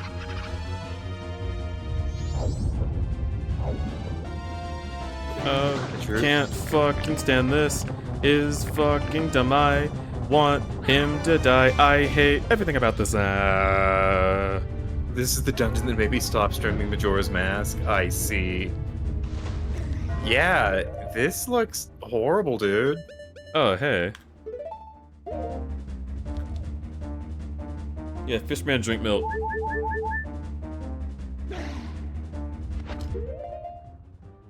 Alright, I'm fine. I'm normal now.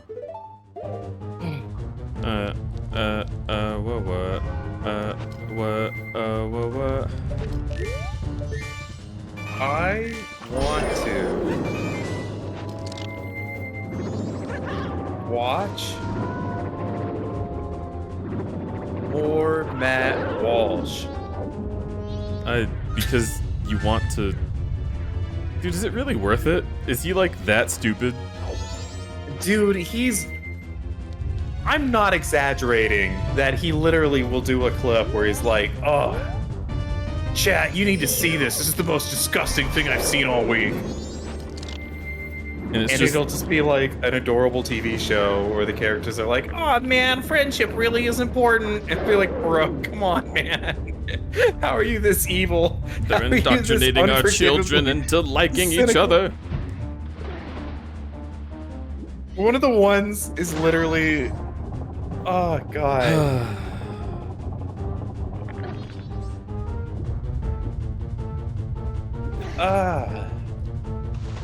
Yeah, I don't know. He's so insane that it's like a meme almost. The thing is, he's different from Jordan Peterson. It's like Jordan Peterson says insane things so that you can't make heads or tails of what a bigot he is.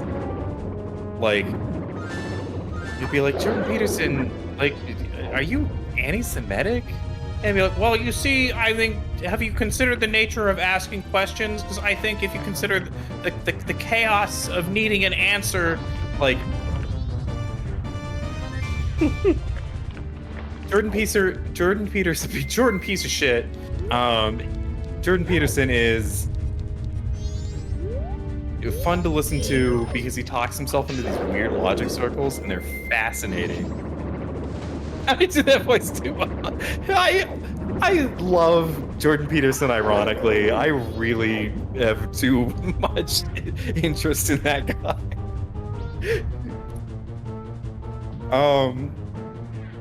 Well, Matt when you Walsh- consider fucking fish. Dude, what is it with this game and having its bosses take like just too many hits?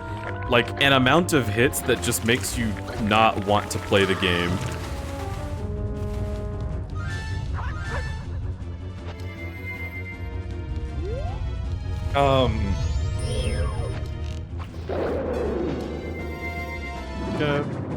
Suck my dick, York.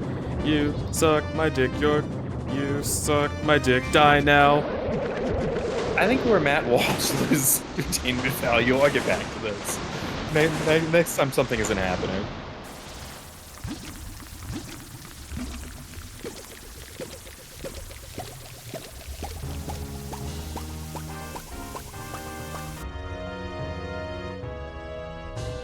Fuck you!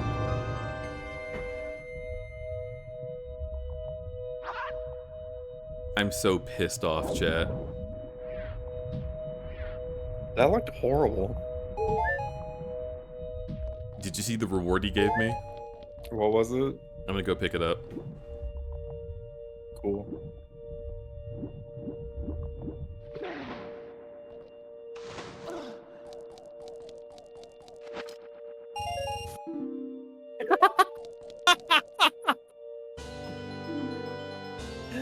Yo, at least you got a shadow medallion.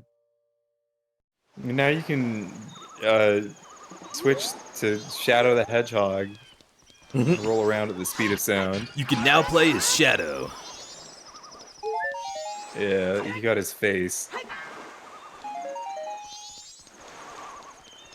The reward is poverty. Yes, correct. But the humor behind Matt Walsh is he will just witness human joy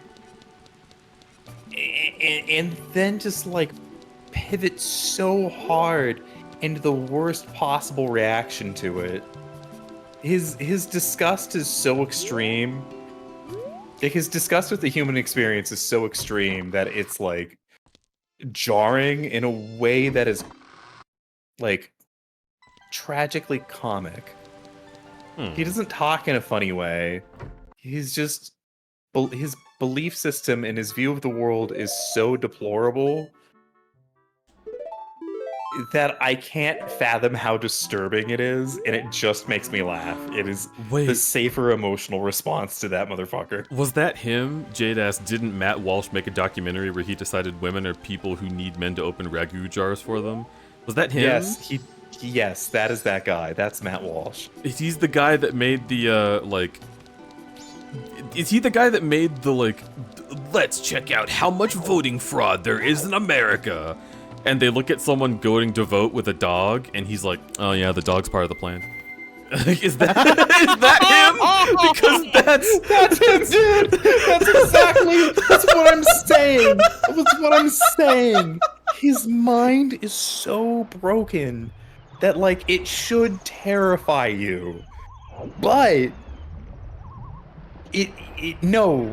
like, the human response is laughter, because that's how comically fucked up this man's worldview is. God, what have I seen him do? What was a really fucked up thing this guy's done? Dude. God, I don't know.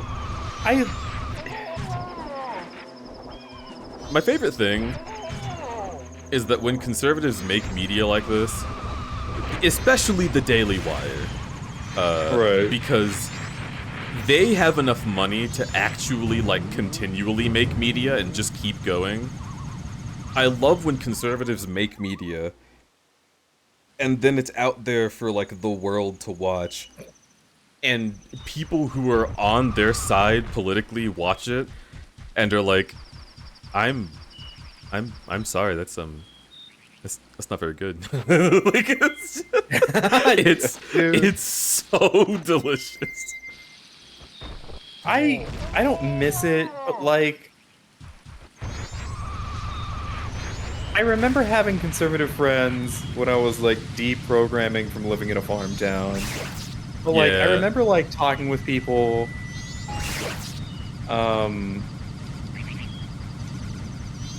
back when I was like coming out of the closet and I had like conservative friends. I remember like talking about Glenn Beck one day and I was like, oh, that guy's such a fucking idiot. And they were like, what? No, Glenn Beck's a genius. And I'm like, bro, what? But looking back, dude, Glenn Beck is wacky, but the absolute clowns that they have nowadays. Bill O'Reilly is a garbage human being, but I already knew that. It's just the conservatives who had to find that one out. You know, like that's like I don't know, but like Bill O'Reilly was like charming and well spoken, and he had like coherent thoughts. And Glenn Beck was not as coherent, but he had like state fair, like carny energy that like is infectious. Like, I get, like, the Fox News era of people believing insane propaganda. And now I don't get how you can watch Matt Walsh and be like, oh, yeah, like, I don't know.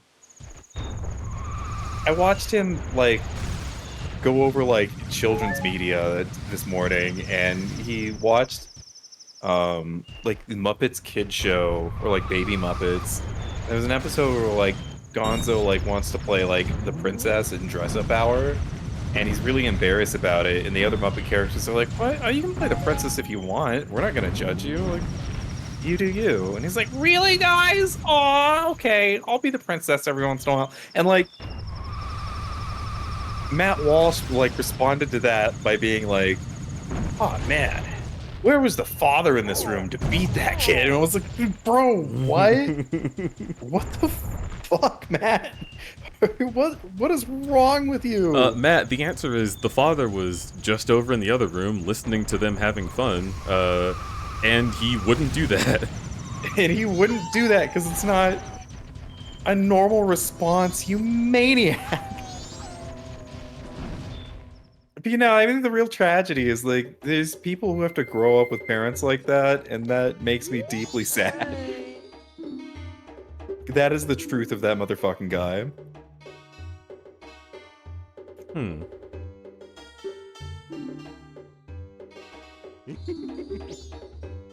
Interesting. He has nothing to sell. I thought for sure he would. When all these conservatives have kids that get old enough to have social media, and they're like, everyone of my parents are garbage and haven't fed me in 2 weeks. Or they like lay off one of their coworkers, and that coworker is like, oh, well, cool, let me share all of these tapes and recordings I made of this person. And what they're actually like in private. The fucking, wow. like, the, like, homeschooling TikTok, where it's like, yeah, my parents think that normal school is going to teach me critical race theory, so they started homeschooling me, and here's my homeschooling regimen. When I wake up, I immediately have to clean the house. I don't get breakfast unless I've cleaned the house. And, like, shit like that. It's like, wait, what? What? It's like evil stepsister shit. Then they teach me arithmetic. After I learn arithmetic, I have to make sure that the dogs are fed and walked, and I have to, like, go out and get the hair care product that my mom asked for.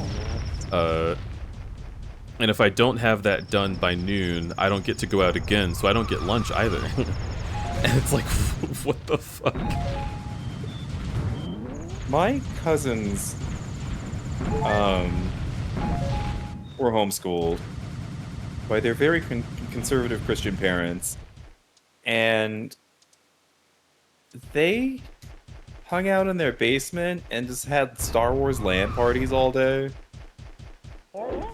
See, the really times were cool, different actually. back then. Back then, you would get like, homeschooled because your parents were like, I don't think he'll do well with other kids. I think we should just let him just have his own time. Homeschooling used to be a thing where, like, so, like, what happened in the 90s is that Hanson was a boy band that got really famous and made millions and millions of dollars overnight. Hanson? Well, the Hanson was like the Hanson family, which was like a boy band of these kids who were homeschooled, and their parents like had the kids do music as like a hobby, and the kids got really into it because it was just what they liked to do. And so they just wrote some cute little songs like Wait, Mbop is them? The Mbop is them. So who would even care? But yeah, so when you think about that, and you're just like, that's just like 4 homeschooled kids, whatever. Like that song is a lot less irritating when you know it's just like, yeah, it's just kids having fun. Yeah, it's just kids having fun. I love that song. Yeah, it's cute. But when people found out that like that family's business strategy was just homeschool the kids and then make your family millionaires overnight, it became incredibly popular to homeschool your kids after that. And that's the story of Neil Cicierega. He had that happen to him. Like his parents watched like a thing about Hanson and were just like, oh, really? Neil, stay at home all day and do nothing but write music.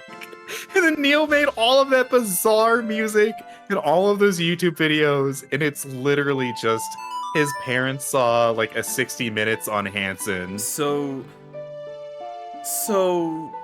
Neil Cicierega's parents were like, all right, Neil, you've been homeschooled for 3 months. Let me hear it. Old Godzilla was hopping around. Yeah. All right. Could you maybe try again? My trains! My trains! You know what one his family hates? Because they do hate some of his songs, and he does joke about it. Sweet Bod. Oh.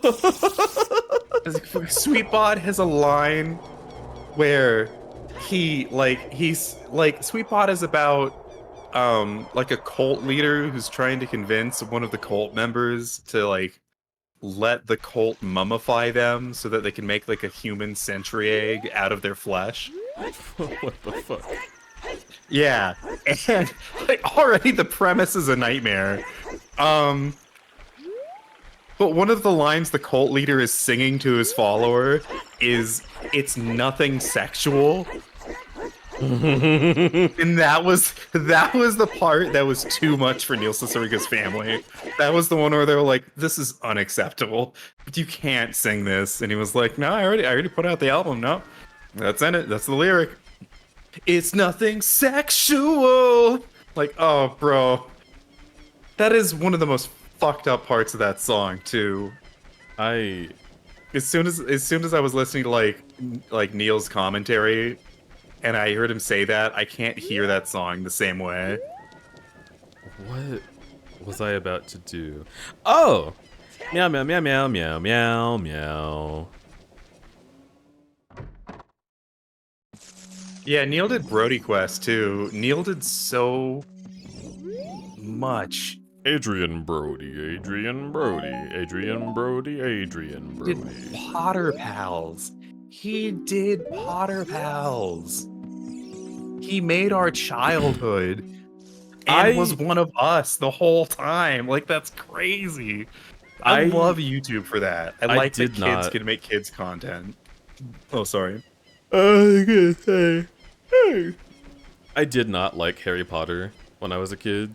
I just couldn't fucking stand it. It was just boring, and Harry Potter looked like a kid that I wanted to punch. And I couldn't explain it, and I still can't explain it. I think he looks fine, you know? I mean, he's Dan Radcliffe. Right. Danny Radcliffe is hot. He grew into one of the hottest people on the planet. But I don't know, I just couldn't explain it. I couldn't stand Harry Potter. But then Potter Puppet Pals, my friend was like, I want to show you this. And I was like, no, dude, I'm not gonna like it. I really hate Harry Potter. And he was like, trust me. Yeah. As somebody who loves Harry Potter, I hated Potter Pals. Potter Puppet Pals was amazing. I found the source of the ticking. It's a pipe bomb. Yay! Yeah, no. On Daniel Radcliffe being hot and all of those actors from the movies being hot, one thing about J.K. Rowling, big asterisk. Now, yeah, all of them being hot today. Today. Yeah, somebody's out there like, I've got them now. Oh, yeah, damn it! Please don't clip that. Yeah, I mean the adults. Swiper Thank no you, swiping, DJ. bitch. Yeah, I mean the adults. Twitter user log off. Twitter user log off. Oh man. One of the things that J.K. Rowling said, like when the movies were being made, well, in the books, she writes the characters as either being very plain looking, or even being like traditionally like considered to be ugly looking. And she knew that when she signed up for the movie deal, that they would get very gorgeous actors to play the kids, and it was just like a compromise that she was gonna have to make if like the movies were gonna get made. And so it's, I don't know, like, yeah, I don't know, because it was important for the books to be like have the characters be more average looking so that they're more like of a common like self-insert, which is weirdly body positive for like a book series that could not be less body positive. Jesus Christ, yeah, Jesus Christ, Joanne. I hope they steal that property from her. Let's take it back. Because, like, she can't make a movie by herself, right? Like, Yeah, there's a lot of someone people who made owns the Harry movie Potter. rights.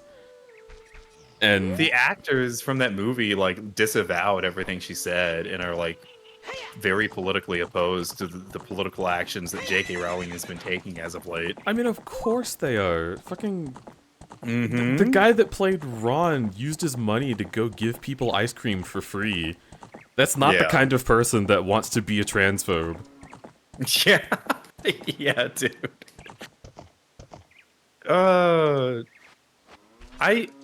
don't want to read the books again. I might nitpick parts with Ron. So another book movie difference is that Ron is a very heroic and noble character in the books. And in the movies, he's the punching bag character, like Meg from Family Guy. Ron is just a dumb idiot who just gets absolutely shafted in every storyline. He is a dumb buffoon who gets by on luck and privilege and nothing else, which is a weird way to play that character because he's not privileged. He has a loving family, but they're all poor. Harry Potter is just the rich friend, and in the movies they just made him a buffoon. Well, in like... Oh, wait a minute. Let me turn this around. No, this is not just Majora's Mask. Hello.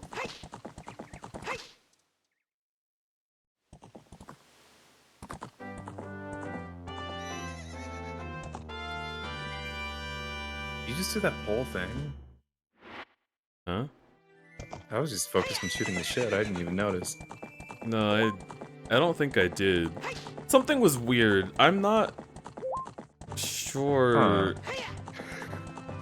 if I did the horse quest, but they didn't make me. so whatever. All right, cool. Did you get the item check from Malin? Or yeah, No, or Talon? Hmm. no, she just said thank you. Oh. Okay. Right? Like I went to the ranch for the first time as an adult, and Ingo was like, "Oh, I'm so happy that the ranch is back to normal. Sorry about all the trouble with the horse." And I was like, "You haven't done that yet." The horse? Who are you? Yeah. Get off the horse, get off the horse, get off the horse, get off the horse, get off the horse, get off the horse, get on the horse. No, talk to this guy.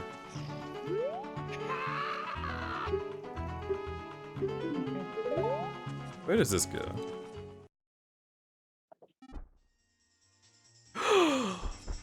Milk!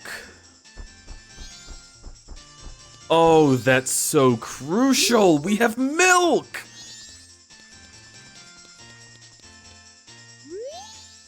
Da da da da da da da da da da da. Da da da da da da da da da da da. Ah wah wah wah, ah wah wah wah, ah wah wah wah wah. Ba ba ba da da da da da da da da da. Ba ba da da da da da da da da da da. Oh, I love that. Ba ba da da da da da da da. Ba. There it is. Da da da da da da da da da da. Ba ba da da da da da da da. Ba ba ba ba ba ba. Ba ba ba ba ba na na. Ba ba ba ba ba ba ba ba ba ba ba ba. Ba ba ba ba ba ba da ba ba da ba da ba ba ba. Ba ba ba da da da ba da da da.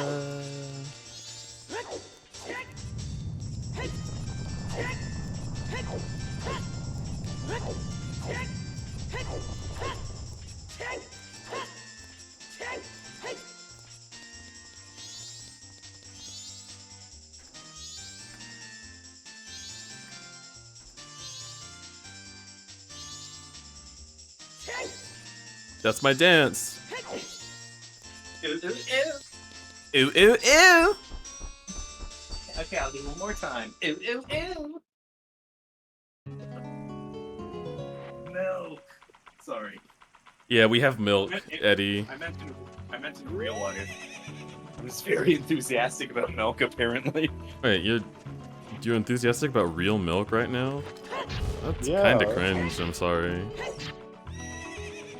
Dude, it's got calcium for my bones.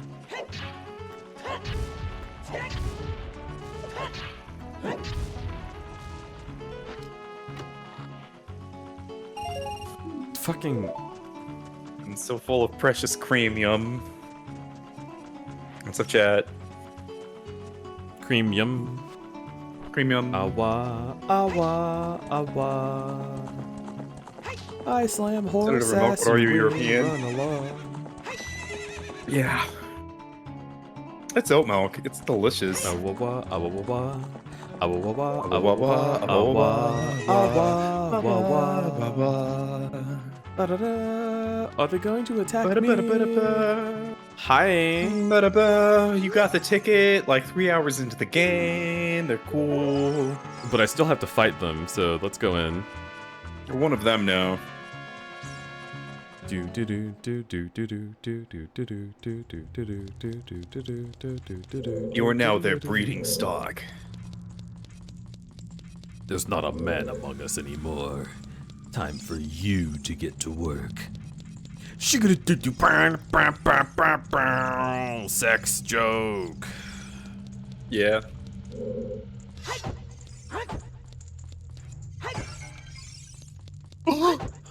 A key. A key. A key.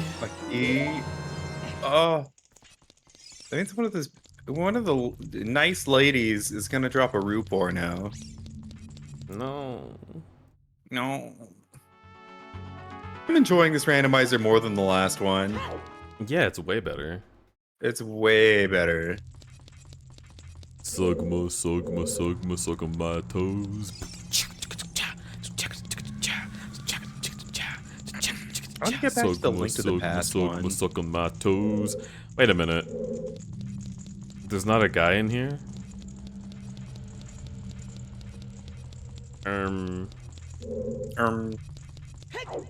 What? There's not a guy in here. I'm a little scared.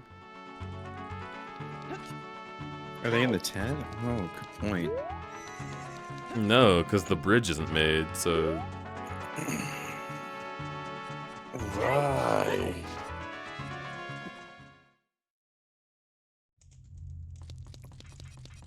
Anybody in here wanna suck on my toes? Oh.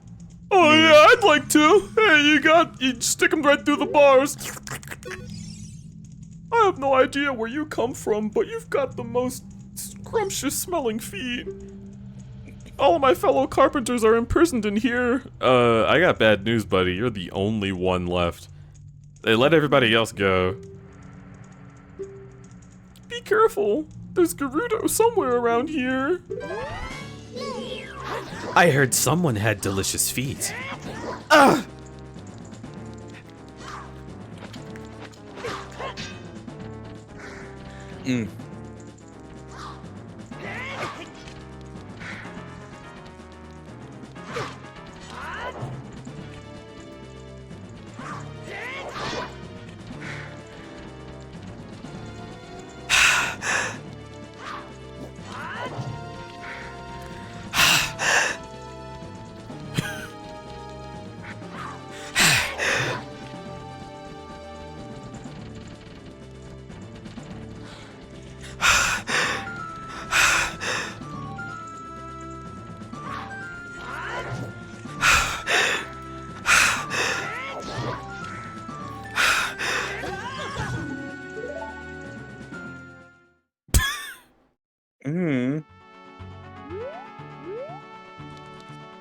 What?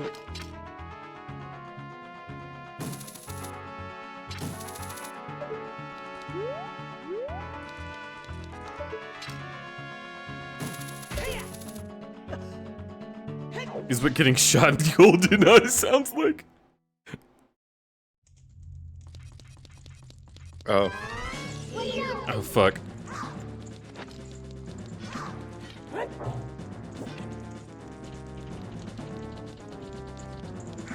I don't know, I'm literally just just had the thought of like hot Wolfos. Yeah? Gerudo lady. Hell yeah. And I want that.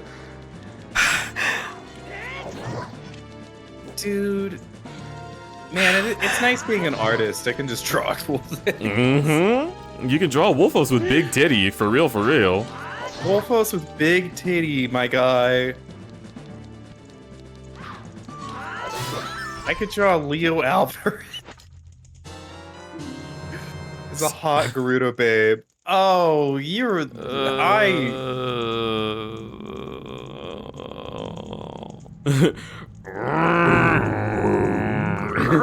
process this for a second.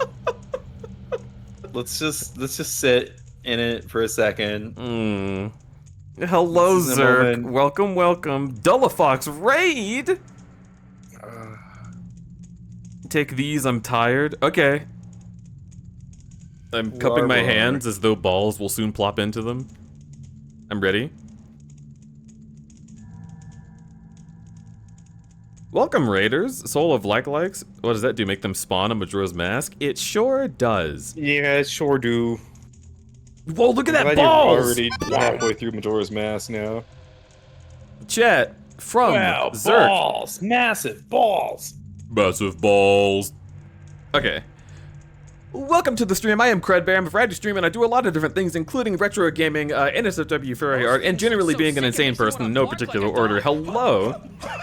I hope you are feeling welcome here. I hope you had a great stream over where you were, and I hope that you will continue to have a great time. No matter where you go, you can stay here, you can leave, you can do whatever you want. And Zerk, if you need to sleep, if you need to eat, if you need to piss, you can do whatever you need. Go ahead. I'm not going to keep you. Thank you so much for raiding in here. I really appreciate you sharing your views with me, and all the viewers that we have here. I hope that you will go and share your support with Zerk's channel. Please click the link, go over there, give them a follow. They deserve it super duper much. I promise you. I love Zerk's content. I always watch Zerk when they play Spyro. I am just fucking such a fan. I don't know, I see them a lot. They're here all the time, and it makes me happy. So share the support. When we get ready to be raid back, and that's just the way that we do it, I hope you all have a wonderful time, and I'm going to get back to Zelda. Did you like that? Yeah. Did you like my streamer voice? It was pretty good, yeah. I made it through like pretty alright, even though I have like a speech impediment.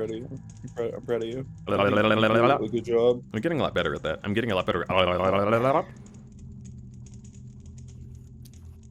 Can I get some balls in chat? Oh shit.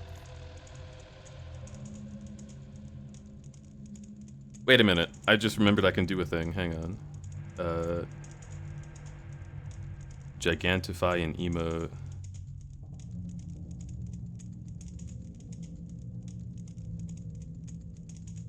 Mega Balls Liquor Marathon. What, sir? Chat, Wait a check this second. out. But that finger looks a lot like something else. So, when the Mario movie trailer came out, someone paused on a frame of... Let me see if I can find it.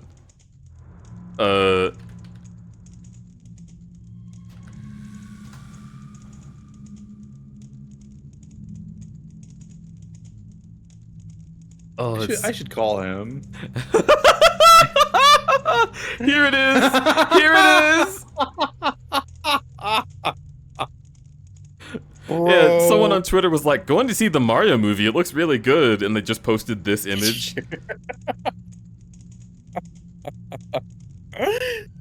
Dude. And like, it's a really great movie, and I think you should watch it. Oh, God. It is a fun movie. I wish they didn't play AC/DC in it, but I'll forgive them for that. There's gonna be a cut with the original audio, and I'm gonna love that. But yeah, that was Bowser's finger. That finger looks uncut. Yeah, that was Bowser's finger. So Lunar made a lunar finger as an emote, and it's a really great emote and a really great reference to the Mario movie that I think is a super funny movie. I actually do recommend you go see it. It's amazing. It's the best Italian plumber isekai you'll ever see. Mm-hmm.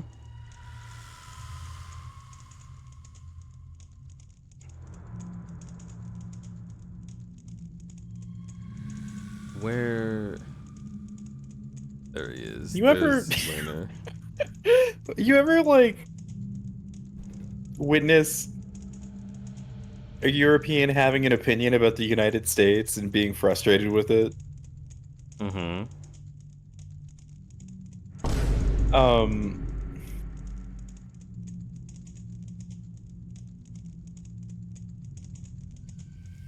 Oh my God, I'm not even gonna get into it. It's whatever.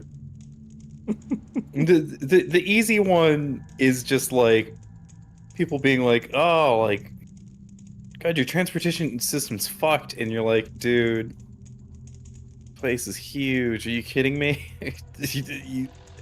Like, I love trains, but trains would not solve our shit in the way that you think it will.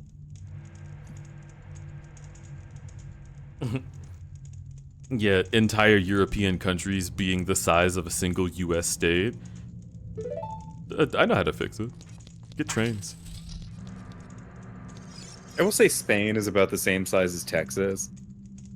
I was afraid you were... Okay. Oh, sorry. I have truth. Okay. I've seen your work. To get past the guards here, you must have good thieving skills. I used to think that all men besides the great Ganondorf, yeah, he fucked me, were useless. But now that I've seen you, I don't think so anymore. The exalted Naburu, she also fucked me, our leader, put me in charge of this fortress. Naburu is the second in charge of the great Ganondorf, king of the Gerudo thieves. Her pussy tastes great. Her headquarters is in the Spirit Temple, which is at the end of the desert.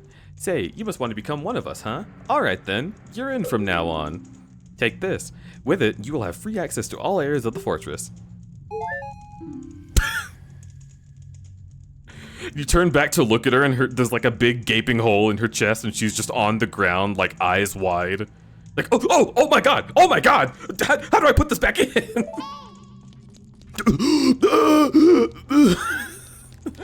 Anyway, that's my bit. I hope you liked it.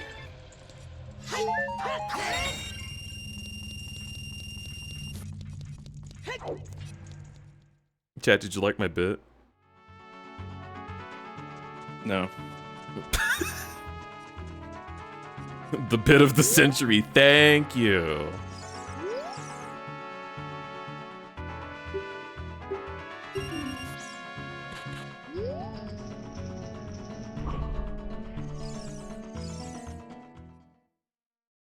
You got some great bits. Oh, Lunar Bee Finger.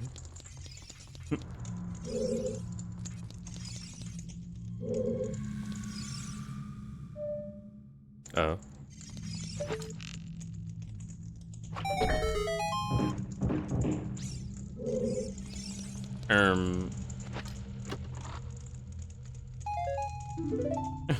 Fuck. What's in this one? Oh, fuck.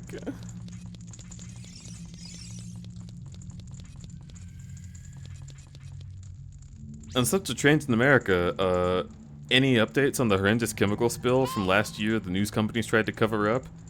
Don't drink the water in Ohio. Yeah, that's about right, honestly. Wait a minute! Wait a minute! Eddie! Yes. I have the skeleton key. Oh, you don't need any of... Oh. Big Coomer moment? Well, hold on. You can't just goon me with chest all Skibbity Rizzler-like. Do you remember how horrible this was last time?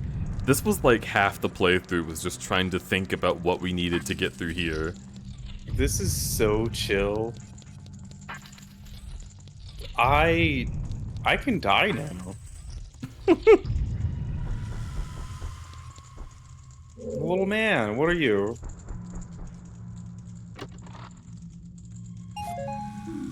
Amazing. Good.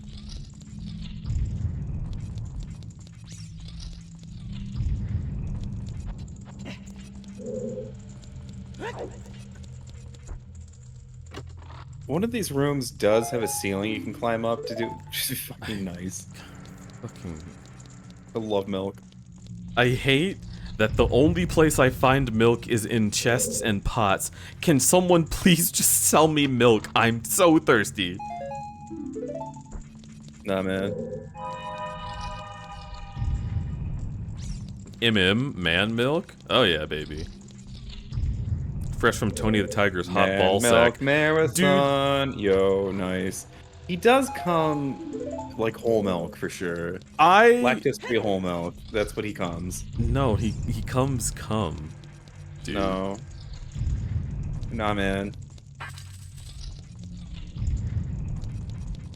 He comes the shit that gets put onto the Frosted Flakes. Yes, it's cum. No. Oh, we need that! I'm okay with that. Why do we need that? What's that for? To finish the Forest Temple. I thought you defeated Phantom Ganon. Eddie, that's not how you finish a temple on a randomizer. Oh no, fucking shit.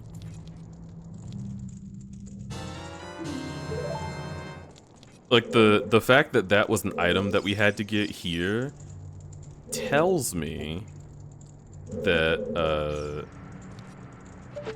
that there definitely is something important in the Forest Temple.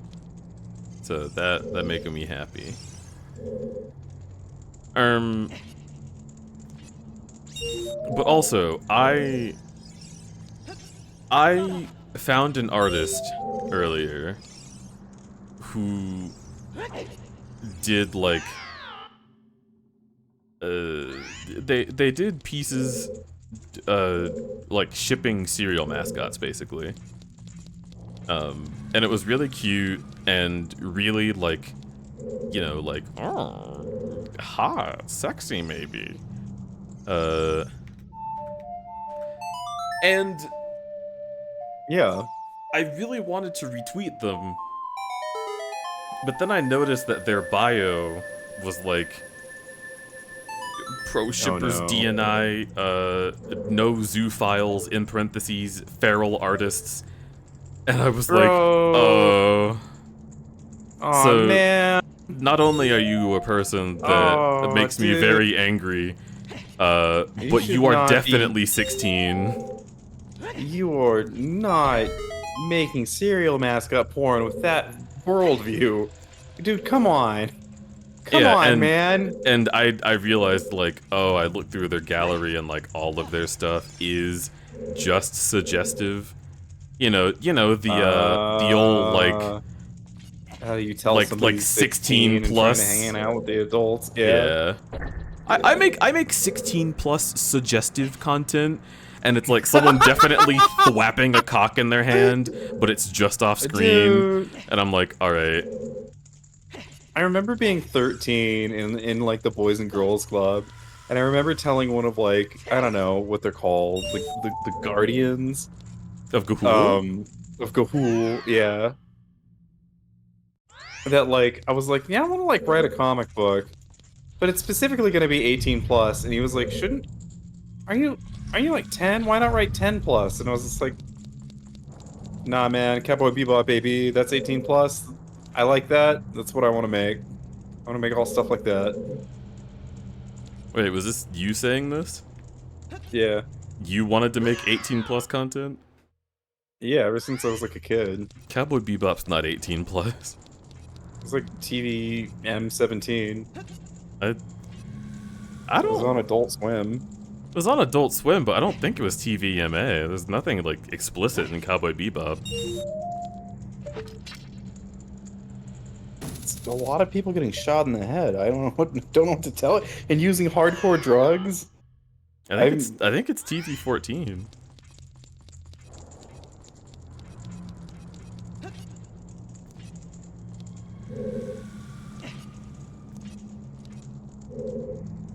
Did you see a guy like shoot up super space heroin directly into his eyeball in the first episode? How was that? Okay. What is his rating?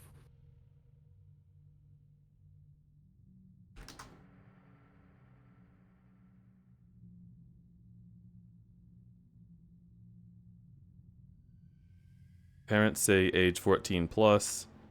What the fuck? I'm also Googling it. See, I hate when you say rating because then people are like, oh, this is what I think of it. And I'm like, no, idiot.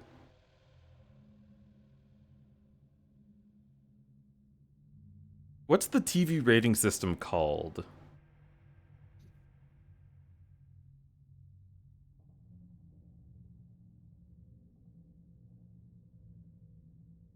The Parents Guide in IMDb is like a different kind of thing.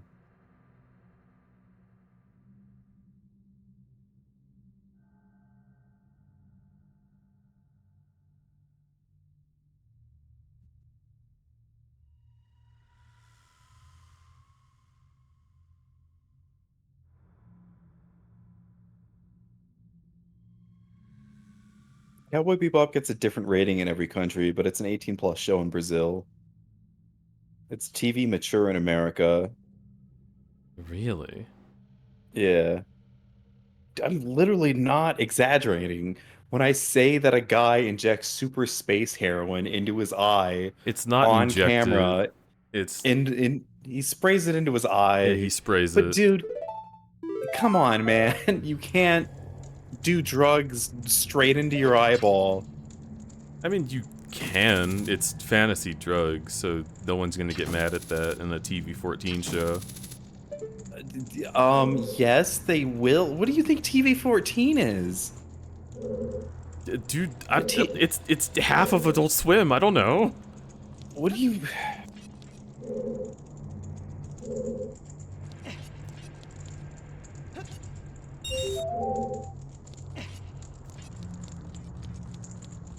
TV-14, parents strongly caution. This program contains some material that many parents would not, or that many parents would find unsuitable for children under 14 years of age.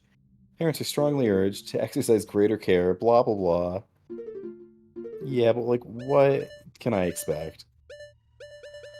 It contains one or more of the following: intense violence, intense sexual situations, strong or coarse language, or intensely suggestive dialogue, but it also depends on, like... But the thing is, for TV mature, it's also graphic violence, also explicit sexual activity, and also crude or indecent language. Yeah. So... But it's not clear, so like...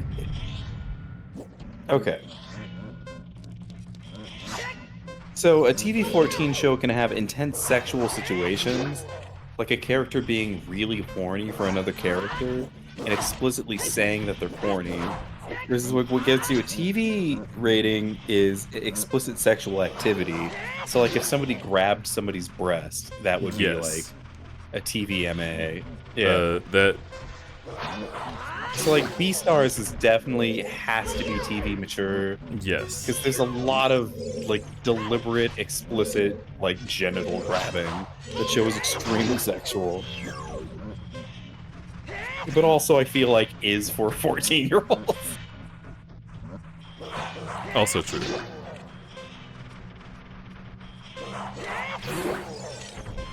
I do. So one thing I agree with conservatives on is that some 18+ content is intended for an audience that's like 14 to 22.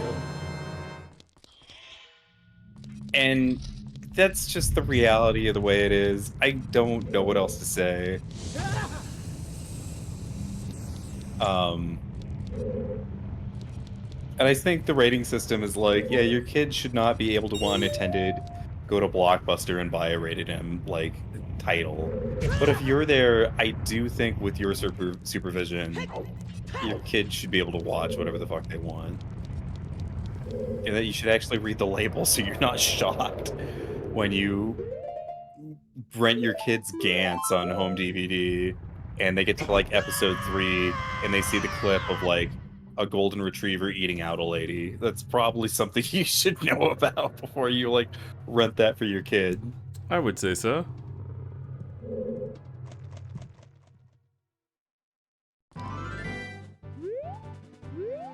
Okay.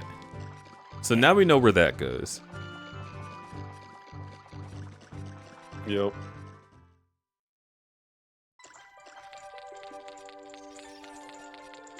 Cena Salazar? I don't know what you're talking about. Yeah, nothing weird happened.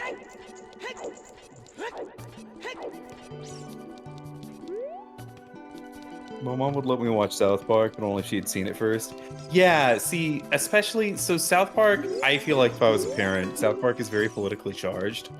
I would want to watch that with my kids. Just to talk about it, to... Like, honestly... I've seen a lot of, like, parents that are like, I know this is politically charged, and I don't want my kids to see it. And I was just like, no, like, watch it with them. I do not think the politics is what's most worrisome about South Park. Really? Yeah. What do you think is most worrisome about South Park? I mean... Eric Cartman. Yeah. Like, most of the jokes in South Park are just kind of disgusting and awful for kids to take note of. Yeah, I agree with that. South Park has always had this kind of Bill Maher, fuck you, I got mine attitude.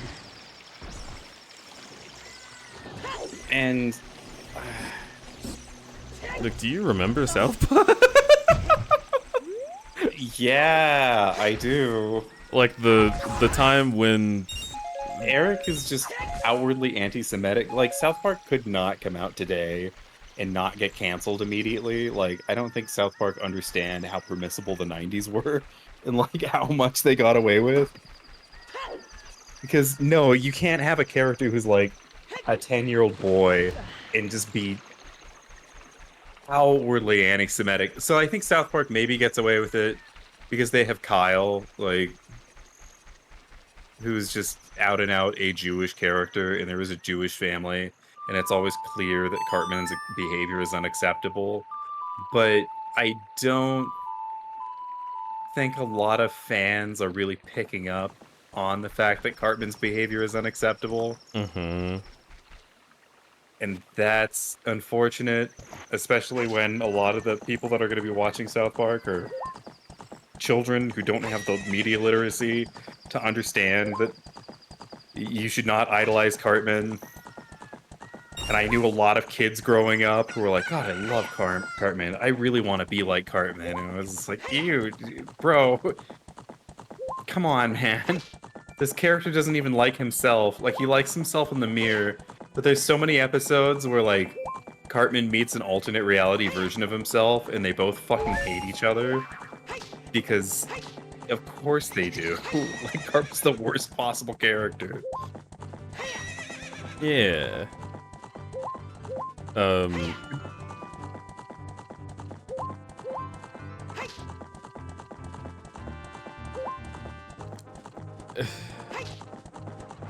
So I have only seen bits and pieces of South Park. So like, the only things that I think of are the things that I'm like, what the fuck? Right? Like, I only Right. remember, like... The yuck moments. I only remember, like, they put a hamster up a teacher's asshole and showed it. Oh, right. Everyone shitting everywhere into people's mouths. Everyone barfing in the same manner. Right. Fucking a lot of words that should not be said. Yes. An entire episode about the N-word, which is only funny to people who understand that it's not supposed to be said, but doesn't explicitly say that it's not supposed to be said. So it's a little weird. In the video game, you get crushed by balls. Fucking... There's that episode where the voice actor for a character did some horrible shit IRL. And so South Park is just like, oh, we hate this guy. And so they have, like, every human rights abuse happen to him all at once after he's also doing that. To be clear, that guy would just joined a religion that, like, he's a Scientologist. So, the South Park show did a show debasing Scientology, which was one of the actors' like religion, and it was very offensive to him. And he said that, like, hey, if you're gonna like debase my religion, those are my personal beliefs, and if you think that's ridiculous or deserves to be made fun of in the way that you're making fun of it, I'm not gonna work with you. And instead of being mature about it, the South Park creators just drug him through the fucking mud for like an entire episode and completely destroyed his character and rewrote his character to like literally be a pedophile. And it's like, dude, this guy, all he did was just quit the show after you made fun of his religion. When I was a kid, I thought that was why they did that to his character. Was because he actually was. Let me look that up. But like, it would be so much more in South Park's character to have him be just like a little off, and then they decide to make that story about him.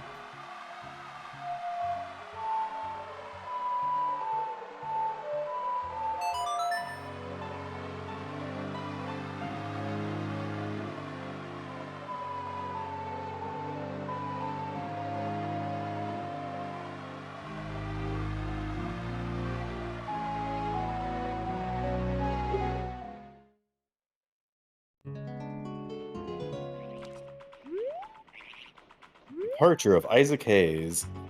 His family believes his handlers actually spoke on his behalf when he was in ill health, just for the record.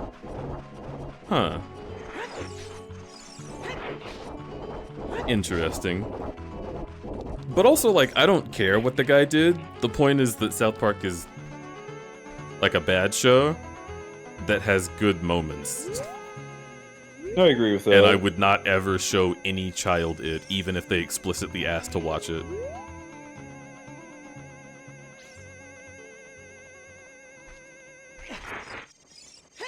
Yeah, Isaac Hayes was offended with South Park about their depictions of multiple religions and not just his own, and felt like they crossed the line from satire into intolerance.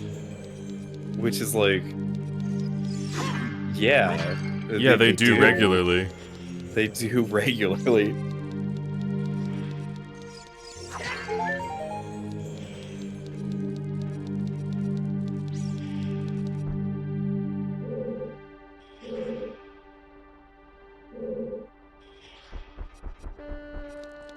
It is the showrunners that remained that claimed that he quit because of his like views in Scientology, specifically because of his views. And so like Isaac Hayes says that he quit the show because he got tired of the way that they were depicting religions and not just his own religion, but religions in general. And the creators of South Park say that that is bullshit and that he quit specifically because of their depiction of Scientology. Who do you believe?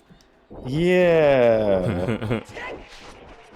I'm just reading Wikipedia, that's my source, and I'm skimming it, so maybe I'm wrong. Chat, voters at home, you can decide if you think that a singular voice actor is a piece of shit who deserves to have that happen to him, or if the creators of South Park might be unreasonable. Vote now!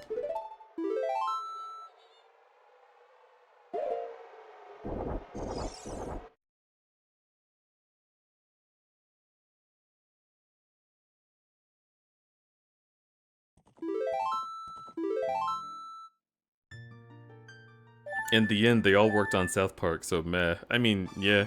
I agree with that. Well, I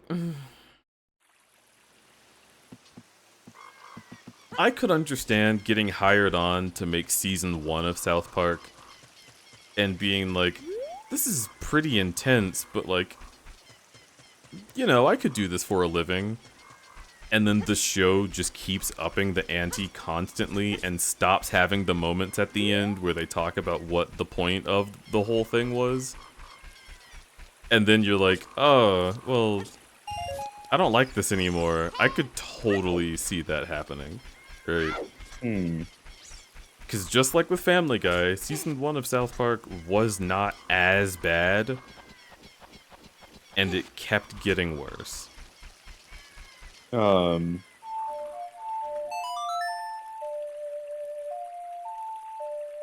Fox News reporter Rod Friedman and Isaac Hayes III, which is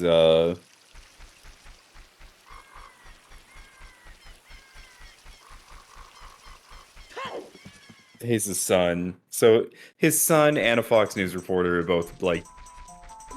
His son claims that his team resigned him from the show while he was in the hospital. But like, I don't know. You could have also just fired. Like, I don't know. That happens all the time in Hollywood, and it's a weird get out of jail free card because you could always just fire your fucking manager and go back to your show afterwards and apologize if that really does happen. Because like that sort of thing happens all the time. Like, I don't know how much faith I put into that because that happened with Lady Gaga and Weird Al. Weird Al wanted to cover a Lady Gaga song, and Lady Gaga's team said no. And then Lady Gaga was like, "What? You turned down Weird Al? You're fired. You're a fucking idiot. Are you kidding me?" So like, yeah, just because his team technically did the thing for him doesn't mean that it's not a decision he's making, and especially if he just allowed that to be the final decision, that doesn't mean that he necessarily, like, didn't make a choice there and isn't accountable for his team that he put in place to represent him. Yeah, exactly. So, yeah. But also, again, I don't really care. Yeah. Yeah, I just think South Park is bad because their politics are horrible. I hate their depictions of queer people. I hate their political ideas about trans people, especially. But I've always felt weird about South Park. I remember watching it, even like when I was a kid and seeing that show. I was just like, I would watch it with friends and like ask them like, did you agree with like the politics in this episode? And they'd be like, no, but it was funny. I'd be like, yeah. It's sometimes their politics are just whatever idea allows the writers to feel better than other people. And it sucks. I hate South Park.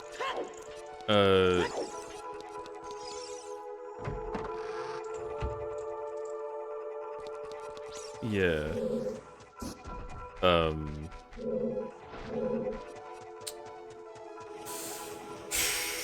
It's also just a bad show.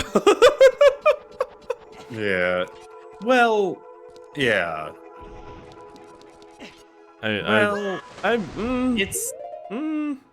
It's a bad show. It's also a college art project that I don't think needed like 20 or 30 seasons, you know? That's kind of my overall feeling about it, is just like, this was a couple of like centrist college students who had a side project and maybe should have gotten like 2 or 3 seasons, if that. And then also just grown the fuck up and made different shows. But their politics haven't really changed, and they don't seem like they've changed much as they just got really settled into their ways and their worldview, and that's deeply frustrating. Especially when they see their show as like a mouthpiece for their personal beliefs and have used that for that repeatedly. But their beliefs aren't introspective. Again, like, it's very centrist, like, I had a gut feeling, and so I decided to use my platform to talk to millions of people, to talk about a group of people that I know nothing about. And it's frustrating. I hate it. Or like, I don't know. They did like those showrunners who are not gay did an entire episode that was just basically like, hey, it's okay to use the F slur. You can just use it if you want. And it's like, y'all don't get to make that message, motherfuckers. You don't. You do not at all. That's not your call to make. How dare you write an entire 20-minute episode seen by millions of fucking people? Like, if you said that in an interview, that's one thing, but you did an entire episode? Like, oh my god. Oh my god! Yeah, I can't stand South Park. I think I can tell. It's okay, one of them wore a dress once. Yeah, they did drag one time. Because they saw Kurt Cobain was cool, and they thought that it was ironic, and they didn't understand that Kurt Cobain was a trans woman. I guess that's a very controversial take that I should not make publicly, but I think there's some gender shit going on that people were not aware of, with a lot of, like, people cross-dressing in, like, the 80s and 90s.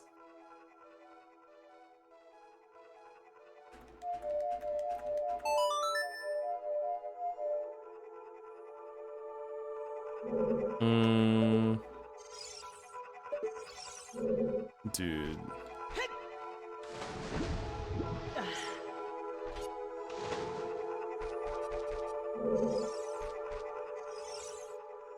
Yeah, rest in peace, Kurt, for sure. Dude, what is that? Does the scarecrow go there? Why are you Yes, it doing does. this? The Then scarecrow does go where? there. Where do I stand? don't know. I don't know. Dude, the scarecrow sucks so hard. It definitely feels like it was added at the last minute. It does not work.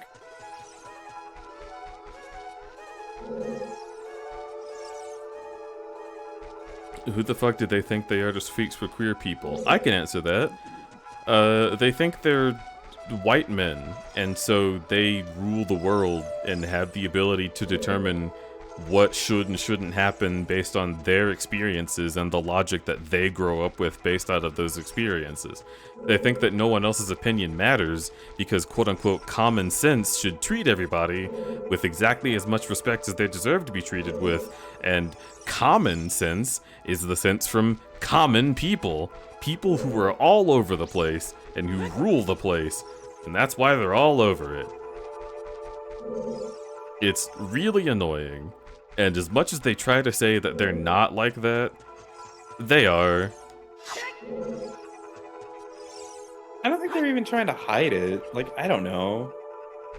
Like, I've mentioned Bill Maher a couple times, but like, man, Bill Maher just fucking sucks. And that's just Bill Maher's attitude. I mean, even Bill Maher's friends don't like him. I don't think that's a very intense take.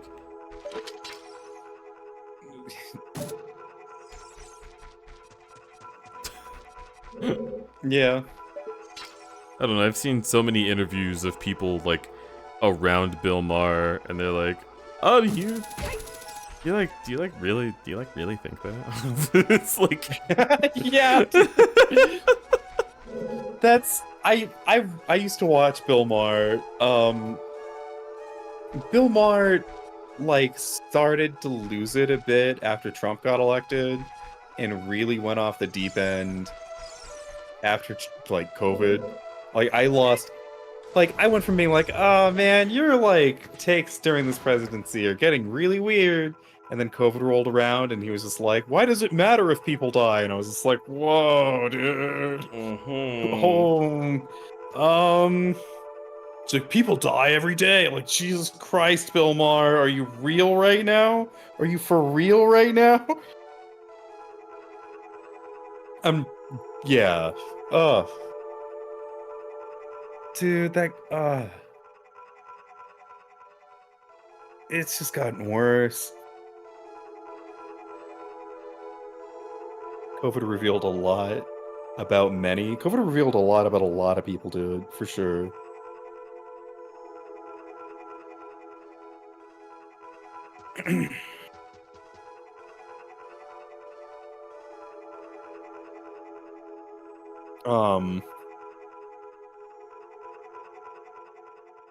Yeah.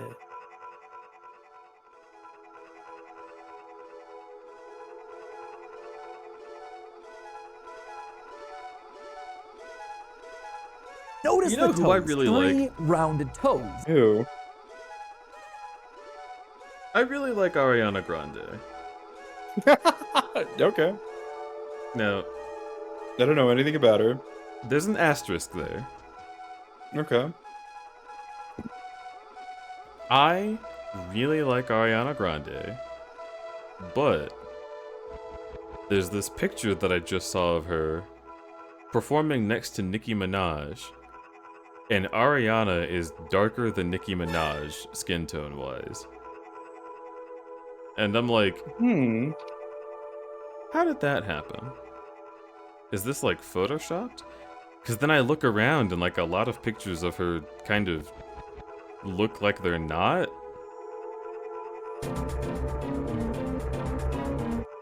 And I'm like, Is she? I'm like, you're white, right? Like, I saw you in Victorious and you looked like Irish.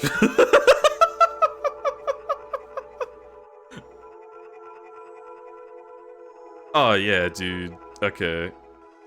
Fucking let me take a screenshot and I'll send it to you. Irish. I like the amount of white that her skin was like the sun will burn me to a crisp. Yeah, here.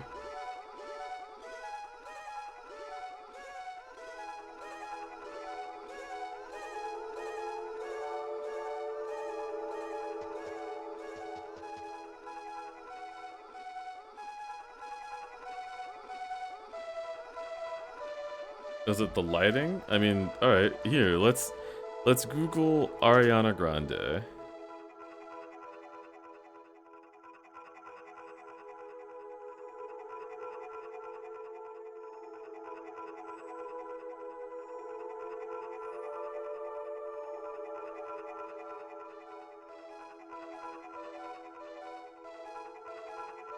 She is Italian. Mm-hmm.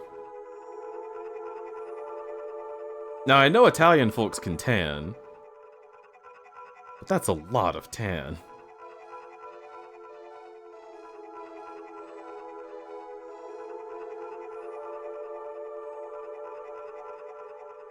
Sorry, this just took over everything, because I was like, what the fuck? You got hyper-focused on this. Yeah. There's a specific Hollywood celebrity that's like... Oh, yeah.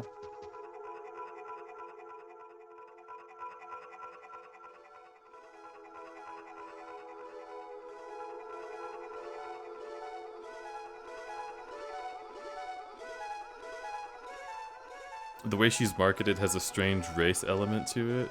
Interesting. Yeah, because like the like aesthetic. How is she darker than Nikki? That is a very specific tan, Ariana. Yeah. Holy shit. Like I watched a CJ the X video. Of course, I mean, superstar they are. Right. Talking about Ariana Grande in Victorious, and I was like, oh yeah, this is what she looks like. And so now, like 9 hours later, seeing that picture of her, I was like, what? Like, this does not look like her at all. I have another Ariana photo for you. You might be interested in. Okay, let's see it. Oh! Yeah! Is that her? Yeah. I don't want to show that on the stream. It was pretty bad. That, It's pretty bad. Is she gonna change her name to Ariana Sushi? Ariana Sushi? Because, yikes. Yeah, she's got some Scarlett Johansson vibes. She's gonna show up to her next show as a tree. I can play any race or tree. Yeah, let me just go through the temple the correct way, because I don't remember how I was doing shit before. Yeah, wow. I mean, like,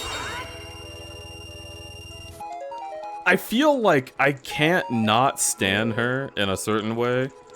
Because I'm like, she's Ariana. Like, she told us in a song that she was greedy. I just don't think we knew that she meant she was collecting everyone's races. Bro. Girl, you said you were greedy for love. That extends to skin tones.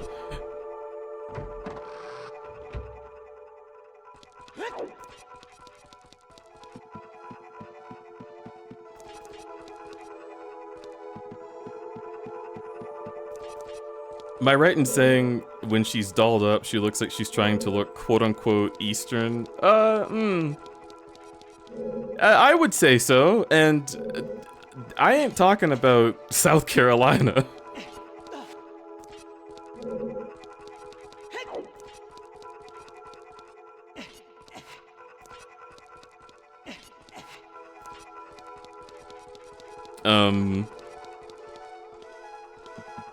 So anyway, Doja Cat. So anyway, Dua Lipa. I love musical artists. Yeah.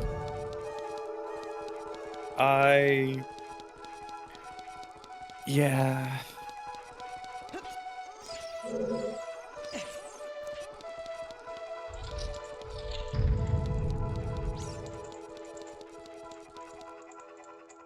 No musician I like has ever done anything controversial. Not ever. God,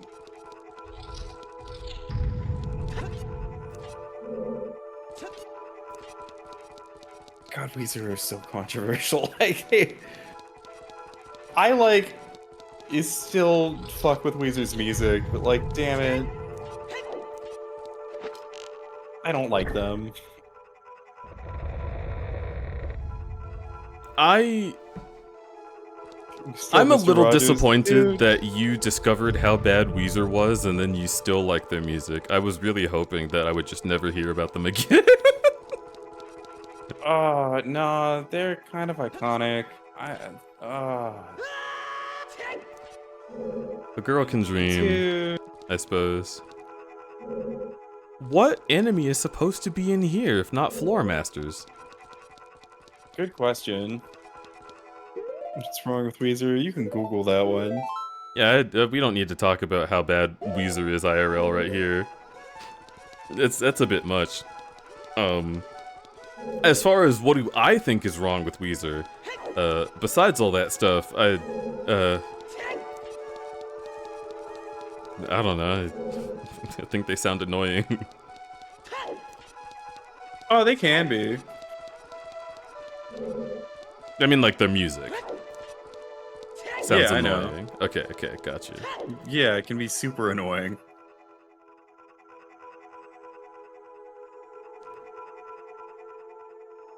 I don't know what to do because apparently the Forest Temple is not where we need to be. You need to be able to teleport into the Shadow Temple too.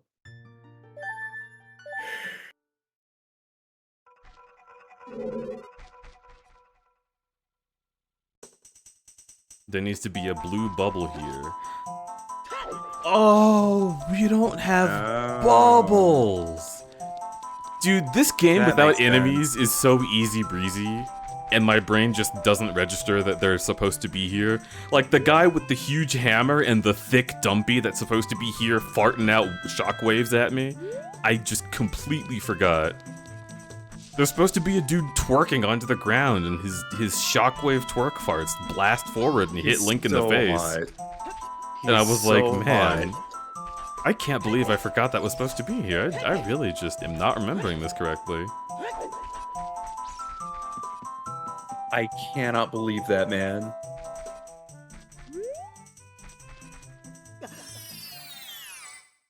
He even grunts really loudly at you.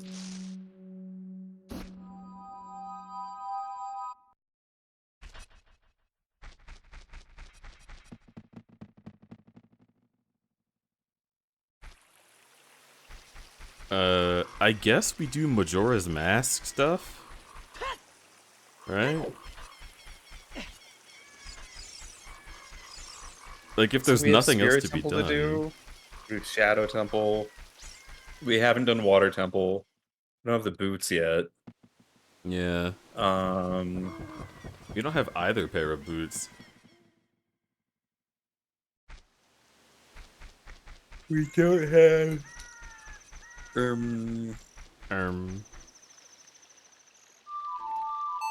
can't do Jabu Jabu yet.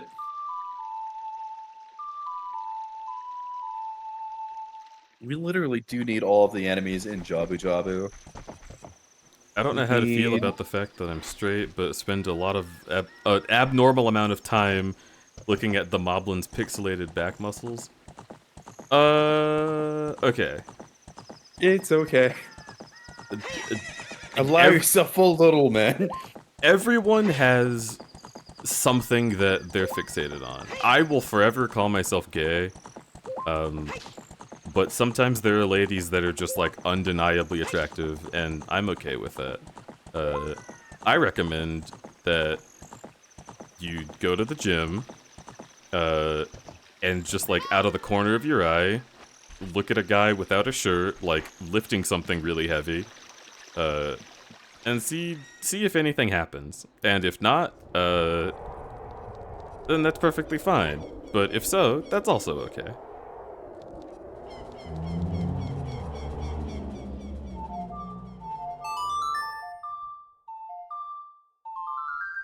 Because like I did the same thing. I went to a place where there were a lot of like witchy goth girls who didn't give a shit about me, and I was like, oh, something's happened.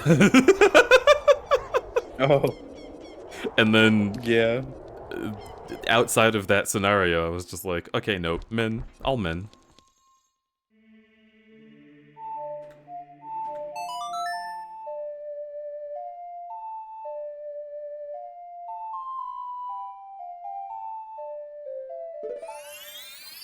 The goth girls hit different. Yeah, they hit me in the face, and then I ask for another one. No, I would cuts a bitch. No, it's they're just like there's an enemy about or an energy about that that's so much more attractive to me than what society deems as like acceptably feminine by whatever standard. You know what I mean, dog? Yeah. Oh, hello.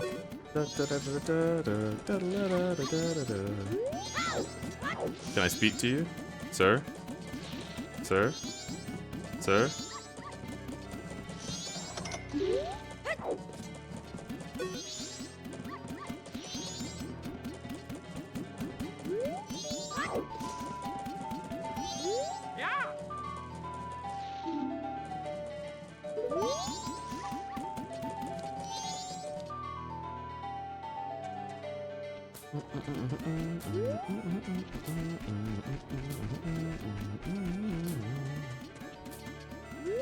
Oh, I don't have an ocarina. Alright.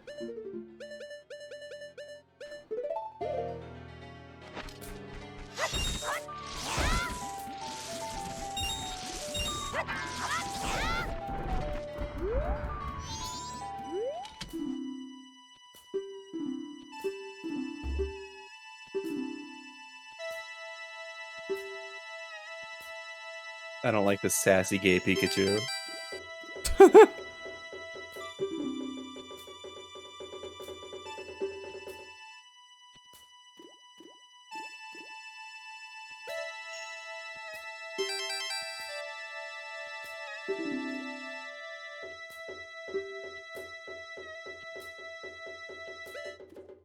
Are they called the Indigos?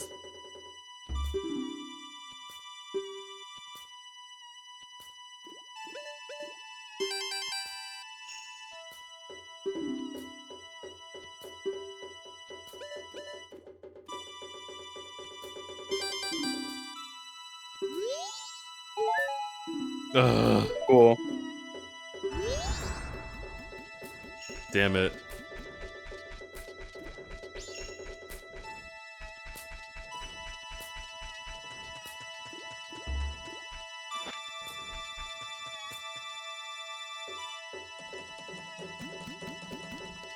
Please change the I music. hear that. I have personally noticed that, like, I'm not attracted to straight people.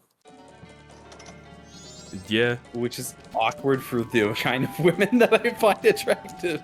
Because it's like, oh, wait, oh, no, it is lesbians, isn't it? Damn. Never gonna happen. Unless I made a cool bisexual. Which, yeah, I definitely can.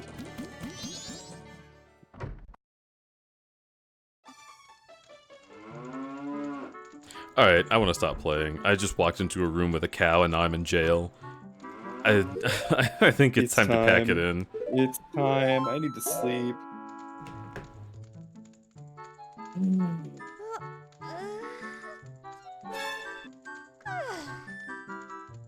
I haven't found a check successfully in a real long while, and now I'm just in jail with a cow. Is this all that it leads up to? It's just bovine prison. Notice the toes. 3 rounded toes. Thank you for noticing the toes. Ah, wow, wow.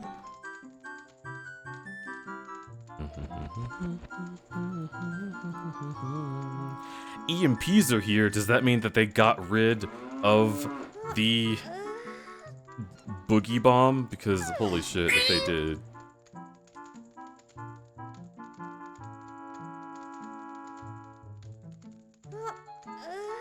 Oh my god, it's almost 10 hours. Oh yeah, baby. We gotta get out of here.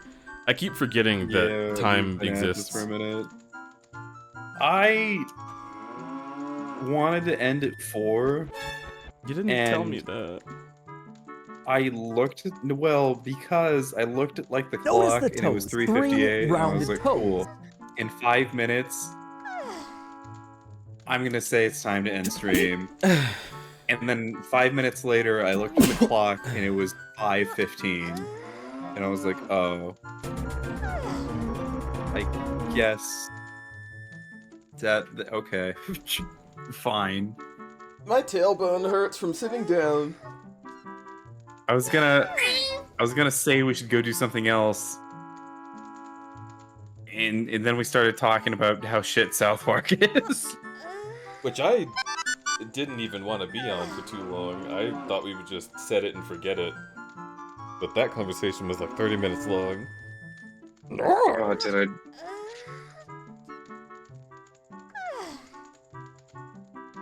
I? I'm coming. Chad, it's not your fault. We can talk about something else whenever the hell we want.